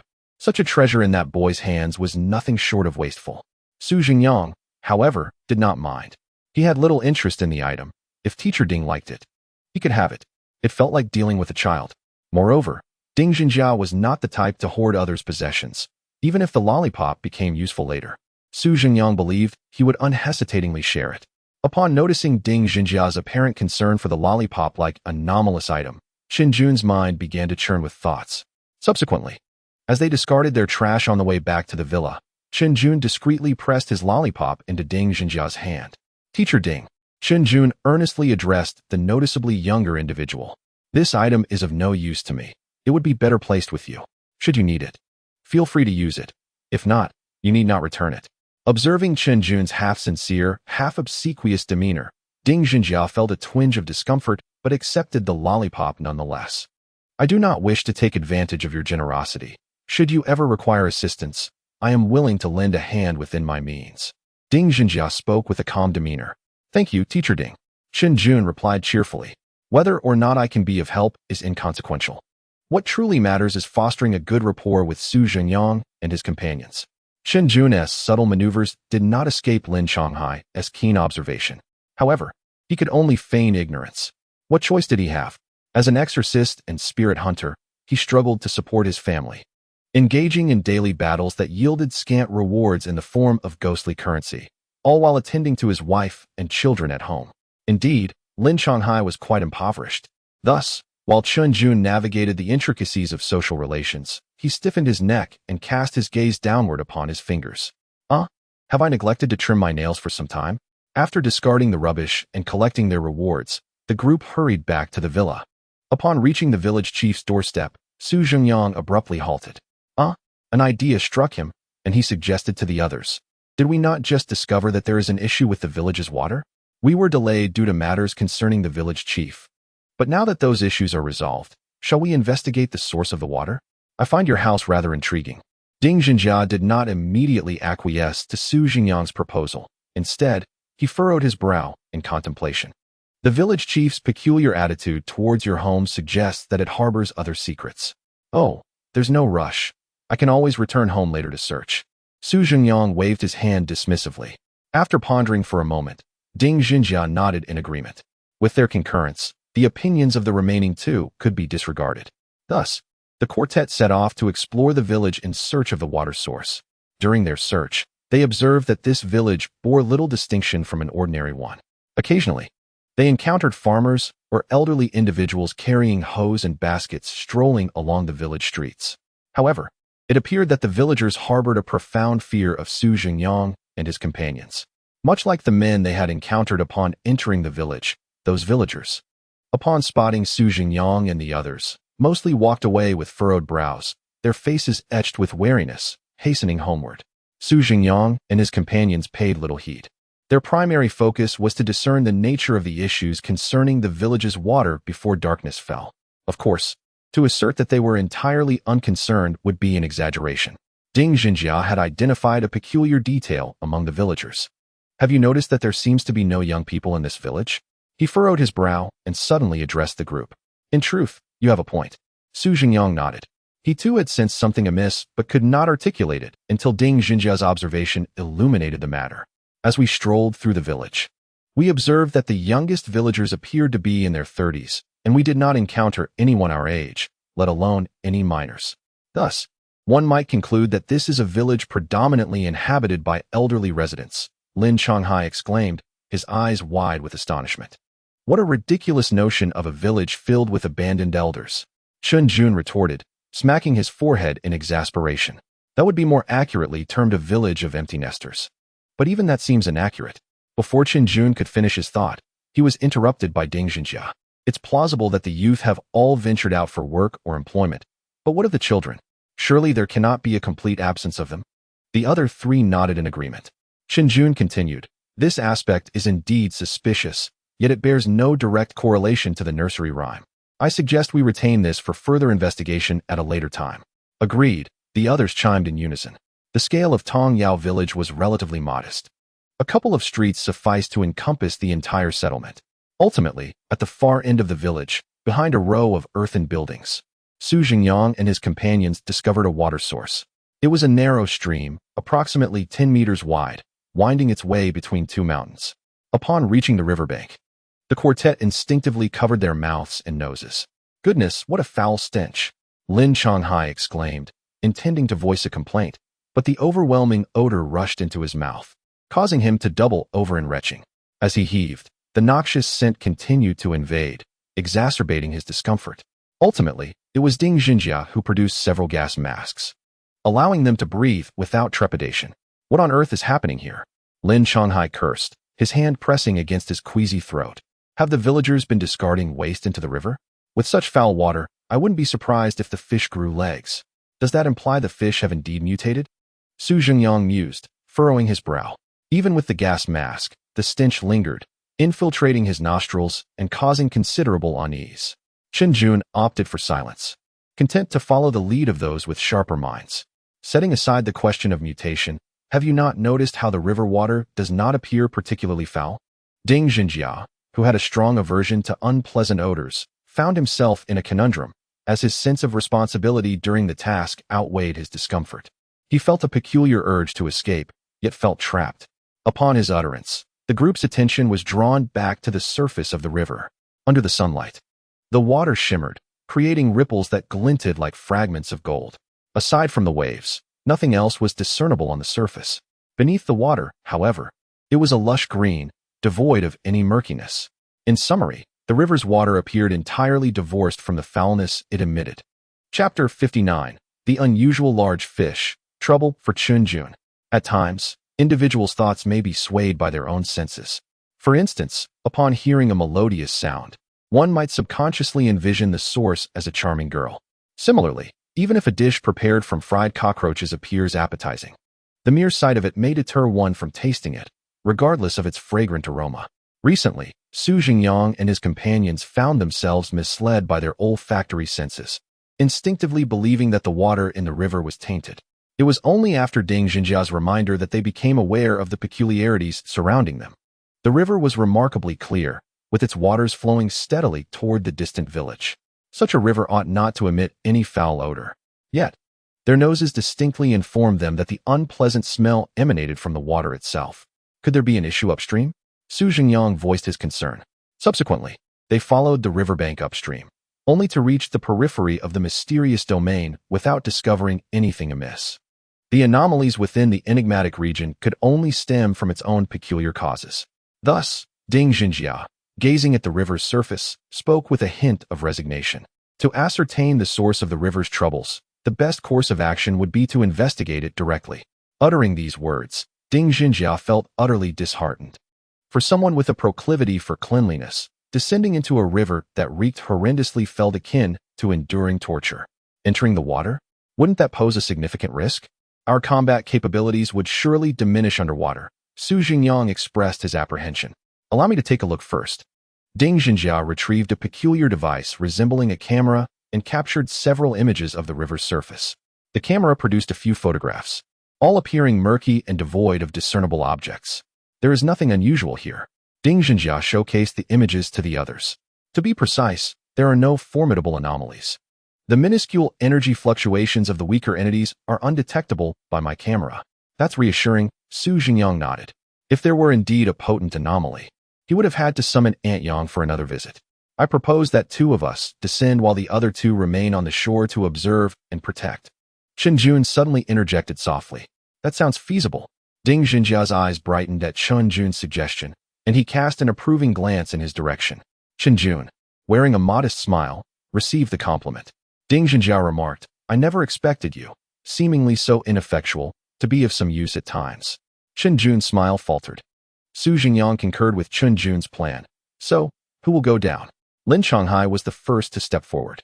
The celestial beings I summoned possess aquatic skills. Count me among those who will descend. What? You ask if he fears the stench?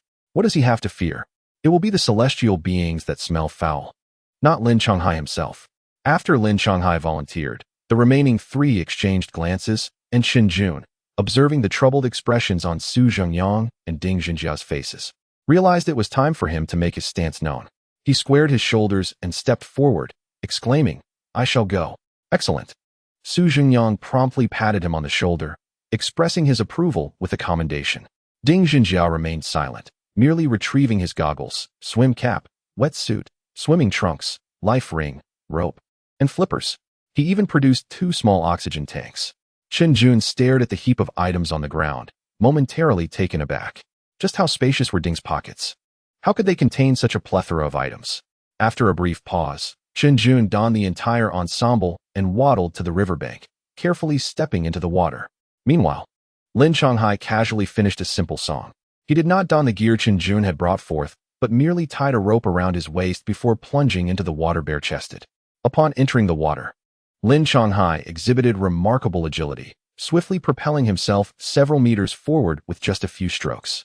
It was only after Lin Changhai had swum back and forth a couple of times that Chen Jun managed to submerge himself completely. You two should dive down and see what lies beneath the surface. If you discover anything unusual, do not panic. Pull on the rope to alert us. Ding, and I will promptly pull you back up, Su Zhengyang shouted to the duo. Understood, Chen Jun replied, then slowly inclined his head towards the water. On the other side, Lin Changhai dove in with a flourish, and then he vanished from sight. The only indication of his presence was the rope that continued to sway, assuring everyone that he had encountered no mishap. Approximately half a minute later, Lin Changhai emerged first, slowly swimming back to the shore. He extended one hand to support himself, then turned and climbed onto the bank. Su Zhengyang hurried over, offering a dry towel. I found this, Lin Changhai, appearing somewhat reticent, accepted the towel with one hand, while tossing something he clutched tightly in the other onto the ground beside him. Su Zhengyang and Ding Zhenjia glanced down, and their eyes widened in astonishment. Lin Changhai had actually caught a fish from the river solely with his swimming prowess. The fish was not particularly long, measuring less than 50 centimeters, yet it was remarkably plump, resembling a creature that had been born into the wrong body. What an extraordinarily fat fish! Su Zhengyang exclaimed in disbelief. This fish could yield a pot of rich broth for Anti-Trope. Ding Zhenjia added, also taken aback. Why does it not have legs? Indeed, Su Zhengyang shifted his attention from food to the fish's belly. Though the fish appeared quite rotund, perhaps excessively so, its anatomical structure bore no significant difference from that of ordinary fish. Yet, the nursery rhyme clearly stated, fish grow legs. I don't know. Lin Changhai suddenly bent over and began to retch, shaking his head as he did so. It seemed that the spirit possessing him had departed. As soon as I plunged into the water, I spotted a fish. Despite its plumpness, it was remarkably agile, and I chased it for quite some time before finally catching it. This shouldn't be, Ding Zhengyang pondered, resting his chin on his hand. Could it be that we have miscalculated our direction? Yet, given the current circumstances, it hardly seemed like a case of misdirection. What on earth is happening? Suddenly, while Ding Zhengyang was deep in thought, Zhengyang sensed something amiss. He gazed at the water's surface and remarked, "Qinjun has been down there for quite a while. Why is there no sign of movement?" No movement. Ding Zhengyang's attention shifted to the water's surface, and he was horrified to realize that the spot where Qinjun had descended was no longer bubbling. "This is bad," he exclaimed. Just then, perhaps in response to Ding Zhengyang's shout, the rope tethering Qinjun suddenly tightened, thrashing back and forth. Chapter 60. Qinjun's Predicament. The Riddle Unraveled. Qinjun. The three men on the shore hurriedly grasped the rope and began to pull upwards. Even Lin Changhai, despite his own queasiness, managed to grab hold of the rope, securing Qinjun, dry heaving as he did so. The combined strength of the three robust men, particularly Zhengyang and Ding Zhengyang, was formidable. Their attributes far exceeded those of an average person, so it took little effort to haul Qinjun from the water. Although he was unharmed, his condition appeared far from favorable. Once pulled from the depths, Qinjun sat in a daze, forgetting to climb the rope towards the shore. Ultimately, it took the concerted effort of Zhengyang and the others to bring Qinjun safely to land. "Snap out of it," Zhengyang urged, leaning in to gently pat Qinjun's face. "What on earth happened?" "Don't ask him just yet. This lad has been thoroughly frightened and lost his wits," Ding Zhengyang interjected, stepping in front of Zhengyang. In the bizarre realms, certain occurrences often have more pronounced side effects. For instance, Qinjun's current state of shock and the resulting stress reaction. This is also why the strange world rewards practitioners with enhanced attributes, without robust physical qualities. Survival in such realms becomes exceedingly difficult. Losing one's wits is a serious matter. If not addressed promptly, Qinjun could end up, at best, as a simpleton, or at worst, suffer a fever unto death. Fortunately, within Zhengyang's team, there were two adept at treating such afflictions, Ding Zhengyang and Lin Changhai. The former possessed peculiar items specifically designed for such situations, while the latter could summon a celestial being skilled in healing ailments. Zhengyang, to some extent, understood the matter himself, but his rudimentary knowledge paled in comparison to the expertise of these two specialists, rendering his own remedies rather inadequate. Thus, he chose to remain silent. Ding Zhengyang's peculiar tools proved to be more effective, and in no time, he summoned Qinjun's spirit back. Gradually, Qinjun emerged from his stupor. However, the expression of terror on his face had yet to fade. "What on earth is happening?" Zhengyang gently patted Qinjun's face once more and inquired, "What lies beneath the water?" Qinjun's voice trembled as he extended his right hand, shaking uncontrollably while pointing towards the center of the river's surface. "What is beneath the water?" Zhengyang pressed on hastily. "There are so many feet." Qinjun stammered. "Feet, feet." The other three were momentarily taken aback, but their realization dawned upon them instantaneously. Fish with feet. Moments earlier, Qinjun had intended merely to observe his surroundings after submerging himself in the water. However, Lin Changhai's commotion as he thrashed about created an uproar too great for Qinjun to concentrate. Thus, he opted to dive deeper to assess the situation. Although his swimming skills were not particularly proficient, he was equipped with an oxygen tank fitted by Ding Zhengyang, allowing him to descend without the need to surface for air. He continued to plunge deeper and deeper until he found himself enveloped in darkness. Surprisingly, this river is quite deep. I must have descended 7 or 8 meters already. Yet I have not reached the bottom? It doesn't seem that wide. Qinjun pondered as he rummaged through his pocket for a waterproof flashlight. Suddenly, he felt something soft and fleshy glide slowly past his calf. A wave of goosebumps surged up from his leg, racing up his spine to the crown of his head. That sensation, it felt eerily reminiscent of human skin. Fear gripped him, and with trembling hands, he raised the flashlight to his chest, tilting its beam slightly downward. Click! A beam of light burst forth, dispelling the chilling darkness beneath the water. What lay before Qinjun was an even more terrifying sight. All around him, in every direction, including above him, were bodies, densely packed and slowly writhing. The size of these cadavers appeared to be rather small, comparable to that of children, with some being even more diminutive, measuring just over half a meter in length. Due to prolonged immersion, these youthful corpses had turned a ghastly white and were swollen. Their faces and bodies had become unrecognizable, indistinguishable from one another except for their size. They had reached a state where even their gender was indiscernible. The sheer number of bodies surrounding him in the inky depths was not what terrified him. It was the fact that these corpses were moving.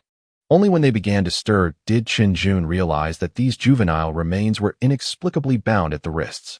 As they swam through the water, their upper bodies remained largely still, propelled solely by the movement of their legs. Some corpses, having been submerged for so long, had lost their legs after a few futile kicks. From a distance, it appeared as though fish had sprouted legs. Qin released the breathing tube from his mouth, disregarding the foul odor of the river water, and began to scream underwater, his mouth agape, when he saw the severed feet cascading towards him like raindrops, rolling closer. He completely lost his composure and struggled frantically beneath the surface. Had it not been for Zhengyang and the others pulling him back in time, he likely would have succumbed to unconsciousness at the riverbed. Now, after a prolonged period of recovery, Qin was finally able to speak somewhat normally. He recounted his experiences in the water in vivid detail to Zhengyang and the others, leaving them all astonished. Zhengyang was the first to regain his senses. So, the reason for the foul stench of the river is due to a large number of children bizarrely submerged at the bottom? He mused, resting his chin on his hand. Since no other entities were discovered in the water, this must be the only explanation. Qin nodded in agreement. Dreadful fish with legs, Ding Zhengyang interjected, furrowing his brow as he glanced at the large fish previously caught by Lin Changhai. So, the meaning of this nursery rhyme is to cast the corpses binding one's hands into the water, where they float at the bottom. Thus, when looking down into the clear water, it appears as though the fish have legs. Upon Ding Zhenjia's revelation, everyone suddenly understood. This was the true meaning of fish with legs. Chapter 61. Village Chief, what happened to your head? After deciphering the meaning of fish with legs, Ding Zhenjia could no longer resist the urge to don his diving suit and plunge into the river. He conducted a meticulous search, exploring from the surface down to the riverbed, and then traversing several hundred meters along the bottom. Only when he was utterly certain that no other anomalies existed did he finally emerge from the water and stow away his gear. To be frank, even with Qin having previously scouted the area, preparing Ding Zhenjia mentally, the sight of the corpses at the riverbed still filled him with an involuntary dread. There were so many. The closer he got to the bottom, the more waterlogged bodies he encountered. Ultimately, he squeezed through a pile of corpses just to reach the riverbed. Fortunately, the entirety of the river was not filled with such bodies. If Ding Zhenjia swam with all his might in one direction, he could soon find a stretch of clean riverbed devoid of corpses. However, those bodies would quickly reappear around him, surrounding him once more. Ding Zhenjia deduced that these submerged corpses likely belonged to some weaker, obsession-level anomalies. They possessed no intelligence nor the ability to communicate with humans. Their sole capability was to encircle those who approached them. The reason for this encirclement remained a mystery. By the way, Ding Zhenjia attempted to retrieve a peculiar item known as the True Flavor Lollipop from the depths. He then discovered that the allure of this lollipop seemed to surpass his own human presence by several magnitudes. With a gentle wave of the lollipop, the peculiar beings would collectively turn their heads towards his hand. A further flick would cause the water to bubble as if boiling. With all the oddities converging towards the lollipop's location, this tool proved remarkably effective, and Ding Zhenjia silently assessed its value. Consequently, he became increasingly resolute in his intention to return the lollipop to safety zone number 1. After confirming that the river housed only that group of mindless, obsessive entities, the group tidied their belongings and opted to return to the villa, primarily because Teacher Ding was exceedingly eager to take a bath. Upon arriving at the village chief's door, Zhengyang pushed it open, only to find the chief flustered, hastily organizing something. "Chief, what treasures are you hiding?" Zhengyang inquired. Nothing at all," the village chief replied, awkwardly concealing his hands behind his back. Earlier, in his fervor to break through, he had scoured the area where Zhengyang and the others discarded their refuse, retrieving several fragments of the peculiar entities. The peculiarities, upon growing stronger, could devour one another to enhance their power.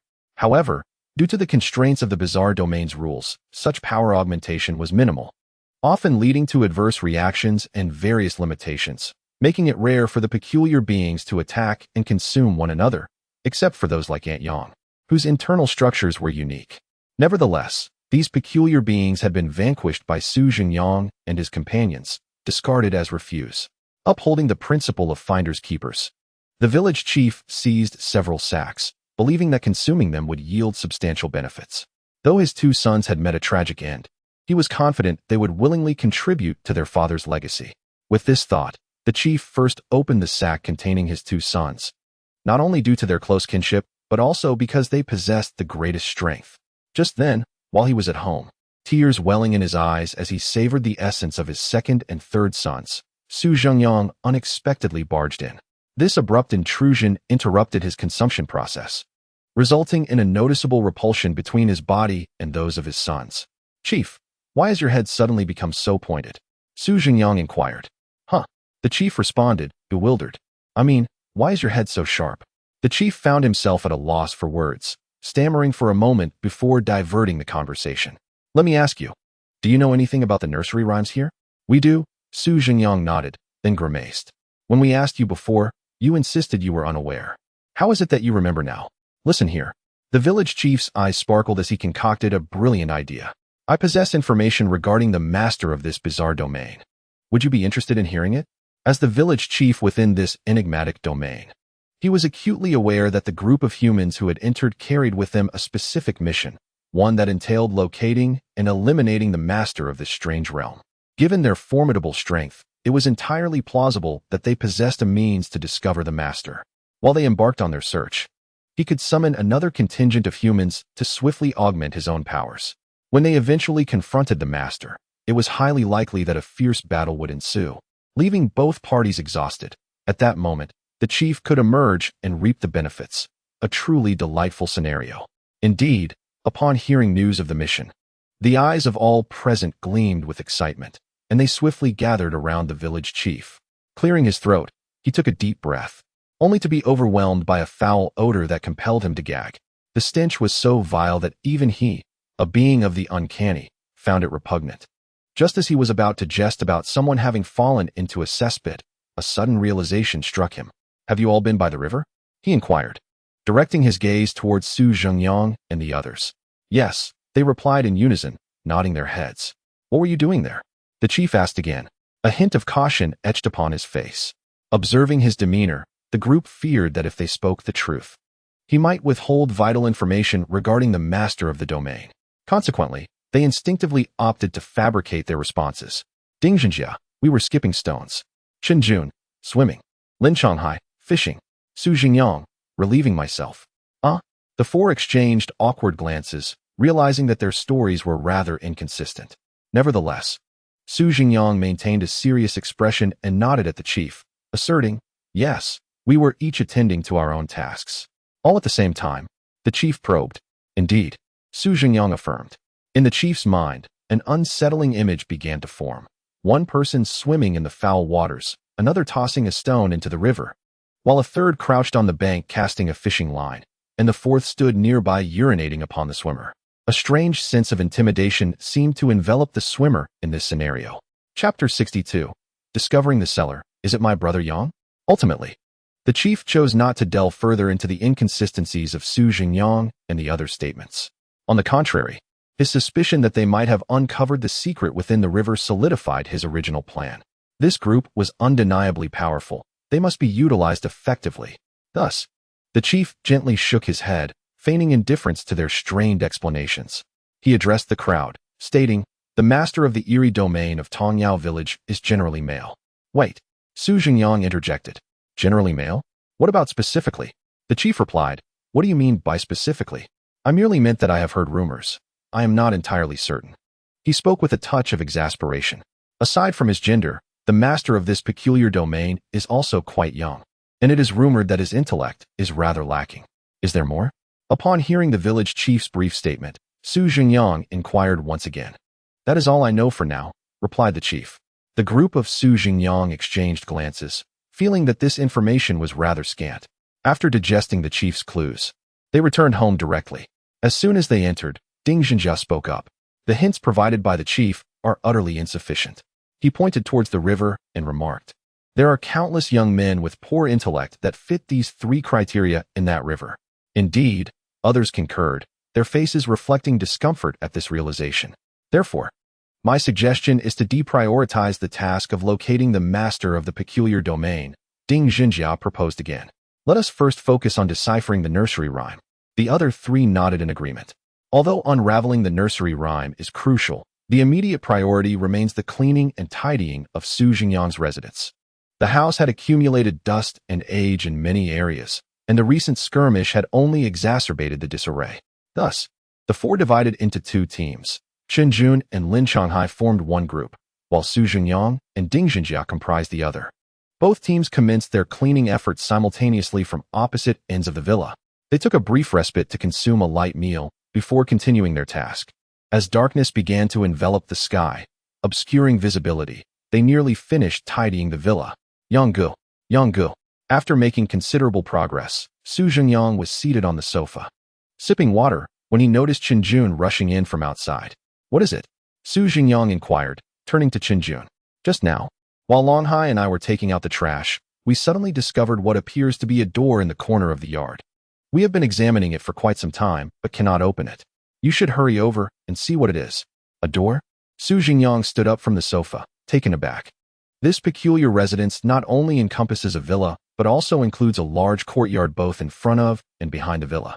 They had entered the courtyard through a door in the wall of the village chief's home before reaching the main entrance of the house. Ding Zhenjia, intrigued by Chen Jun's account, promptly set aside the small brush he had been using to clean the window crevices, brushed off his hands, and approached Su Zhengyang. It must be the cellar of this house. We should investigate. The three hurried towards the direction of the cellar. Lin Shanghai was already there, attempting to open the door. He strained with all his might, his veins bulging on his arms and neck, as he fervently tugged on the handle of the small cellar door. Yet, it remained obstinately shut. Could it be locked? Chen Jun crouched down to inspect, commenting as he did so. Allow me to give it a try, Su Zhengyang offered. This cellar is part of his home and should be under his control. As it turned out, Su Zhengyang's assumption was indeed correct. Just moments ago, Lin Shanghai exerted himself to the point of nearly losing control, yet the small door remained impervious to his efforts. Su Zhengyang, however, merely placed his foot upon it, and the door began to creak ominously. He then bent down, grasping the handle, and pulled gently. It did not budge. Yet, Su Zhengyang's keen eyes discerned a crucial detail. The door was a sliding one. As he spoke, he exerted himself once more, forcefully pulling the cellar door towards him. With a sudden whoosh, the door swung open. Lin Shanghai scratched the back of his head in embarrassment, realizing how effortlessly it could be opened, which made his previous struggle appear somewhat foolish. As the cellar door swung wide, a foul stench, reminiscent of decay intermingled with excrement, rushed forth, assaulting the senses of everyone present. At the riverbank, Su Zhengyang had refrained from entering the water, making him the least odorous of the four. However, since he was the one to open the door, he bore the brunt of the noxious wave. Goodness! Su Zhengyang exclaimed, instinctively covering his mouth and nose, retreating several dozen steps until he reached the far end of the courtyard. That is unbearable, he complained, likening the odor to that of a latrine that had fermented for 8 centuries. The remaining trio, Ding Zhenjia and the others, also detected the foulness, but their reactions were less dramatic than Su Zhengyang's. After all, each of them had tasted the intensely pungent water before. Might this foulness have something to do with the nursery rhyme? Chen Jun inquired, subconsciously linking the cellar to the river water. Ding Zhenjia furrowed his brow at this suggestion, noting that there seemed to be no line in the nursery rhyme pertaining to cellars. Ding Zhenjia's musings were abruptly interrupted by a loud cry emanating from the depths of the cellar. The three at the door jumped in alarm, instinctively retreating away from the cellar's entrance. In stark contrast, Su Zhengyang felt a surge of familiarity at the sound and quickened his pace. Abba, Abba, echoed again from within the cellar, the voice slightly husky yet unmistakably youthful. Su Zhengyang's steps quickened further. Su Zhengyang, be careful, Ding Zhenjia called out, rushing to block his path as Su Zhengyang dashed towards the cellar without a moment's hesitation. It's fine, Su Zhengyang waved dismissively at Ding Zhenjia, his gaze unwaveringly fixed on the cellar. Just as he reached the entrance, a figure emerged from the dark recesses, revealing only its head. The individual from the cellar was nearly unrecognizable, their face obscured by black grime and dirt, even their teeth stained a dark brown. Su Zhengyang locked eyes with the figure. Abba, Abba? Upon seeing Su Zhengyang, The figure in the cellar revealed a moment of confusion in its dazed eyes, uttering a sound. Zhengyang also exhibited a look of bewilderment. The other person's face was so obscured by darkness that it was impossible to discern their features. After approximately 5 seconds, Zhengyang finally recognized the identity of the individual before him. He hurried forward and grasped the figure's hand. "Pengxiang!" exclaimed Lu Pengxiang in surprise. Realizing that his exclamation was somewhat inappropriate, Lu Pengxiang opened his mouth, recalling the necessary organs for speech. After a pause, he continued, I don't know. What is going on? Open your ears. Can you guess which dialect this is? Oh dear, is that really you? Brother Yang. Chapter 63. I don't know it truly is you, Pengxiang. Upon confirming that the individual before him was indeed Lu Pengxiang, Zhengyang felt an overwhelming surge of excitement. He immediately pulled Lu Pengxiang from the depths of the cellar. Disregarding the layers of grime covering him and the foul odor emanating from his being, and embraced him tightly. After a moment, he finally released Lu Pengxiang. My brother, how did you end up in such a dire state? Zhengyang asked, holding Lu Pengxiang's hands with a concerned expression. Lu Pengxiang, upon hearing Zhengyang's inquiry, lowered his head to examine the filth on himself and shuddered in disgust. Unfortunately, the grime clung stubbornly to him, and shaking it off proved futile. I don't know, Lu Pengxiang replied, shaking his head in confusion. Zhengyang paused briefly before continuing. Do you realize you have traveled through time? Lu Pengxiang shook his head again. I don't know. Zhengyang pressed on. You are now in a peculiar situation. Do you understand? Lu Pengxiang responded. What? I don't know. Zhengyang slapped his forehead in exasperation. How can you not know anything? Observing Zhengyang's speechless expression, Lu Pengxiang suddenly broke into a wide grin. He then spoke in his thick Shandong dialect. With Brother Yang around, I don't need to know anything, right? All right. Zhengyang chose not to delve further into Lu Pengxiang's ignorance. After all, his brother had never been particularly sharp-witted, often referred to as silly Xiangzi by the other children in their village. Come with me over there. I'll take you back to wash up. With that, Zhengyang headed toward Ding Zhengjia and the others, with Lu Pengxiang obediently trailing behind him, a silly grin adorning his face. The three individuals standing across from them were utterly bewildered. Lin Changhai instinctively gasped. As an experienced exorcist, he could discern the difference between a terrifying and a bizarre phenomenon, despite not being intimately familiar with the aura of the latter. What on earth is happening? Lin Changhai questioned, pointing at Zhengyang and Lu Pengxiang, before turning to Ding Zhengjia for clarification. Did that peculiar being not just appear? How is it that they both seem to be acquainted? Are they perhaps related? Chen Jun twitched his lips, reminiscing about the scene he shared with Zhengyang in the Crimson District. This was undoubtedly a signature move of Brother Yang. Ultimately, Ding Zhengjia provided the most reasonable explanation for Zhengyang. His abilities facilitate a profound level of communication with certain anomalies. Although this depth of interaction remains invisible to the naked eye, each encounter seems to cultivate an exceptionally strong bond between these entities and Zhengyang. As for the intricacies beyond that, I cannot elaborate, as it is inherently tied to his unique skill set, and it would be inappropriate for me to pry further. Zhengyang's talents have already circulated within the upper echelons of the first safety zone. Some even claim that his abilities can draw anomalies into the same mental realm, allowing a brief re-experience of existence, thereby forging a deep connection with the anomaly. Zhengyang merely chuckles at such hearsay, neither confirming nor denying it. Let them speculate. The more outrageous the rumors, the less he has to worry. Should someone suddenly declare him a time traveler, it would likely be dismissed as mere gossip, eliciting only amusement.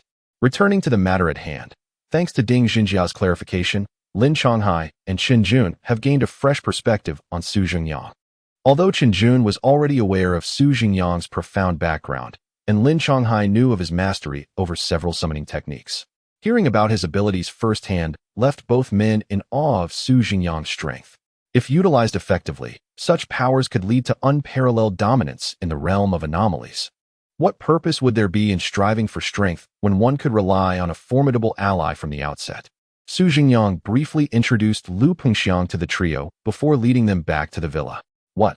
You inquire why they did not hasten to investigate the basement for its contents? The overwhelming stench was unbearable, even for Lin Changhai, who was typically impervious. It would be prudent to first open the door and ventilate the area.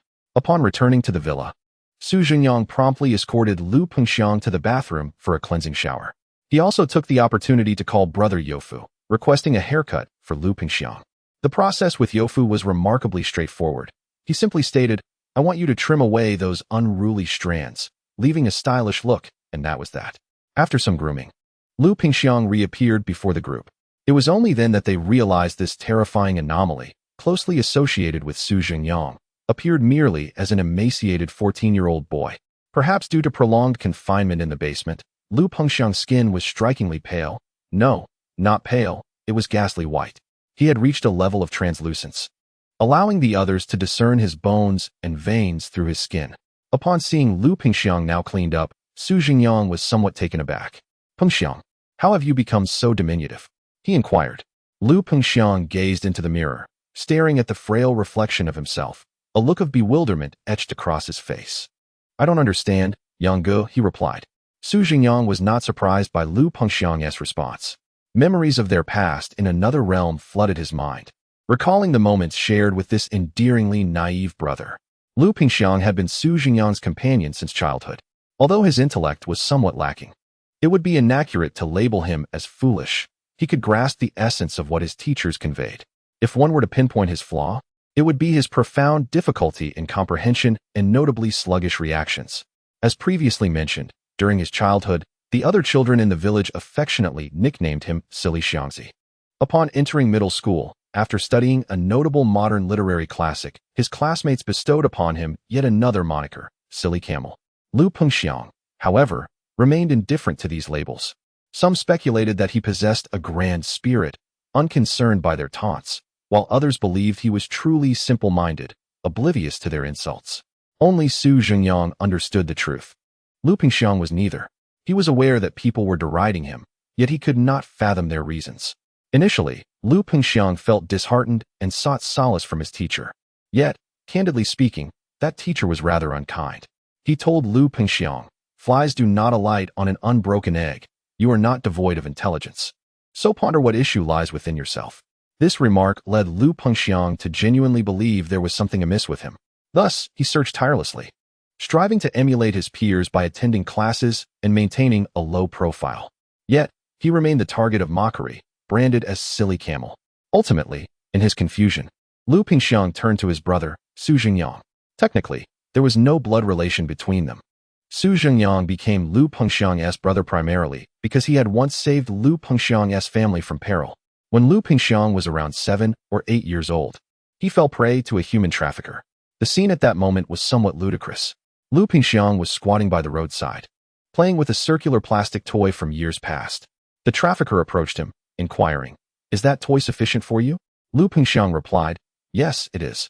The trafficker, believing Lu Pengxiang to possess sufficient vigilance, contemplated abandoning his plan.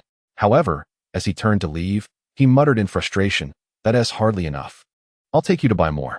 Before he could finish his sentence, he noticed Lu Pengxiang standing up, brushing off his trousers, and following closely behind him. And thus, Lu Pengxiang was led away.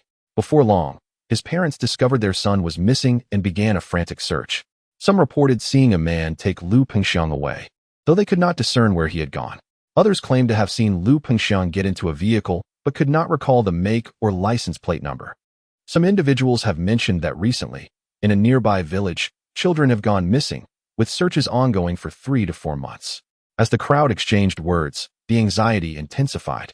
Ultimately, the parents of Lu Pengxiang, having lost all leads, collapsed in the middle of the road, weeping inconsolably, their cries echoing with despair. At that moment, Zhengyang appeared, leading his son towards them.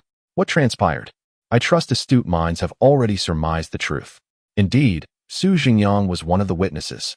Furthermore, he had memorized the appearance of the trafficker, the vehicle model, license plate number, and the escape route.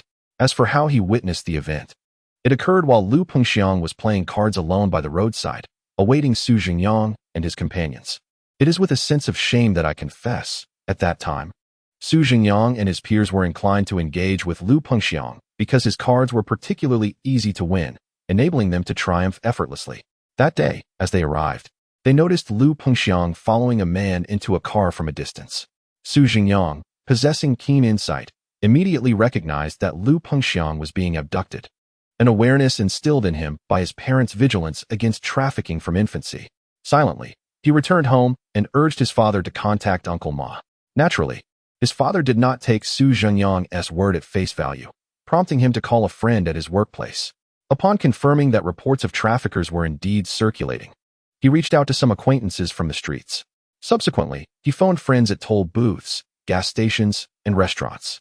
Thus, Lu Pingxiang was abducted in the morning, and by afternoon, the trafficker's vehicle was intercepted on a back road out of the county. The trafficker had stopped, hungry and seeking a bowl of noodles, at a noodle shop owned by a close friend of Su Zhengyang's father. In the end, the trafficker was bound to a tree by enraged passers-by and beaten for 2 hours before being taken away, barely alive, by Uncle Ma. Naturally, Lu Pingxiang was returned to his village by friends of Su Zhengyang's father. Upon seeing their son rescued, Lu Pingxiang's parents, overwhelmed with joy, wept even louder. They then insisted on kneeling and bowing to Su Zhengyang's family in gratitude. After the bows, they wished for Lu Pingxiang to recognize Su Zhengyang's father as a godfather. Seeing the family of a few days later, those children at school lost their original names. They were mockingly renamed Little Sissy, Mahjong Face, Black Belly Button, and No JJ. These nicknames rendered them unable to hold their heads high within the school. Fueled by anger, they sought revenge against Lu Pingxiang. However, they were soon cornered by Su Zhengyang and over 20 of his companions in the school's large restroom. The parents of these children came to stir up trouble. Noticing the situation escalating, a teacher discreetly pressured Su Zhengyang and his group to bow down, admit their mistakes, and apologize. Su Zhengyang, in turn, summoned his friends, who then called upon their father working in the education bureau. The teacher was dismissed, and the children who could transfer did so, while those who could not ended up apologizing to Su Zhengyang and Lu Pingxiang. Consequently, no one dared to bully Lu Pingxiang at school anymore, for everyone was aware of his formidable older brother. From that moment onward, Lu Pingxiang realized he need not unravel certain complexities. He merely had to follow Su Zhengyang, who would naturally guide him through understanding. Later, Su Zhengyang was admitted to university and left his hometown. Lu Pingxiang, heeding Su Zhengyang's advice, chose to enlist and serve the nation. After graduating, Su Zhengyang opted for self-sufficiency, working his way up from the bottom to surpass his father.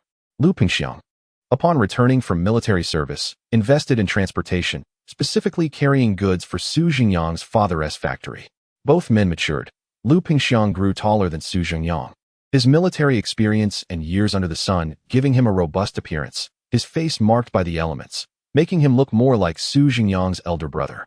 In the days leading up to Su Zhengyang's wedding, Lu Pingxiang had successfully courted a simple girl from the village. On that occasion, he did not seek Su Zhengyang's opinion and directly chose to become engaged. Later, when Su Zhengyang was married, Lu Pingxiang happened to be abroad on a freight run. Still, he did not consult Su Zhengyang, hastily boarding a flight back home. Indeed, even if he had asked, Su Zhengyang would not have offered much counsel, for his once naive little brother had grown up and deserved the right to make his own choices. Returning to the present, Lu Pingxiang sat beside Su Zhengyang, grinning like a carefree fool. "What are you laughing at?" Su Zhengyang asked, somewhat puzzled, turning to look at Lu Pingxiang. "Brother Yang." Lu Pingxiang pointed at Su Zhengyang and then at himself, continuing with his thick local accent. "Now you're much taller than me and look older. I like it this way." "Why?" Su Zhengyang inquired further. "Because that way, anyone can tell you're my brother." Su Zhengyang replied, "Speak less. Remember to wash your hands before dinner." Chapter 65. Master of the Crispy Ghost Realm, Su Zhengyang. No one shall lay a finger on him. The dinner for Su Zhengyang and his party was not particularly lavish. Ding Zhenjia simply prepared 4 dishes and a soup. During the meal, Su Zhengyang pondered the sudden appearance of Lu Pingxiang. In this peculiar realm, the architectural layout starkly contrasts with that of Su Zhengyang's ancestral home. Here, one encounters quaint 2- or 3-story buildings, whereas Su Zhengyang's residence primarily comprises single-story houses with spacious courtyards capable of accommodating large trucks. In Su Zhengyang's hometown, high-rise constructions are virtually non-existent, as the residents inhabit dwellings reminiscent of ancient courtyard homes. Thus, it becomes evident that Lu Pingxiang has found himself in a location exceedingly distant from his roots. From his previous conversations with Su Qingfeng, Su Zhengyang deduces that the life trajectories of their acquaintances here mirror those from before their transmigration, with the sole distinction being that their counterparts in this realm have yet to encounter themselves. Following this line of reasoning, And considering Lu Pengxiang's unexpected appearance in a southern village, Su Zhengyang arrives at the conclusion that this world's Lu Pengxiang must have been abducted, never to be reclaimed. He has indeed been transported to a far-off land, so remote that he remains oblivious to his whereabouts and the means of return. This reflection triggers a poignant thought in Su Zhengyang's mind. The uncanny manifestations arise from the essence of human mortality, their eerie visages echoing the countenance of individuals at the moment of their demise. Previously, he had known Yu Gu, Aunt Yang, and Su Jian as adults, encountering them in their mature states. When they subsequently fell into life's tribulations, they appeared as adults. Yet, before him, Lu Pengxiang, in his frail youth, evokes an inexplicable surge of sorrow within Su Zhengyang. Lu Pengxiang, at the tender age of 13 or 14, has already traversed such a harsh existence. Observing the complex emotions etched on Su Zhengyang's face, Lu Pengxiang responded with a light-hearted smile. "Fortunately, you found me, brother." Su Zhengyang pressed his lips together and gently patted Lu Pengxiang's shoulder, reassuring himself that as long as he was present, Lu Pengxiang's suffering would be alleviated. "By the way, Yang Gu, I suddenly recalled something," Chen Jun, seated across the dining table, interjected at that moment. "What is it?" Su Zhengyang inquired, lifting his gaze towards Chen Jun. Scratching the back of his head, Chen Jun awkwardly continued. "Do you remember what the village chief described as the characteristics of the master of this peculiar realm? I feel your friend bears a certain resemblance, of course. Yang Gu, I'm not implying your friend is lacking in intellect, merely that he bears some likeness," he added, his voice dwindling into a murmur. Ultimately, amidst the curious glances of the others, Chen Jun fell silent, quietly taking a serving of food for himself. Su Zhengyang remained contemplative, fully aware of his brother's situation. Indeed, the current Lu Pengxiang perfectly aligns with the traits outlined by the village chief regarding the master of this peculiar realm. Ding Zhenjia and Lin Changhai also recognized this similarity, but refrained from further discussion. After all, the objective in seeking the master of this realm was to fulfill the third task, to eliminate him. The possibility of Lu Pengxiang being a close friend of Su Zhengyang, effectively rendering him an ally, made anyone hesitant to broach the topic. Lu Pengxiang, however, was oblivious to this nuance, as he was not particularly astute. "Yang, it appears that I am indeed the enigmatic master of this peculiar realm," Lu Pengxiang suddenly spoke, chuckling as he scratched his head. "I have just discovered that I seem to have an innate sensitivity to everything within this village." No sooner had Lu Pengxiang's words settled than the panels materialized before everyone, displaying a message. "Congratulations. You have uncovered the master of the enigmatic domain, Lu Pengxiang. Currently, the master of the enigmatic domain is in a weakened state and unable to resist any external assaults. Terminating Lu Pengxiang will prematurely conclude the enigmatic domain task and yield substantial rewards." As the panels appeared, the system's alert resonated simultaneously for the four individuals. The expressions on their faces darkened, particularly Su Zhengyang's. His foolish brother's fate seemed unbearably tragic. Not only had he been trafficked in this world, but he had also become the master of the enigmatic domain, living like a rat in a filthy cellar. Despite possessing terrifyingly bizarre powers, he had now been reduced to a fragile state, easily susceptible to death with a single strike. Having been rescued, he now faced the prospect of being hunted by all. How could his fate appear even more dismal after being saved? What heinous act had this child committed to deserve such merciless treatment from the heavens? With a heavy sigh, Su Zhengyang contemplated this grim situation. He then raised his head, his expression grave, and declared, "Lu Pengxiang is my brother. None of you shall lay a hand on him." This statement was directed primarily at Chen Jun and Lin Changhai. Su Zhengyang was well aware of Ding Zhenjia's character, and he trusted that Mr. Ding would not engage in reckless endeavors for the sake of lucrative rewards. As anticipated, Ding Zhenjia mirrored Su Zhengyang's thoughts.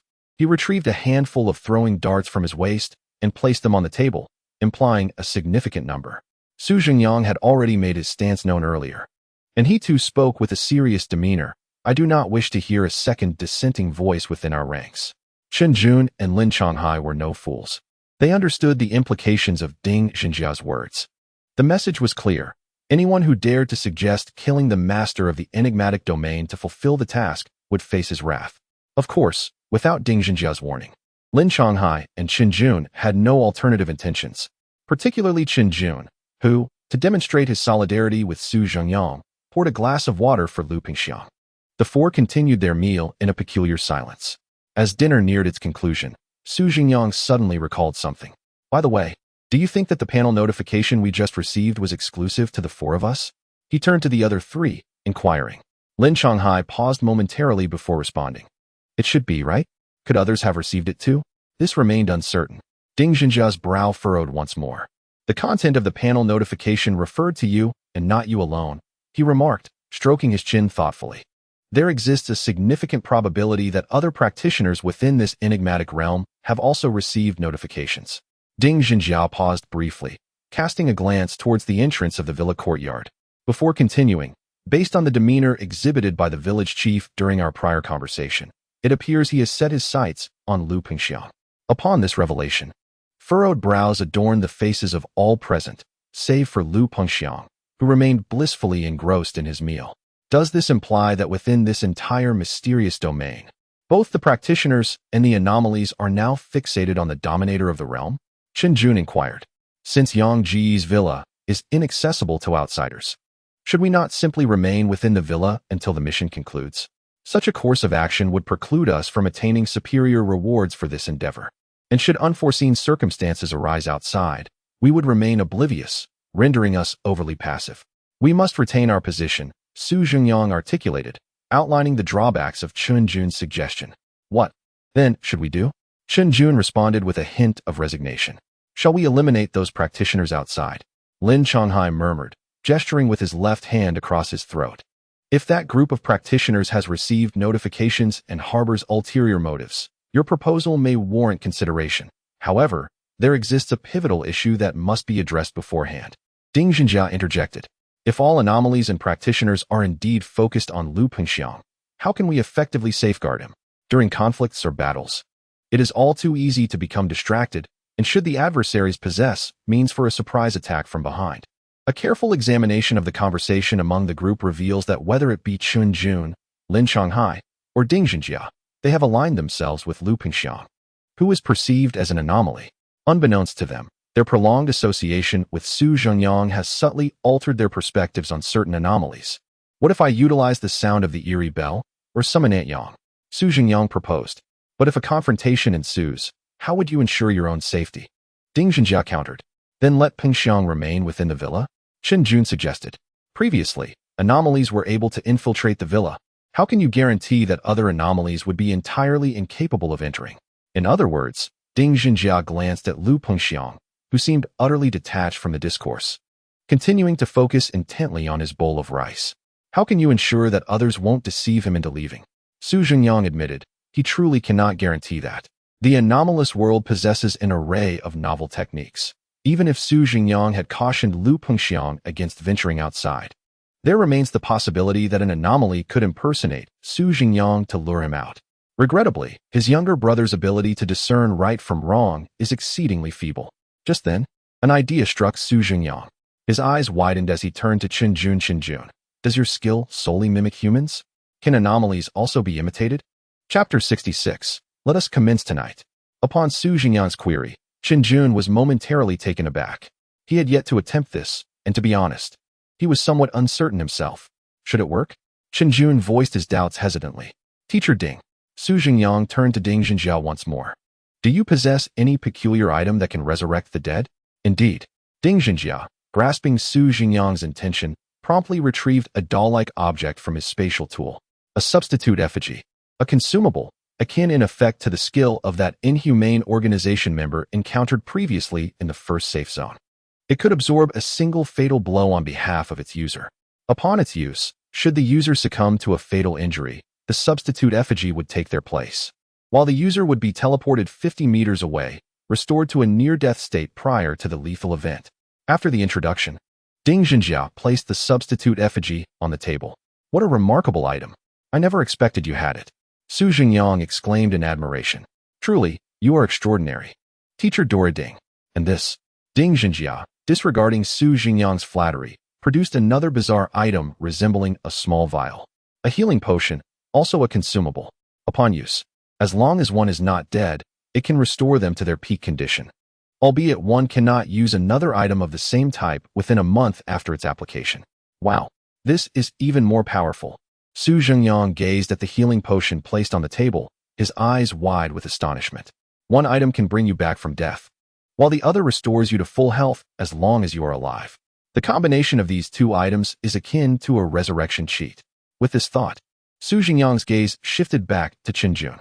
Now that they had reached this point, Qinjun naturally understood Su Zhengyang's intentions. He wished for Qinjun to disguise himself as Lu Pengxiang, becoming his stand-in, blurring the lines between truth and illusion, thus safeguarding Lu Pengxiang while probing the attitudes of those who manipulate the uncanny. "Give me 2 days, and I shall give it a try," Qinjun said, his expression serious as he looked at Su Zhengyang. "Thank you, brother." With Qinjun's affirmative response, Su Zhengyang joyfully rose, throwing an arm around Qinjun's shoulders. "No need for formality, young girl." Qinjun chuckled, patting Su Zhengyang's hand resting on his shoulder. "We're all mates." "Exactly. We're all mates." Su Zhengyang smiled at his 3 companions before him. He never imagined he would encounter such loyal friends in this world. Should the opportunity arise, he vowed to guide them further. "Since Qinjun required 2 days for preparation, I propose we deal with that village chief outside tonight," Lin Zhonghai suggested. As he spoke, he raised his right hand again, mimicking a throat-slitting gesture. "That is agreeable, but we must first devise a battle plan. The village chief is no weakling." This time, Ding Zhengjia did not withhold his agreement with Lin Zhonghai. It is quite evident that the village chief's residence is alarmingly close to the villa, presenting an undeniable threat. There is no need for deliberate obstruction at the entrance. The village chief merely needs to remain in his home, as any visitors to the villa will inevitably pass right beneath his watchful gaze. The presence of Lu Pengxiang within Su Zhengyang's villa is a matter that cannot be concealed from the village chief, given his previously demonstrated disposition. Should he become aware of Lu Pengxiang's existence, he would undoubtedly devise countless schemes to eliminate him. The village chief is an enigma, inherently positioned in opposition to humanity, and now finds himself at odds with Lu Pengxiang as well. This duality of conflict guarantees a fatal outcome. Ding Zhengjia is unable to ascertain the strength of the bizarre entity, yet he possesses no fewer than 10 methods to comprehend the capabilities of such anomalies. Considering the current abilities of the village chief, subduing him should not prove exceedingly challenging. However, one must remain vigilant against any hidden trump cards or reinforcements he may have. "I found that old man quite displeasing for some time," Su Zhengyang remarked through clenched teeth. Constructing a dilapidated structure to obscure the entrance to another's home is an unmistakable sign of malevolence. Thus, the group reached a consensus, promptly deciding that Su Zhengyang, Ding Zhengjia, and Lin Zhonghai would venture out to confront the village chief that evening, while Qinjun would remain at the villa to guard Lu Pengxiang. Su Zhengyang felt at ease in trusting his brother to Qinjun's care. Trust is paramount. This young man has proven himself worthy of confidence. Moreover, Qinjun had taken the initiative to formalize his loyalty by signing a pact with Su Zhengyang, utilizing the very pen of Wang Yaming, which possesses the ability to control others. Upon confirming their plan to confront the village chief that night, the group gathered around the table to deliberate their strategy. As their discussions drew to a close, the darkness enveloping Tongyao village deepened, shrouding the entire area in a veil of night. "It is time to act." Ding Zhengjia nodded towards Su Zhengyang and Lin Zhonghai. Meanwhile, within the village chief's abode, he sat in a grand armchair, cradling a teapot, his eyes narrowed. "This time, I have dispatched additional individuals to expedite their efforts." "Indeed," replied a hunchbacked entity standing at the village chief's door before turning to depart. The village chief then rose slowly from his chair, making his way towards the staircase leading to the 2nd floor. The departing entity, with one leg longer than the other, walked with a pronounced limp, yet this did not hinder its speed. It traversed the distance from the village chief's home to the building where Song Guzi and the others resided in less than 10 seconds. At that very moment, Song Guzi sat cross-legged in his room, meditating. As the limping entity approached his door, he abruptly opened his eyes, a serious expression overtaking his countenance. "So it has finally come to my doorstep." Rising, he moved to the window, gazing down at the shadowy figure with a hunched back on the darkened street below. "However, if you wish to trouble me, you must first ascertain whether you can breach the defenses I have meticulously established." "How eerie. Help me, Taoist." Just as Song Guzi was in the midst of his grandiloquent musings, he was abruptly interrupted by a blood-curdling scream emanating from downstairs. "What?" Song Guzi's expression shifted drastically. "When did this strange entity arrive? This is dire." My comrades. In haste, Song Guzi flung open the door and dashed towards the source of the commotion below. Upon reaching the ground floor, he was met with a scene more terrifying than any he had encountered since entering this uncanny domain. In the living room, three bizarre figures, clad in the garb of villagers, had materialized. Each of these peculiar beings held a massive iron cage, towering over 1/2 meter in height. They stood motionless, coldly smirking at the panicked individuals scurrying about. Behind them, three smaller entities of varying heights, all seemingly youthful, were frantically pursuing the fleeing crowd. Please take me in. Please take me in. The small entity, with a vacant stare, monotonously repeated this phrase, yet its strength was alarmingly potent, bearing the semblance of a tale of horror. Taoist, please save us. A man, upon seeing Song Guzi's arrival, rushed to his side and implored him. Chapter 67. Song Guzi, agree to their pleas. Song Guzi exhibited no signs of panic or confusion. With a calm demeanor, he placed his left hand over his chest, deftly forming various hand gestures. A faint crackle of lightning began to coalesce at his fingertips. Noticing that the lightning had not attained the desired potency, he surveyed his surroundings and discovered that one of his teammates had vanished. His brow furrowed slightly, a look of regret crossing his face. What is happening? Where is Wang Wei, the teammate who has disappeared? Song Guzi inquired. Taoist, that group of individuals appeared from nowhere, suddenly standing in the living room, and then unleashed those strange entities to chase us. The man responded anxiously.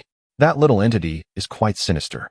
It chases you while incessantly asking if you will take it in. If you do not respond, it becomes frenzied and bites you upon catching up. And if one responds? Song Guzi probed. If you refuse to take it in, it becomes even more deranged. The man pointed at a small entity that was bouncing about like a firecracker. If you agree, you will disappear, just like Wang Wei. Understood. Song Guzi nodded, then took a firm step forward. Thunderlaw. With a crack, a bolt of purple lightning shot forth from his fingertips, striking one of the adult entities clutching the iron cage. Seize the leader before capturing the followers. Those standing idly must surely be the source of the trouble. True to Song Guzi's expectations, as the lightning struck the entity, one of the smaller entities in pursuit suddenly froze, only to become even more frenzied thereafter. The peculiar entity struck by lightning exhibited no significant changes aside from a slight tremor in its body. The power is still insufficient, Matsuguko murmured, subsequently retrieving 3 talismans adorned with unique runes from his pocket. With a swift motion of his hand, the 3 talismans unfurled in the air, arranging themselves in a straight line. As Matsuguko advanced towards the trio of adult entities, he deftly gestured with his hands while murmuring incantations. Halfway through his approach, the 3 adult entities sensed the threat posed by Matsuguko. They immediately commanded the smaller entities to redirect their assault towards him. Just as the smaller entities were about to reach Matsuguko, he abruptly extended his hands forward, pointing at the 3 adult entities. Thunder technique. With that declaration, the 3 talismans hovering beside Matsuguko emitted an intensely bright light at the moment he invoked the thunder technique. Subsequently, 3 white lightning spheres, each the size of an Elizabethan melon, surged forth from the talismans, racing towards the adult entities with remarkable speed. Simultaneously, Matsuguko performed a hand gesture with one hand while swiftly retrieving a string of bells from his pocket with the other. The bells, an extraordinary artifact, unleashed a disorienting effect the moment they were shaken, rendering even Matsuguko momentarily dizzy. The smaller entities found themselves immobilized in place. Consequently, the 3 adult entities, unable to evade in time, were struck squarely in the chest by the lightning spheres. Boom, boom, boom. The resounding detonations echoed simultaneously, bathing the entire room in a blinding white light. As Matsuguko gradually emerged from his daze, he beheld the 3 adult entities sprawled on the ground in varying positions, seemingly exhaling more than they inhaled. The smaller entities remained frozen, their faces displaying a vacant expression. The puppeteer behind them revealed their presence, leaving Matsuguko perplexed at their lack of foresight. With a disdainful curl of his lip, he mocked the intellect of these entities. Then, he observed as the 3 adult entities stood up in a grotesquely contorted manner. The sound of cracking joints filled the air as their bodies twisted unnaturally before reverting to their original forms. Matsuguko noted that after the adult entities recovered, the smaller ones deflated like punctured balloons. Remarkably, they could regain strength through the smaller entities.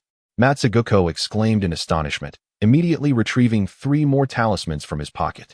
These talismans, products of extraordinary artifacts, posed no adverse effects upon usage, save for the consumption of one's lifespan. At this moment, Matsuguko found himself abundant in lifespan.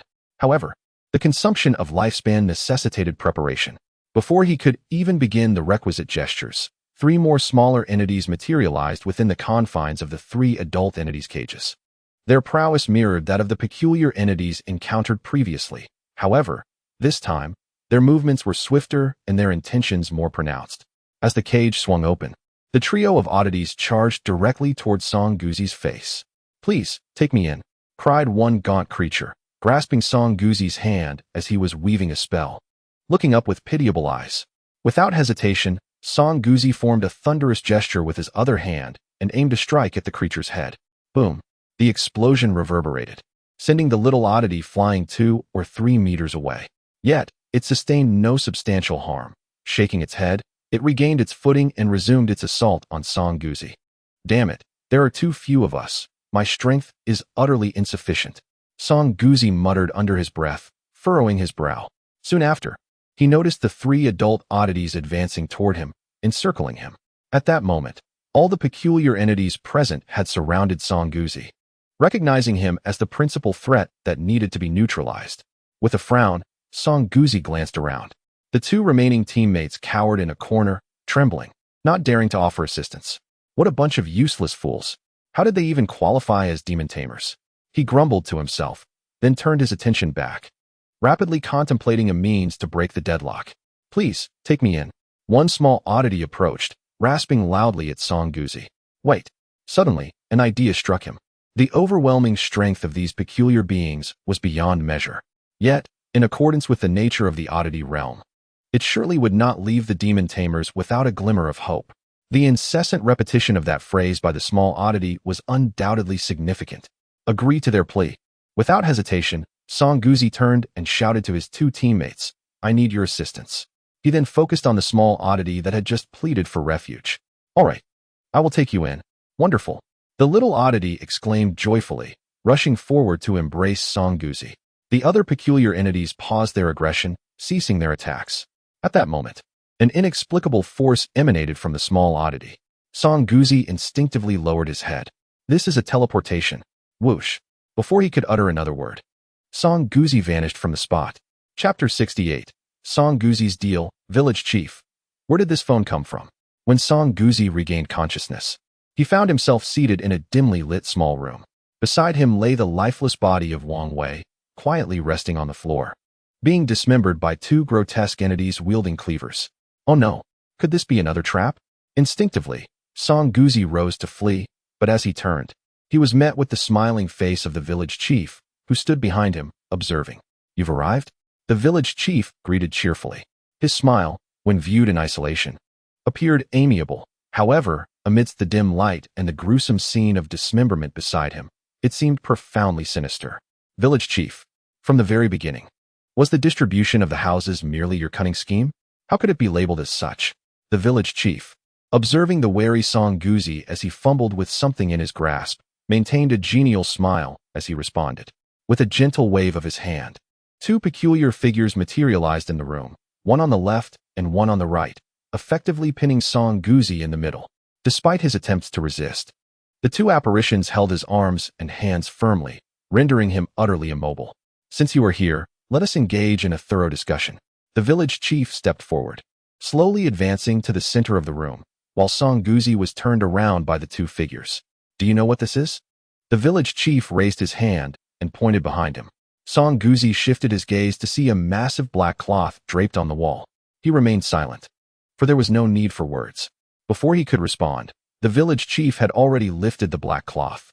With a whoosh, a cacophony of metallic clattering ensued. Song Guzi's eyes widened in disbelief as he beheld the sight behind the black cloth. For there, meticulously arranged, stood a multitude of cages. Each cage housed a figure resembling the earlier apparitions in the house, either crouching or lying down. Externally, these figures appeared to be no older than 11 or 12. Their frames thin and emaciated, their bodies marred with filth. At the moment the black cloth was unveiled, these small apparitions raised their heads. their vacant stares directed at the individuals in the room. Upon noticing the village chief, a flicker of fear ignited in their eyes. And when their gaze shifted to Song Guzi, their eyes widened, revealing mouths already decayed. "Please, take me in. Please, take me in." The small apparitions clung to the bars of their cages, mechanically repeating the same desperate plea to Song Guzi. A dreadful conjecture loomed within Song Guzi's mind, leaving him utterly astounded. The village chief, noticing the shock etched on Song Guzi's face, allowed his smile to deepen. "You are quite unfortunate, dear guest." He seated himself on the edge of one of the small apparitions' cages and spoke. "I had originally intended to save this revelation for your experience 5 days hence. But due to unforeseen circumstances, I must present it to you on your very first day." "You." Song Guzi narrowed his eyes, devoid of any intention to flee. "Do you wish to broker a deal with me?" "It is quite evident." The village chief patted the cage beneath him. "The entire village is my domain. And our product is precisely this." "You produce children?" Song Guzi continued to inquire. "We do not produce, we merely trade. Do not concern yourself with the origins of these children," the village chief replied. Song Guzi fell silent. He could surmise the origins of these children without needing to ask. Observing Song Guzi's gaze fixed upon the cages, the village chief once again spoke with a smile. "You have witnessed the abilities of these children, and they are quite obedient. Acquiring one would undoubtedly benefit you." Song Guzi pressed his lips together and cast several glances at the peculiar creatures within the cage, before slowly inquiring, "How much?" The village chief, upon hearing Song Guzi's question regarding the price, wore an even broader smile. He raised his hand and extended a solitary finger. 100,000 Ming coins. "You may take home a compliant child." "That's exorbitant," Song Guzi exclaimed, his eyes widening. 100,000 Ming coins.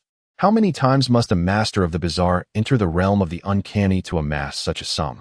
"The price is quite reasonable, dear customer," the village chief replied, lacking any intention to negotiate, merely adding with a smile. Song Guzi furrowed his brow and retorted, "Let me remind you." The village chief gestured towards the two peculiar creatures beside Song Guzi, who were still dismembering Wang Wei with a knife. "This transaction was initiated by you. Should you refuse, I shall be compelled to handle the matter according to the rules."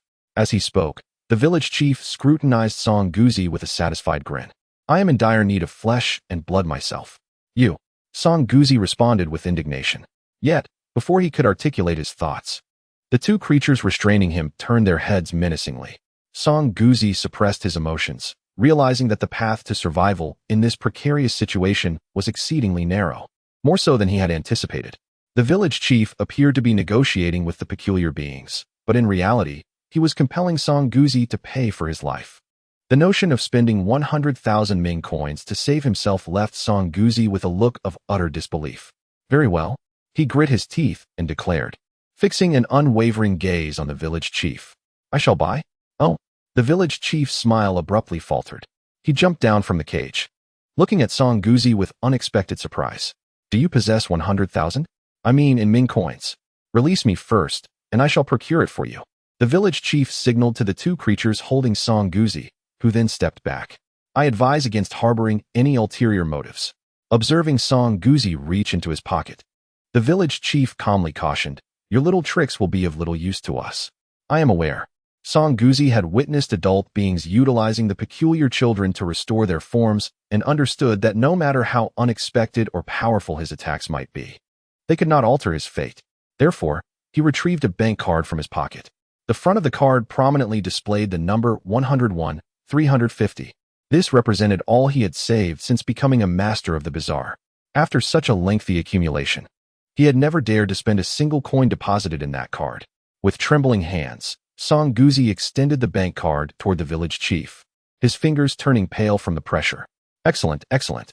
Upon confirming that Song Guzi indeed possessed 100,000 Ming coins, the village chief's expression shifted from surprise to delight. This laughter was warmer and more amiable than before. "Since this guest was willing to trade, would you like to select a child? Or do you wish to take the one who brought you here initially?" Just as the village chief was about to finish his sentence, a heavy knocking echoed from outside. "Who is it?" The chief furrowed his brow and shouted towards the door. "Old man, there's a call for you," came the voice of his wife from outside. "Wait a moment. I'm busy right now," he replied, but suddenly halted mid-sentence. Where did this phone call come from? Chapter 69, A Letter of Gratitude. Realizing something was amiss, The village chief's expression shifted dramatically, and he hurried to the door. As he walked, his hands waved frantically at his sides. In an instant, peculiar figures materialized within the room, shoulder to shoulder, all fixated intently on the entrance. This scene left Song Guzi astounded. The chief's power was indeed formidable. Fortunately, he had refrained from acting impulsively, lest he fall victim within mere seconds. With this thought in mind, Song Guzi quietly withdrew the 100,000 yuan in ghost money from his bank card. It seemed prudent to hand the money over to the village chief without delay. However, for now, he curiously leaned forward to observe the door. What kind of character had appeared to warrant such a commotion from the chief? Knock, knock, knock, knock. After the chief mentioned he had no mobile phone, his wife's voice fell silent, replaced by increasingly urgent and heavy knocking. Who is it? The chief demanded at the door, an eerie aura emanating from him. Who is outside? Ring, ring, ring. Knock, knock, knock. Ring, ring, ring. The person outside offered no response. Only the relentless sound of knocking was interspersed with the ringing of a mobile phone. Did a phone really ring? The chief paused, then turned to the strange figures behind him. Has anyone among you purchased a mobile phone recently? The peculiar beings exchanged bewildered glances, shaking their heads in unison. Whose could it possibly be? The chief did not dwell on the question, for he had just seen someone holding a phone, a person who had opened the back door and slaughtered his 2 sons. Immediately, the chief recalled the terrifying aura he had sensed from that individual's phone earlier that day. This was bad. An adversary of considerable challenge stood outside. Quickly, gather everything. The chief whispered urgently to the figures behind him. Although he was indeed powerful, he had yet to attain a terrifying level of strength. There existed a vast chasm between the terrifying and the supernatural. Unless he summoned all his subordinates, he would stand no chance against this foe. However, such a small room could hardly accommodate so many peculiar beings. It would likely turn into a scene where one man stands against 1,000. Thus, the wisest course of action for the village chief at this juncture is to exercise patience and bide his time. Allowing a few days to pass until his own strength has grown, he can then seek an opportune moment and location to engage in battle with his adversaries. Soon, the peculiar entities within the house efficiently cleared away Wang Wei's lifeless body and draped the iron cages with dark fabric once more. Even Song Guzi was forcibly dragged into an empty iron cage by these uncanny beings. Do not be afraid, dear guest, one of them reassured. Please conceal yourself for the time being. Once I have dealt with those outside, we shall proceed with our transaction. Observing Song Guzi's inclination to resist, the village chief hurriedly offered words of comfort. After a cursory inspection, he deemed there to be no significant issues. With a wave of his hand, he dispatched the entities beside him and approached the doorway to open it. Inside the cage, Song Guzi remained in a daze, inhaling the foul odor emanating from the small creatures surrounding him, utterly bewildered. What sort of character could compel the village chief to adopt such caution? Was it the enigmatic Uncle Hat from the bizarre realm? The dark fabric obscured Song Guzi's view, compelling him to strain his ears and listen intently to the sounds beyond. Creak. That was the sound of the door being opened. Shortly thereafter, he heard the village chief's voice, imbued with an air of cordiality. What brings you gentlemen here at such a late hour? Thud, thud, thud. Footsteps echoed from outside as several individuals entered the room. This is where I usually attend to village affairs. Do you have any business here? Noticing the newcomer's silence, the village chief inquired again. Then, Song Guzi heard a voice he recognized all too well. Enough of this. What business could there possibly be in this wretched place? You actually attend to village matters here? The speaker was none other than Zhengyang, the adept from the first safe zone whom Song Guzi had encountered upon entering the strange domain. Su's tone dripped with disdain, and though Song Guzi could not see his face, he could easily imagine the haughty expression that accompanied such words. Before Song Guzi could fully process his astonishment, he heard a sound akin to sniffing. This was followed by the voice of a middle-aged man. Brother, something smells off. The speaker was Lin Changhai, who had been sniffing around the room moments earlier. As a seasoned adept, Lin Changhai possessed a keen sensitivity to anomalies. Before he could elaborate, Ding Zhenjia's voice chimed in. It is the scent of blood. Someone has recently met their demise here. What is happening? Zhengyang's voice conveyed confusion, prompting Song Guzi to infer he was directing his inquiries toward the village chief. Indeed, the next moment, the village chief's voice emerged, stripped of its previous cordiality, as he seemed to recognize that his secrets could no longer remain concealed. Some matters are perhaps best left unexamined. You have your own affairs, and I have mine. Let us not disturb each other, and I shall ensure that your task proceeds without incident. Oh, Su Zhengyang chuckled mockingly. Are you negotiating with me? What gives you the confidence to do so? The village chief chuckled, questioning whether this could be considered confidence. After his words fell, Song Guzi sensed that the black cloth before him was covered with numerous figures. It seemed the village chief had summoned a host of peculiar entities. Subsequently, a profound silence enveloped the room. For a moment, Song Guzi could not discern whether Su Zhengyang and the others were frightened or feeling something else. This stillness lasted for several seconds, eventually shattered by a soft chuckle from Su Zhengyang. Is this your true strength? He inquired. What you see is merely 1/10. The village chief ominously replied. 1/10. So, is your full strength 10 times that? Su Zhengyang probed further. The village chief responded with a puzzled ah. Su Zhengyang continued. Teacher Ding, with just this level of strength from the village chief, is there any need to continue the performance? Ding Zhenjiao remarked. Most of these entities do not even reach the level of urban legends. They pose no significant threat to us, so there's no need to proceed. Upon hearing Ding Zhenjiao's words, Song Guzi blinked in confusion. Performance? What do you mean by that? Why are we not performing anymore? Soon, the changes within the room revealed the answer to Song Guzi. An overwhelming and suffocating pressure suddenly descended, followed by a fierce gale sweeping through the space. The black cloth that had obscured Song Guzi's view was lifted by the wind, finally allowing him to see the unfolding scene outside. His eyes widened in shock. Surrounding Su Zhengyang was a vast expanse of dark red mist, which flowed through the air and filled the entire room within mere moments. Then, Song Guzi noticed a woman clad in luxurious attire materializing behind Su Zhengyang. She radiated an aura of immense power. The village chief, sensing the shift in the room, gritted his teeth and managed to utter a phrase through clenched jaws. Even if you have a terrifying level entity as assistants, what of it? They cannot reach the scene. Our strengths are evenly matched. Then let us test that. Su Zhengyang scoffed, retrieving a half-meter-long blackboard from his pocket. After examining it a couple of times, Song Guzi realized it was, in fact, a mobile phone. Within the room, the atmosphere was charged for battle. Wait. Suddenly, the noblewoman called for a halt to the impending conflict. All eyes turned to her.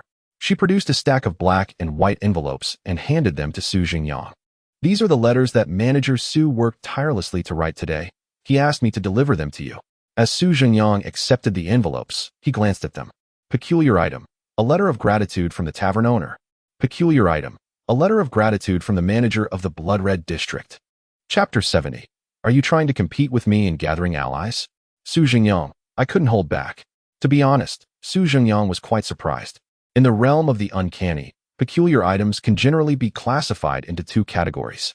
One type of reward is the panel reward, such as Su Zhengyang's threefold enigmatic phone and the landlord's letter of gratitude.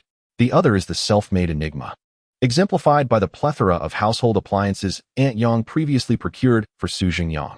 In the realm of the strange, the classification of peculiar artifacts is remarkably broad. Objects imbued with an enigmatic aura that can perform unique functions are generally referred to as strange items. Both panel rewards and self-manufactured strange items can replicate one another. For instance, if the panel presents Su Zhengyang with a letter of gratitude from the landlord, Aunt Yang, upon learning of this strange item, can compose a stack of her own, yielding effects virtually identical to that of the panel's letter. The distinction lies in the fact that the panel-generated strange items draw upon the power and rules of the enigmatic world, while Aunt Yang's creations consume her own energy. Such items are not particularly challenging to emulate. It merely depends on whether the strange entities are willing to expend their own power to produce a plethora of seemingly useless items. Frankly speaking, would a strange entity typically expend its own energy to craft tools for humans? They would much prefer to drain humanity dry. Only Su Zhengyang enjoys such a unique privilege. At this moment, Su Zhengyang was indeed taken aback by the fact that Su Dian and Zheng Haiba could derive their own letter of gratitude based on Aunt Yang's missive. This transcends mere replication of strange items. In a certain light, it embodies innovation. Su Dian is truly impressive. However, he couldn't fathom why this strange item must be referred to as a letter of gratitude. What have I done to warrant their constant expressions of thanks? While Su Zhengyang silently lamented this in his heart, he proceeded to utilize the letters of gratitude from Su Qingfeng and Zheng Haiba. In the next instant, The oppressive aura of a terrifying enigma intensified, and Su Chengfeng and Zheng Haibao materialized before the gathered crowd. How's that? Effective, isn't it? Su Chengfeng inquired with a smile as soon as he arrived. It took me an entire day to figure out how to use this thing. Because of this, I hardly paid attention to the little creatures in my enigmatic domain. At this moment, Zheng Haibao also approached Su Zhengyang to greet him. Good evening, Su. Unsure of how to address this relative of his superior, he ultimately resorted to the common address used by real estate agents. Good evening, Brother Zheng. Su Zhengyang replied with a smile. Soon after, he noticed something amiss with Zheng Haibao. Wow, Brother Zheng, you look as if you haven't slept in days. Upon hearing Su Zhengyang's remark, Zheng Haibao helplessly scratched his head. How could he admit that the stack of letters of gratitude concerning himself and Su Chengfeng was entirely pinned by a single enigma? Seeing that Zheng Haibao was reluctant to elaborate, Su Zhengyang refrained from pressing further. A charming smile graced his lips as he turned his attention to the village head standing at the center of the room. You think, Su Zhengyang stepped forward, approaching the village head with an air of arrogance, that you're the only one who can summon people? Upon hearing Su Zhengyang's words, the village chief instinctively swallowed hard. Regret washed over him. He lamented his decision to showcase his strength to Su Zhengyang. In hindsight, he should have humbly submitted, perhaps even striking his own face in self-reproach when confronted. It was not too late, however. With a sudden resolve, the village chief slapped himself across the face. My apologies. Esteemed guest, I was blind to your greatness, he stammered. I acknowledge my error. I reflect on my misjudgment, and I assure you, from this day forth, I shall not stray a single step from my home. I shall not provoke anyone. The village chief pleaded with Su Zhengyang at a rapid pace. Acutely aware of the three terrifying entities looming nearby, he feared that a moment's hesitation could lead to his demise. Su Zhengyang regarded the village chief's desperate supplication with a disdainful curl of his lip, and he instinctively glanced at Zheng Haibao. The village chief's ability to beg for mercy was woefully inadequate, compared to the previous pleas from Zheng Hai and Li Yin in the Crimson District. His performance resembled that of a talentless idol who had ascended through nepotism. With little inclination to engage further, Su Zhengyang turned away and signaled to his summoned companions. Eliminate them without delay. The sooner we conclude, the sooner we can rest. I am quite weary. Su Chengfeng, Zheng Haibao, and Aunt Yang nodded in agreement, stepping forward to prepare for action. Meanwhile, in the phone call, Yu Fu also directed his blood mist to converge steadily upon the eerie figures within the room. Wait, the village chief suddenly shouted. I possess something of great value. Esteemed one, I have something of worth. Sensing the imminent threat of death, he hurriedly blurted out. He turned to point at a pile of iron cages revealed beneath the lifted black cloth. I have mastered a method to refine these entities. Give me a little time, and I can transform them into obedient fools. As he spoke, the village chief fully tore away the covering cloth from the cages. Look, these children will heed my commands. As long as you spare my life, I can make them your subordinates. Grant me another chance, and I shall produce a steady stream of followers for you. In an effort to demonstrate his worth, the village chief opened 2 cages, releasing 2 small entities. Please, take me in, the small entities murmured, their eyes vacant as they gazed at Su Zhengyang. Kneel, bark like a dog, the village chief commanded from behind the 2 small entities. Upon receiving the order, they immediately knelt, supporting themselves on the ground, and let out a couple of woeful barks. This scene caused everyone's pupils in the room to constrict. Esteemed one, behold. They are quite obedient, are they not? Their strength is not negligible. Although they cannot compare to those behind you, they are sufficient for minor tasks. They are quite capable. Su Zhengyang's eyes were bloodshot as he suddenly erupted with a thunderous shout. Damn it! He cursed vehemently, and then, brandishing his foldable phone, he charged toward the village chief. With a resounding slap, he struck the chief across the face, and immediately followed up with, You, brother you. Make sure to punish him severely. On the other end of the line, Yu Fu was equally incensed. I want your heart and liver. Let's see what color they are. A surge of blood mist enveloped the village chief's body, and in the next moment, something was violently extracted from his chest. As a peculiar being. The chief would not perish immediately from the removal of his heart and liver, but the pain was undeniably acute. With the chief's screams still echoing, Su Zhengyang swung his phone again. Furiously, he pointed at the cage where Song Guzi was squatting and shouted, You're trafficking children, and now you're even trafficking adults? Chapter 71. Song Guzi. I haven't even left yet. Song Guzi, bewildered, found himself even more perplexed by Su Zhengyang's outburst. How did I become the one being trafficked? He wanted to explain himself, but a sudden realization struck him. He understood why Su Zhengyang was so enraged. It was due to the village chief's involvement in human trafficking. If he were to clarify that he had come to purchase small peculiar beings, it would only complicate matters further. Glancing at the peculiar beings summoned by Su Zhengyang, he observed them effortlessly obliterating the creatures conjured by the village chief, reducing them to mere fragments. This was a devastating display of power. Today, Song Guzi felt as if he had been granted a new perspective. Normally, he would encounter terrifying entities only once or twice in 5 or 6 excursions into the peculiar domain. Yet today, he had witnessed 3 at once.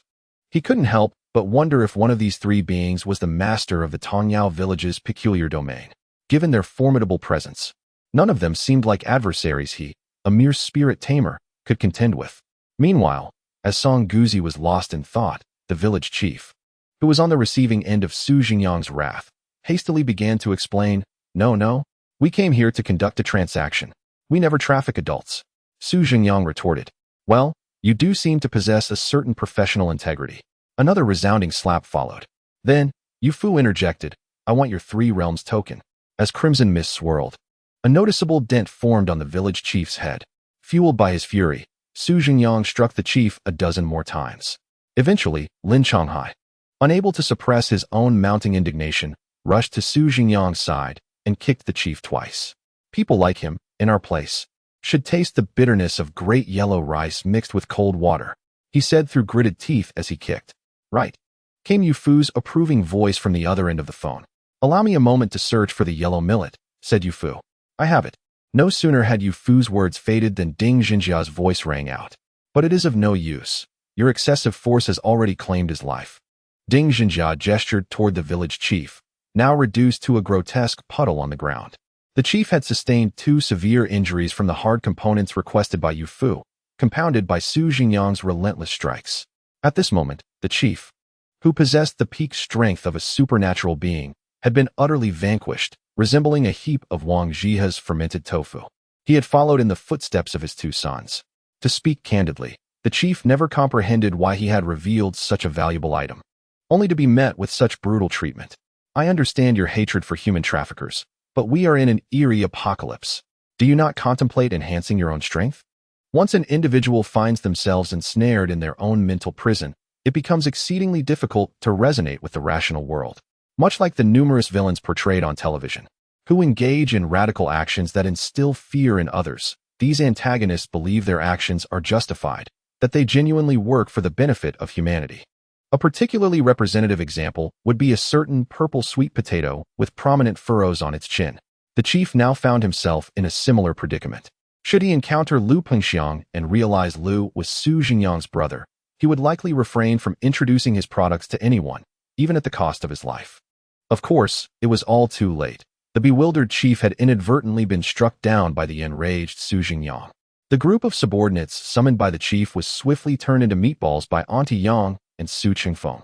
Ultimately, apart from Su Zhengyang and his companions, the only remaining souls in the room were a collection of dazed little supernatural beings and the anxious Song Guzi. Have you come to purchase children? Su Zhengyang approached Song Guzi, bending down to meet his gaze. No. You misunderstand, fellow Taoist. Song Guzi waved his hands frantically. I was forcibly drawn into this transaction, coerced by that village chief. As he spoke, Song Guzi revealed the battle scars adorning his body. The chief's minions ambushed us. I had no choice but to seek refuge here. Listening to Song Guzi's explanation, Su Zhengyang maintained a stoic expression, merely nodding in acknowledgement. He then gestured to Lin Changhai and Ding Zhenjia. Teachers, please assist me and release these children. Lin Changhai and Ding Zhenjia complied, stepping forward to unlock the cages containing the little supernatural beings. As the cages swung open one by one, Song Guzi understood that Su Zhengyang was likely not inclined to pursue the matter any further, prompting him to express his gratitude from within the cage. Thank you, fellow Taoist. Thank you. Unless you are a Taoist, spare us the theatrics. Ding Zhenjia's mocking voice reached Song Guzi's ears before Su Zhengyang could respond. If the true Taoists of Longhu Mountain were to discover that you were using their name to deceive others, it is not merely the realm of deception you would be barred from, but you might not even witness the dawn of the following day. Indeed, indeed. Upon hearing Ding Zhengyang expose his true nature, Song Guzi did not appear angered. Instead, he nodded with a smile, acknowledging the revelation. Was this not a desperate measure conceived out of necessity for survival? Let us proceed. Upon noticing that all the cages had been unlocked, Zhengyang gestured towards the small anomalies, saying, I will take you in. Come with me. Perhaps it was due to the demise of the village chief. Or perhaps it was the formidable aura emanating from the terrifying anomalies beside Zhengyang that caused a flicker of clarity to appear in the eyes of the small creatures. They neither cheered nor wept, quietly trailing behind Zhengyang as they exited the room. Fellow Taoist Su. A somewhat anxious voice from Song Guzi suddenly called out from behind Zhengyang. Have you forgotten to help me open my cage? The crowd did not respond to Song Guzi. They simply surged out the door. Song Guzi gazed at their retreating figures, his expression one of bewilderment. What exactly is happening? Have I truly been released? Or is it something else? Click. The sound of the door closing resonated. Simultaneously, two beams of white light flickered within the room. Song Guzi's eyes brightened. Before his teleportation, he had deliberately instructed his two teammates to acquiesce to the requests of the small anomalies. It seemed those two individuals had now been transported here. Yet, the next moment, his newly brightened vision was plunged back into darkness. For the figures before him were not his two teammates, but rather the women Wang Pan and Cheng Yan. Chapter 72. Reassembling the team. Song Guzi's skills Wang Pan stood in the center of the room, gently patting her chest. How terrifying, how terrifying. Thankfully, we called out in time, otherwise that filthy creature would have bitten us to death. Pan, do you really think we should take in that anomaly? Cheng Yan, having sighed in relief, turned to Wang Pan with a look of concern. Wang Pan did not reply to Cheng Yan's inquiry. Instead, she scanned the surroundings. Oh, she spotted Song Guzi squatting inside a cage. Taoist? Song Guzi smiled awkwardly at the two women. Could you kindly assist me in getting out? He shook the door of the iron cage before him. This cage, imbued with the power of anomalous rules, could be easily opened from the outside. Yet the person confined within could not touch the lock. What is going on? Observing that Song Guzi was the only occupant in the room amidst numerous empty cages, Wang Pan did not approach to free him. Instead, she began to retreat towards the door, her voice tinged with nervousness as she asked, Is it safe? Do not be anxious, Song Guzi reassured her with a smile from within the cage.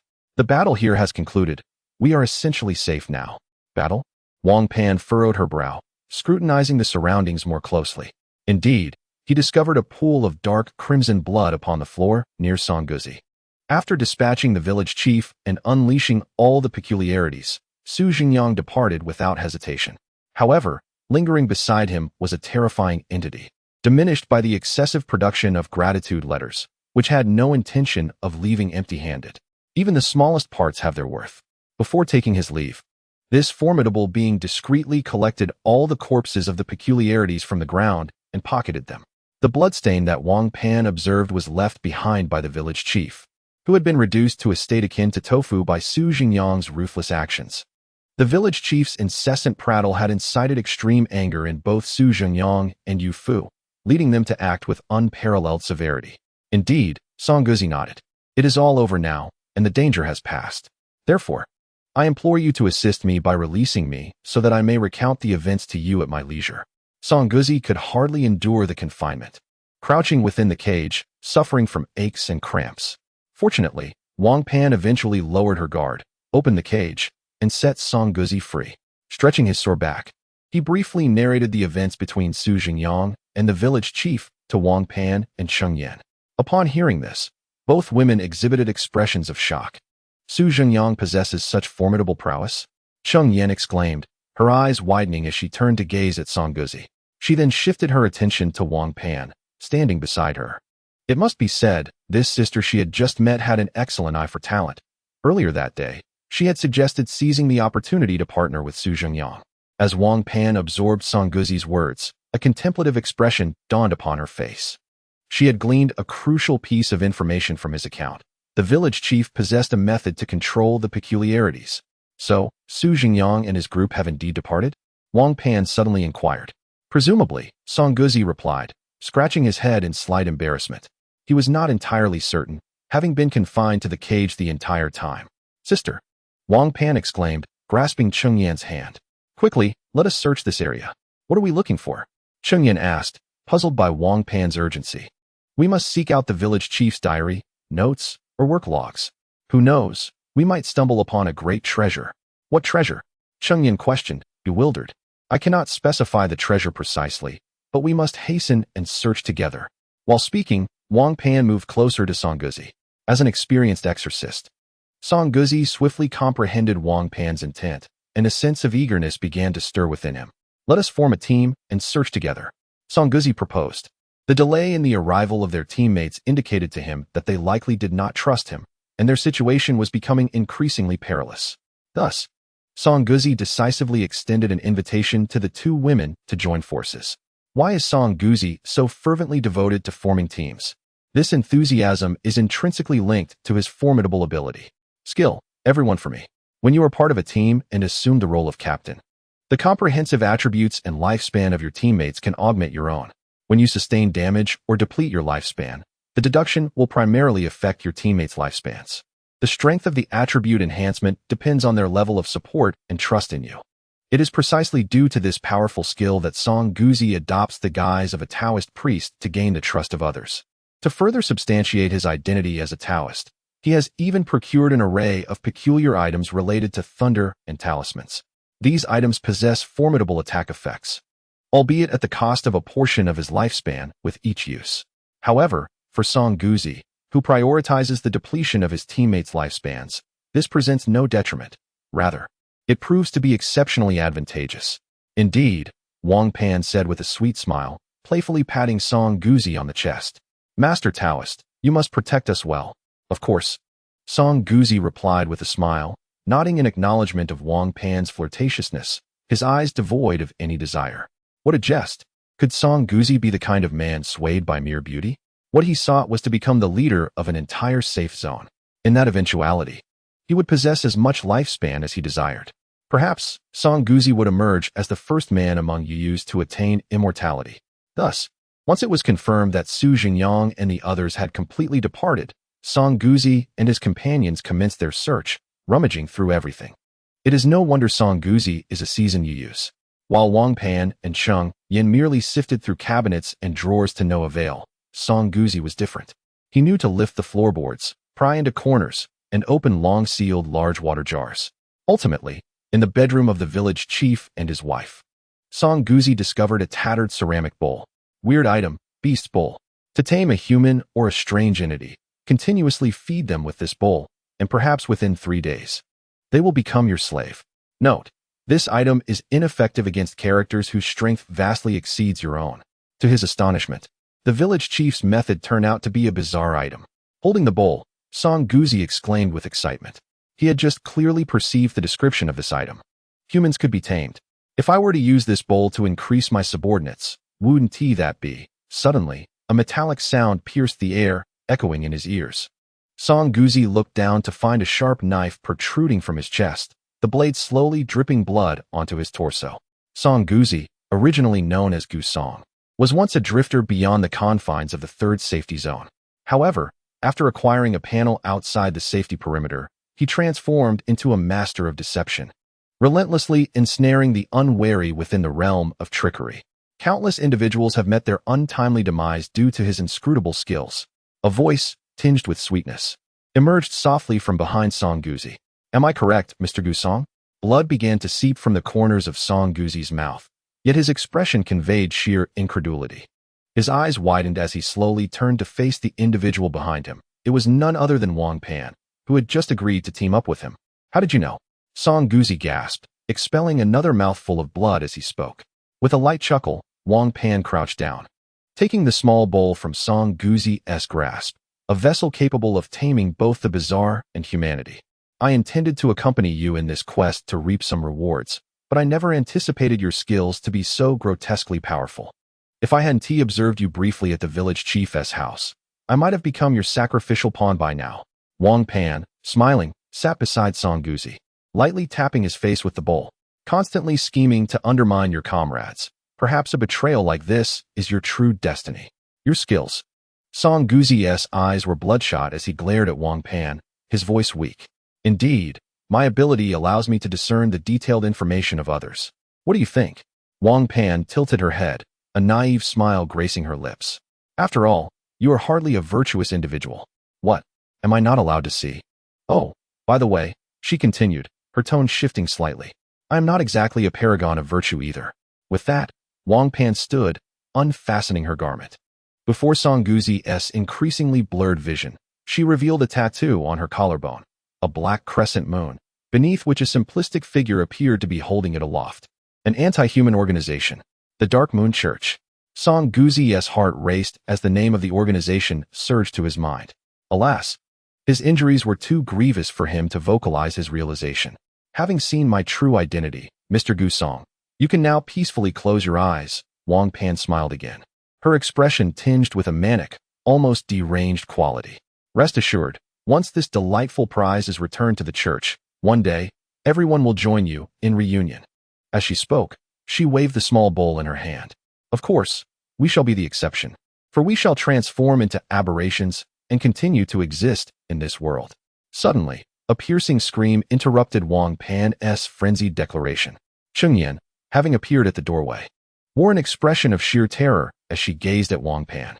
After her cry, Zhengyang seemed to realize the inappropriateness of her reaction, covering her mouth as she fled outside, gazing at the lifeless husk on the ground, which appeared to be drawing in more air than it expended. Wang Pan surmised that this creature was unlikely to survive. With a small bowl nestled in her embrace, she seized a sharp knife and dashed out of the door. Zhengyang, a 22-year-old university student, had spent 6 months as a drifter on the outskirts of Safety Zone Number 6 and, by a twist of fate, had become a paranormal enforcer. Clutching her knife, Wang Pan pursued the fleeing Zhengyang at a leisurely pace, all the while recounting her life story. After becoming a paranormal enforcer, you relished trailing behind the mightiest enforcers, exchanging your body for favors, did you not? Please, I beg you, stop, Zhengyang cried, tears streaming down her face as she fled, having heard Wang Pan unveil her most profound secret. Furthermore, several enforcers, having been too obedient to your commands, stirred significant chaos within the safety zone, correct? Alas, those enforcers remain oblivious to the fact that your most valuable asset is not your body but your words. With that declaration, Wang Pan suddenly lunged forward, raising her knife to plunge it into Zhengyang's back.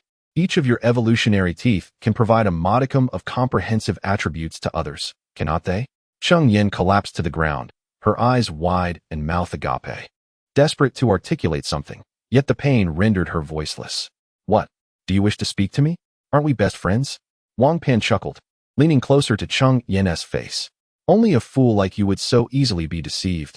Had it not been for the bizarre occurrences tonight, you would have already become my meal. As she spoke, Wang Pan swung her arm, striking Zhengyang's lips with the hilt of her knife. Bang! Bang! After a few simple strikes, Zhengyang's pristine white teeth were shattered by the hilt. How could she endure such agony? By the second blow, she had already lost her vitality. After pocketing Zhengyang's teeth, Wang Pan rose, a manic expression adorning her face. She turned her gaze towards the street through a small window in the wall. The mission has only just begun, and I have already acquired 2 formidable prizes. Wang Pan gently flicked her knife, the blood coating the blade trailing in a straight line on the ground. Then, she glanced in the direction of Su Zhengyang's villa. To have a terrifying anomaly as your backing? You are indeed formidable, she said with a serious demeanor. Yet, this gravity lasted but a fleeting moment. In the next breath, a frenzied expression returned to her visage.